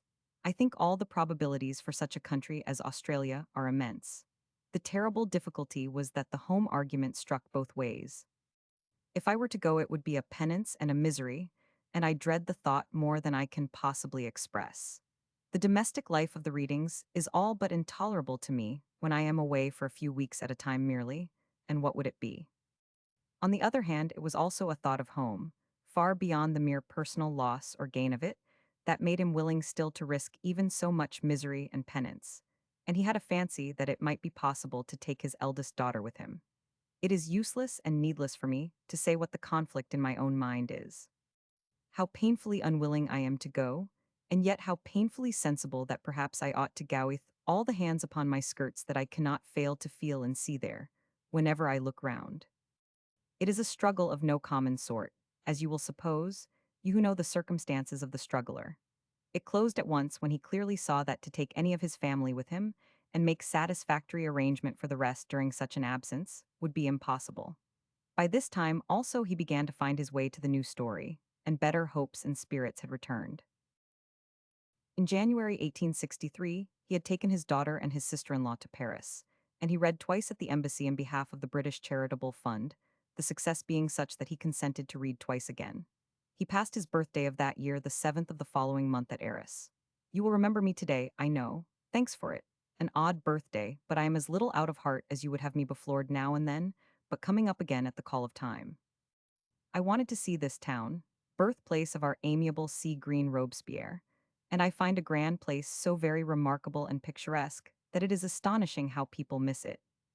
Here too I found, in a by-country place just near, a fair going on, with a religious Richardson's in it theatre religieux done at 6 fois par jour, El Histoire de la Croix en tableaux vivants, depuis la naissance de notre Seigneur jusqu'à son sepulture. Aussi elimination disic, par son Pierre Abraham. It was just before nightfall when I came upon it, and one of the 3 wise men was up to his eyes in lamp oil, hanging the moderators. A woman in blue and fleshings, whether an angel or Joseph's wife, I do not know, was addressing the crowd through an enormous speaking trumpet. And a very small boy with a property lamb, I leave you to judge, who he was standing on his head on a barrel organ. Returning to England by Boulogne in the same year, as he stepped into the Folkestone boat he encountered a friend, Mr. Charles Manby, for, in recording a trait of character so pleasing and honorable, it is not necessary that I should suppress the name, also passing over to England. Taking leave of Manby was a shabby man of whom I had some remembrance, but whom I could not get into his place in my mind. Noticing when we stood out of the harbor that he was on the brink of the pier, waving his hat in a desolate manner, I said to Manby, "Surely I know that man." "I should think you did," said he. "Hudson, he is living at Paris, and Manby had brought him on. He said to Manby at parting, 'I shall not have a good dinner again till you come back.' I asked Manby why he stuck to him. He said, because Hudson had so many people in his power and had held his peace, and because Manby saw so many notabilities grand with him now, who were always groveling for shares in the days of his grandeur." Upon Dickens's arrival in London, the second series of his readings was brought to a close. An opportunity may be taken, before describing the third, to speak of the manuscript volume found among his papers, containing memoranda for use in his writings. Chapter 12, Hints for Books Written and Unwritten. 18,551,865. Book of MS. Memoranda Home of the Barnacles original of Mrs. Clenham River and Ferryman Notions, for Little Dorrit original of Hunted Down Titles, for Tale of Two Cities Hints for Mutual Friend Reprobate's Notion of Duty Proposed Opening, for A Story England First Scene, by an Englishman touching fancy story from State Trials Sentimentalist, and her Fate Female Groups Children Farming Subjects for Description Fancies not worked upon available names Mr. Brobity's Snuff Box. Dickens began the book of memoranda for possible use in his work, to which occasional reference has been made, in January 1855, 6 months before the first page of Little Dorrit was written, and I find no allusion leading me to suppose, except in one very doubtful instance, that he had made addition to its entries, or been in the habit of resorting to them, after the date of our mutual friend. It seems to comprise that interval of 10 years in his life. In it were put down any hints or suggestions that occurred to him. A mere piece of imagery or fancy, it might be at one time, at another the outline of a subject or a character, then a bit of description or dialogue, no order or sequence being observed in any. Titles for stories were set down too, and groups of names for the actors in them, not the least curious of the memoranda belonging to this class. More rarely, entry is made of some oddity of speech, and he has thus preserved in it, verbatim et literatum, what he declared to have been as startling a message as he ever received. A confidential servant at Tavistock House, having conferred on some proposed changes in his bedroom with the party that was to do the work, delivered this ultimatum to her master.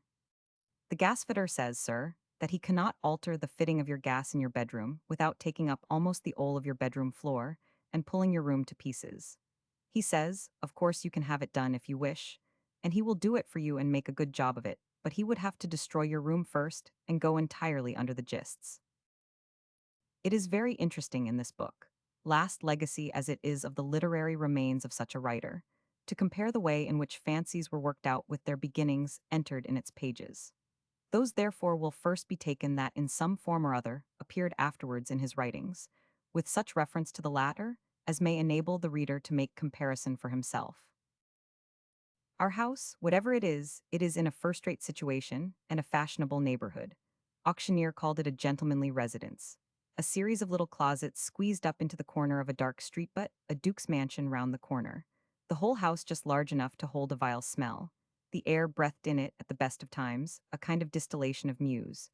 He made it the home of the barnacles in Little Dorrit. What originally he meant to express by Mrs. Clenham in the same story has narrower limits and a character less repellent in the memoranda than it assumed in the book. Bedridden or rumored 20 years, any length of time.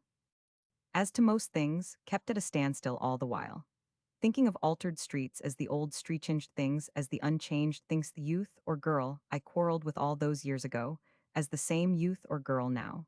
Brought out of doors by an unexpected exercise of my latent strength of character, and then how strange.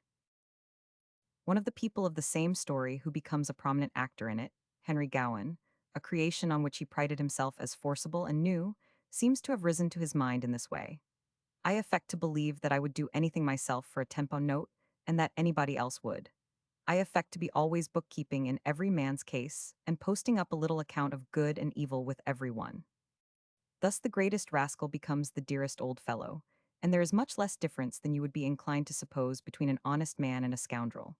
While I affect to be finding good in most men, I am in reality decrying it where it really is, and setting it up where it is not.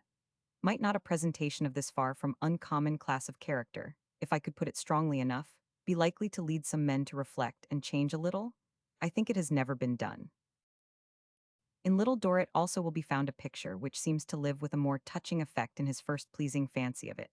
The ferryman on a peaceful river, who has been there from youth, who lives, who grows old, who does well, who does ill, who changes, who dees the river runs 6 hours up and 6 hours down, the current sets off that point, the same allowance must be made for the drifting of the boat.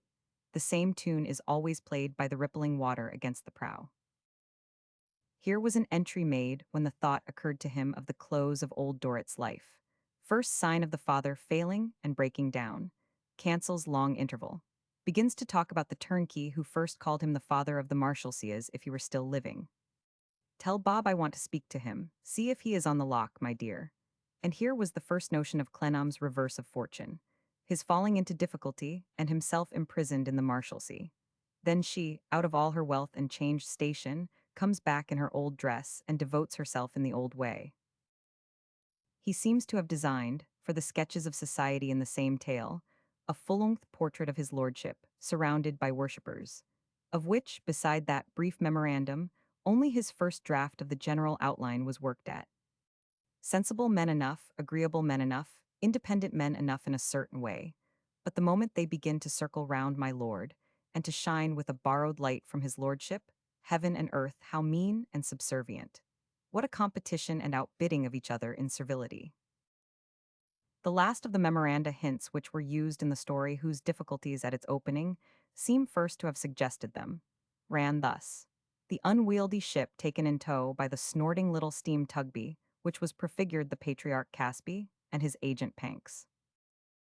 In a few lines are the germ of the tale called Hunted Down, devoted to the destruction of a man. Revenge built up on love. The secretary in the Wainwright case, who had fallen in love or supposed he had with the murdered girl. The hint on which he worked in his description of the villain of that story is also in the memoranda. The man with his hair parted straight up the front of his head like an aggravating gravel walk, always presenting it to you. Up here, if you please. Neither to the right nor left. Take me exactly in this direction. Straight up here. Come off the grass. His first intention as to the Tale of Two Cities was to write it upon a plan proposed in this manuscript book. How as to a story in two periods with a lapse of time between, like a French drama? Titles for such a notion. Time, the leaves of the forest. Scattered leaves, the great wheel. Round and round, old leaves, long ago, far apart, fallen leaves. 25 years, years and years. Rolling years, day after day.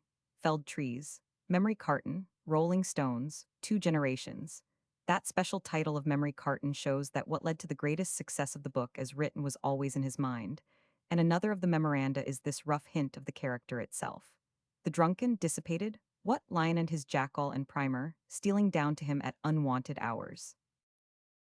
The studies of Silas Wegg and his patron as they exist in Our Mutual Friend are hardly such good comedy as in the form which the first notion of them seems to have intended.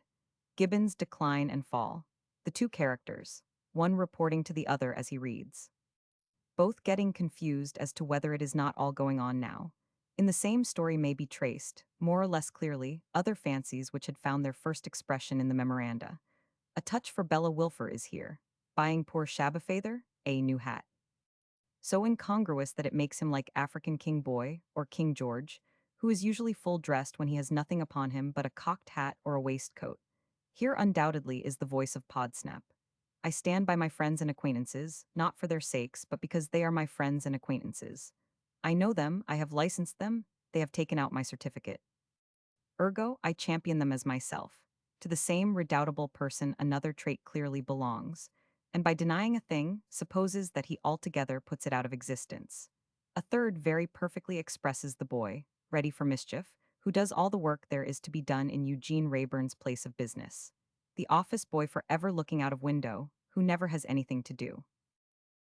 The poor wayward, purposeless, good-hearted master of the boy, Eugene himself, is as evidently in this. If they were great things, I, the untrustworthy man in little things, would do them earnestly, but oh no, I would not.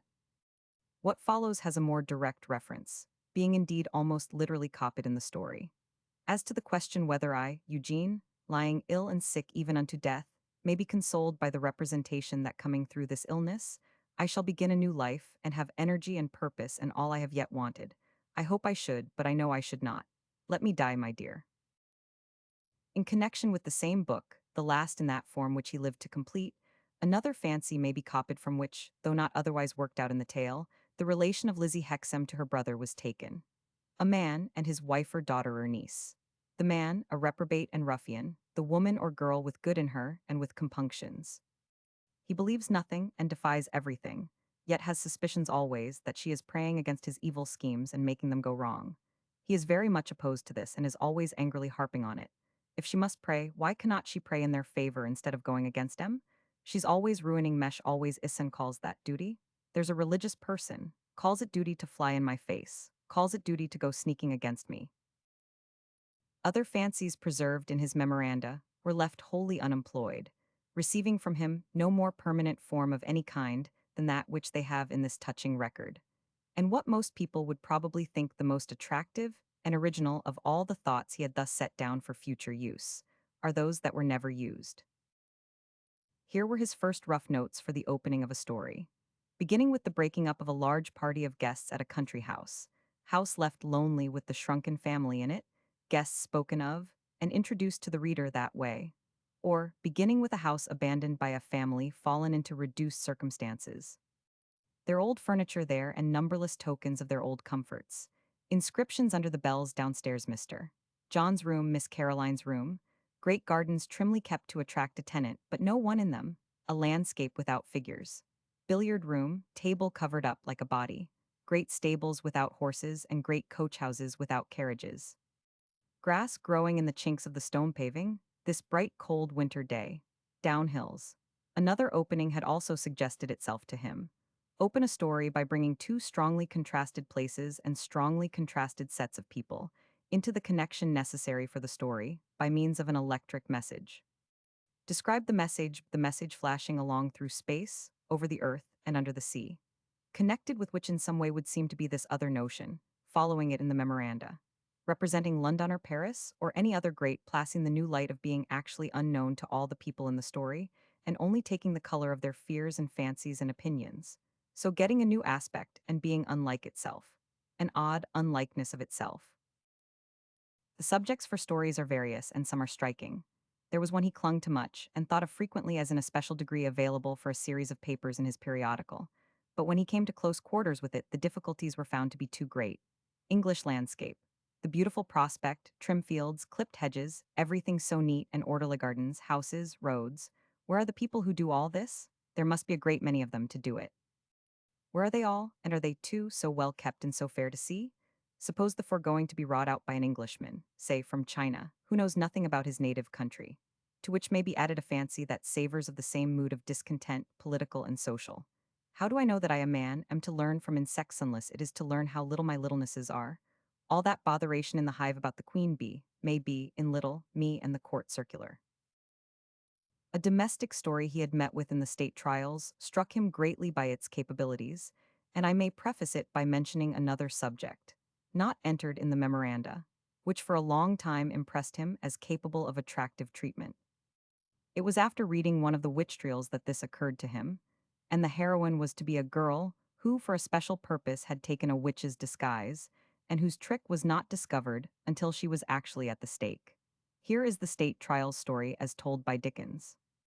There is a case in the state trials where a certain officer made love to a supposed miser's daughter and ultimately induced her to give her father slow poison while nursing him in sickness.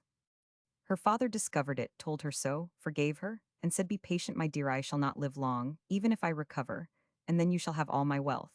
Though penitent then, she afterwards poisoned him again under the same influence, and successfully. Whereupon it appeared that the old man had no money at all, and had lived on a small annuity which died with him, though always feigning to be rich. He had loved this daughter with great affection. A theme touching closely on ground that some might think dangerous is sketched in the following fancy. The father married young who, in perfect innocence, venerates his son's young wife as the realization of his ideal of woman. He not happy in his own choice. The son slights her and knows nothing of her worth. The father watches her, protects her, labors for her, endures for her, is forever divided between his strong natural affection for his son as his son, and his resentment against him as this young creature's husband. Here is another, less dangerous, which he took from an actual occurrence made known to him when he was at Bonchurch. The idea of my being brought up by my mother, me the narrator, my father being dead, and growing up in this belief until I find that my father is the gentleman I have sometimes seen, and oftener heard of, who has the handsome young wife, and the dog I once took notice of when I was a little child, and who lives in the great house and drives about. Very admirable is this. The girl separating herself from the lover who has shewn himself unworthy loving him, still living single for his sake, but never more renewing their old relations. Coming to him when they are both grown old and nursing him in his last illness. Nor is the following less so. Two girls mismarrying two men. The man who has evil in him, dragging the superior woman down. The man who has good in him, raising the inferior woman up. Dickens would have been at his best in working out both fancies. In some of the most amusing of his sketches of character, women also take the lead. The lady unpu passy, who is determined to be interesting. No matter how much I love that person, the more so for that very reason I must flatter, and bother, and be weak and apprehensive and nervous, and what not. If I were well and strong, agreeable and self-denying, my friend might forget me.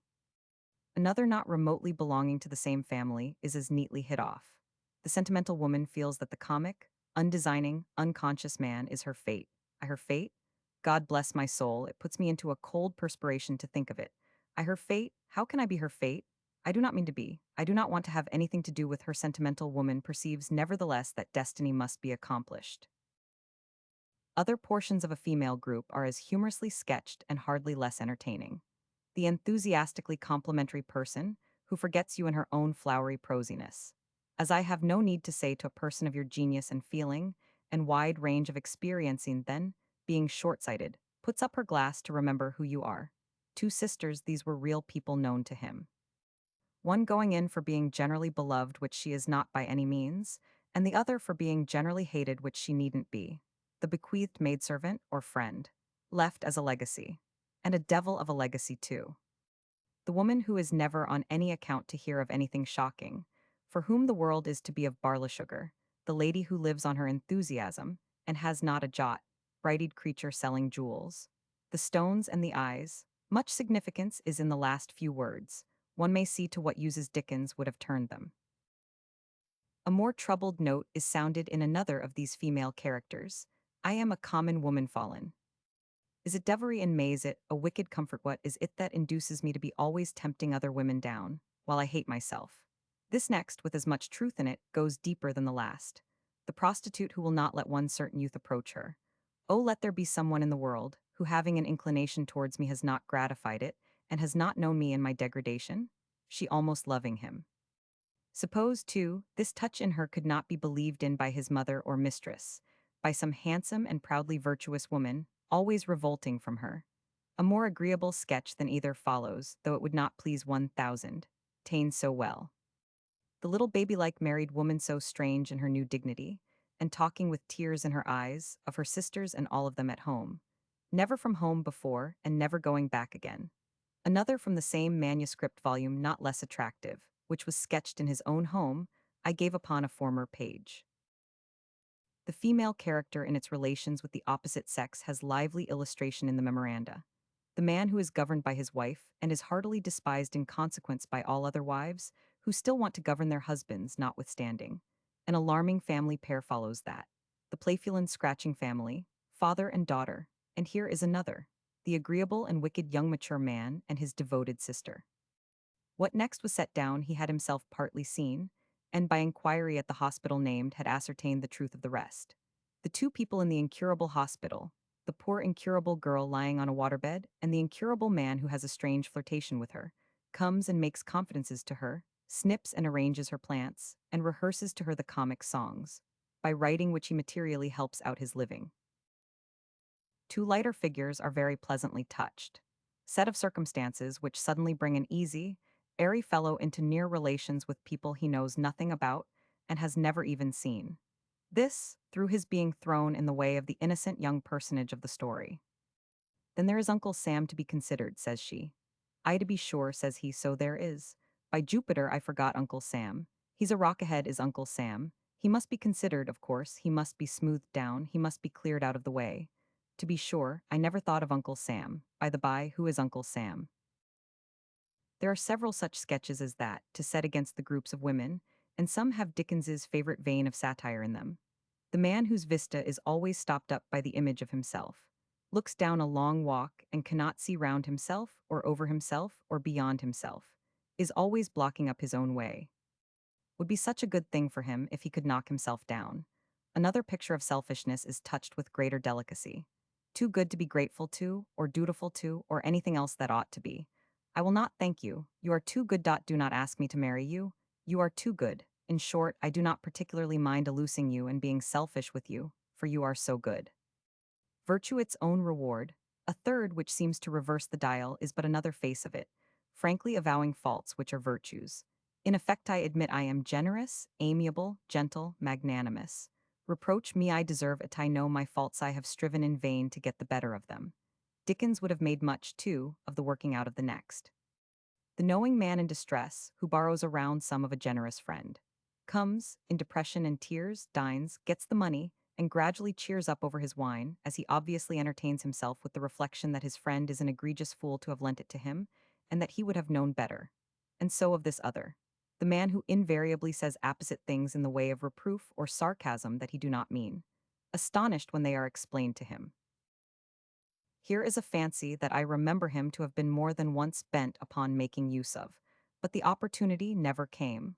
The two men to be guarded against, as to their revenge. One, whom I openly hold in some serious animosity, whom I am at the pains to wound and defy, and whom I estimate as worth wounding and defying.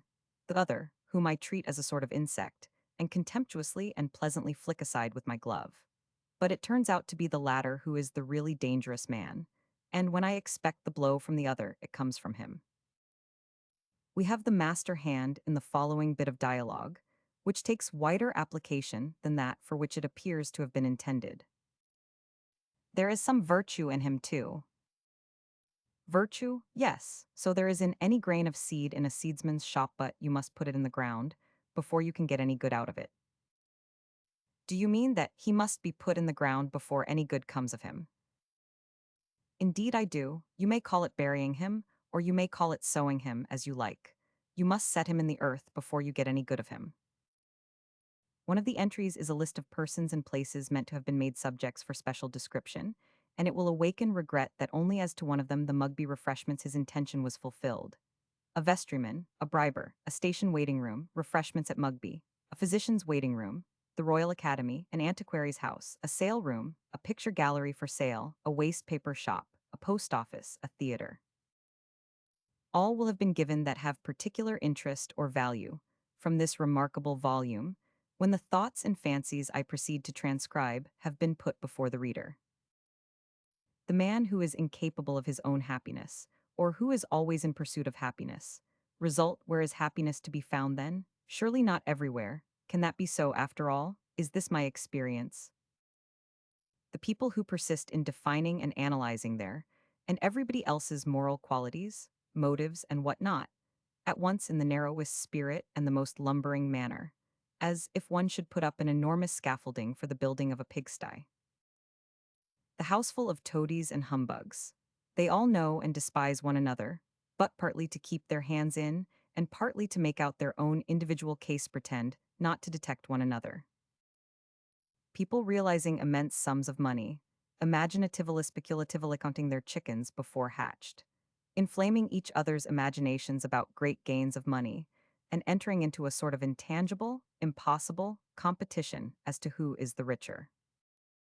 The advertising sage, philosopher, and friend, who educates for the bar, the pulpit, or the stage. The character of the real refugee, not the conventional, the real. The mysterious character, or characters, interchanging confidences. Necessary to be very careful in that direction. In what direction? B. You do not say so. What do you mean that C is aware of 500? Exactly. The father and boy, as I dramatically see them, opening with the wild dance I have in my mind.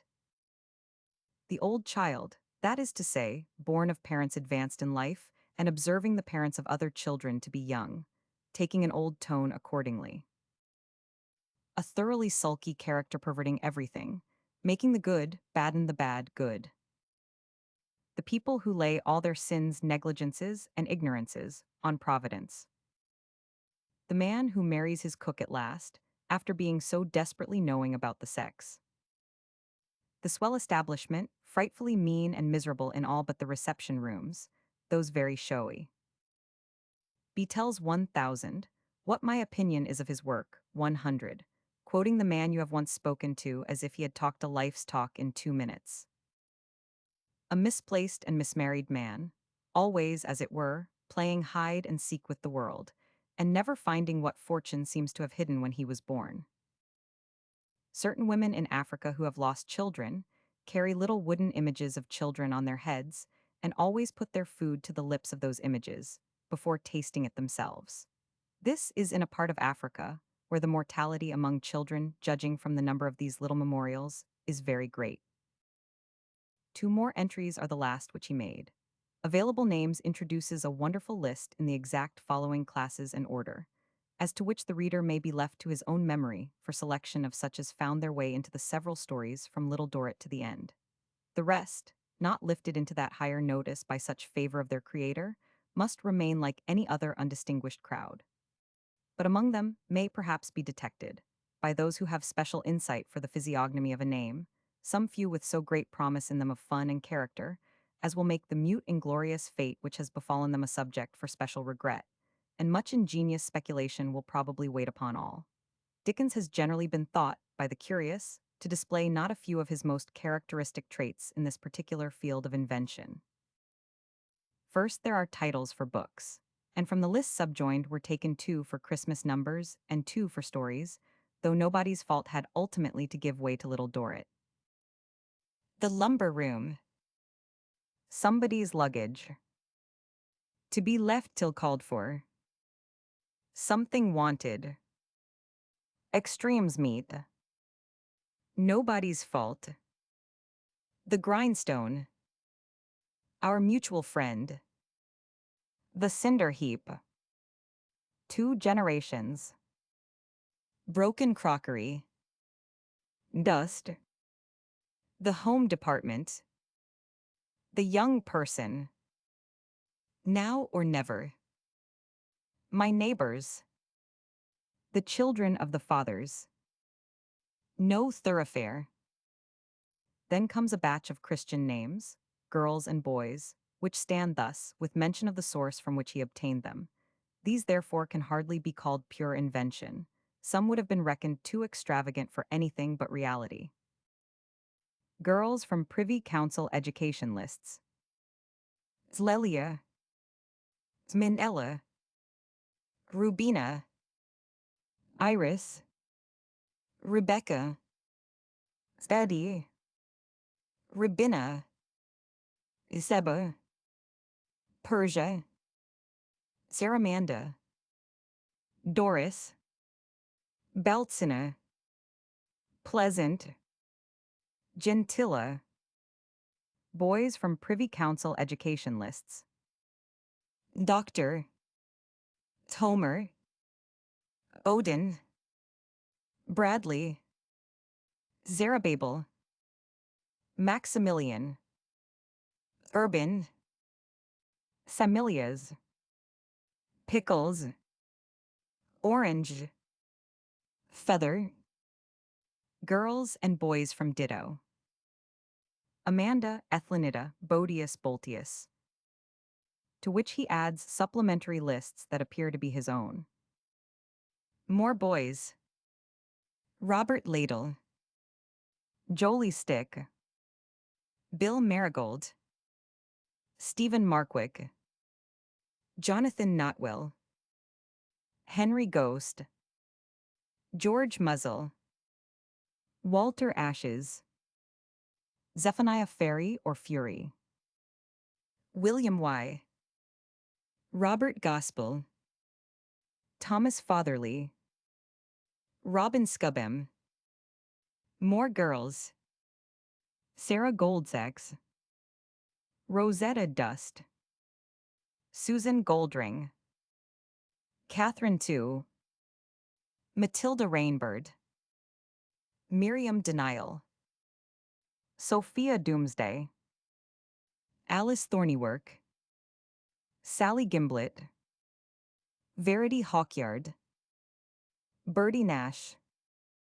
Ambrosina Events, Apollina Vernons, Neltie Ashford, and then come the mass of his available names, which stand thus without other introduction or comment.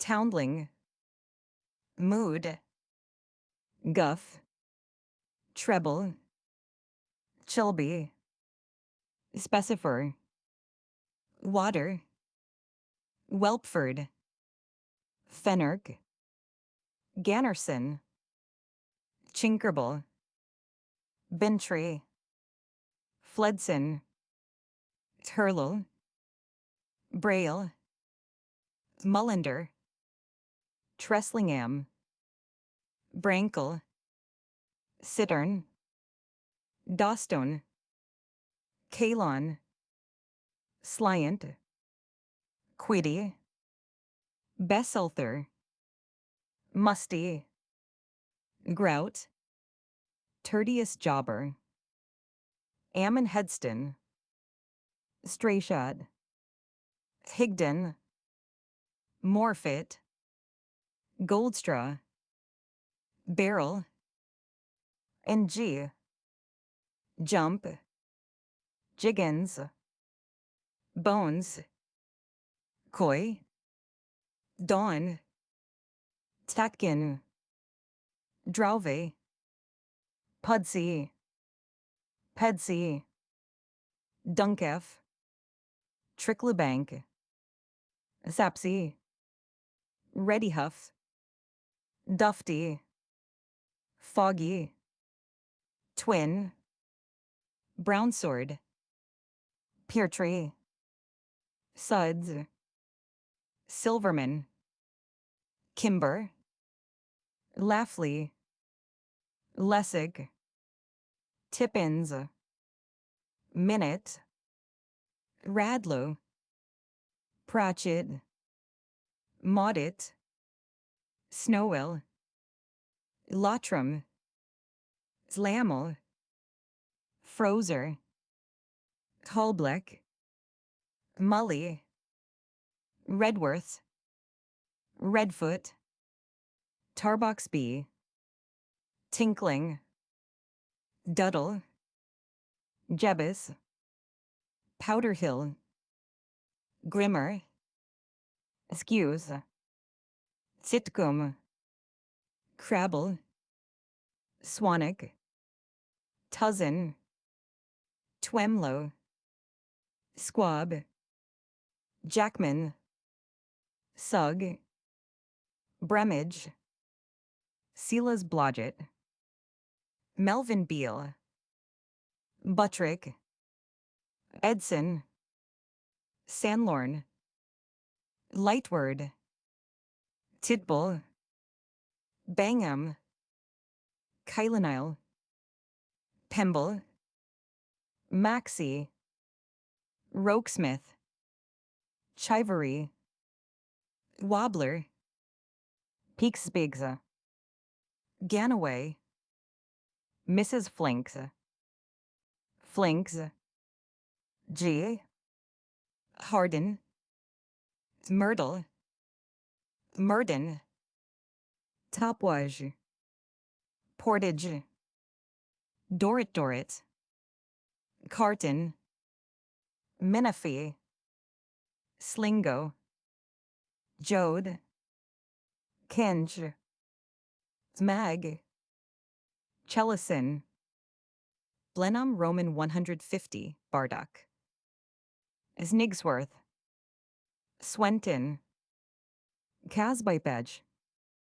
Lowly, Pigrin, Yerberry, Plornish, Maroon, Bandinandy, Stoneberry, Magwitch, Meagles, Panks, Haggage, Previs, Stiltington, Stiltwag, Stiltingstock, Stiltstocking, Ravender, Podsnap, Clericer, Compery, Striver, Pumblechook, Wangler, Boffin, Bantink, Dibton, Wilfer, Glibbery, Mulvey, Horlick, Dualge, Gannery, Gargery, Wilshard, Riderhood, Pratterstone, Chinkable, Wapsill,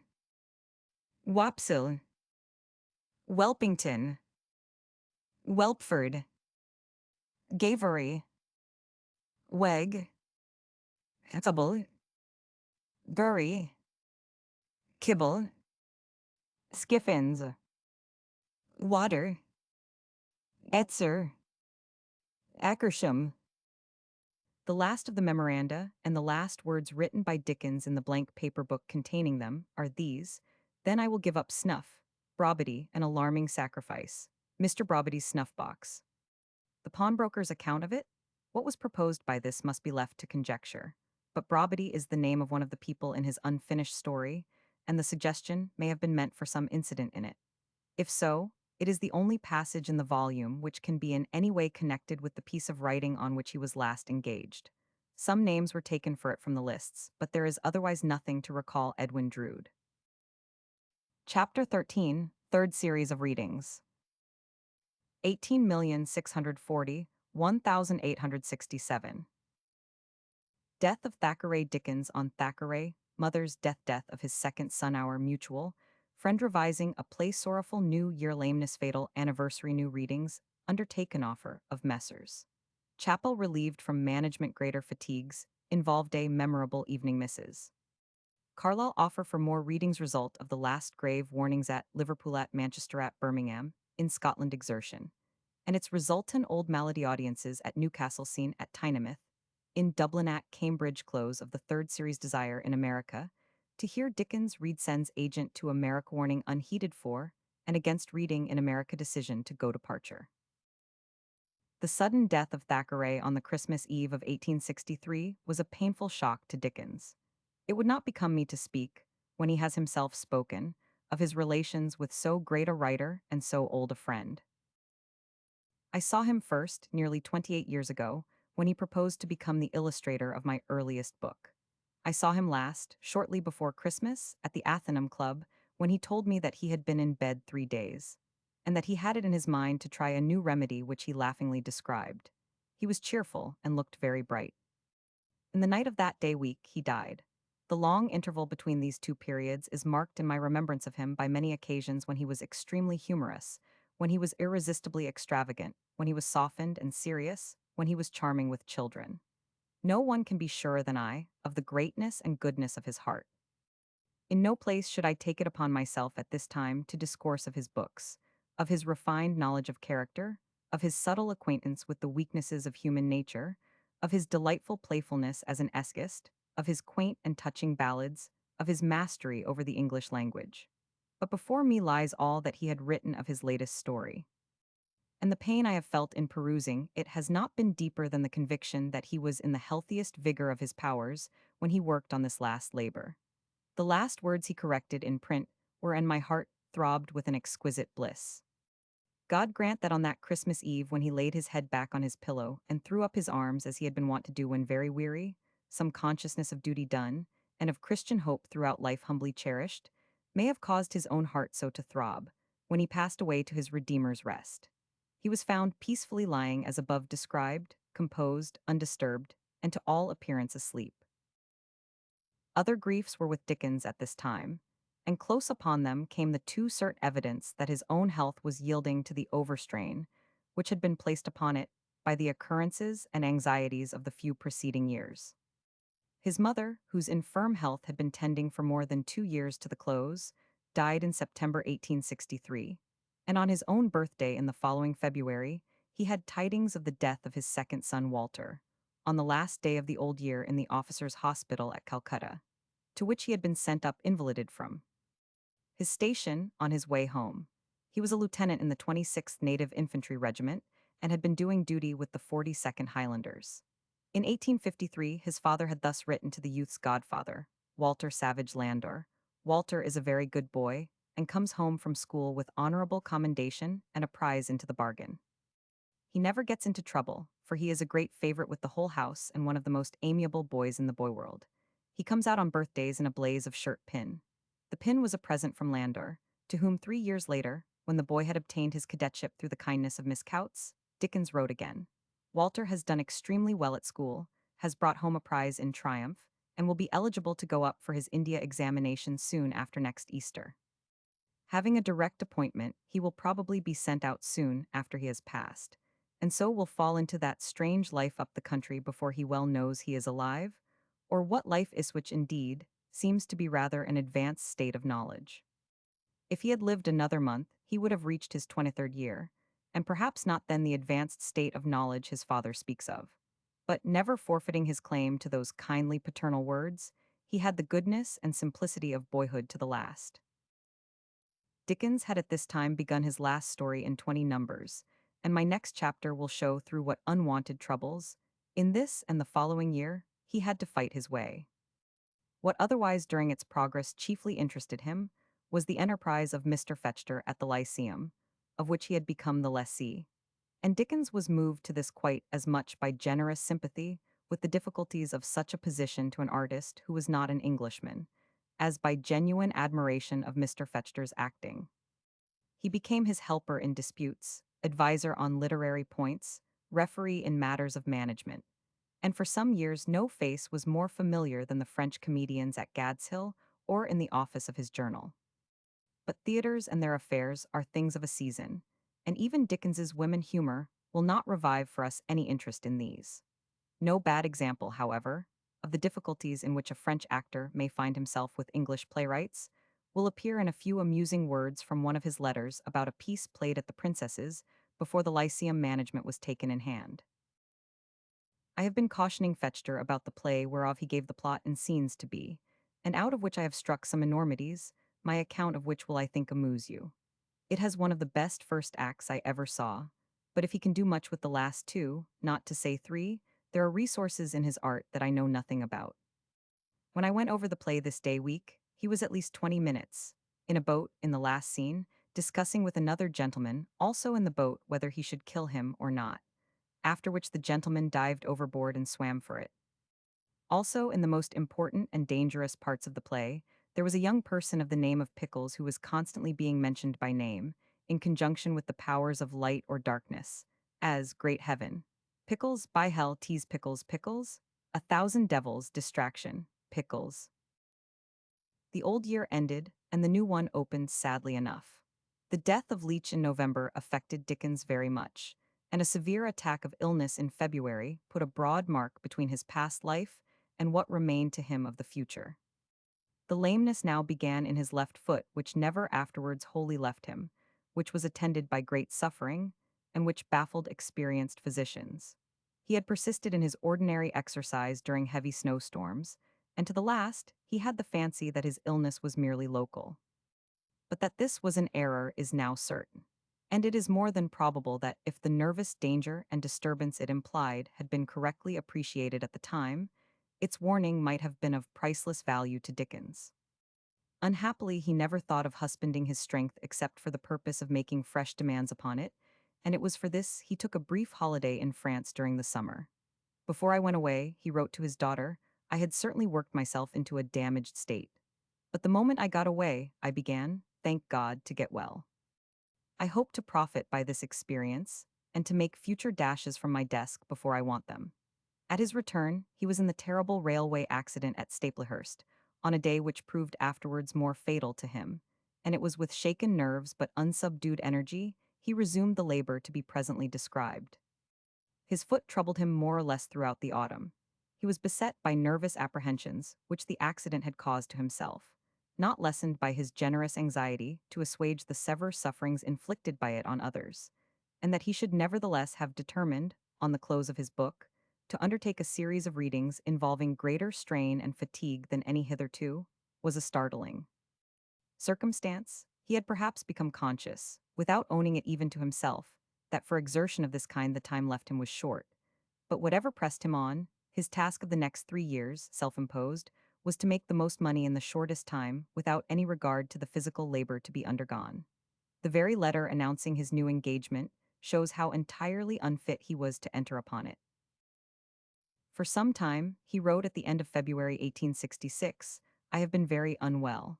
FB wrote me word that with such a pulse as I described, an examination of the heart was absolutely necessary. Want of muscular power in the heart, B said. Only remarkable irritability of the heart, said Dr. Brinton of Brook Street, who had been called into consultation. I was not disconcerted, for I knew well beforehand that the effect could not possibly be without the one cause at the bottom of it, of some degeneration of some function of the heart. Of course, I am not so foolish as to suppose that all my work can have been achieved without some penalty, and I have noticed for some time a decided change in my buoyancy and hopefulness in other words, in my usual tone. But tonics have already brought me round. So I have accepted an offer from Chapels of Bond Street of 50 a night for 30 nights to read in England, Ireland, Scotland, or Paris, they undertaking all the business, paying all personal expenses, traveling and otherwise of myself, John his office, servant and my gasman, and making what they can of it. I begin, I believe, in Liverpool on the Thursday in Easter week, and then come to London. I am going to read at Cheltenham on my own account on the 23rd and 24th of this month, staying with Macready, of course. The arrangement of this series of readings differed from those of its predecessors in relieving Dickens from every anxiety except of the reading itself, but by such rapid and repeated change of nights at distant places as kept him almost wholly in a railway carriage when not at the reading desk or in bed, it added enormously to the physical fatigue. He would read at St.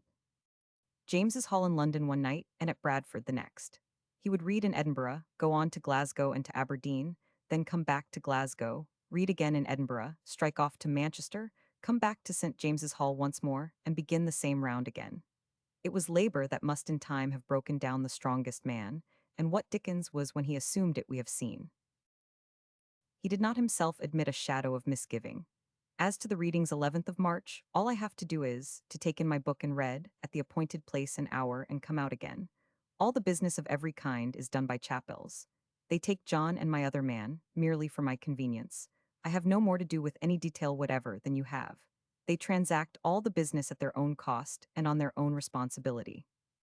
I think they are disposed to do it in a very good spirit, because, whereas the original proposition was for 30 readings in England, Ireland, Scotland, or Paris, they wrote out their agreement in London, the provinces, or elsewhere, as you and we may agree. For this they pay 1,500 in 3 sums, 500 on beginning, 500 on the 15th reading, 500 at the close. Every charge of every kind they pay besides. I rely for mere curiosity on Dr. Marigold. I am going to begin with him in Liverpool and at St. James's Hall. I have got him up with immense pains, and should like to give you a notion what I am going to do with him. The success everywhere went far beyond even the former successes. A single night at Manchester, when 800 stalls were let, 2,565 people admitted, and the receipts amounted to more than £300, was followed in nearly the same proportion by all the greater towns. And on the 20th of April, the outlay for the entire venture was paid, leaving all that remained to the middle of the month of June. Sheer profit. I came back last Sunday, he wrote on the 30th of May, with my last country piece of work for this time done. Everywhere the success has been the same. St. James's Hall last night was quite a splendid spectacle. 2 more Tuesdays there, and I shall retire into private life. I have only been able to get to Gad's Hill once since I left it, and that was the day before yesterday.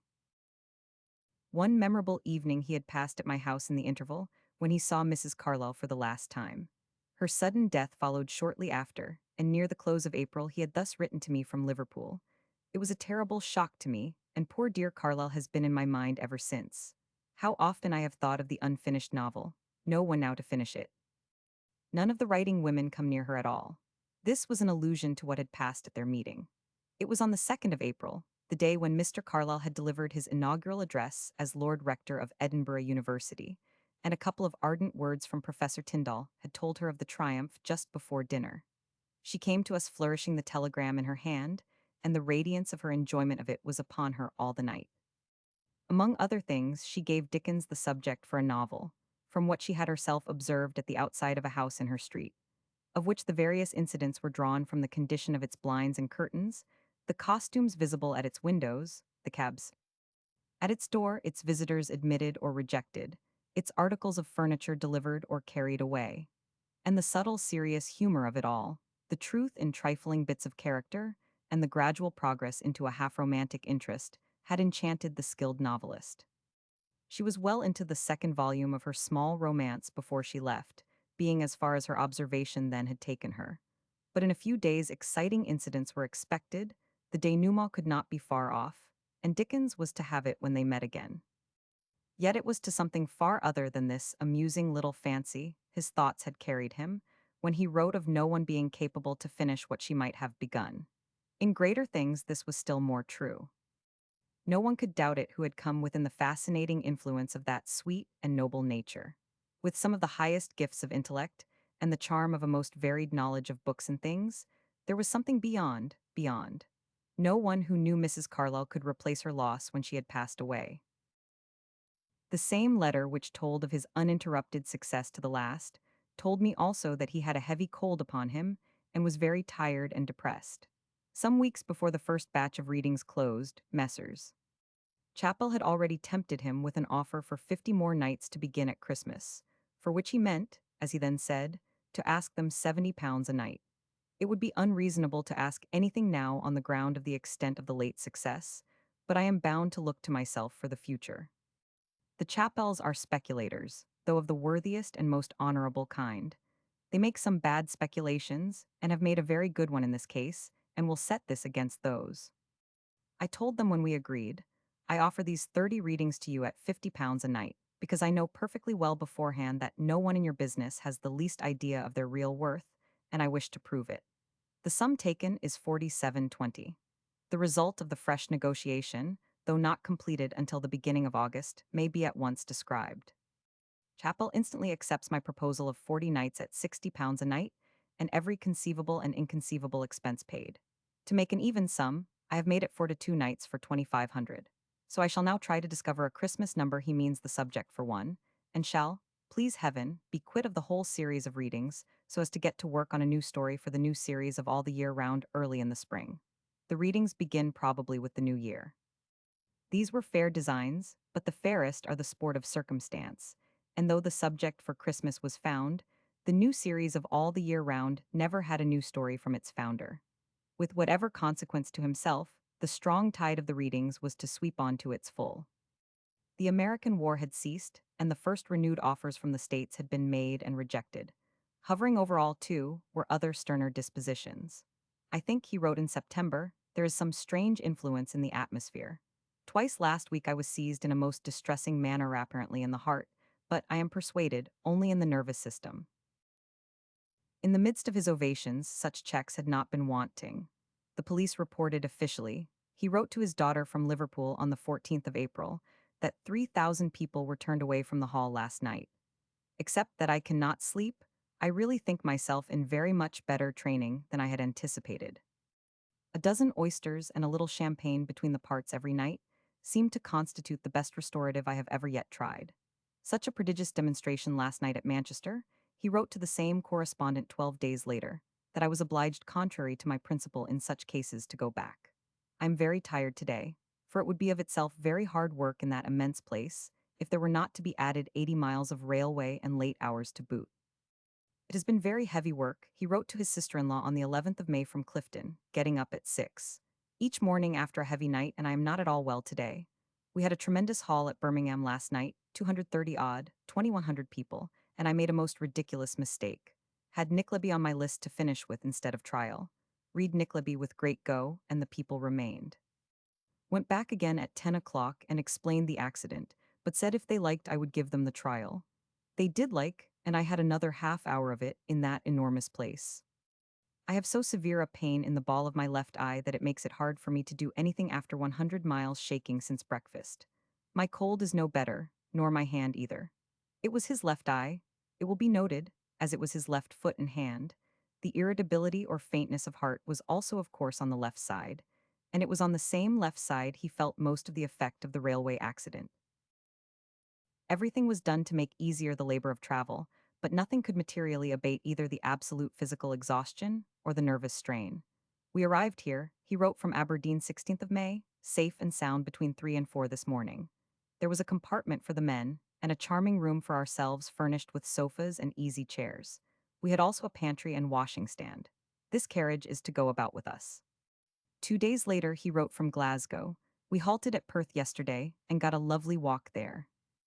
Until then I had been in a condition the reverse of flourishing, half strangled with my cold and dyspeptically gloomy and dull. But as I feel much more like myself this morning, we are going to get some fresh air aboard a steamer on the Clyde.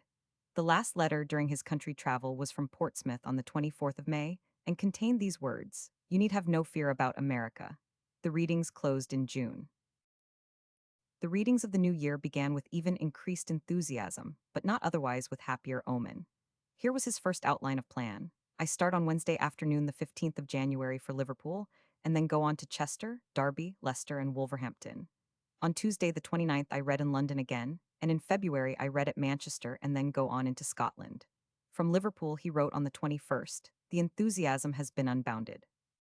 On Friday night, I quite astonished myself, but I was taken so faint afterwards that they laid me on a sofa at the hall for half an hour. I attribute it to my distressing inability to sleep at night and to nothing worse. Everything is made as easy to me as it possibly can be. Dolby would do anything to lighten the work and does everything. The weather was sorely against him. At Chester, he wrote on the 24th from Birmingham, we read in a snowstorm and a fall of ice. I think it was the worst weather I ever saw. At Wolverhampton last night, the thaw had thoroughly set in, and it rained furiously, and I was again heavily beaten. We came on here after the reading. It is only a ride of 40 miles, and it was as much as I could do to hold out the journey. But I was not faint, as at Liverpool. I was only exhausted. 5 days later, he had returned for his reading in London, and thus replied to a summons to dine with Macready at my house. I am very tired, cannot sleep, have been severely shaken on an atrocious railway, read tonight, and have to read at Leeds on Thursday. But I have settled with Dolby to put off our going to Leeds on Wednesday, in the hope of coming to dine with you and seeing our dear old friend. I say in the hope, because if I should be a little more used up tomorrow than I am today, I should be constrained, in spite of myself, to take to the sofa and stick there. On the 15th of February, he wrote to his sister-in-law from Liverpool that they had had an enormous turnaway the previous night. The day has been very fine, and I have turned it to the wholesomest account by walking on the sands at New Brighton all the morning. I am not quite right within, but believe it to be an effect of the railway shaking. There is no doubt of the fact that, after the Staplehurst experience, it tells more and more railway shaking, that is, instead of, as one might have expected, less and less. The last remark is a strange one, from a man of his sagacity, but it was part of the tooling self-deception which he practiced, to justify him in his professed belief that these continued excesses of labor and excitement were really doing him no harm. The day after that last letter, he pushed on to Scotland, and on the 17th wrote to his daughter from Glasgow. The closing night at Manchester had been enormous.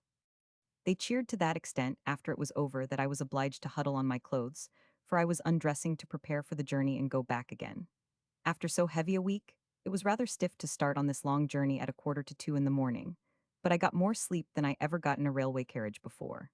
I have, as I had in the last series of readings, a curious feeling of soreness all round the body which, I suppose to arise from the great exertion of voice.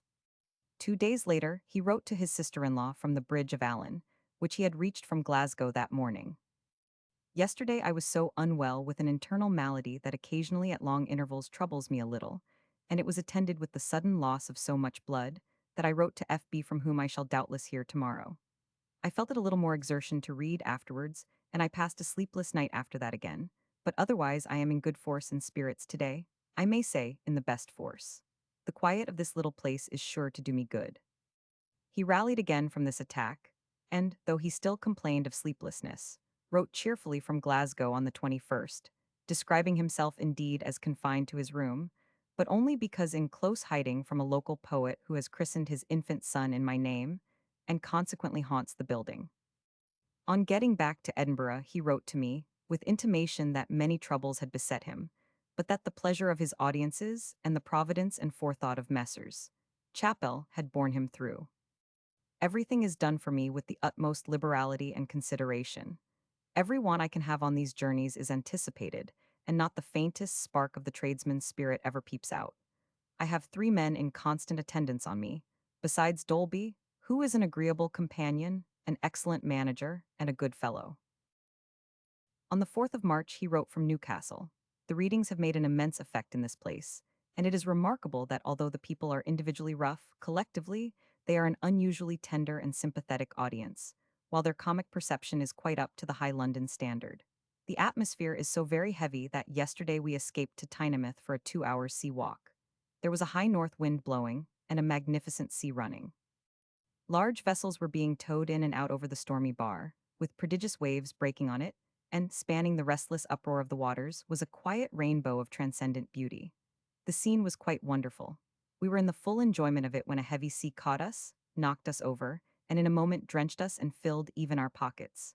We had nothing for it but to shake ourselves together like Dr. Marigold and dry ourselves as well as we could by hard walking in the wind and sunshine. But we were wet through for all that, when we came back here to dinner after half an hour's railway drive. I am wonderfully well, and quite fresh and strong. 3 days later he was at Leeds, from which he was to work himself round through the most important neighbouring places to another reading in London, before again visiting Ireland. This was the time of the Fenian excitements. It was with great reluctance he consented to go, and he told us all at his first arrival that he should have a complete breakdown. More than 300 stalls were gone at Belfast 2 days before the reading, but on the afternoon of the reading in Dublin, not 50 were taken. Strange to say, however a great crowd pressed in at night, he had a tumultuous greeting, and on the 22nd of March I had this announcement from him. You will be surprised to be told that we have done wonders. Enthusiastic crowds have filled the halls to the roof each night, and hundreds have been turned away. At Belfast the night before last, we had 246 fives. In Dublin tonight, everything is sold out, and people are besieging Dolby to put chairs anywhere, in doorways, on my platform, in any sort of hole or corner. In short, the readings are a perfect rage at a time when everything else is beaten down. He took the eastern counties at his return, and this brought the series to a close. The reception at Cambridge was something to be proud of in such a place. The colleges mustered in full force, from the biggest guns to the smallest, and went beyond even Manchester in the roars of welcome and rounds of cheers. The place was crammed, and all through the reading everything was taken with the utmost heartiness of enjoyment. The temptation of offers from America had meanwhile again been presented to him so strongly, and in such unlucky connection with immediate family claims, threatening excess of expenditure, even beyond the income he was making, that he was fain to write to his sister-in-law.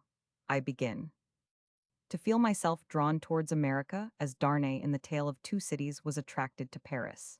It is my lodestone rock. Too surely it was to be so, and Dickens was not to be saved from the consequence of yielding to the temptation by any such sacrifice as had rescued Darnay.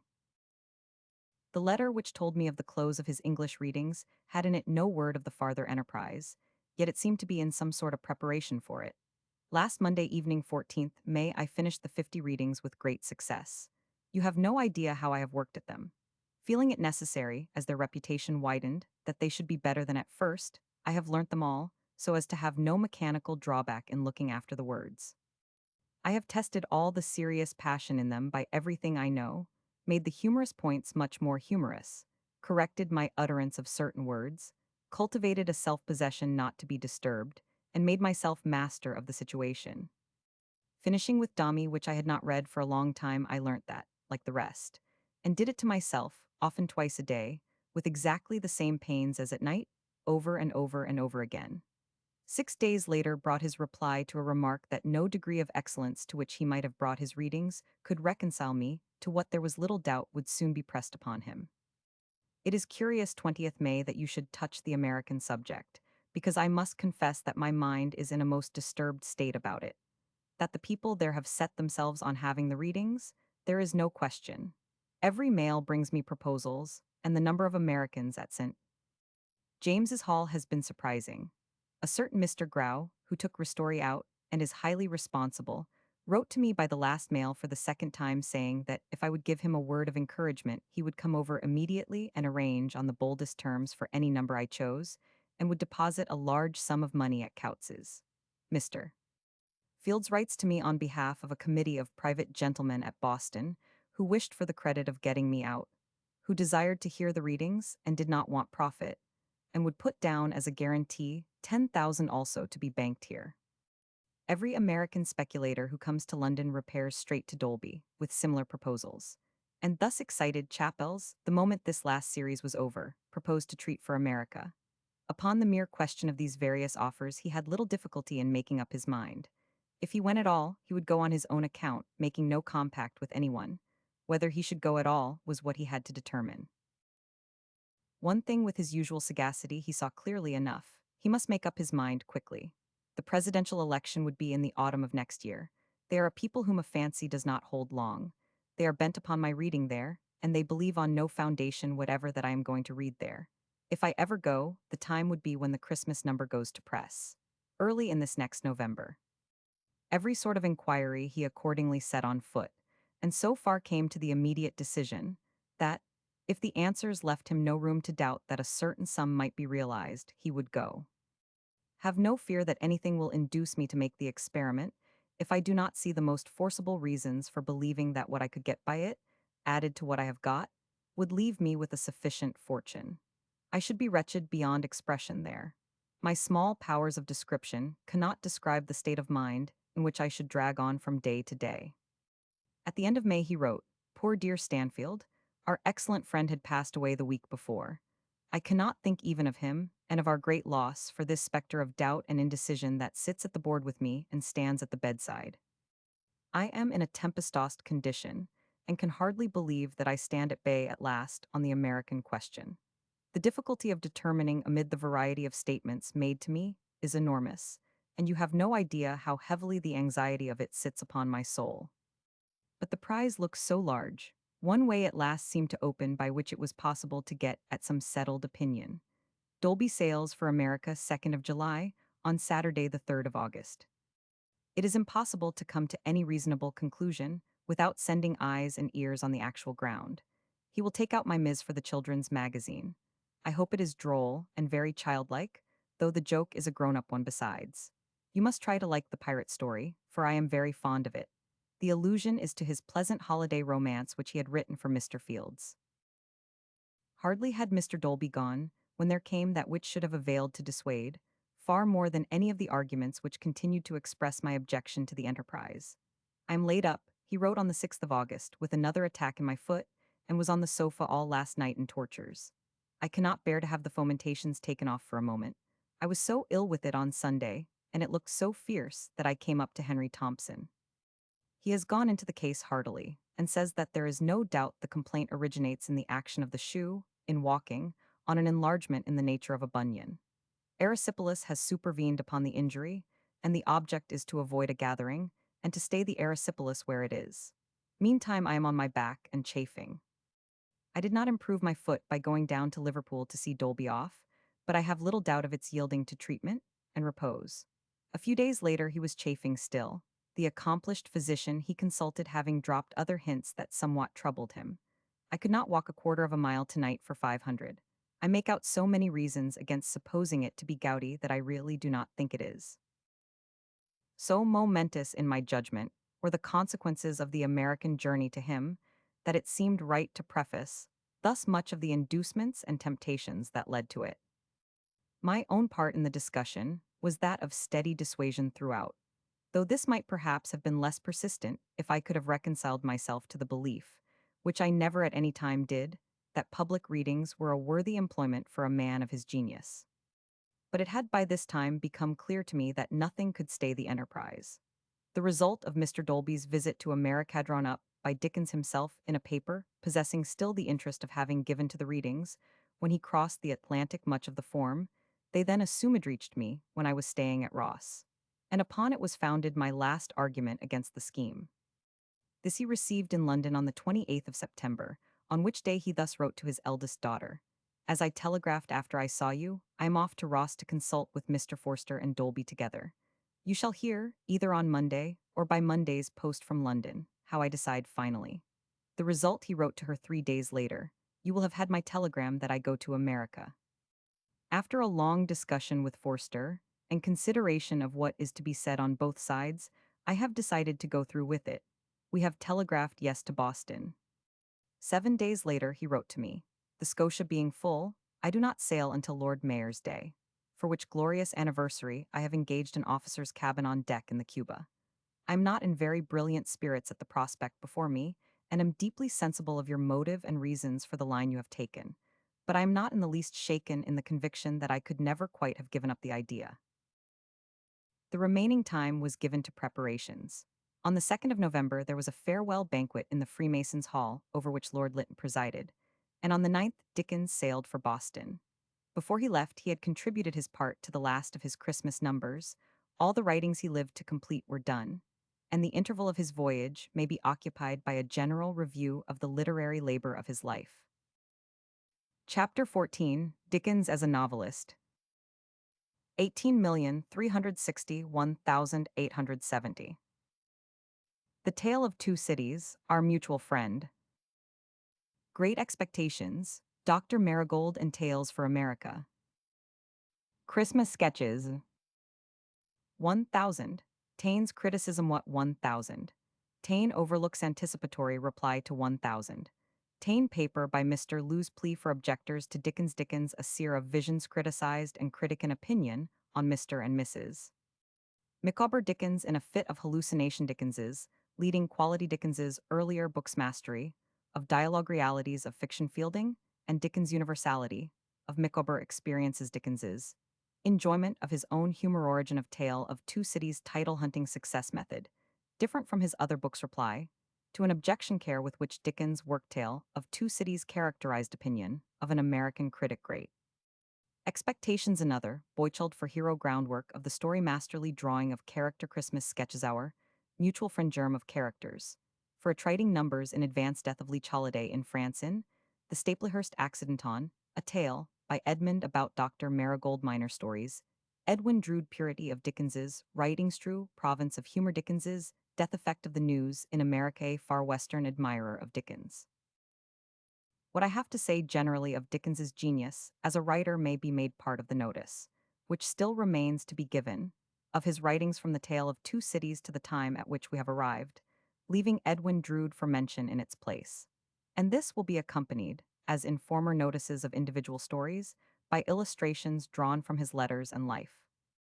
His literary work was so intensely one with his nature that he is not separable from it, and the man and the method throw a singular light on each other.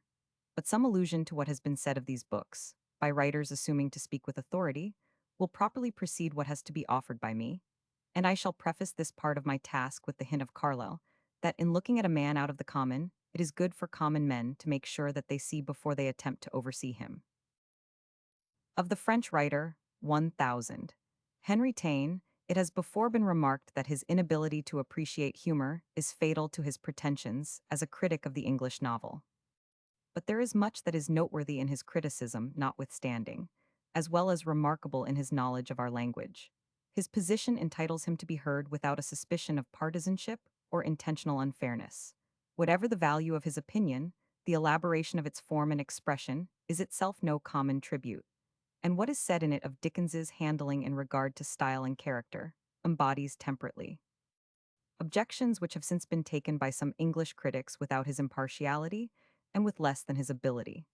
As to style 1000, Taine does not find that the natural or simple prevails sufficiently. The tone is too passionate. The imaginative or poetic side of illusion is so uniformly dwelt on that the descriptions cease to be subsidiary, and the minute details of pain or pleasure wrought out by them become active agencies in the tale. So vivid and eager is the display of fancy that everything is borne along with it. Imaginary objects take the precision of real ones. Living thoughts are controlled by inanimate things. The chimes console the poor old ticket porter. The cricket steadies the rough carrier's doubts. The sea waves soothe the dying boy. Clouds, flowers, leaves play their several parts. Hardly a form of matter without a living quality. No silent thing without its voice. Fondling and exaggerating thus what is occasional in the subject of his criticism, into what he has evidently at last persuaded himself, is a fixed and universal practice with Dickens. 1000.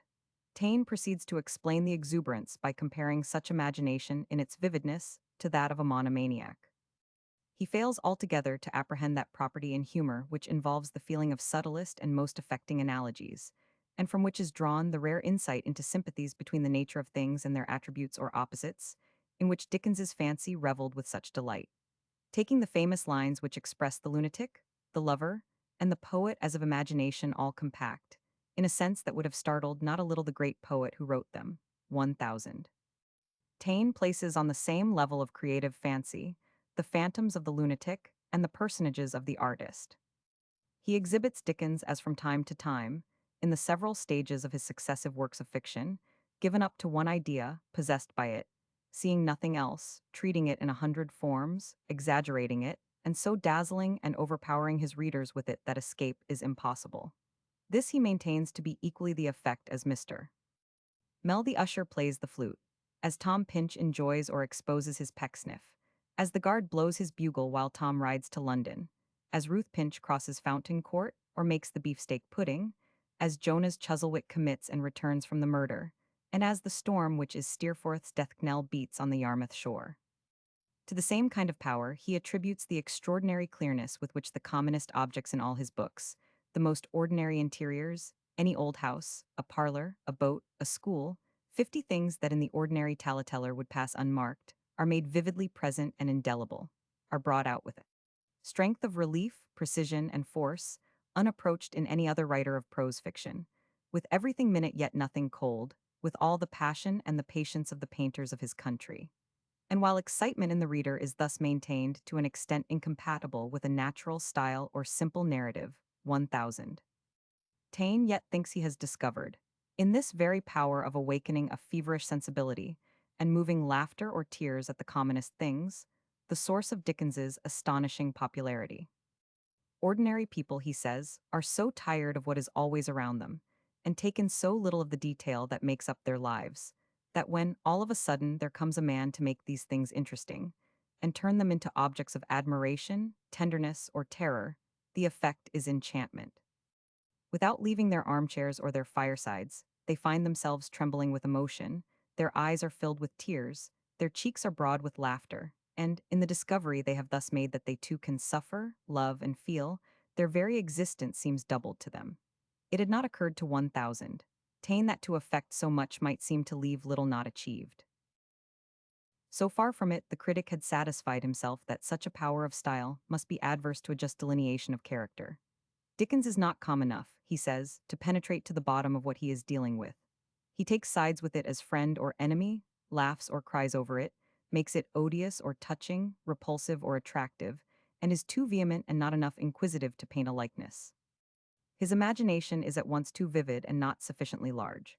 Its tenacious quality, and the force and concentration with which his thoughts penetrate into the details he desires to apprehend, form limits to his knowledge, confine him to single traits, and prevent his sounding all the depths of a soul. He seizes on one attitude, trick, expression, or grimace, sees nothing else, and keeps it always unchanged. Mercy Pecksniff laughs at every word, Mark Tapley is nothing but jolly, Mrs. Gamp talks incessantly of Mrs. Harris, Mr. Chillip is invariably timid, and Mr. Micawber is never tired of emphasizing his phrases or passing with ludicrous brusqueness from joy to grief. Each is the incarnation of some one vice, virtue, or absurdity, whereof the display is frequent, invariable, and exclusive. The language I am using condenses with strict accuracy what is said by 1,000. Taine, and has been repeated ad nauseum by others, professing admirers as well as open detractors. Mrs. Gamp and Mr. Micawber, who belong to the first rank of humorous creation, are thus without another word dismissed by the French critic, and he shows no consciousness whatever in doing it, of that very fault in himself for which Dickens is condemned, of mistaking lively observation for real insight. He has, however much concession and reserve, being satisfied, by his observation of England, that it is to the people for whom Dickens wrote his deficiencies in art are mainly due. The taste of his nation had prohibited him from representing character in a grand style. The English require too much morality and religion for genuine art. They made him treat love, not as holy and sublime in itself, but as subordinate to marriage, forced him to uphold society and the laws against nature and enthusiasm, and compelled him to display, in painting such a seduction as in Copperfield, not the progress, ardor, and intoxication of passion, but only the misery, remorse, and despair. The result of such surface religion and morality, combined with the trading spirit, 1,000. Taine continues, leads to so many national forms of hypocrisy, and of greed as well as worship for money, as to justify this great writer of the nation in his frequent choice of those vices for illustration in his tales. But his defect of method again comes into play. He does not deal with vices in the manner of a physiologist, feeling a sort of love for them, and delighting in their finer traits as if they were virtues. He gets angry over them. I do not interrupt 1,000.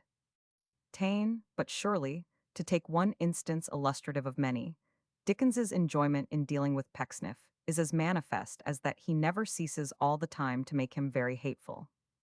He cannot, like Balzac, leave morality out of account and treat a passion, however loathsome, as that great tale-teller did, from the only safe ground of belief that it is a force, and that force of whatever kind is good. It is essential to an artist of that superior grade, 1,000.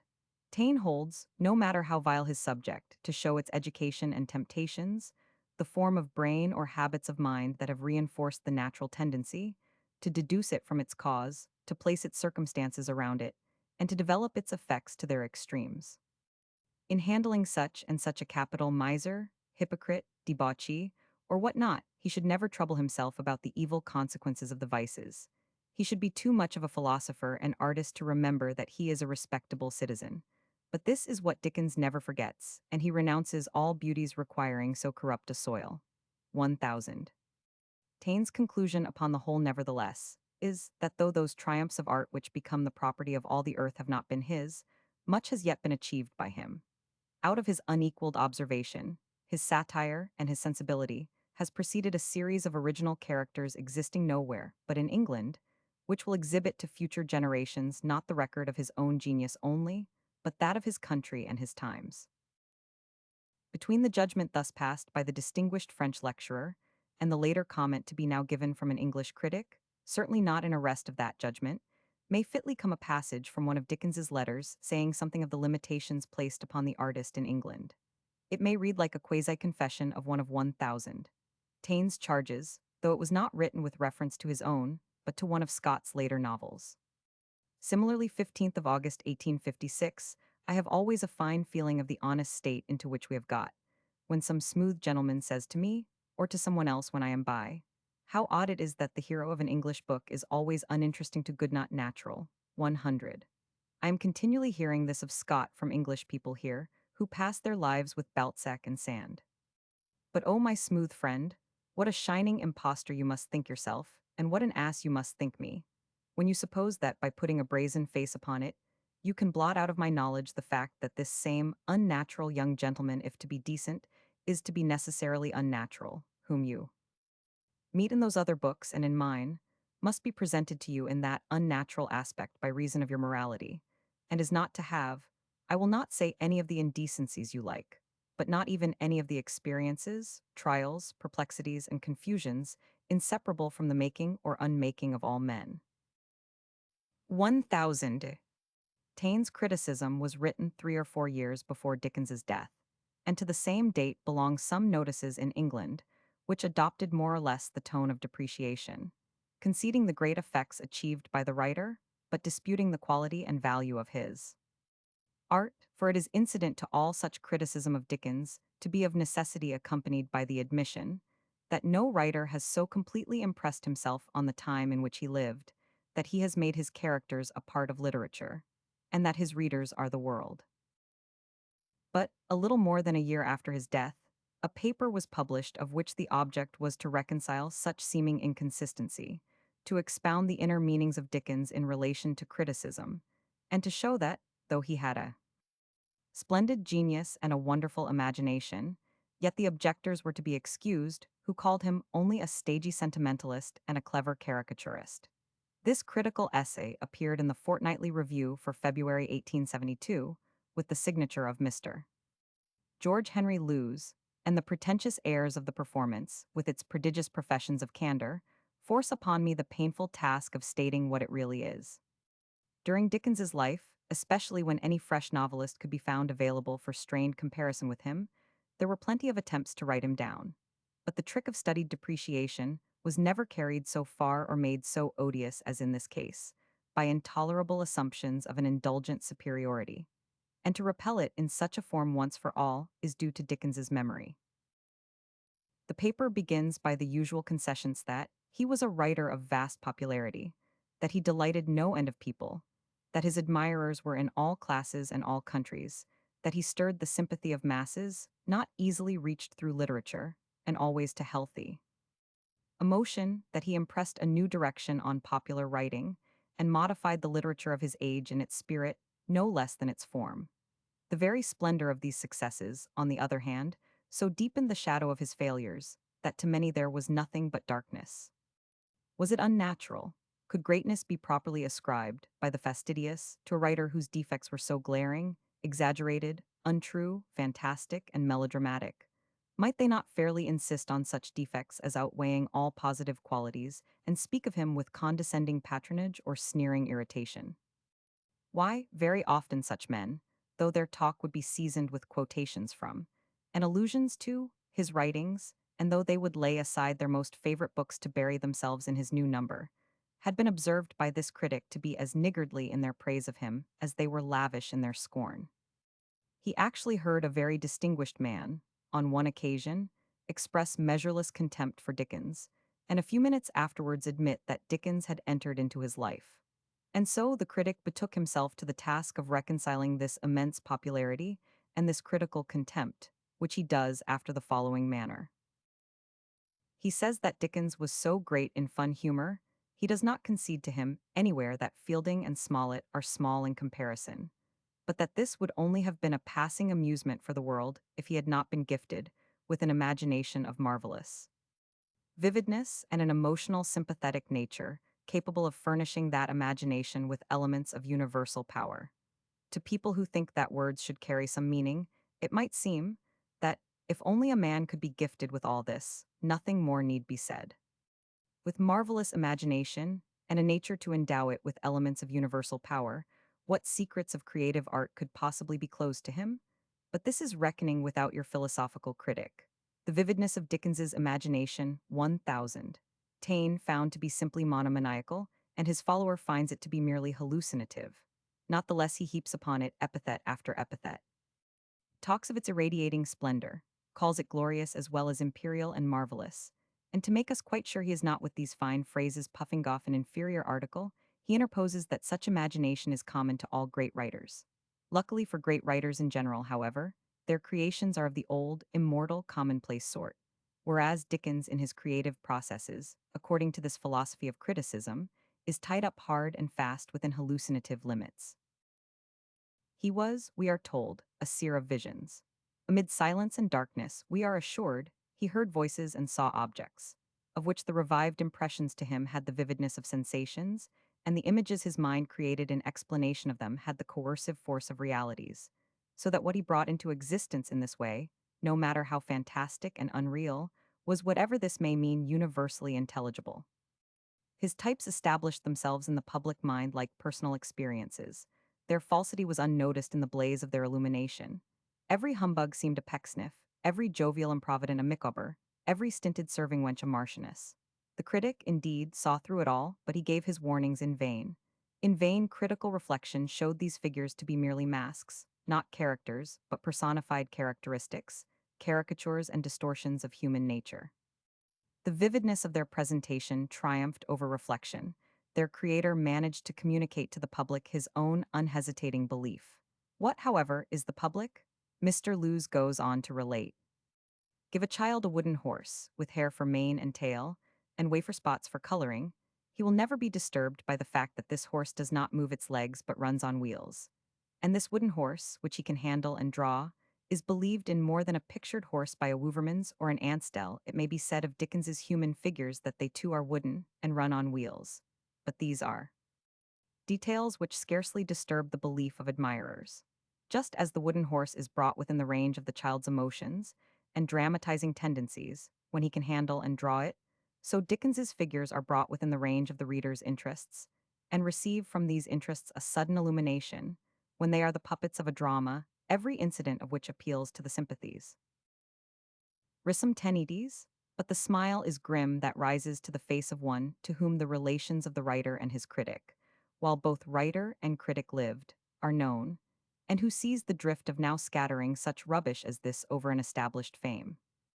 As it fares with the imagination that is imperial, so with the drama, every incident of which appeals to the sympathies.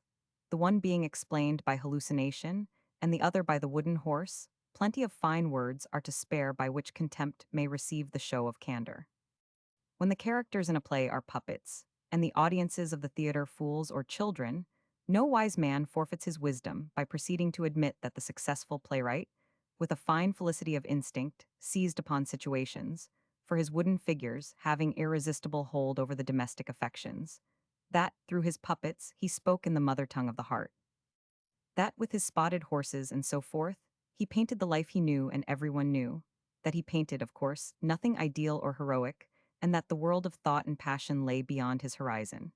But that, with his artificial performers and his feeble-witted audiences, all the resources of the bourgeois epic were in his grasp, the joys and pains of childhood, the petty tyrannies of ignoble natures, the genial pleasantries of happy natures, the life of the poor, the struggles of the street and back parlor, the insolence of office, the sharp social contrasts, east wind and Christmas jollity, hunger, misery, and hot punch, so that even critical spectators who complained that these broadly painted pictures were artistic daubs could not wholly resist their effective suggestiveness. Since Trinculo and Caliban were under one cloak, there has surely been no such delicate monster with two voices. His forward voice, now, is to speak well of his friend. His backward voice is to utter foul speeches and to detract. One other of the foul speeches I may not overlook, since it contains what is alleged to be a personal revelation of Dickens made to the critic himself. When one thinks of Micawber always presenting himself in the same situation, moved with the same springs and uttering the same sounds, always confident of something turning up, always crushed and rebounding, always making Punch and his wife always declaring she will never part from him, always referring to his talents and her family when one thinks of the catchwords personified as characters, one is reminded of the frogs whose brains have been taken out for physiological purposes, and whose actions henceforth want the distinctive peculiarity of organic action, that of fluctuating spontaneity. Such was that sheer inability of Dickens, indeed, to comprehend this complexity of the organism, that it quite accounted, in the view of this philosopher, for all his unnaturalness, for the whole of his fantastic people, and for the strained dialogues of which his books are made up, painfully resembling in their incongruity the absurd and eager expositions which insane patients pour into the listener's ear when detailing their wrongs or their schemes. Dickens once declared to me, Mr. Lewes continues that every word said by his characters was distinctly heard by him. I was at first not a little puzzled to account for the fact that he could hear language so utterly unlike the language of real feeling and not be aware of its preposterousness. But the surprise vanished when I thought of the phenomena of hallucination. Wonderful sagacity, to unravel easily such a bewildering puzzle, and so to the close. Between the uncultivated whom Dickens moved, and the cultivated he failed to move. Between the power that so worked in Delft as to stir the universal heart, and the commonness that could not meddle with porcelain or aspire to any noble clay. The pitiful seesaw is continued up to the final sentence, where, in the impartial critic's eagerness to discredit even the value of the emotion awakened in such men as Geoffrey By. Such creations as Little Nell, he reverses all he has been saying about the cultivated and uncultivated, and presents to us a cultivated philosopher, in his ignorance of the stage, applauding an actor whom every uncultivated plague-going apprentice despises as stagey. But the bold stroke just exhibited, of bringing forward Dickens himself in the actual crisis of one of his fits of hallucination, requires an additional word. To establish the hallucinative theory, he is said on one occasion to have declared to the critic that every word uttered by his characters was distinctly heard by him before it was written down. Such an averment, not credible for a moment as thus made, indeed simply untrue to the extent described, may yet be accepted in the limited and quite different sense which a passage in one of Dickens's letters gives to it. All writers of genius to whom their art has become as a second nature will be found capable of doing upon occasion what the vulgar may think to be hallucination, but hallucination will never account for. After Scott began The Bride of Lammermoor, he had one of his terrible seizures of cramp, yet during his torment he dictated that fine novel, and when he rose from his bed and the published book was placed in his hands, he did not, James Ballantyne explicitly assured Lockhart, recollect one single incident, character, or conversation it contained. When Dickens was under the greatest trial of his life, and illness and sorrow were contending for the mastery over him, he thus wrote to me. Of my distress I will say no more than that it has borne a terrible, frightful, horrible proportion to the quickness of the gifts you remind me of. But may I not be forgiven for thinking it a wonderful testimony to my being made for my art, that when, in the midst of this trouble and pain, I sit down to my book, some beneficent power shows it all to me, and tempts me to be interested, and I do not invent it, really do not but see it, and write it down. It is only when it all fades away and is gone that I begin to suspect that its momentary relief has cost me something.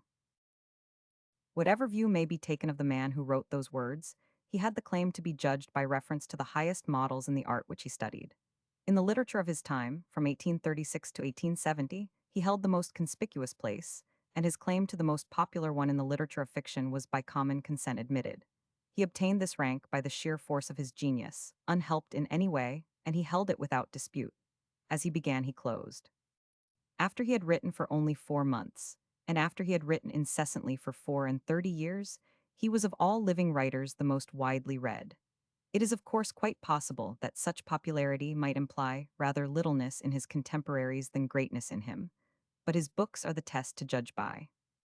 Each thus far, as it appeared, has had notice in these pages for its illustration of his life, or of his method of work, or of the variety and versatility in the manifestations of his power. But his latest books remain still for notice, and will properly suggest what is farther to be said of his general place in literature. His leading quality was humor. It has no mention in either of the criticisms cited, but it was his highest faculty, and it accounts for his magnificent successes, as well as for his not infrequent failures, in characteristic delineation. He was conscious of this himself. 5 years before he died, a great and generous brother artist, Lord Lytton, amid much ungrudging praise of a work he was then publishing, asked him to consider, as to one part of it, if the modesties of art were not a little overpassed. I cannot tell you, he replied, how highly I prize your letter, or with what pride and pleasure it inspires me. Nor do I for a moment question its criticism, if objections so generous and easy may be called by that hard name otherwise than on this ground that I work slowly and with great care, and never give way to my invention recklessly, but constantly restrain it, and that I think. It is my infirmity to fancy or perceive relations in things which are not apparent generally. Also, I have such an inexpressible enjoyment of what I see in a droll light, that I dare say I pet it as if it were a spoilt child. This is all I have to offer in arrest of judgment. To perceive relations in things which are not apparent generally is one of those exquisite properties of humor by which are discovered the affinities between the high and the low, the attractive and the repulsive, the rarest things and things of every day, which bring us all upon the level of a common humanity. It is this which gives humor an immortal touch that does not belong of necessity to pictures, even the most exquisite, of mere character or manners. The property which in its highest aspects Carlyle so subtly described as a sort of inverse sublimity, exalting into our affections what is below us as the other draws down into our affections what is above us. but it has a danger which Dickens also hints at, and into which he often fell. All humor has in it is indeed identical with what ordinary people are apt to call exaggeration, but there is an excess beyond the allowable even here, and to pet or magnify out of proper bounds its sense of what is droll is to put the merely grotesque in its place. What might have been overlooked in a writer with no uncommon powers of invention was thrown into overpowering prominence by Dickens's wealth of fancy, and a splendid excess of his genius came to be objected to as its integral and essential quality. It cannot be said to have had any place in his earlier books. His powers were not at their highest, and the humor was less fine and subtle, but there was no such objection to be taken. No misgiving interrupted the enjoyment of the wonderful freshness of animal spirits in Pickwick, but beneath its fun, laughter, and lightheartedness were indications of power of the first rank in the delineation of character. Some caricature was in the plan, but as the circle of people widened beyond the Cockney Club, and the delightful oddity of Mr. Pickwick took more of an independent existence, a different method revealed itself. Nothing appeared beyond the exaggerations permissible to humorous comedy, and the art was seen which can combine traits vividly true to particular men or women with propensities common to all mankind. This has its highest expression in Fielding, but even the first of Dickens's books showed the same kind of mastery. And, by the side of its lifelike middle-class people universally familiar, there was one figure before seen by none, but at once knowable by all. Delightful for the surprise it gave by its singularity, and the pleasure it gave by its truth. And, though short of the highest in this form of art, taking rank with the class in which live everlastingly the dozen unique inventions that have immortalized the English novel. The groups in Oliver Twist, Fagin and his pupils, Sikes and Nancy, Mr. Bumble and his parish boy belong to the same period, when Dickens also began those pathetic delineations that open to the neglected, the poor, and the fallen, a world of compassion and tenderness. Yet I think it was not until the third book, Nickleby, that he began to have his place as a writer conceded to him, and that he ceased to be regarded as a mere phenomenon or marvel of fortune, who had achieved success by any other means than that of deserving it, and who challenged no criticism, better worth the name than such as he has received from the fortnightly reviewer. It is to be added to what before was said of Nickleby, that it established beyond dispute his mastery of dialogue, or that power of making characters real existences, not by describing them, but by letting them describe themselves, which belongs only to storytellers of the first rank.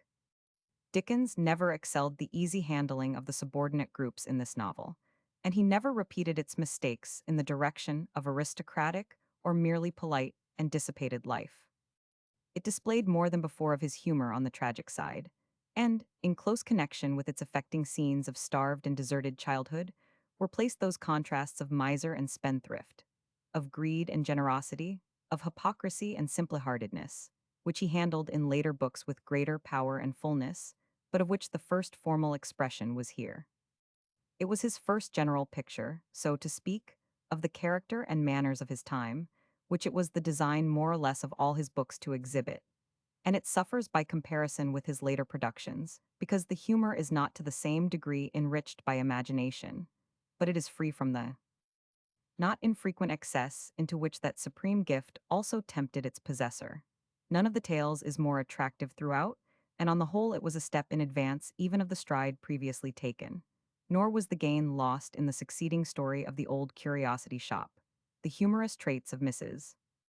Nickleby could hardly be surpassed, but in Dick Swiveller and the Marchioness, there was a subtlety and lightness of touch that led to finer issues, and around Little Nell and her fortunes, surpassingly touching and beautiful, let criticism object what it will, were gathered some small characters that had a deeper intention and more imaginative insight than anything yet done. Strokes of this kind were also observable in the hunted life of the murderer in Barnaby Rudge, and his next book, Chuzzlewit, was, as it still remains, one of his greatest achievements. Even so brief a retrospect of the 6 opening years of Dickens's literary labor will help to a clearer judgment of the work of the 28 more years that remain to him. To the special observations already made on the series of stories, which followed the return from America, Chuzzlewit, Dommy, Copperfield, and Bleak House, in which attention has been directed to the higher purpose and more imaginative treatment that distinguished them, a general remark is to be added. Though the range of character they traverse is not wide, it is surrounded by a fertility of invention and illustration without example in any previous novelist. And it is represented in these books, so to speak, by a number and variety of existences sufficiently real to have taken places as among the actual people of the world. Could half as many known and universally recognizable men and women be selected out of one story, by any other prose writer of the first rank, as at once rise to the mind from one of the masterpieces of Dickens? So difficult of dispute is this, that as much perhaps will be admitted. But then it will be added, if the reply is by a critic of the school burlesqued by Mr. Lewes, that after all they are not individual or special men and women so much as general impersonations of men and women, abstract types made up of telling catchwords or surface traits, though with such accumulation upon them of a wonderful wealth of humorous illustration, itself filled with minute and accurate knowledge of life, that the real nakedness of the land of character is hidden. Well, what can be rejoined to this, but that the poverty or richness of any territory worth survey will for the most part lie in the kind of observation brought to it? There was no finer observer than Johnson of the manners of his time, and he protested of their greatest delineator that he knew only the shell of life. Another of his remarks, after a fashion followed by the criticizers of Dickens, places Fielding below one of his famous contemporaries. But who will not now be eager to reverse such a comparison, as that Fielding tells you correctly enough what o'clock it is by looking at the face of the dial? But that Richardson shows you how the watch is made. There never was a subtler or a more sagacious observer than Fielding, or who better deserved what is generously said of him by Smollett, that he painted the characters and ridiculed the follies of life with equal strength, humor, and propriety. But might it not be said of him, as of Dickens, that his range of character was limited, and that his method of proceeding from a central idea in all his leading people exposed him equally to the charge of now, and then putting human nature itself in place of the individual who should only be a small section of it? This is in fact but another shape of what I have expressed on a former page, that what a character, drawn by a master, will roughly present upon its surface, is frequently such as also to satisfy its more subtle requirements, and that when only the salient points or sharper prominences are thus displayed, the great novelist is using his undoubted privilege of showing the large degree to which human intercourse is carried on, not by men's habits or ways at their commonest, but by the touching of their extremes. A definition of Fielding's genius has been made with some accuracy in the saying that he shows common propensities in connection with the identical unvarnished adjuncts which are peculiar to the individual. Nor could a more exquisite felicity of handling than this be any man's aim or desire. But it would be just as easy, by employment of the critical rules applied to Dickens, to transform it into matter of censure. Partridge, Adams, Trolloper, Squire Western, and the rest present themselves often enough under the same aspects, and use with sufficient uniformity the same catchwords to be brought within the charge of mannerism, and though 1,000. Taine cannot fairly say of Fielding as of Dickens, that he suffers from too much morality. He brings against him precisely the charge so strongly put against the later novelist of looking upon the passions not as simple forces, but as objects of approbation or blame. We must keep in mind all this to understand the worth of the starved fancy, that can find in such a delineation as that of Micawber only the man described by Mr. Lewes as always in the same situation, moved with the same springs and uttering the same sounds, always confident of something turning up, always crushed and rebounding, always making punch, and his wife always declaring she will never part from him. It is not thus that such creations are to be viewed, but by the light which enables us to see why the country squires, village schoolmasters, and hedge parsons of Fielding became immortal. The later ones will live, as the earlier do, by the subtle quality of genius that makes their doings and sayings part of those general incentives which pervade mankind. Who has not had occasion, however priding himself on his unlikeness to Micawber, to think of Micawber as he reviewed his own experiences? Who has not himself waited, like Micawber, for something to turn up? Who has not at times discovered, in one or other acquaintance or friend, some one or other of that cluster of sagacious hints and fragments of human life and conduct which the kindly fancy of Dickens embodied in this delightful form? If the irrepressible New Zealander ever comes over to achieve his long-promised sketch of St. Paul's, who can doubt that it will be no other than our undying Micawber, who had taken to colonization the last time we saw him, and who will thus again have turned up. There are not many conditions of life or society to which his and his wife's experiences are not applicable. And when, the year after the immortal couple made their first appearance on Earth, protection was in one of its then frequent difficulties, declaring it could not live without something widely different from existing circumstances shortly turning up, and imploring its friends to throw down the gauntlet and boldly challenge society to turn up a majority and rescue it from its embarrassments. A distinguished wit seized upon the likeness to Micawber, showed how closely it was borne out by the jollity and gin punch of the banquets at which the bewailings were heard, and asked whether Dickens had stolen from the farmer's friends or the farmer's friends had stolen from Dickens. Corn, said Mr. Micawber may be gentlemanly, but it is not remunerative. I ask myself this question: if corn is not to be relied on, what is? We must live. Loud as the general laughter was, I think the laughter of Dickens himself was loudest at this discovery of so exact and unexpected a likeness. A readiness in all forms thus to enjoy his own pleasantry was indeed always observable. It is common to great humorists, nor would it be easier to carry it farther than Sterne did, and his own confession on the point may receive additional illustration before proceeding to the later books. He accounted by it, as we have seen, for occasional even grotesque extravagances.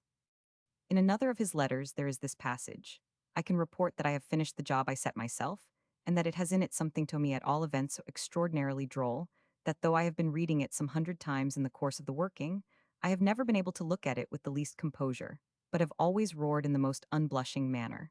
I leave you to find out what it was. It was the encounter of the Major and the tax collector in the second Mrs. Lirriper.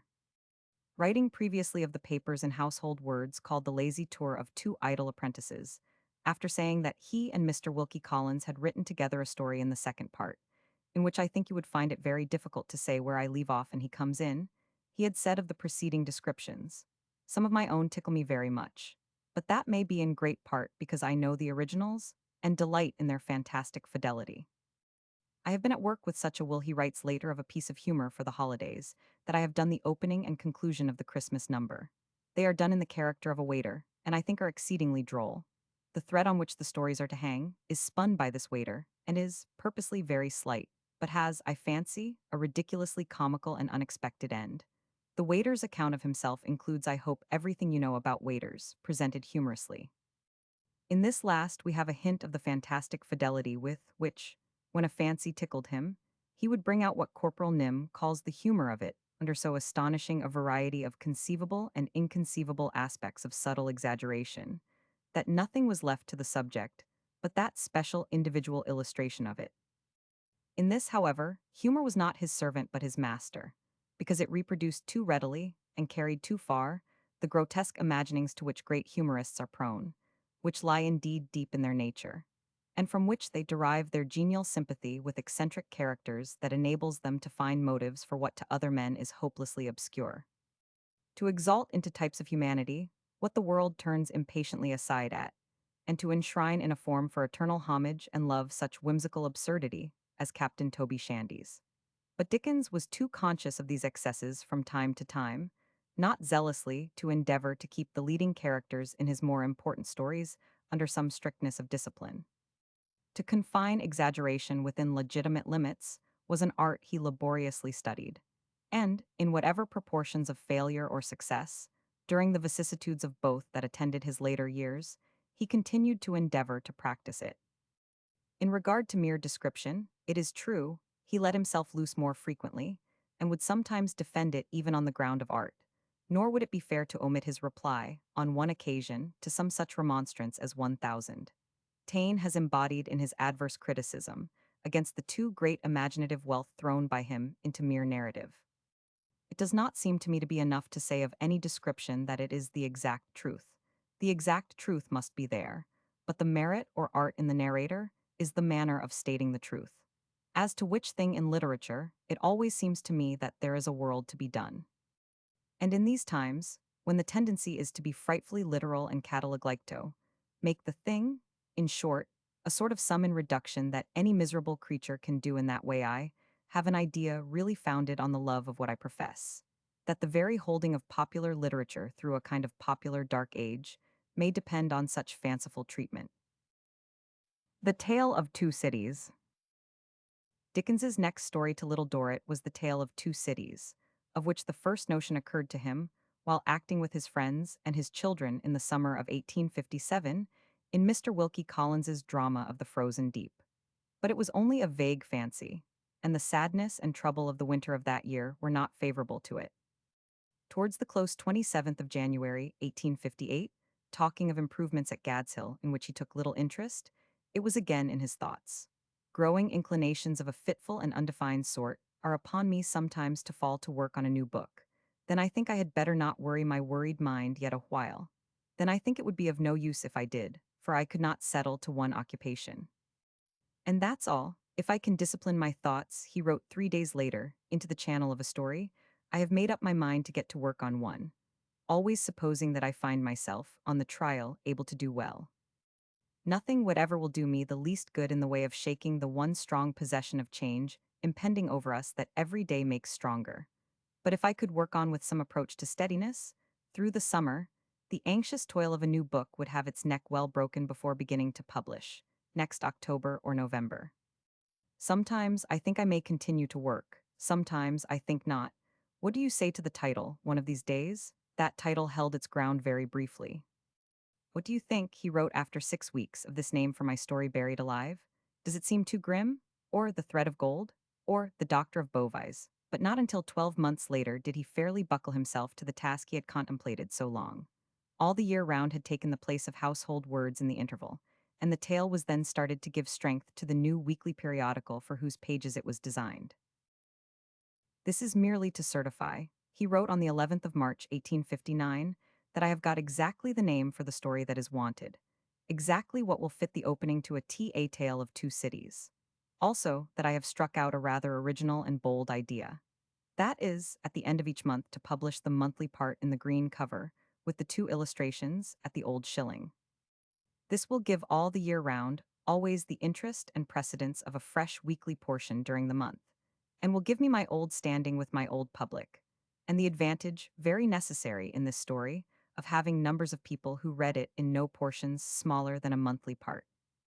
My American ambassador pays £1,000 for the first year, for the privilege of republishing in America one day after we publish here.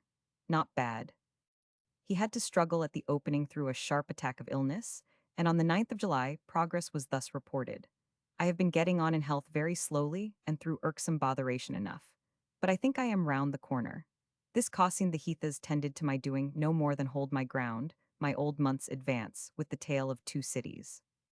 The small portions thereof drive me frantic, but I think the tale must have taken a strong hold. The run upon our monthly parts is surprising, and last month we sold 35,000 back numbers. A note I have had from Carlyle about it has given me especial pleasure. A letter of the following month expresses the intention he had when he began the story, and in what respect it differs as to method from all his other books. Sending in proof 4 numbers ahead of the current publication, he adds, I hope you will like them. Nothing but the interest of the subject, and the pleasure of striving with the difficulty of the form of treatment, nothing in the way of mere money, I mean, could else repay the time and trouble of the incessant condensation. But I set myself the little task of making a picturesque story, rising in every chapter, with characters true to nature, but whom the story should express more than they should express themselves by dialogue. I mean, in other words, that I fancied a story of incident might be written in place of the odious stuff that is written under that pretense, pounding the characters in its own mortar, and beating their interest out of them. If you could have read the story all at once, I hope you would not have stopped halfway. Another of his letters supplies the last illustration I need to give of the design and meanings, in regard to this tale, expressed by himself. It was a reply to some objections of which the principal were a doubt if the feudal cruelties came sufficiently within the date of the action to justify his use of them, and some question as to the manner of disposing of the chief revolutionary agent in the plot. I had of course full knowledge of the formal surrender of the feudal privileges, but these had been bitterly felt quite as near to the time of the Revolution as the doctor's narrative, which you will remember dates long before the Terror. With the slang of the new philosophy on the one side, it was surely not unreasonable or unallowable. On the other, to suppose a nobleman wedded to the old cruel ideas, and representing the time going out as his nephew represents the time coming in. If there be anything certain on earth, I take it that the condition of the French peasant generally at that day was intolerable. No later inquiries or provings by figures will hold water against the tremendous testimony of men living at the time. There is a curious book printed at Amsterdam, written to make out no case whatever, and tiresome enough in its literal dictionary like minuteness, scattered up and down the pages of which is full authority for my marquis. This is Mercier's Tableau de Paris. Rousseau is the authority for the peasant's shutting up his house when he had a bit of meat. The Taxtables are the authority for the wretched creature's impoverishment. I am not clear, and I never have been clear, respecting the canon of fiction, which forbids the interposition of accident in such a case as Madame Defarge's death, where the accident is inseparable from the passion and action of the character, where it is strictly consistent with the entire design, and arises out of some culminating proceeding on the part of the individual which the whole story has led up to. It seems to me to become, as it were, an act of divine justice. And when I use Miss Pross, though this is quite another question to bring about such a catastrophe, I have the positive intention of making that half-comic intervention a part of the desperate woman's failure, and of opposing that mean death, instead of a desperate one in the streets which she would not have minded, to the dignity of cartons. Wrong or right, this was all design, and seemed to me to be in the fitness of things. These are interesting intimations of the care with which Dickens worked, and there is no instance in his novels, excepting this, of a deliberate and planned departure from the method of treatment which had been preeminently the source of his popularity as a novelist, to rely less upon character than upon incident, and to resolve that his actors should be expressed by the story more than they should express themselves by dialogue, was for him a hazardous, and can hardly be called an entirely successful, experiment. With singular dramatic vivacity, much constructive art, and with descriptive passages of a high order everywhere, the dawn of the terrible outbreak in the journey of the Marquis from Paris to his country seat, and the London crowd at the funeral of the spy, may be instance for their power, there was probably never a book by a great humorist, and an artist so prolific in the conception of character, with so little humor and so few rememberable figures. Its merits lie elsewhere. Though there are excellent traits and touches all through the revolutionary scenes, the only Fulonk that stands out prominently is the picture of the wasted life saved at last by heroic sacrifice. Dickens speaks of his design to make impressive the dignity of Carton's death, and in this he succeeded perhaps even beyond his expectation. Carton suffers himself to be mistaken for another, and gives his life that the girl he loves may be happy with that other, the secret being known only to a poor little girl in the tumbril that takes them to the scaffold, who at the moment has discovered it, and whom it strengthens also to die. The incident is beautifully told, and it is at least only fair to set against verdicts not very favorable as to this effort of his invention what was said of the particular character and scene, and of the book generally, by an American critic whose literary studies had most familiarized him with the rarest forms of imaginative writing. Its portrayal of the noble-natured castaway makes it almost a peerless book in modern literature, and gives it a place among the highest examples of literary art. The conception of this character shows in its author an ideal of magnanimity and of charity unsurpassed. There is not a grander, lovelier figure than the self-wrecked, self-devoted Sidney Carton, in literature or history, and the story itself is so noble in its spirit, so grand and graphic in its style, and filled with a pathos so profound and simple that it deserves and will surely take a place among the great serious works of imagination. I should myself prefer to say that its distinctive merit is less in any of its conceptions of character, even Carton's, than as a specimen of Dickens's power in imaginative storytelling. There is no piece of fiction known to me in which the domestic life of a few simple private people is in such a manner knitted and interwoven with the outbreak of a terrible public event that the one seems but part of the other. When made conscious of the first sultry drops of a thunderstorm that fall upon a little group sitting in an obscure English lodging, we are witness to the actual beginning of a tempest which is preparing to sweep away everything in France. And, to the end, the book in this respect is really remarkable. Great Expectations. The Tale of Two Cities was published in 1859. The series of papers collected as The Uncommercial Traveler were occupying Dickens in 1860, and it was while engaged in these, and throwing off in the course of them capital samples of fun and enjoyment, he thus replied to a suggestion that he should let himself loose upon some single humorous conception, in the vein of his youthful achievements in that way. For a little piece I have been Riddinger am writing, for I hope to finish it tade such a very fine, new, and grotesque idea has opened upon me, that I begin to doubt whether I had not better cancel the little paper, and reserve the notion for a new book. You shall judge as soon as I get it printed. But it so opens out before me that I can see the whole of a serial revolving on it, in a most singular and comic manner. This was the germ of Pip and Magwitch, which at first he intended to make the groundwork of a tale in the old 20-number form, but for reasons perhaps fortunate brought afterwards within the limits of a less elaborate novel. Last week, he wrote on the 4th of October 1860, I got to work on the new story. I had previously very carefully considered the state and prospects of all the year round, and the more I considered them, the less hope I saw of being able to get back, now, to the profit of a separate publication in the old 20 numbers. A tale, which at the time was appearing in his serial, had disappointed expectation. However, I worked on, knowing that what I was doing would run into another groove, and I called a council of war at the office on Tuesday. It was perfectly clear that the one thing to be done was, for me to strike in. I have therefore decided to begin the story, as of the length of the tale of two cities on the 1st of December begin publishing, that is.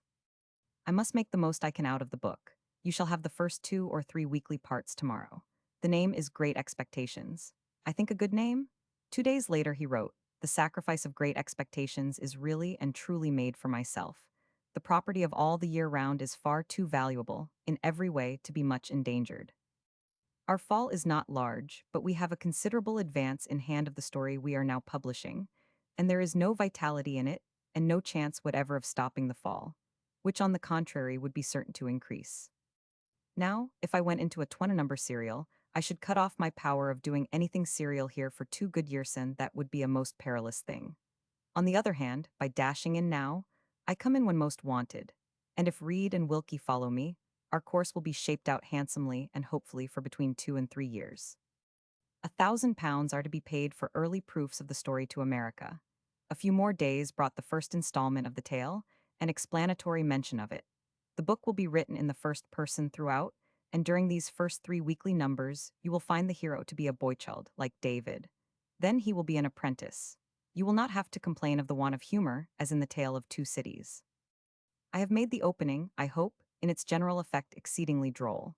I have put a child and a good-natured foolish man, in relations that seem to me very funny. Of course I have got in the pivot on which the story will turn to, and which indeed, as you remember, was the grotesque tragicomic conception that first encouraged me. To be quite sure I had fallen into no unconscious repetitions, I read David Copperfield again the other day, and was affected by it to a degree you would hardly believe. It may be doubted if Dickens could better have established his right to the front rank among novelists claimed for him, than by the ease and mastery with which, in these 2 books of Copperfield and Great Expectations, he kept perfectly distinct the 2 stories of a boy's childhood, both told in the form of autobiography.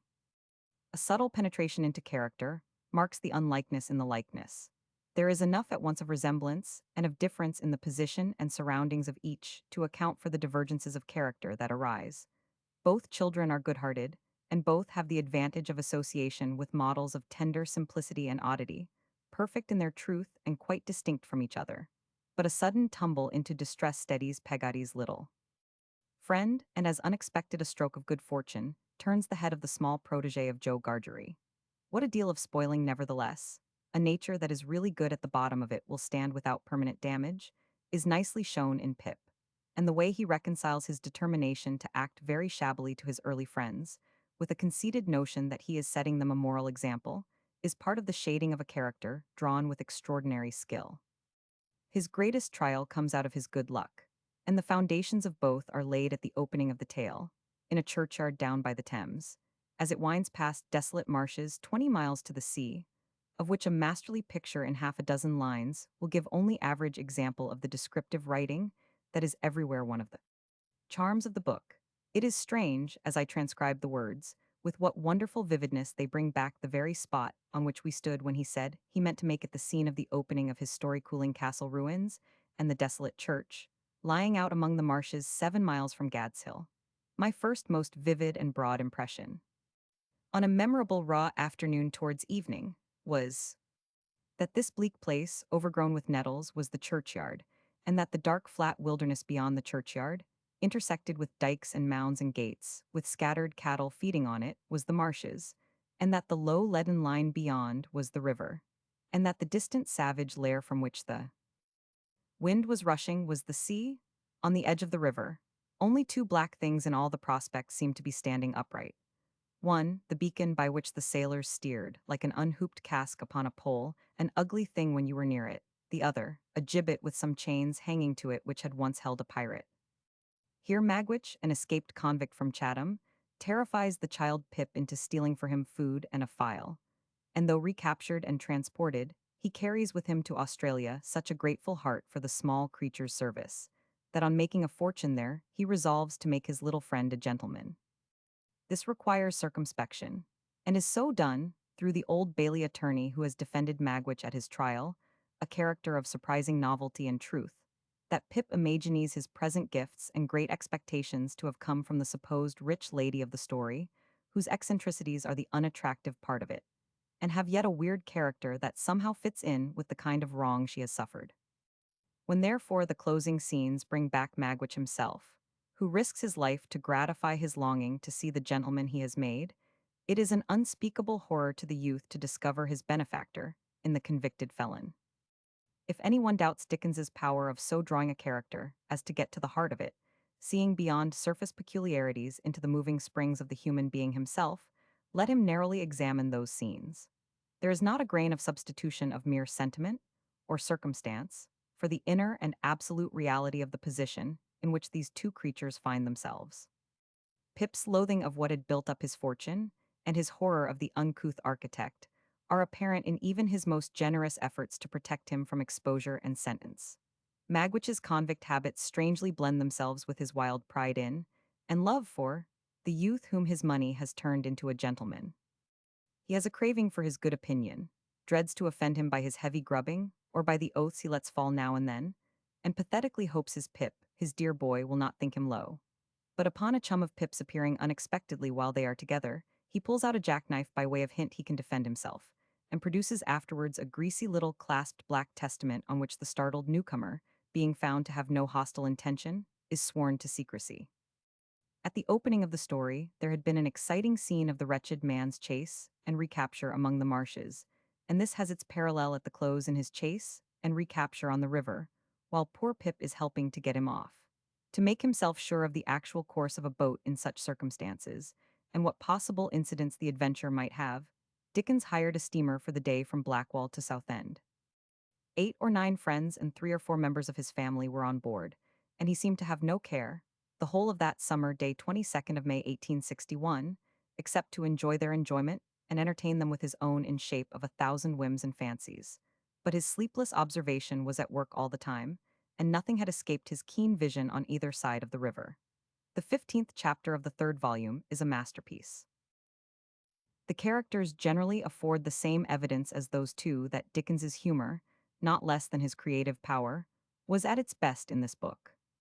The Old Bailey attorney Jaggers, and his clerk Wemmick both excellent, and the last one of the oddities that live in everybody's liking for the good-heartedness of its humorous surprises, are as good as his earliest efforts in that line. The Pumblechooks and Wopsles are perfect as bits of Nickleby fresh from the mint, and the scene in which Pip and Pip's chum Herbert make up their accounts and schedule their debts and obligations is original and delightful as Micawber himself. It is the art of living upon nothing and making the best of it in the most pleasing form. Herbert's intentions to trade east and west, and get himself into business transactions of a magnificent extent and variety, are as perfectly warranted to us, in his way of putting them, by merely being in a counting house and looking about you, as Pip's means of paying his debts are. Lightened and made easy by his method of simply adding them up with a margin. The time comes, says Herbert, when you see your opening, and you go in, and you swoop upon it, and you make your capital, and then there you are. When you have once made your capital, you have nothing to do but employ it. In like manner, Pip tells us suppose your debts to be £164 4 and twopence, I would say, leave a margin and put them down at 200, or suppose them to be 4 times as much, leave a margin and put them down at 700. He is sufficiently candid to add that, while he has the highest opinion of the wisdom and prudence of the margin, its dangers are that, in the sense of freedom and solvency it imparts, there is a tendency to run into new debt.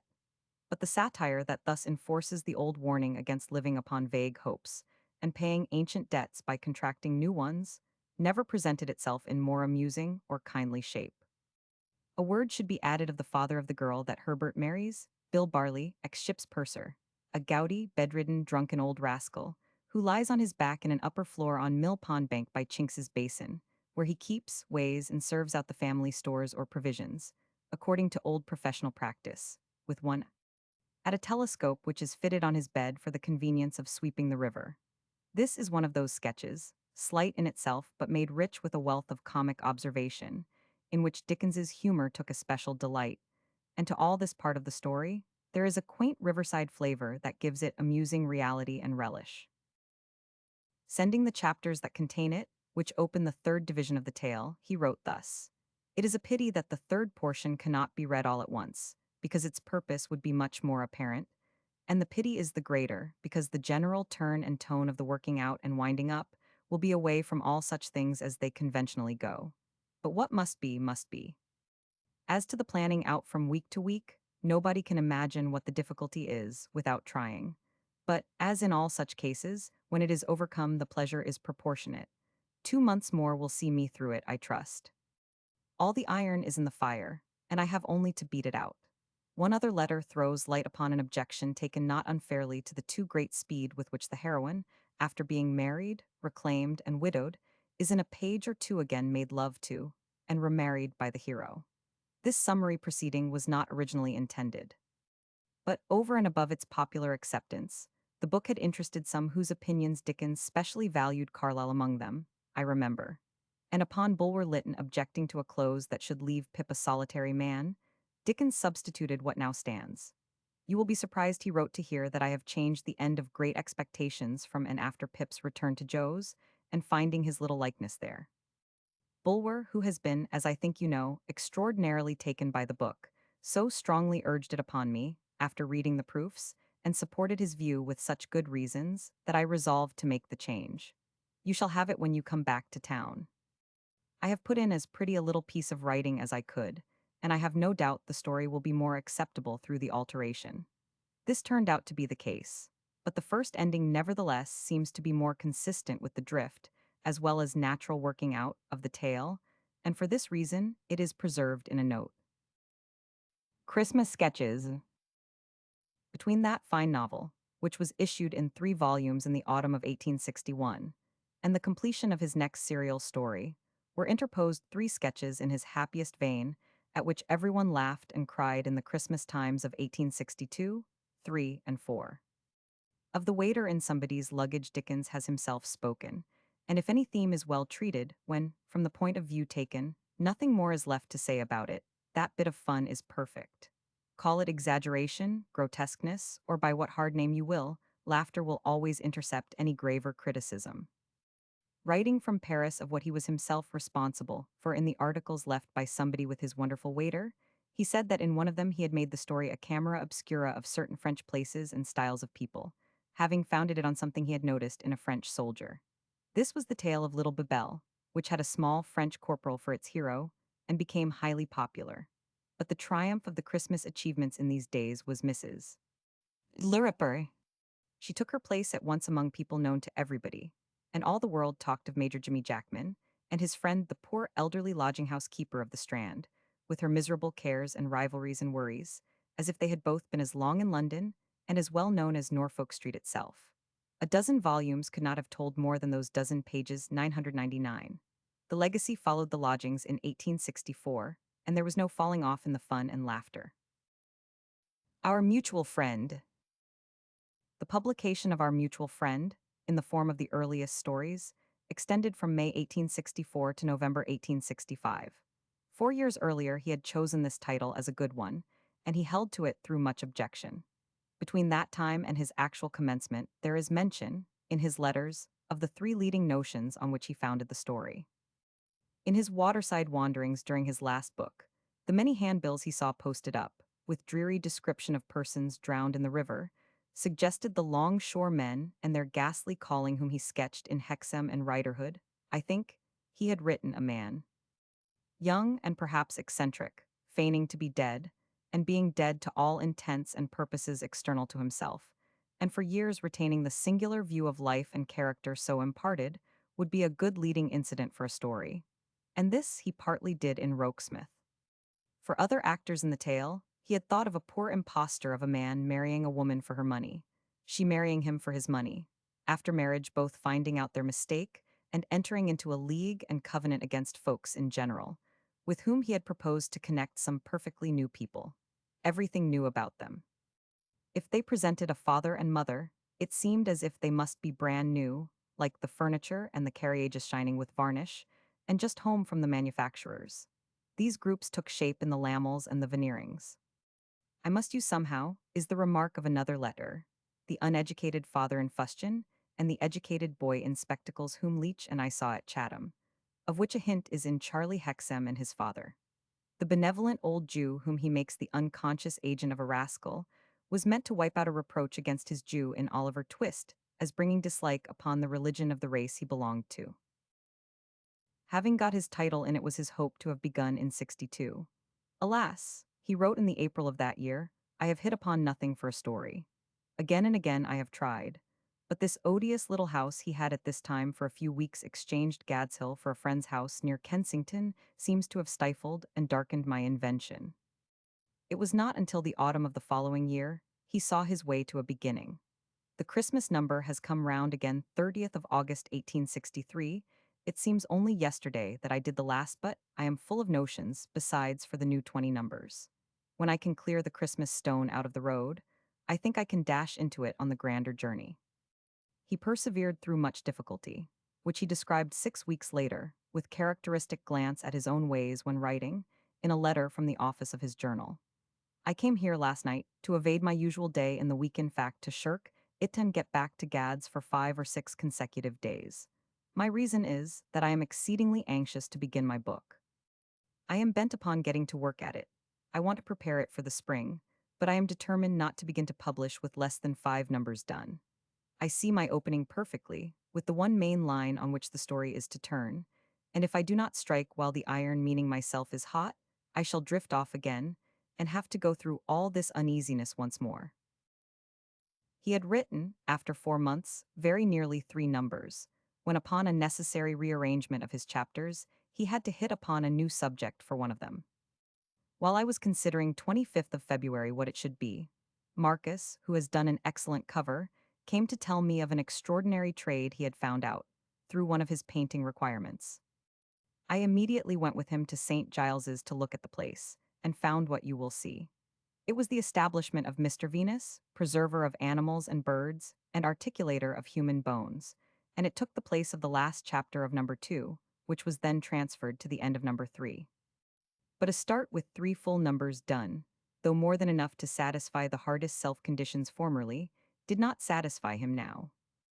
With his previous thought given to the story, with his memoranda to help him, with the people he had in hand to work it with, and ready as he still was to turn his untiring observation to instant use on its behalf, he now moved, with the old large canvas before him, somewhat slowly and painfully.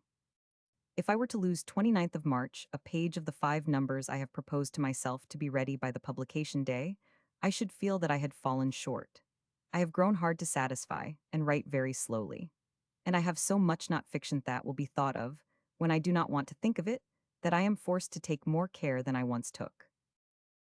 The first number was launched at last on the 1st of May, and after 2 days he wrote, Nothing can be better than our friend, now in his 30th thousand, and orders flowing in fast. But between the first and second number there was a drop of 5,000, strange to say, for the larger number was again reached, and much exceeded, before the book closed. This leaves me 10th of June going round and round like a carrier pigeon, before swooping on number 7. Thus far he had held his ground, but illness came, with some other anxieties, and on the 29th of July he wrote sadly enough. Although I have not been wanting in industry, I have been wanting in invention, and have fallen back with the book. Looming large before me is the Christmas work, and I can hardly hope to do it without losing a number of our friend. I have very nearly lost one already, and two would take one half of my whole advance. This week I have been very unwell, I'm still out of sorts, and, as I know from 2 days' slow experience, have a very mountain to climb before I shall see the open country of my work. The 3 following months brought hardly more favorable report. I have not done my number. This death of poor Leech, I suppose, has put me out woefully. Yesterday and the day before I could do nothing, seemed for the time to have quite lost the power, and am only by slow degrees getting back into the track today. He rallied after this, and satisfied himself for a while. But in February 1865, that formidable illness in his foot broke out which, at certain times for the rest of his life, deprived him more or less of his inestimable solace of bodily exercise. In April and May he suffered severely, and after trying the sea went abroad for more complete change. Work and worry, without exercise, would soon make an end of me. If I were not going away now, I should break down. No one knows as I know today how near to it I have been. That was the day of his leaving for France, and the day of his return brought these few hurried words. Saturday, 10th of June, 1865. I was in the terrific Staplehurst accident yesterday, and worked for hours among the dying and dead. I was in the carriage that did not go over but went off the line, and hung over the bridge in an inexplicable manner. No words can describe the scene. I am away to Gad's. Though with characteristic energy he resisted the effects upon himself of that terrible 9th of June, they were for some time evident, and up to the day of his death on its fatal 5th anniversary, were perhaps never wholly absent. But very few complaints fell from him. I am curiously weak as if I were recovering from a long illness. I begin to feel it more in my head. I sleep well and eat well, but I write half a dozen notes and turn faint and sick. I am getting right, though still low in pulse and very nervous. Driving into Rochester yesterday, I felt more shaken than I have since the accident. I cannot bear railway traveling yet. A perfect conviction, against the senses, that the carriage is down on one side, and generally that is the left, and not the side on which the carriage in the accident really went over, comes upon me with anything like speed, and is inexpressibly distressing. These are passages from his letters up to the close of June. Upon his book, the immediate result was that another loss number was added to the losses of the preceding months, and alas, he wrote at the opening of July, for the 2 numbers you write of, there is only one in existence. I have but just begun the other. Fancy, he added next day, fancy my having underwrit number 16 by 2.5 pages, a thing I have not done since Pickwick. He did it once with Dommy, and was to do it yet again. The book thus begun and continued under adverse influences, though with fancy in it, descriptive power and characters well designed, will never rank with his higher efforts. It has some pictures of a rare veracity of soul amid the lowest forms of social degradation, placed beside others of sheer falsehood and pretense amid unimpeachable social correctness, which lifted the writer to his old place. But the judgment of it on the whole must be that it wants freshness and natural development. This indeed will be most freely admitted by those who feel most strongly that all the old cunning of the master hand is yet in the wayward, loving Bella Wilfer, in the vulgar, canting Podsnap, and in the doll's dressmaker Jenny Wren, whose keen little quaint weird ways and precocious wit sharpened by trouble are fitted into a character as original and delightfully conceived as it is vividly carried through to the last. A dull course web her small life seems made of, but even from its task work, which is undertaken for childhood itself, there are glittering threads cast across its woof and warp of care. The unconscious philosophy of her tricks and manners has in it more of the subtler vein of the satire aimed at in the book than even the voices of society which the tale begins and ends with. In her very kindliness, there is the touch of malice that shows a childish playfulness familiar with unnatural privations. This gives a depth as well as tenderness to her humors, which entitles them to rank with the writer's happiest things. And though the odd little creature's talk is incessant when she is on the scene, it has the individuality that so seldom tires. It is veritably her own small trick and manner, and is never mistakable for anyone else's. I have been reading, Dickens wrote to me from France while he was writing the book, a capital little story by Edmund about the notary's nose. I have been trying other books, but so infernally conversational that I forget who the people are before they have done talking, and do not in the least remember what they talked about before when they begin talking again. The extreme contrast to his own art could not be defined more exactly. And other examples from this tale will be found in the differing members of the Wilfer family, in the riverside people at the fellowship porters, in such marvelous seriocomic scenes as that of Rogue Riderhood's restoration from drowning, and in those short and simple annals of Betty Higden's life and death, which might have given saving virtue to a book more likely than this to perish prematurely. It is not the creative power which crowded his earlier page and transformed into popular realities the shadows of his fancy, but the observation and humor he excelled in are not wanting to it, nor had there been, in his first completed work, more eloquent or generous pleading for the poor and neglected than this last completed work contains. Betty Higden finishes what Oliver Twist began. Dr. Marigold and Tales for America. He had scarcely closed that book in September, wearied somewhat with a labor of invention which had not been so free or self-sustaining as in the old facile and fertile days, when his customary contribution to Christmas became due from him, and his fancy, let loose in a narrower field, resumed its old luxury of enjoyment. Here are notices of it from his letters. People at large understand a cheap jack. My part of the Christmas number will do well. It is wonderfully like the real thing, of course a little refined and humored. I do hope that in the beginning and end of this Christmas number you will find something that will strike you as being fresh, forcible, and full of spirits. He described its mode of composition afterwards. Tired with our mutual, I sat down to cast about for an idea, with a depressing notion that I was, for the moment, overworked. Suddenly, the little character that you will see, and all belonging to it, came flashing up in the most cheerful manner, and I had only to look on and leisurely describe it. This was Dr. Marigold's Prescriptions, one of the most popular of all the pieces selected for his readings, and a splendid example of his humor, pathos, and character. There were three more Christmas pieces before he made his last visit to America: Barbox Brothers, The Boy at Mugby Station, and No Thoroughfare. The last a joint piece of work with Mr. Wilkie Collins, who during Dickens's absence in the States transformed it into a play for Mr. Fetchter, with a view to which it had been planned originally. There were also two papers written for first publication in America, George Silverman's Explanation and Holiday Romance, containing about the quantity of half a shilling number of his ordinary serials, and paid for at a rate unexampled in literature. They occupied him not many days in the writing, and he received £1,000 for them. The year after his return, as the reader knows, saw the commencement of the work which death interrupted. The fragment will hereafter be described, and here meanwhile may close my criticism itself, a fragment left for worthier completion by a stronger hand than mine.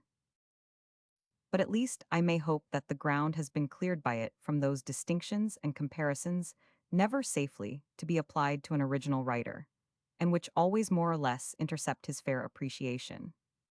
It was long the fashion to set up wide divergences between novels of incident and manners and novels of character, the narrower range being left to Fielding and Smollett, and the larger to Richardson. Yet there are not many now who will accept such classification. Nor is there more truth in other like distinctions alleged between novelists who are assumed to be real or ideal in their methods of treatment. To any original novelist of the higher grade, there is no meaning in these contrasted phrases. Neither mode can exist at all perfectly without the other. No matter how sensitive the mind to external impressions, or how keen the observation to whatever can be seen, without the rarer seeing of imagination, nothing will be arrived at that is real in any genuine artist's sense.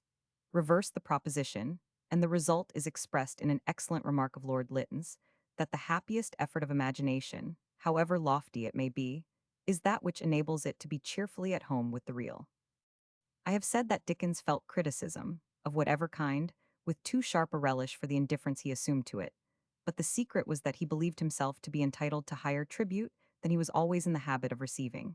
It was the feeling which suggested a memorable saying of Wordsworth: I am not at all desirous that anyone should write a critique on my poems. If they be from above, they will do their own work in course of time. If not, they will perish as they ought. The something from above never seems to be absent from Dickens, even at his worst. When the strain upon his invention became apparent, and he could only work freely in a more confined space than of old, it was still able to assert itself triumphantly, and his influence over his readers was continued by it to the last day of his life. Looking back over the series of his writings, the first reflection that rises to the mind of any thoughtful person is one of thankfulness that the most popular of writers, who had carried into the lowest scenes and conditions an amount of observation, fun, and humor not approached by any of his contemporaries, should never have sullied that worldwide influence by a hint of impurity or a possibility of harm. Nor is there anything more surprising than the freshness and variety of character which those writings include, within the range of the not numerous types of character that were the limit of their author's genius. For this also appears, upon any review of them collectively, that the teeming life which is in them is that of the time in which his own life was passed, and that with the purpose of showing vividly its form and pressure, was joined the hope and design to leave it better than he found it. It has been objected that humanity receives from him no addition to its best types, that the burlesque humorist is always stronger in him than the reflective moralist, that the light thrown by his genius into out-of-the-way corners of life never steadily shines in its higher beaten ways, and that beside his pictures of what man is or does, there is no attempt to show, by delineation of an exalted purpose or a great career, what man is able to be or to do. In the charge abstractedly there is truth, but the fair remark upon it is that whatever can be regarded as essential, in the want implied by it will be found in other forms in his writings, that the perfect innocence of their laughter and tears has been itself a prodigious blessing, and that it is otherwise incident to so great a humorist to work after the fashion most natural to the genius of humor. What kind of work it has been in his case, the attempt is made in preceding pages to show, and on the whole it can be said with some certainty that the best ideals in this sense are obtained, not by presenting with added comeliness or grace the figures which life is ever eager to present as of its best, but by connecting the singularities and eccentricities, which ordinary life is apt to reject or overlook, with the appreciation that is deepest and the laws of insight that are most universal. It is thus that all things human are happily brought within human sympathy. It was at the heart of everything Dickens wrote.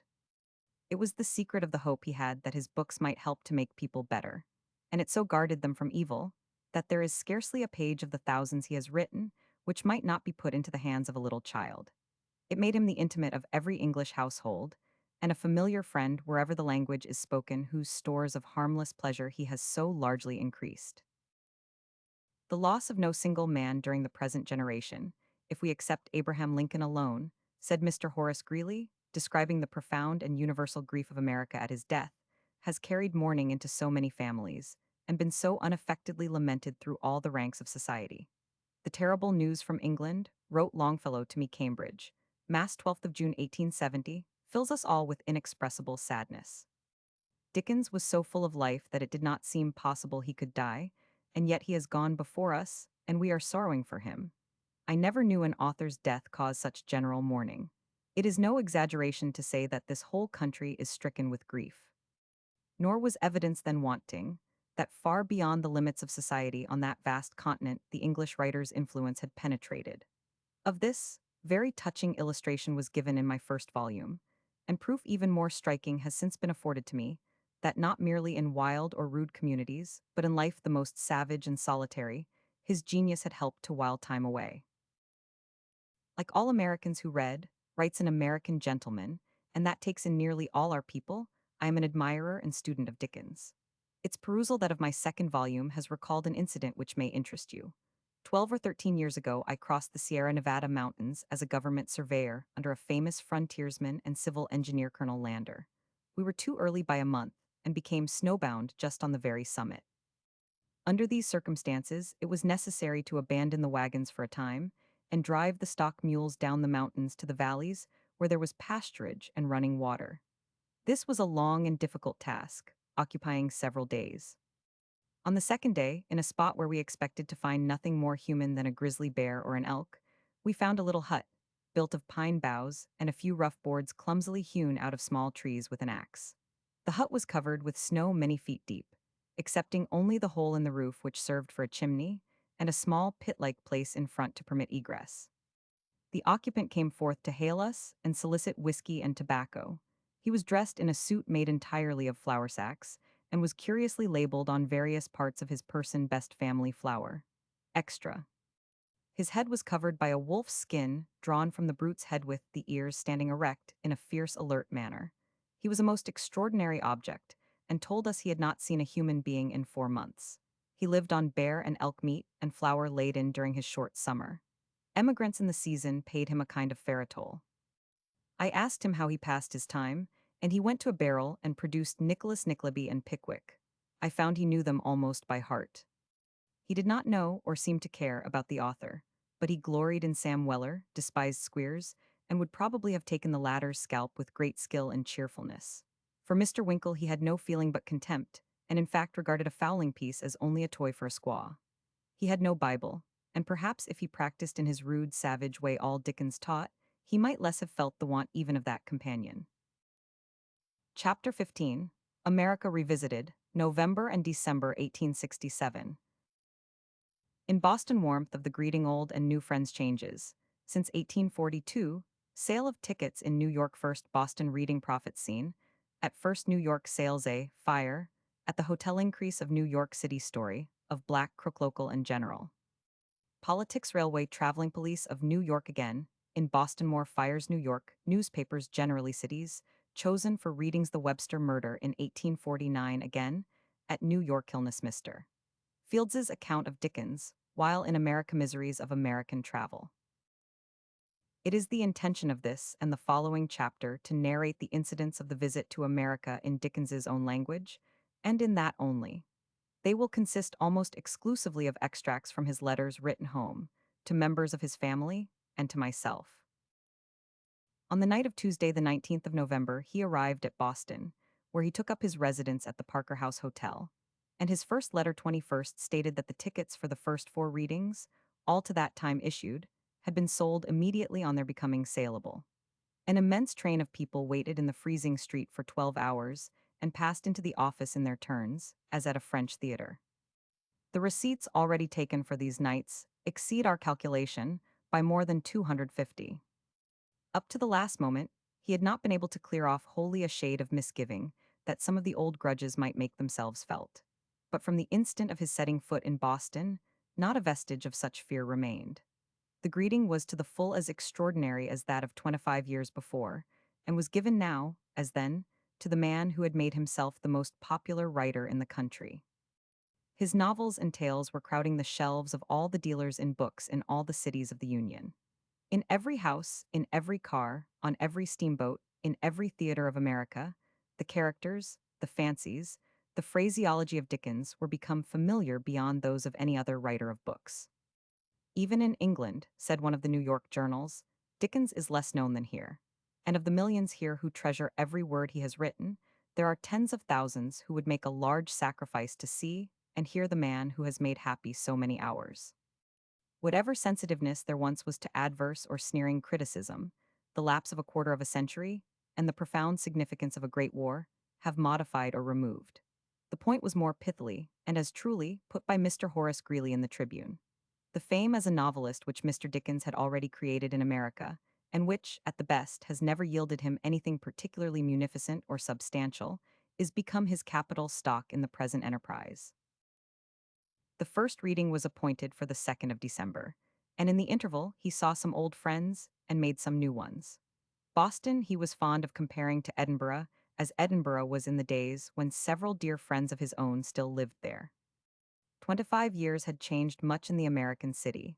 Some genial faces were gone, and on ground which he had left a swamp he found now the most princely streets. But there was no abatement of the old warmth of kindness, and with every attention and consideration shown to him, there was no intrusion.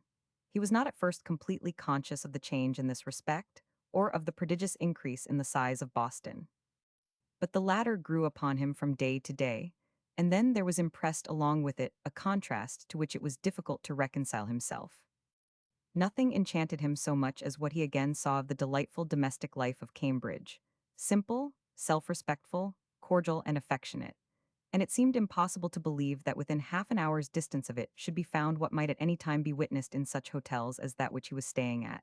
Crowds of swaggerers, loafers, bar-loungers, and dram-drinkers, that seemed to be making up, from day to day, not the least important part of the human life of the city.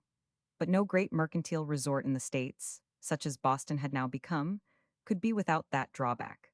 And fortunate should we account any place to be, though even so plague-afflicted, that has yet so near it the healthier influence of the other life which our older world has well-nigh lost altogether. The city has increased prodigiously in 25 years, he wrote to his daughter Mary. It has grown more mercantile. It is like Leeds mixed with Preston and flavored with New Brighton. Only, instead of smoke and fog, there is an exquisitely bright light air. Cambridge is exactly as I left it, he wrote to me. Boston more mercantile and much larger. The hotel I formerly stayed at and thought a very big one is now regarded as a very small affair. I do not yet notice but a day, is not a long time for observation, any marked change in character or habits. In this immense hotel, I live very high up and have a hot and cold bath in my bedroom, with other comforts not in existence in my former day. The cost of living is enormous.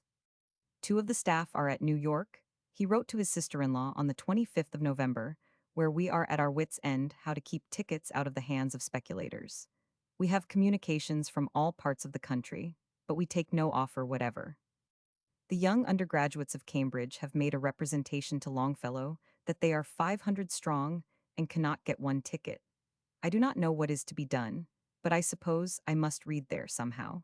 We are all in the clouds until I shall have broken ground in New York. The sale of tickets there had begun 2 days before the first reading in Boston. At the New York barriers, he wrote to his daughter on the 1st of December, where the tickets were on sale and the people ranged as at the Paris theaters. Speculators went up and down offering $20 for anybody's place. The money was in no case accepted. But one man sold 2 tickets for the second, third, and fourth nights, his payment in exchange being 1 ticket for the first night, $50 about 7 tens, and a brandy cocktail.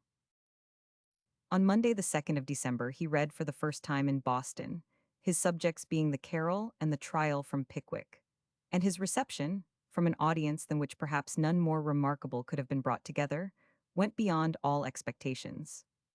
Formed, it is really impossible, he wrote to me next morning, to exaggerate the magnificence of the reception or the effect of the reading. The whole city will talk of nothing else and hear of nothing else today. Every ticket for those announced here and in New York is sold.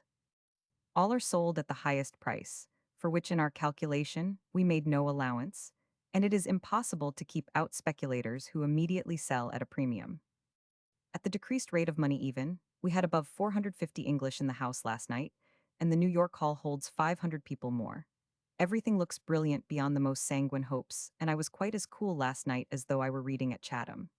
The next night he read again, and also on Thursday and Friday. On Wednesday he had rested, and on Saturday he traveled to New York. He had written, the day before he left, that he was making a clear profit of £1,300 English a week, even allowing $7 to the pound.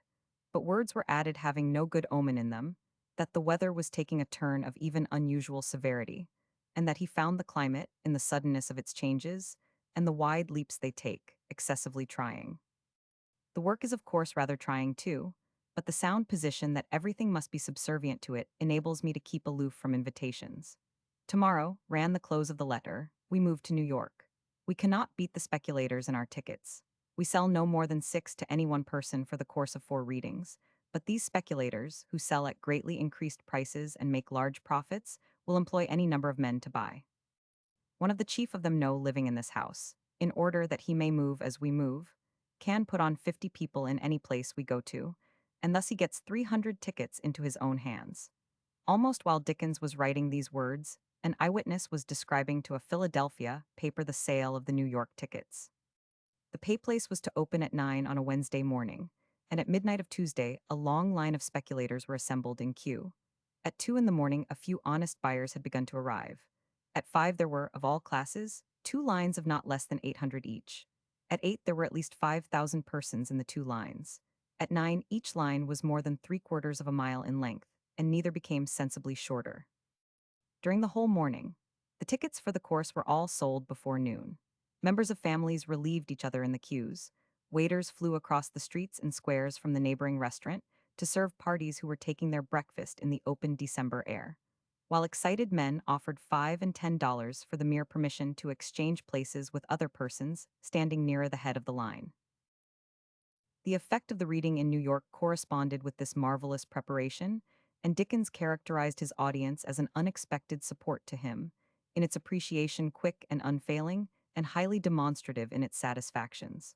On the 11th of December he wrote to his daughter, "Amazing success.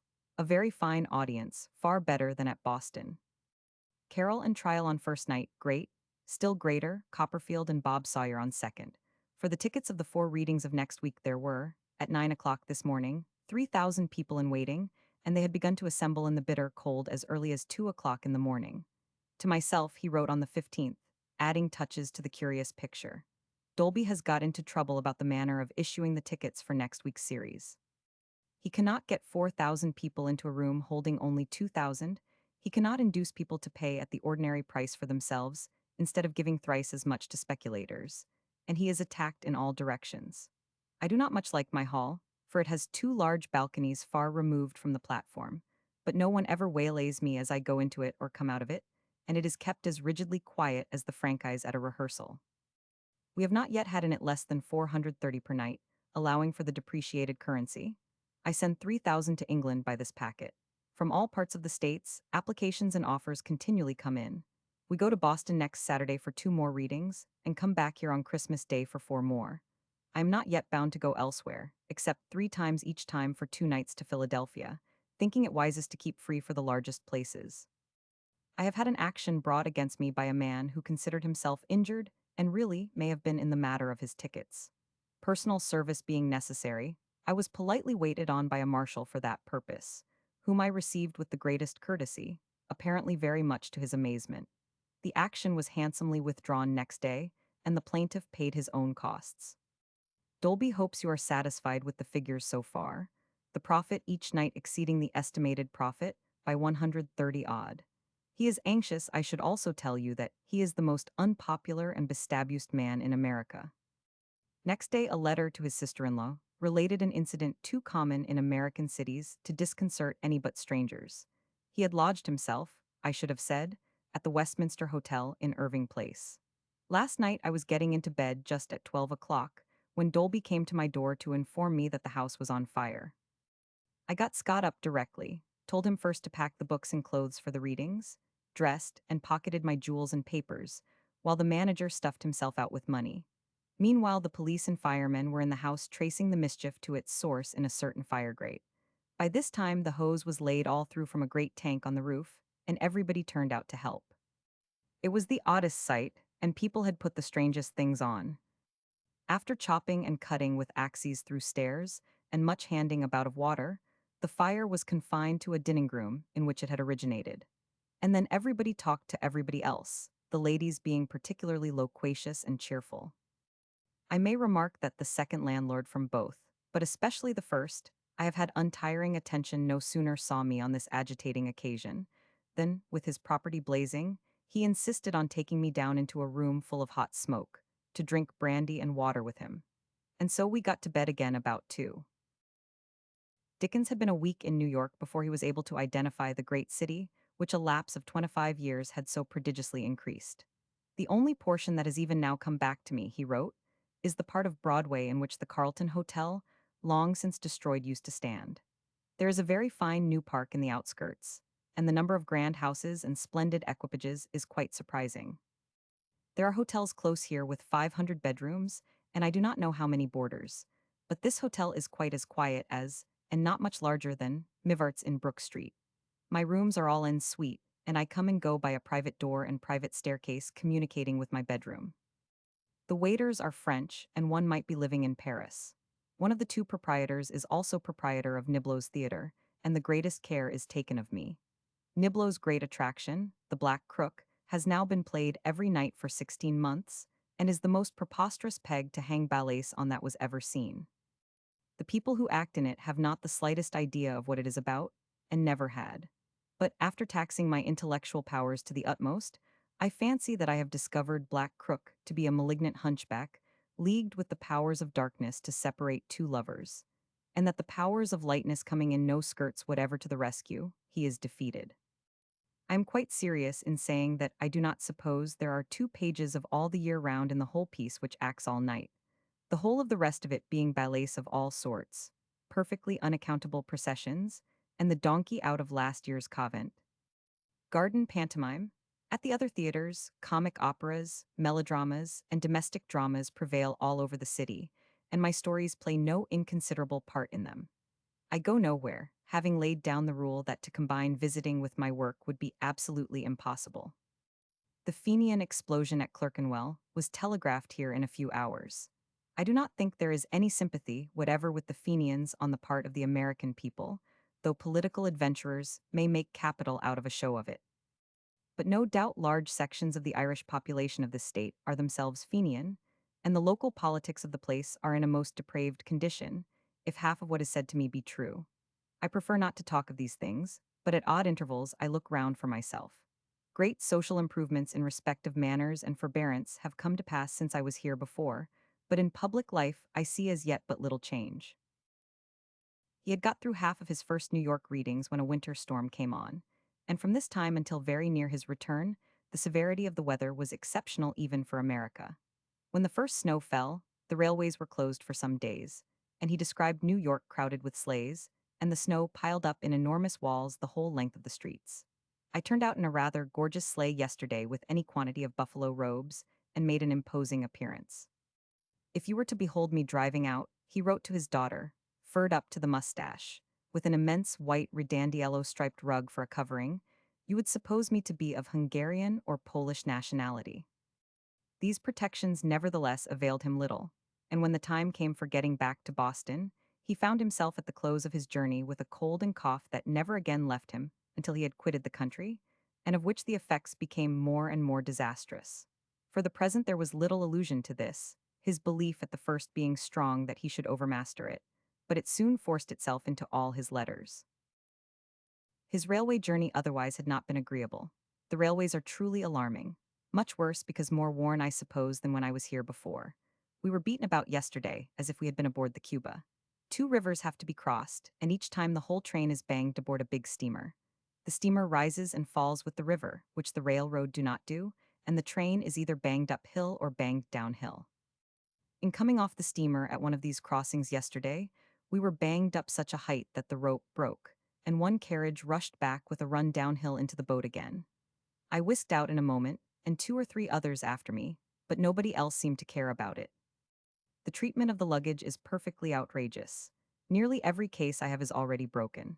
When we started from Boston yesterday, I beheld, to my unspeakable amazement, Scott, my dresser, leaning a flushed countenance against the wall of the car and weeping bitterly. It was over my smashed writing desk. Yet the arrangements for luggage are excellent, if the porters would not be beyond description reckless. The same excellence of provision, and flinging away of its advantages, are observed in connection with another subject in the same letter. The halls are excellent. Imagine one holding 2,000 people, seated with exact equality for every one of them, and every one seated separately. I have nowhere, at home or abroad, seen so fine a police as the police of New York, and their bearing in the streets is above all praise.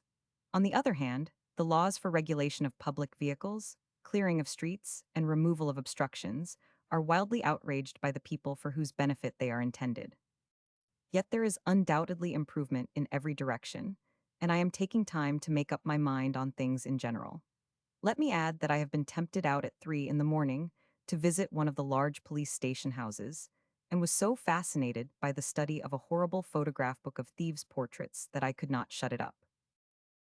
A letter of the same date, 22nd, to his sister-in-law told of personal attentions awaiting him on his return to Boston by which he was greatly touched. He found his rooms garnished with flowers and holly, with real red berries, and with festoons of moss, and the homely Christmas look of the place quite affected him. There is a certain Captain Dolliver, belonging to the Boston Custom House, who came off in the little steamer that brought me ashore from the Cuba, and he took it into his head that he would have a piece of English mistletoe brought out in this week's Cunard, which should be laid upon my breakfastable. And there it was this morning. In such affectionate touches as this, these New England people are especially amiable. As a general rule, you may lay it down that whatever you see about me in the papers is not true, but you may generally lend a more believing ear to the Philadelphia correspondent of the Times, a well-informed gentleman. Our hotel in New York was on fire again the other night, but fires in this country are quite matters of course.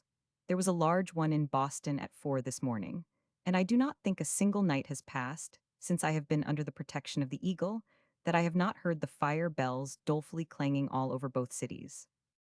The violent abuse of his manager by portions of the press is the subject of the rest of the letter, and receives farther illustration in one of the same date to me. A good specimen of the sort of newspaper you, and I know something of, came out in Boston here this morning. The editor had applied for our advertisements, saying that it was at Mr. D's disposal for paragraphs. The advertisements were not sent. Dolby did not enrich its columns paragraphically, And among its news today is the item that this chap calling himself Dolby got drunk downtown last night and was taken to the police station for fighting an Irishman. I am sorry to say that I do not find anybody to be much shocked by this liveliness. It is right to add what was said to me a few days later. The Tribune is an excellent paper. Horace Greeley is editor-in-chief and a considerable shareholder too. All the people connected with it whom I have seen are of the best class.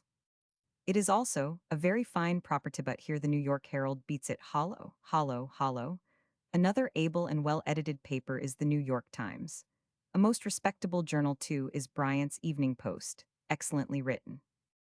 There is generally a much more responsible and respectable tone than prevailed formerly, however small may be the literary merit, among papers pointed out to me as of large circulation. In much of the writing there is certainly improvement, but it might be more widely spread. The time had now come when the course's readings were to take independently of the two leading cities must be settled, and the general tour made out. His agent's original plan was that they should be in New York every week. But I say no. By the 10th of January, I shall have read to 35,000 people in that city alone. Put the readings out of the reach of all the people behind them for the time. It is that one of the popular peculiarities which I most particularly notice, that they must not have a thing too easily. Nothing in the country lasts long, and a thing is prized the more, the less easy it is made. Reflecting therefore that I shall want to close, in April, with farewell readings here and in New York, I am convinced that the crush and pressure upon these necessary to their adequate success is only to be got by absence, and that the best thing I can do is not to give either city as much reading as it wants now, but to be independent of both while both are most enthusiastic. I have therefore resolved presently to announce in New York so many readings, I mean a certain number as the last that can be given there, before I travel to promised places, and that we select the best places, with the largest halls, on our list. This will include East Harrith 2 or 3 best New England towns, South Baltimore and Washington, West Cincinnati, Pittsburgh, Chicago, and St. Louis, and towards Niagara, Cleveland, and Buffalo. Philadelphia we are already pledged to, for 6 nights, and the scheme will pretty easily bring us here again twice before the farewells. I feel convinced that this is the sound policy. It was afterwards a little modified, as will be seen, by public occurrences and his own condition of health, the West, as well as a promise to Canada, having to be abandoned, but otherwise it was carried out. I read here tomorrow and Tuesday, all tickets being sold to the end of the series, even for subjects not announced. I have not read a single time at a lower clear profit per night, all deductions made, than 315. But rely upon it, I shall take great care not to read oftener than 4 times a week after this next week, when I stand committed to 5. The inevitable tendency of the staff, when these great houses excite them, is, in the words of an old friend of ours, to hurge the hardest Hun. And a night or two ago I had to cut away 5 readings from their list. An incident at Boston should have mention before he resumes his readings in New York. In the interval since he was first in America, the Harvard professor of chemistry, Dr.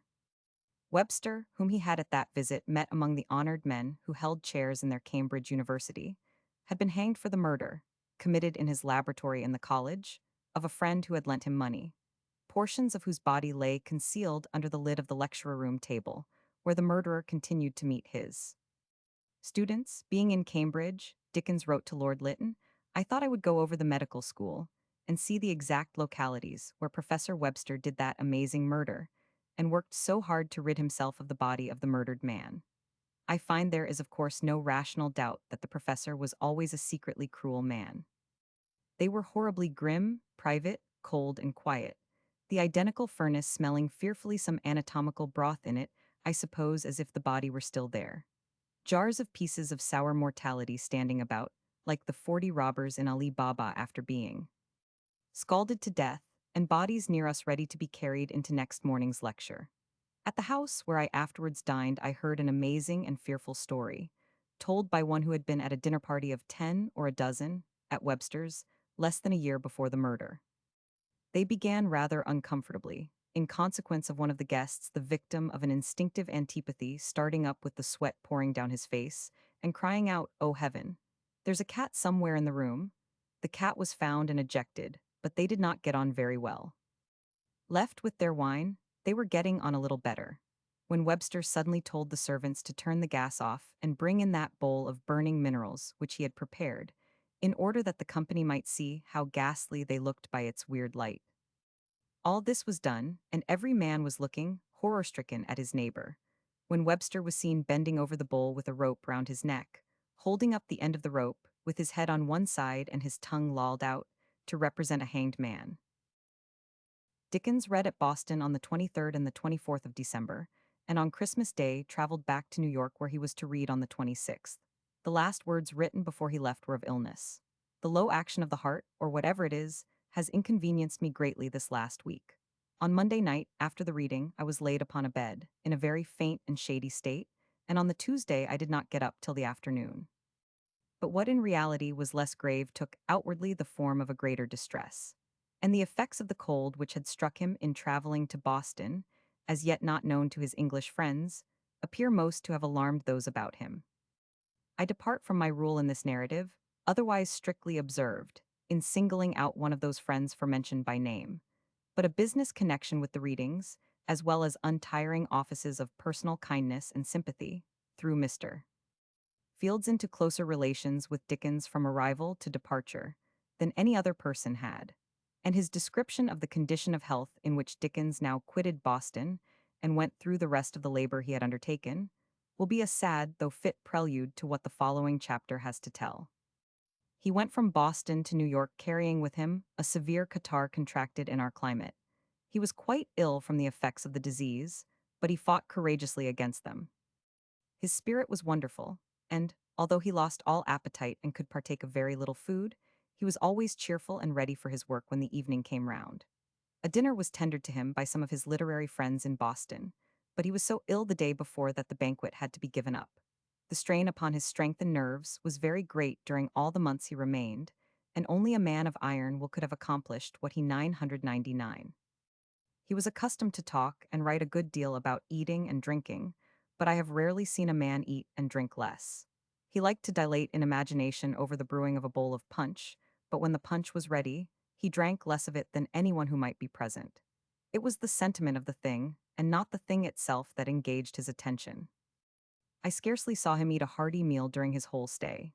Both at Parker's Hotel in Boston and at the Westminster in New York, everything was arranged by the proprietors for his comfort, and tempting dishes to pique his invalid appetite were sent up at different hours of the day. But the influenza had seized him with masterful power, and held the strong man down till he left the country.